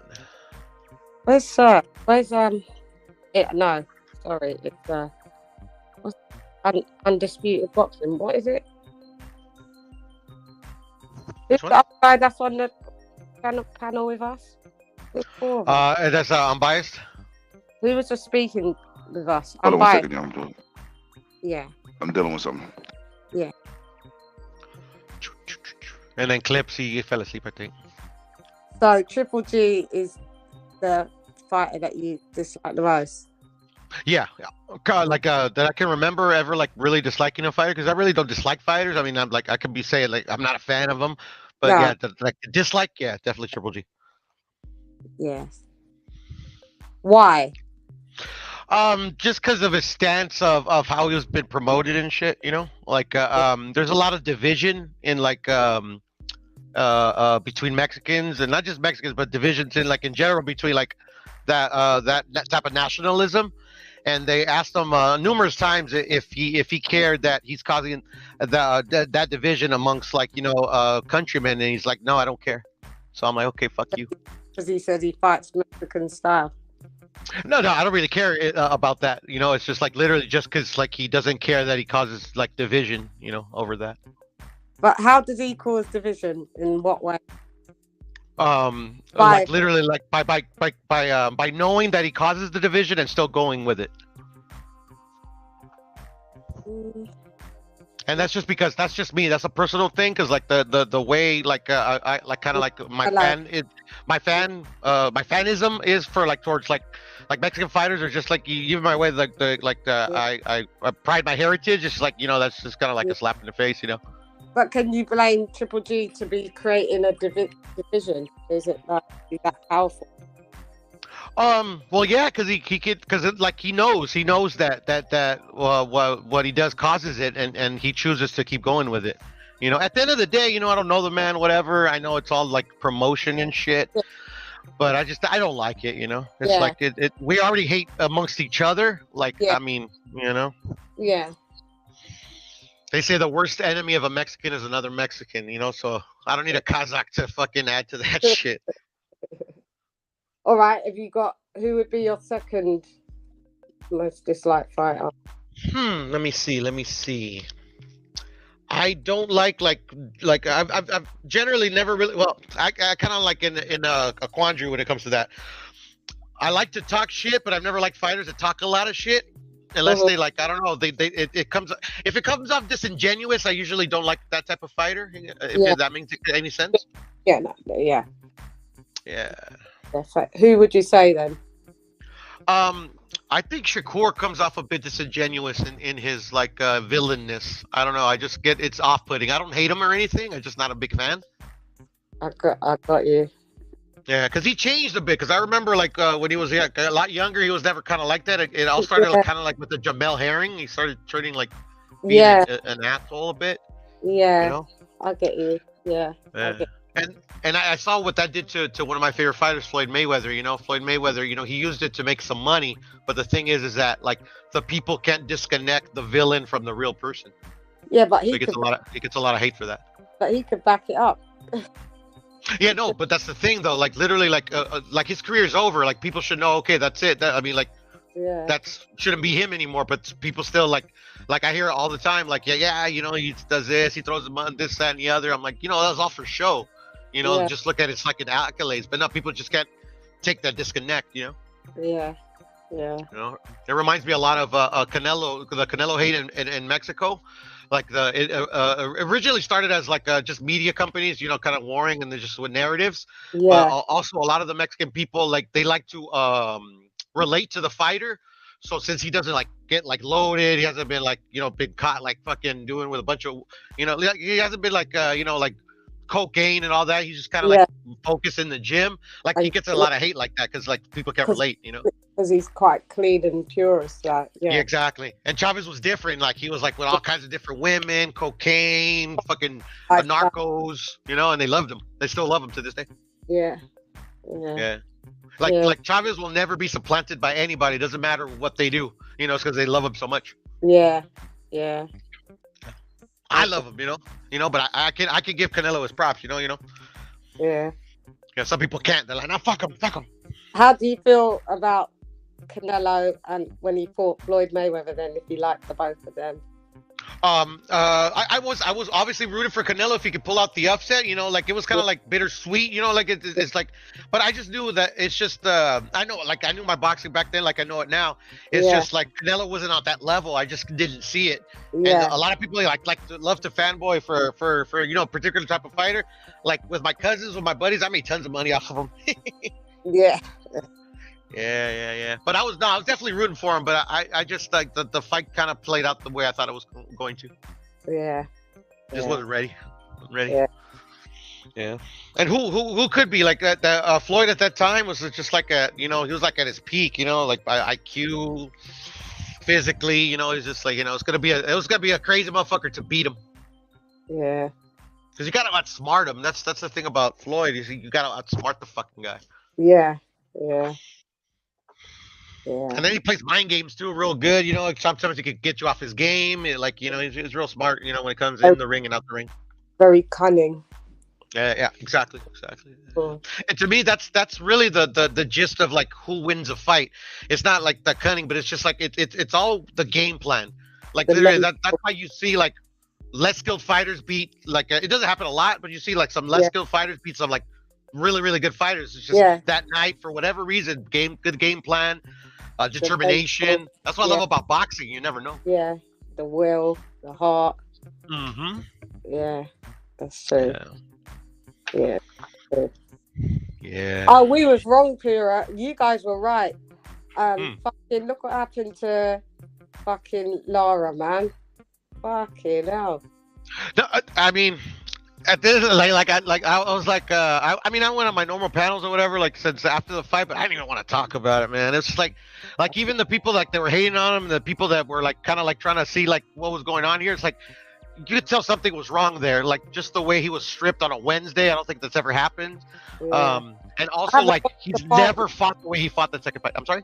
I haven't watched the fight. I've seen clips of it. I know he fought not good. He looked drained. He didn't look energetic. Just was off. Yeah, like literally, like he's never fought the way he's fought, like literally, like ever. Yeah.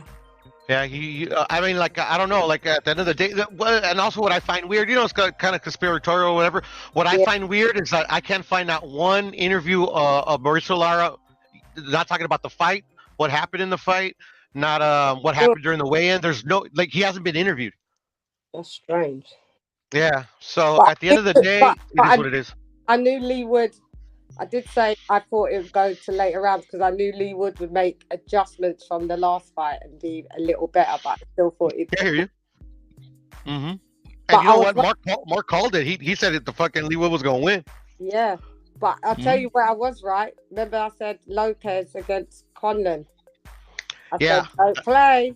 I said he's gonna come in and upset the apple cart. Don't play. Bring the message. And that's what's going to happen. And he got sparked, knocked the fuck out. He did. Yeah, he's done. Good for him. He's done. Oh, Conlon? Yeah, he's done. Yeah, for sure. 3 fights, 2 out of them back knockouts, brutal knockouts. Yeah, back to back, brutal knockouts. Yeah. Ooh. Yeah, those are tough to come back from. Yeah, he's done. Yeah, so they're gonna make Lee Wood versus Warrington. That's what they're saying. God, I hate Josh Warrington. Yeah, he's just a bit of a clown. Hate him. Yeah, it sucks that he beat. I think it was Frampton. That's how kind of like he. You know, everybody knew him. Yeah. I like Frampton a lot, especially the 2 fights with Leo Santa Cruz. They're great. Yeah, I like Leo Santa Cruz. Everyone gets on me for liking him, but I do like Leo Santa Cruz. He's a great fighter. I mean, like literally, like even in the Tank fight, like I had Tank winning by 1 round, but like literally, he was No, fighting great in there. I He was had fighting great in Leo there. Cruz up before the knockout. Oh yeah, I he had him up. up. Yeah. Yeah. I had Tank up by like a round, but still, like you could tell Tank was like, it's like, oh shit, this guy's tough. Yeah. Leo Santa Cruz is a good fighter. I consider him at his best a solid B minus fighter. But you know, when he went to Tank fight at that higher weight class, he probably was a C plus fighter if we was going to grade them. But he's been always a solid fighter. I respect him a lot. A lot. I was He's asking. a good fighter, man. I was asking, who is your most hated fighter that you just don't like? Tyson Fury. Yeah. I'm with you, I guess, on that as well. Yeah. Teofimo Lopez. Yeah, I'm there. I didn't. I used to like to. I never was really a big fan. I respect his skills, but I don't like the dude. But he regressed in the skills. He didn't. He plateaued. That's why I said he need to get an actual trainer because he's plateaued. Yeah. Yeah, no, I like Tio as a fighter. Yeah, he's a cool fighter. We'll see how cool he stays if Josh Taylor bring that heat on him. We'll see what happens. What if he does it? What if Tio brings the heat? Taylor can handle his heat. He can handle Regis Progress heat. I'm not saying he can't. And Regis Jack beat him. Regis beat Josh Taylor, in my opinion. I know, but it was a very close fight, and I don't think Tio. I don't think Tio can touch Regis. So that's why I'm like, I don't think he can. I think he can beat Taylor, but it ain't gonna be him knocking him out because his power hasn't translated to me. It looks like at 140, so he'll have to have a boxing clinic. Yeah, that's how he wins. But he can get knocked out. Sandor Morton can put him down. You damn right, Josh Taylor can put him down. What's that? Who you guys got, Inoue or Fulton? Inoue. Inoue. Close fight. Very close fight, though. I got Inoue as well. Very close fight. Fulton can win the fight because one thing I'll tell you this, and people don't understand that from what I've seen when it comes to the history of Japan, they don't just be cheating boxers. They seem to have honor in their scores. Yeah. So I think Fulton can fight a clean fight and outbox him and win the fight. And I think Fulton can outbox him. But the thing is, Fulton has pride, and he's been tossing it up and mixing it up more than he should in the last 5 fights he's had. And he's got touched up in 3 of them, but he was able to overcome and win. And I think if he does that, if he gets touched by Inoue, it's going to be a different result. And they do rob fighters in Japan. I've seen it. Well, you saw it. I didn't see it over. I have. Which fight was a robbery? I thought this guy named I forget his name, to be honest, but Ioka fought him, and I thought Ioka lost that fight pretty clearly. Was it close? Oh, you thought he lost pretty clearly, and they I gave thought it was pretty him? clearly. I wouldn't say like that it was not close, but I think he won by more than like a 7-5 margin, where I wouldn't consider it like a robbery. Also, was it like a Lon Mahaney? Maybe you could equate it to a Loma Haney. Because there's some people that like Mark Nash, they be getting hyped up on talking shit that Devin beat him, and I'm like, how the fuck can you see 8 rounds for Devin Haney? I'm sorry, I got love for the kid. I made money off of him on my bet, and I like him because I think he's a good kid. But there's nowhere I could find 8 rounds for him. When I rewatched it, I had it a draw. I had it 7-5, 8-4. I had it 8-4 first because I went to the fight. I had it 8-4 when I was at the fight. You was at the fight. I hate you right now, bro. You gotta take me with you. Put me in your bag or trunk or something. Yeah. I mean, like, because I went to that fight. Now I can't go to Bud Crawford. Oh, because you spent the. Oh, where can't you go? Oh, you tapped out. Well, no, it's just because it wasn't cheap. The rooms were the room cost me like $700. For the weekend. The tickets were like $100 a piece. Gas, not food, bad. Shit like that, gambling, so like $1,000. Yeah, but this one is gonna cost you triple that. The undercard was very solid, though. I loved the undercard, and then the main event was very good as well. I thought it was a solid. When I saw the card, I said, "Yeah, this is a better card." And that's the shameful part about boxing because it's so casually driven for big numbers. That card was by far better than Ryan and Tank, but yeah, I agree for sure. From top to bottom. Nah, facts, brother. Yeah, but that's the name of the game. It's the popularity contest to some degree. Well, that PPV tanks, didn't it? Yeah, it did. That's what they say, like 150 or something like that. 50. Yeah. Say what? Oh yeah, 150. Yeah, but guess I didn't get a chance to tell Nash this, but there's a report that came out recently, and guess what the report said? What? The Canelo and Ryder did 450,000. Yeah, it did. Yeah, I saw it. Yeah. They tried to say that's a success. Yeah, I mean, it makes sense. Nobody knew who Ryder really was, you know, to like pay for pay-per-views, and the Mexican people, they get it for free. So it's pretty much Americans buying the pay-per-view. So yeah, but remember there was reports between Glazier and some other people. They reported they only did a little bit over 200,000, and now there's a report out that it did 450,000. So which one's true? And this is why I be having issues with boxing. Why can't y'all just give us the real numbers? The more confirmed number is 450. To be honest, like I don't really care about the numbers. You know, at the end of the day, just like whatever the numbers are with the way they are. I don't know Rick Glacier, but he sounds like he's a clown. He is. I don't know if he's been mad at me, but I used to talk to Glacier, you know, and we had healthy discussions. Sometimes I disagreed with him, but we had healthy discussions. So I can't say he's a clown, and he is a guy that's been in boxing for a very long time, and the source that he has is a reputable source because there are two other people that utilize that exact same source. So you know, it's. I heard it was 450. Yeah, like I knew of Rick Glacier before the internet and shit like that. I've heard of him. I knew he was in the business, but nowadays, you know, he literally tells you what he does for money. So like, it's like, okay, he's like telling you that he's full of shit. I don't know why people believe him.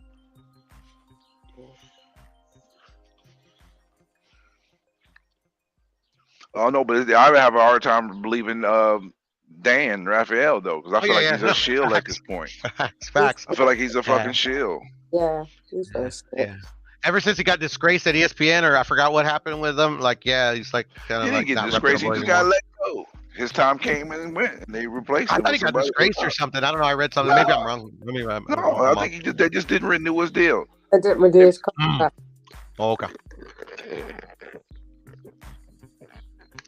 I ain't gonna go that far on Dan Redfield, you know, because I mean he's been in boxing for a while. He's done some work, but I just feel like at this point right now, where he stands at now, I feel like he has motivational factors to report certain things certain ways. Yes. Makes sense.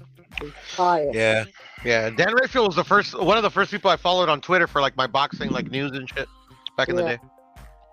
Yeah, You know him and who I Ellie Seckbeck. He doesn't.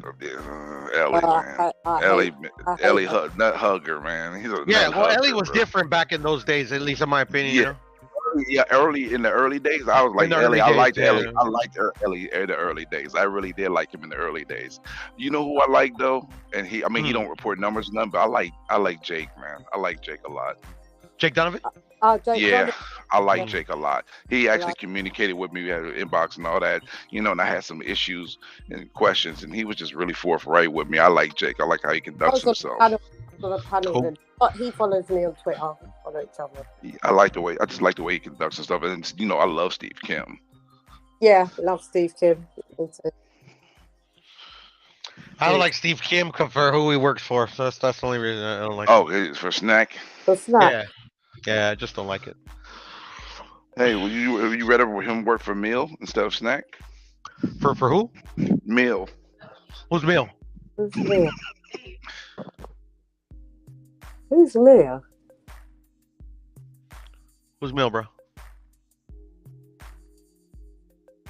I don't know. He's Meal. Yeah, I don't know who he is. No, I just don't like it because, like, literally, like, the fucking everybody, like, not everybody, because, like, for me, I'm just gonna keep it a buck. The drug testing in boxing is a joke. I don't believe any of these tests that come out. Like literally, I'm not saying that none of these fighters are taking whatever they're accused of taking or whatever they might be taking. I just know that like it's all fishy. Like these guys fucking get popped once and never again. I mean, it just doesn't make any sense to me. Yeah, some people just do it once and get caught. Some people, that's how it is. Yeah. To me, it's weaponized. It's literally it's used to be it's weaponized to me. The testing. That's what I believe. You don't believe that the fighters that got popped are taking the banned substances then? No, this is what I actually do believe. I believe every single boxer in the sport of boxing is taking some sort of PED, not for performance, but for weight cut. Because weight cut has been an issue for a very long time. And now that we got all this technology and we got these fucking convicted drug dealers fucking making money in boxing, like, carte blanche. I mean, it's kind of hard to say that they're not, Yeah, some are taking drugs that are PEDs, that are not just a weight cut. Some is steroids. But that's the thing. A lot of the steroids are used for, like literally, that's what they use them for, like to weight cut. No, a lot of the steroids. I'm not a doctor, so I could be wrong, but I hear you. A lot of the steroids are anabolics, which are for muscle mass building. Yeah, I mean, like Victor Conte, he says it all the time, but all his fighters can't hit for shit, so. Yeah, but Victor Conte, he does snack now, so it's not supposed to be a PED, it's supposed to be nutrition. No, I know, but that's how he disguises it. Like literally, he's like I mean, I don't know, I mean, it's just, obviously, I don't know shit, Sometimes I think that as well. Yeah. Came from Memo Heredia. Look at what he did for David Benavidez. Well, he lost it on the scales, didn't he? No, I'm talking about, but that was before he got with Memo Heredia. Like he literally just got Memo Heredia for this Caleb Plant fight. That was his first union with him. And this is the first time he's ever made like the weight with no problem. And then did you see how cut he looked? How cut up? He's never looked cut up. I've never been cut. He's usually quite a flat. It's weird. He's got a weird body. He's not toned. Usually. Yeah. No, but this guy, he was ripped this time. That's what I said. I was like, he is ripped properly ripped. I think I said it in my report. Yeah, that's right. Yeah. But it is what it is, At the end of the day, too, I also believe that like literally PEDs or steroids don't make you a good boxer. Because if it did that, everybody in the muscle beaches and shit, they all be boxers. Yeah, there's it can't give you skills, but it can give you exactly. That's my point. Yeah, exactly. Endurance or more muscle, so you're more muscle. Yeah. I hear you. But but if you're still a shit boxer, it doesn't mean if you take a PED you win. Yeah. So, that's right. Yeah. There was this one Mexican impresario back in the day. I don't know if you ever heard of him, Lady Shan. His name is David Kawagi. He actually won a title. He took all kinds of steroids and literally they gave him all kinds of bums, and he actually won a world title. Really? Yeah, WBC. That sounds from WBC. We be cooking, we be capping. Yeah, over there. Yeah, that name sounds familiar, vaguely familiar. That name. But did you see? Who just popped? Hannah Gabriel. Yeah, Hannah Gabriel. She just popped with anabolics. Muscle mass builder. Yep. So she's out. I don't watch women's boxing, bro. Respect to them, but yeah, she did pop. Yeah, I didn't even realize that women were on PEDs like that. I didn't even really think that women would do it. Clarissa definitely ain't on her. No. She can't hit for shit. No. Yeah, she's pillow fisted. Yeah. Yeah, I like Bumgardner. I think she's a very good fighter. Yeah, she's a good fighter. Yeah. Also, the Katie Taylor and Amanda Serrano, they're good fighters as well. Great fighters, yeah. Well, Sinise Estrada. Estrada, yeah, you took the word. Yeah. My favorite female fighter to me is probably Ann Wolfe and Layla Ali. Old school. Yeah. Old school. Yeah. They're in the Hall of Fame, I think. They've been inducted. They're in the Hall of Fame. Yep. Yeah. I'm not that well versed in women's boxing either. Like I know bits and pieces, but that's just about it. Like I prefer men. Yeah, it's like UFC to me, women's boxing. Like I remember watching UFC back in the day and being entertained, and I'm not so entertained anymore. With what, the women's boxing?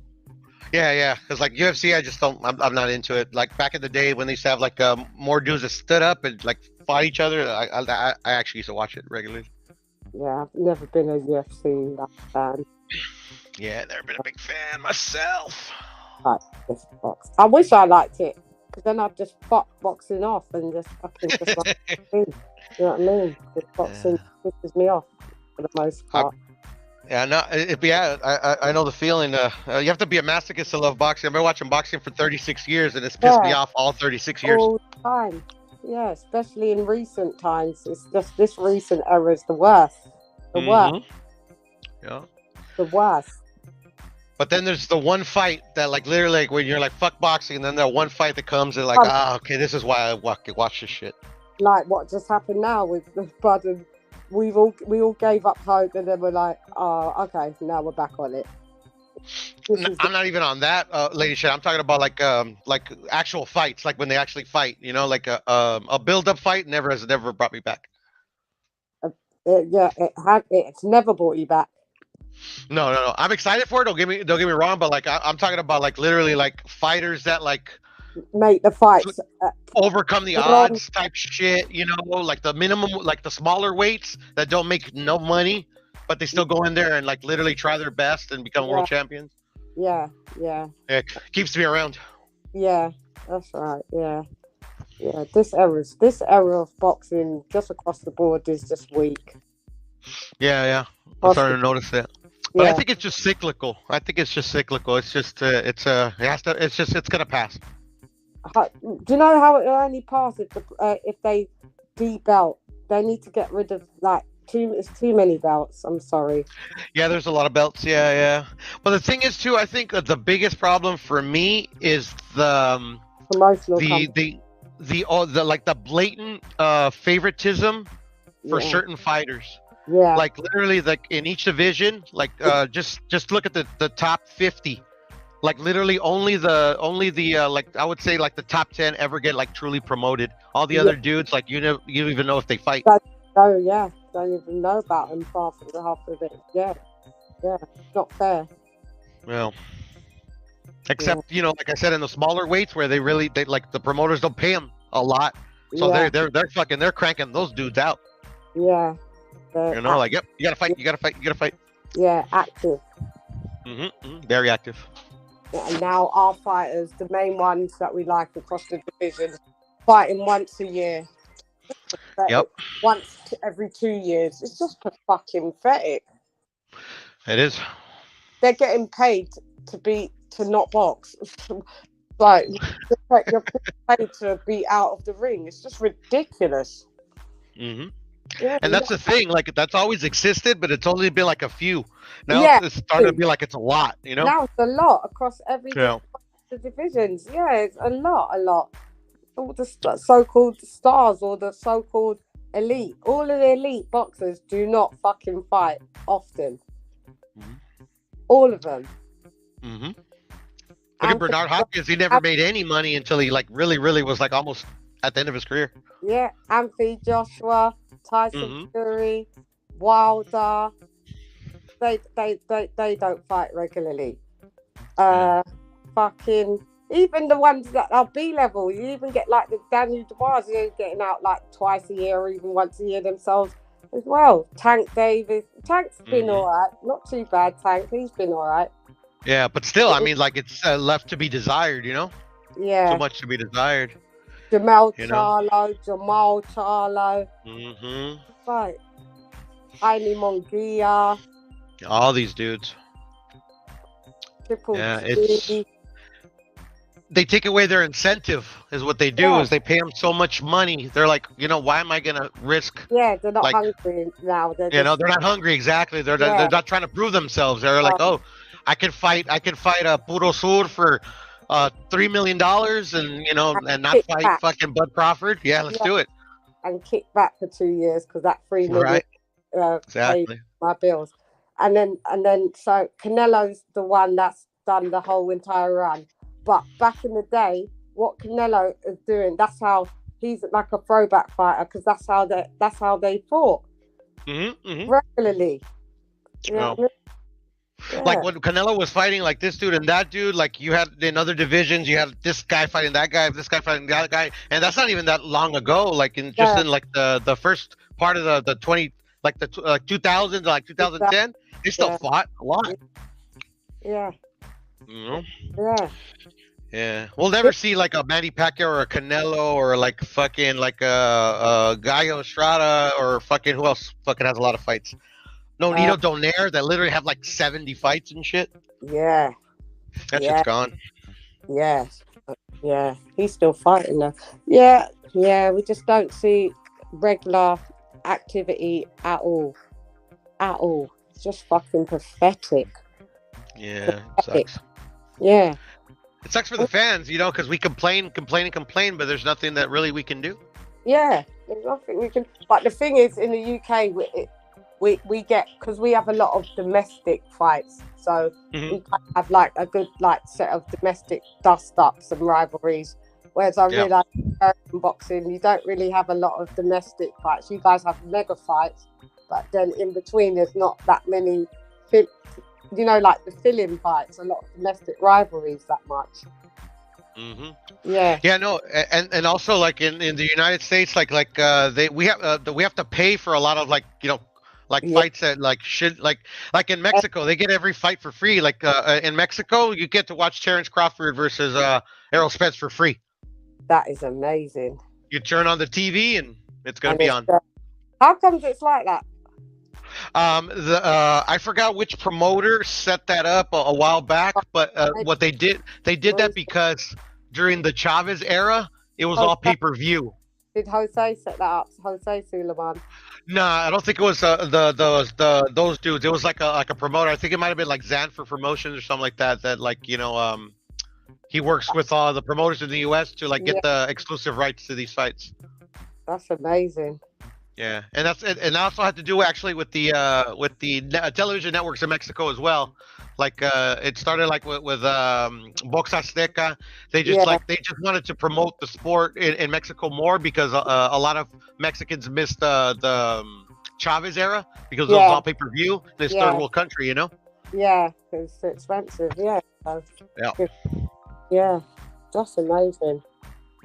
Yeah, I have a buddy. He lives on a border town. He gets to watch all the fights for free. And in Mexico, like domestically, the fighters fight a lot as well, though. They do. Yeah. No. Like the UK, they're very active with their domestic fighters as well. Always a fight going on. Yeah. Yeah, and there's a movement too, because like soccer is like the biggest sport in Mexico. Really? But it's also it's the number one pastime over there is soccer. Yeah. And then it's boxing, you know, among other things or whatever. But like literally, like there's never been any true glory in soccer for Mexico. All the glory comes through boxing. Through boxing, yeah. Yeah, like literally, like Mexico is like the Brazil of boxing, you know, to like the world. Yeah. Other than the United States. Yeah. You've got a lot of good fighters, a lot of unknown fighters as well that are very good, and we don't know about them here yet. Yeah, exactly. Until Eddie Hearn brings them over for his champs, and then they beat his champs. Exactly right, but then he gets pissed off because he beats the champs, and then he fucking then he signs them. Right? Yeah. Shit, it's unfortunate. Yeah. And that's existed a lot. I'm sure even in the United States, even in Britain, you know, you get a lot of, especially back in the old days, you know, fighters are usually they don't come from like means, you know, they come like usually from like humble beginnings. So they're ignorant to the politics of it. Yeah. Yeah. But I like the fact that Eddie Hearn brings them over because like to make British pounds, and when they go back to Mexico, it's a lot of money. Help it is, right? Yeah. So, No, that's a fact. I'm down for it. America should do that more, but they don't. Like, they don't help like Mexican fighters like that. Not really. They used to, at least Don King. Yeah, but not anymore. So when I Don see King didn't give a fuck. He knew, like, putting on the best fights, he didn't know it was gonna make him a lot of money. Now it's different. Yeah, and just rip them off. Yeah, Exactly. Rip off Yeah. everyone. So I like when Eddie Hearn brings the Mexican fighters, because that's why I was so disappointed in Lara. Yeah. Nah, Great. yeah, I get you. And he's almost like blown it, because I can almost guarantee you that Eddie will release him from his contract. Hopefully. I can almost guarantee it, that will happen. You know how much they paid him, right? $500,000 for that fight. But for this recent one, Yeah. The guaranteed purse was $500,000, but it, also in Lee Wood's defense, he got paid the same thing. Oh, did he? Okay. Yeah. Yeah, they didn't pay him too much, you know. Yeah. Shit, not even $1 million. Yeah. Yeah. No. Yeah. But I heard, like, if it makes a certain amount of pay-per-views over. I read it. I don't know how true it is. Yeah. That they'll be both be making like over like $1 million Yeah. though, With if it makes a certain amount. Yeah. And see, when Lara brings that type of money home back to Mexico, that's a lot of money. Yeah. The only thing is, like, yeah, it was unfortunate, like, this situation too. But like what's really kind of like fucked up is that this is not the first time they've done something like this to fuck over Lara. In, you know, they fucked over Lara in the first Warrington fight by like Warrington like literally dropped the title at the last minute, so the title wasn't on the line. The headbutt. Yeah. The headbutt. Yeah. Like, I don't know if you knew this, Lady Shan, but you know Ray Martinez, right? The flyweight. Yeah. They, like, literally, he beat Sonny Edwards' brother for the title. Mauricio Suleiman, literally, after the decision was announced, overturned the decision right then and there. Why? And changed it to no contest. Apparently, because what it was, so he hurts Charlie, and he knocks him down. But I guess, like, he was throwing a combination, so you could tell he didn't do it on purpose. He hits him while he's down. Oh, so the referee. Yeah, the referee ruled it as a knockout, like as a legit one. Like, he ruled it that it wasn't intentional, but Mauricio overturned it and said it was. Yeah, I remember, because he hit him when he was down on top, when the guy was crumbled on the canvas, and then he hit him again, like, and it was like, yeah.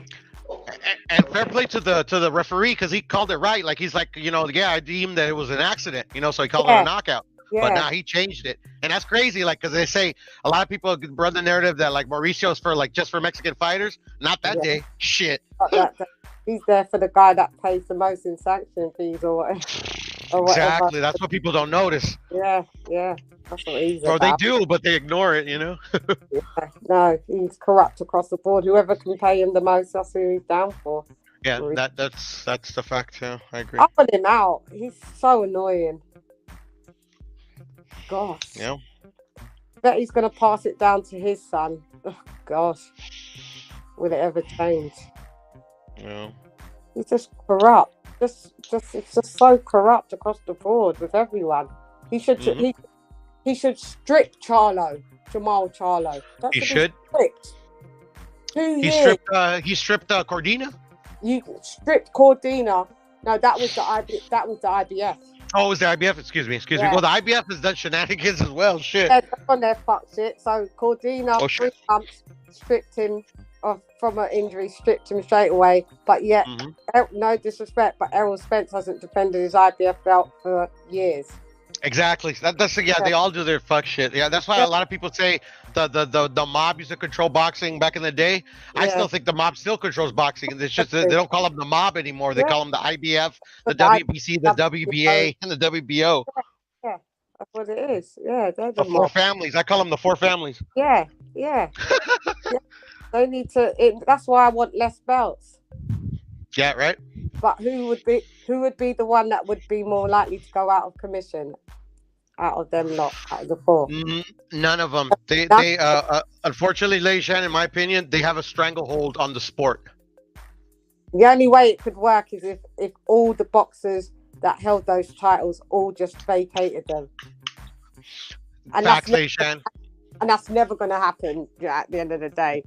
So that's the only way. Some of these guys are really poor, you know, so I can't blame them. Some of them need to feed their families. Yeah, but if everybody just vacated, everyone, the sport would still have to go on. They would still fight, and they wouldn't have to fucking pay sanction fees. They would just be getting their purses and keeping that 3% they take out of their purse for these fucking bum ass belts. I hear you, but some of them don't even pay the sanctioning fees, Lady Shan. There's some privileged fighters that don't pay any sanctioning fees. I'm sure Jamal Charlo is not still paying a WBC. Probably not. No, he's not. He's not even making a penny. He's like bankrupt himself. Like, so how's he paying for like a strap that he doesn't even fight? He hasn't fought for 2 years. Yeah, I know. No, it is bullshit. It is definitely bullshit. Bullshit. Strip him. Bullshit.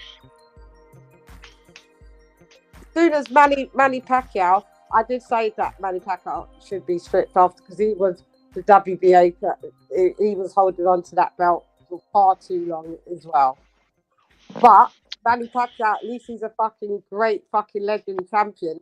And you put him in champion recess, and I think that in the end they did strip him. So it's one rule for one and another rule for another. Yeah, it's weird. Yeah. Sometimes it doesn't even make sense. It used to make sense. Now, sometimes it just doesn't even make sense to me. No, it doesn't. I mean, why would you make Jamal Charlo hang on to a belt and he doesn't even make any? He's not even like turning multi-millions where you could say, right? Well, it makes He's sense. not fighting Dick Pauls or anything like that, you know? Yeah, that's what I mean. So fucking strip him. Fucking annoying. Yeah, it's very annoying. Very annoying. Yeah, and I guarantee you, if Canelo decided to not fight one of his mandatories, they would be like, well, you know what, well, we're going to take that belt off you. You're going to have to give it to someone else that will, you know, because you're not paying us the multi-millions out of your fucking. You're not paying the sanction fees. The people that actually do the sport good, they get penalised, and the people that are just fucking trash get fucking pedestalised and helped along. Exactly. Yeah, it's bullshit. Yeah. Bullshit. Tell them why you're mad, son. Yeah. Right? Fucking, it's a clown show, yeah. Yeah. Roberto Mendoza, Mauricio Suleiman, fucking all of them are fucking pants, mate. Piss me off. All of them. Bollocks. And then you got fucking franchise. That's bollocks. I wish you guys could remember the last thing I said because I said something goofy trying to be funny and I can't remember what it was. No, you were saying the fighter that you don't like. I think that was it. Yeah, but it was something I said though, and y'all didn't know what I meant. It was goofy. It was cheesy. Oh yeah, what was it again? Yeah, yeah, you did say something we didn't get here. You said meal. Oh yeah, snack. Yeah, who's meal? Who's snack? Meal? You didn't get the corniness, huh? If you don't have a snack, you're gonna have a full meal. I'm sorry, it's corny. Wow. I deserve that. I definitely deserve that. Hands down. That was another fucking like nutrition company. It was like, we ain't had a meal. Yeah. I thought we Yeah. Don't you think that Jamal Charlo should be stripped? Man, he should have been stripped. How you gonna be to keep your stuff and not have a fight in 746 days? Like, this is crazy. That is just wild to me. That's and wild. Who did they strip after he got hurt after winning the title? I forgot who that was. I thought that was preposterous. What with the WBC? I think so. I think y'all said his name too. No, it was Joe Cordina for the Yep. They did him dirty. That was the IBF. That was dirty. Yeah, I know. He got hurt after winning, and they stripped it from him like immediately. 3 months later, straight away. And he had a legitimate injury. Yeah. Yep. He got it back now. 2-time IBF. Yeah, true. But it's still what he had to go through, though. That's kind of dirty. Yeah. But and Errol Spence has had the IBF and hasn't defended that in years. Well, it's simple, man. Listen, you got to think of how much the sanctioning fees are, right? 3%. And I guarantee you, they're paying them the amount of those sanctioning fees. So they're getting paid. They're getting paid without a fight happening. So, okay, cool. Yeah, that's not fair. Still not there. Because the IBF used to be the no-nonsense ones out of everybody. You're not defending, strict. That's it, strict. Everyone's strict. And now it's favoritism. Yeah, unfortunate facts. Yeah, they need to get rid of one of them sanctioning bodies. Get rid of them. Get rid of one. Get rid of the WBA. That's trash now anyway. Super belt, regular belt. Fuck it. Get rid of that one.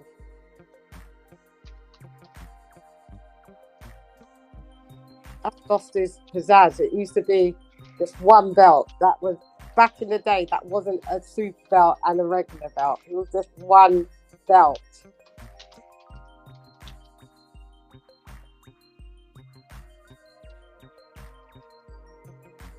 Did Puro drop off? Where did? I'm here still. I'm just at work. Oh, it's only I think it is because Clips he hasn't talked since we've been on, hasn't he? No, For hours. No, he must have fallen asleep. Puro Puro headset died. Till the next one, peace. Well, I don't know where Mark is, but we need to go ahead and let him shut it down because I'm about to leave work and I'm going to go to maximum sleep. We just have to just leave the thing in and he'll shut it down. All day into it, and this what's so amazing about this. It's still 50 people here. I'm just really impressed. Listen, all you people that still tuned in and listening, you guys are phenomenal, man. I mean, like you're the greatest of all time. But they're not typing in the chat; they're just watching, are they? Yeah, they're just watching. Yeah, won't you plug in your channel if they don't already know? Shouts out to Come Box with Shan, Lady Shan Dunham season. Yeah, man. You heard, and if you get a chance to check me out, which I usually don't put out my stuff, it is the Unbiased Fan Brim Reaper. I do. Go ahead. I'm sorry. I'm sorry. What you say? I'm gonna ask. Do you put out content? Yeah, I got a little content. I do a few lives here and there. So not heavy, but I definitely do put some content out. Right. Fairly new to the game. I do a lot more supporting of my brothers and going on other stuff, but I do some lives, especially for big moments. And like I went at Fury when he did the whole nonsense with Usyk. When this fight was announced, I did a live, but a lot of my lives end up being in the morning too when I come home from work. So sometimes it'll probably be like early afternoon in your area, and it'll be like 9 o'clock in the morning. That's all good. I'll subscribe. I appreciate it. They'll put me at like 685 or something like that. I started my channel late November. I did a heavy push from November to December. Most of my subs came from the early because I was doing content a lot more active. Recently, I've been probably doing like a video or two a week, but I'm gonna try to be consistent. That's especially to get 600 subscribers in under a year. Oh, I figured if I went as hard as I did at the very start, I'd probably be closer to 2,000 now. Yeah. And I gotta make sure I'm doing the quality content. I'm kind of like just scrapping something together, putting it out there. I'm not putting my face out there as much. I just do like when I edit stuff, I'll do my photo of what the content is going to be about and just be my voice when I do regular videos. That's good. I like just having the voice. I follow like Beats is like that. Blood Boxing is more just a voice for the most part. So it's all good. As long as the content is good, don't need a face to it, That's true. I mean, I want to get back to getting hyped because and I had some ideas for my show. I just haven't really put them into play. I wanted to do some giveaways and stuff like that. I had ideas for that, and I will eventually do it. Just doing the quizzes, that's a good thing to do as well. Yes, ma'am. Yeah, that'll be a good niche. People come over to play the quizzes, the fanboy quizzes. Yes, but I usually I'll probably reserve those to Nash and my bro E Thriller, the Black Picasso. So those are the two people that I will do that probably more on their stuff because they have more of a following, and it kind of started over there with my bro. So I mean, I might eventually do it on my channel, but that's I just haven't thought about it like that. Yeah. Keep on. It's a hard slog, this content creation game. Well, what's so crazy? I actually used to be deep in battle rap. Oh God, did you? I was the head of marketing and promotion for iBattle from 2012 to 2016. Our battle is still going to this day. You know, like I used to pay attention to Dope Flop and all that. You know, I do to pay attention to all the because I was involved with, you know, helping battle rappers get to the next level, to get to Smack, to get the King of the Dot, you know. So What made you stop? well, first of all, battle rap is like high school. That's the first thing I want to let you know. It's really like high school. Plus I was far removed from the, you know, because I live in Connecticut. The battle league was in Connecticut, but during the back end of me promoting, I wasn't able to promote like I used to because I was running a business and I was living in Alabama and I was traveling to Louisiana, Georgia, Tennessee. So I was still helping, but it was such a modified. Because at first I was going hard. I had like at one point a lot of people was copying the blueprint I had because we went from, again, zero. When I first started, we had like 200 or 300 subscribers. When I left, we had 34,000 subscribers. Wow. And over like 9 million views. So I did a pretty good job. And they've kept it going. I think they're at like 50 some thousand now. And they still are releasing consistent content. So, you know, salute to them. But battle rap is like high school. You know, in some ways, boxing got some similarities with the goofy and cornball people. But, you know, they come with the territory, I guess. No, well, that's all good. Like, just to apply it to your channel and it will do the same thing. Yeah, you know, it's definitely changed those because, you know, this is the early YouTube days. Like, I knew the algorithm in the early YouTube days. It's not the same as it used to be. Yeah, it's all technical now, man. Fucking hell. Yeah. Yeah. Like the things I used to do, they don't work these days. It's a different, I still don't even tap into it. I need to figure it out as well. I just can't be bothered. Everybody else figures it out. I just cannot be asked. It's like, you want it or you don't. Fuck it. You join or you don't. You sub or you don't. That's it. Fuck the algorithm for the most part. For real.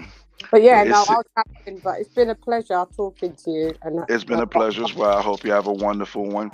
I'm going to bed, and thank you, ladies and Mark Nash. When you get back on, you shut this down. It's been 8 hours and 36 minutes. Again, this is Breaking Beats with Mark Nash, the livest show in the after hours. You know what time it is.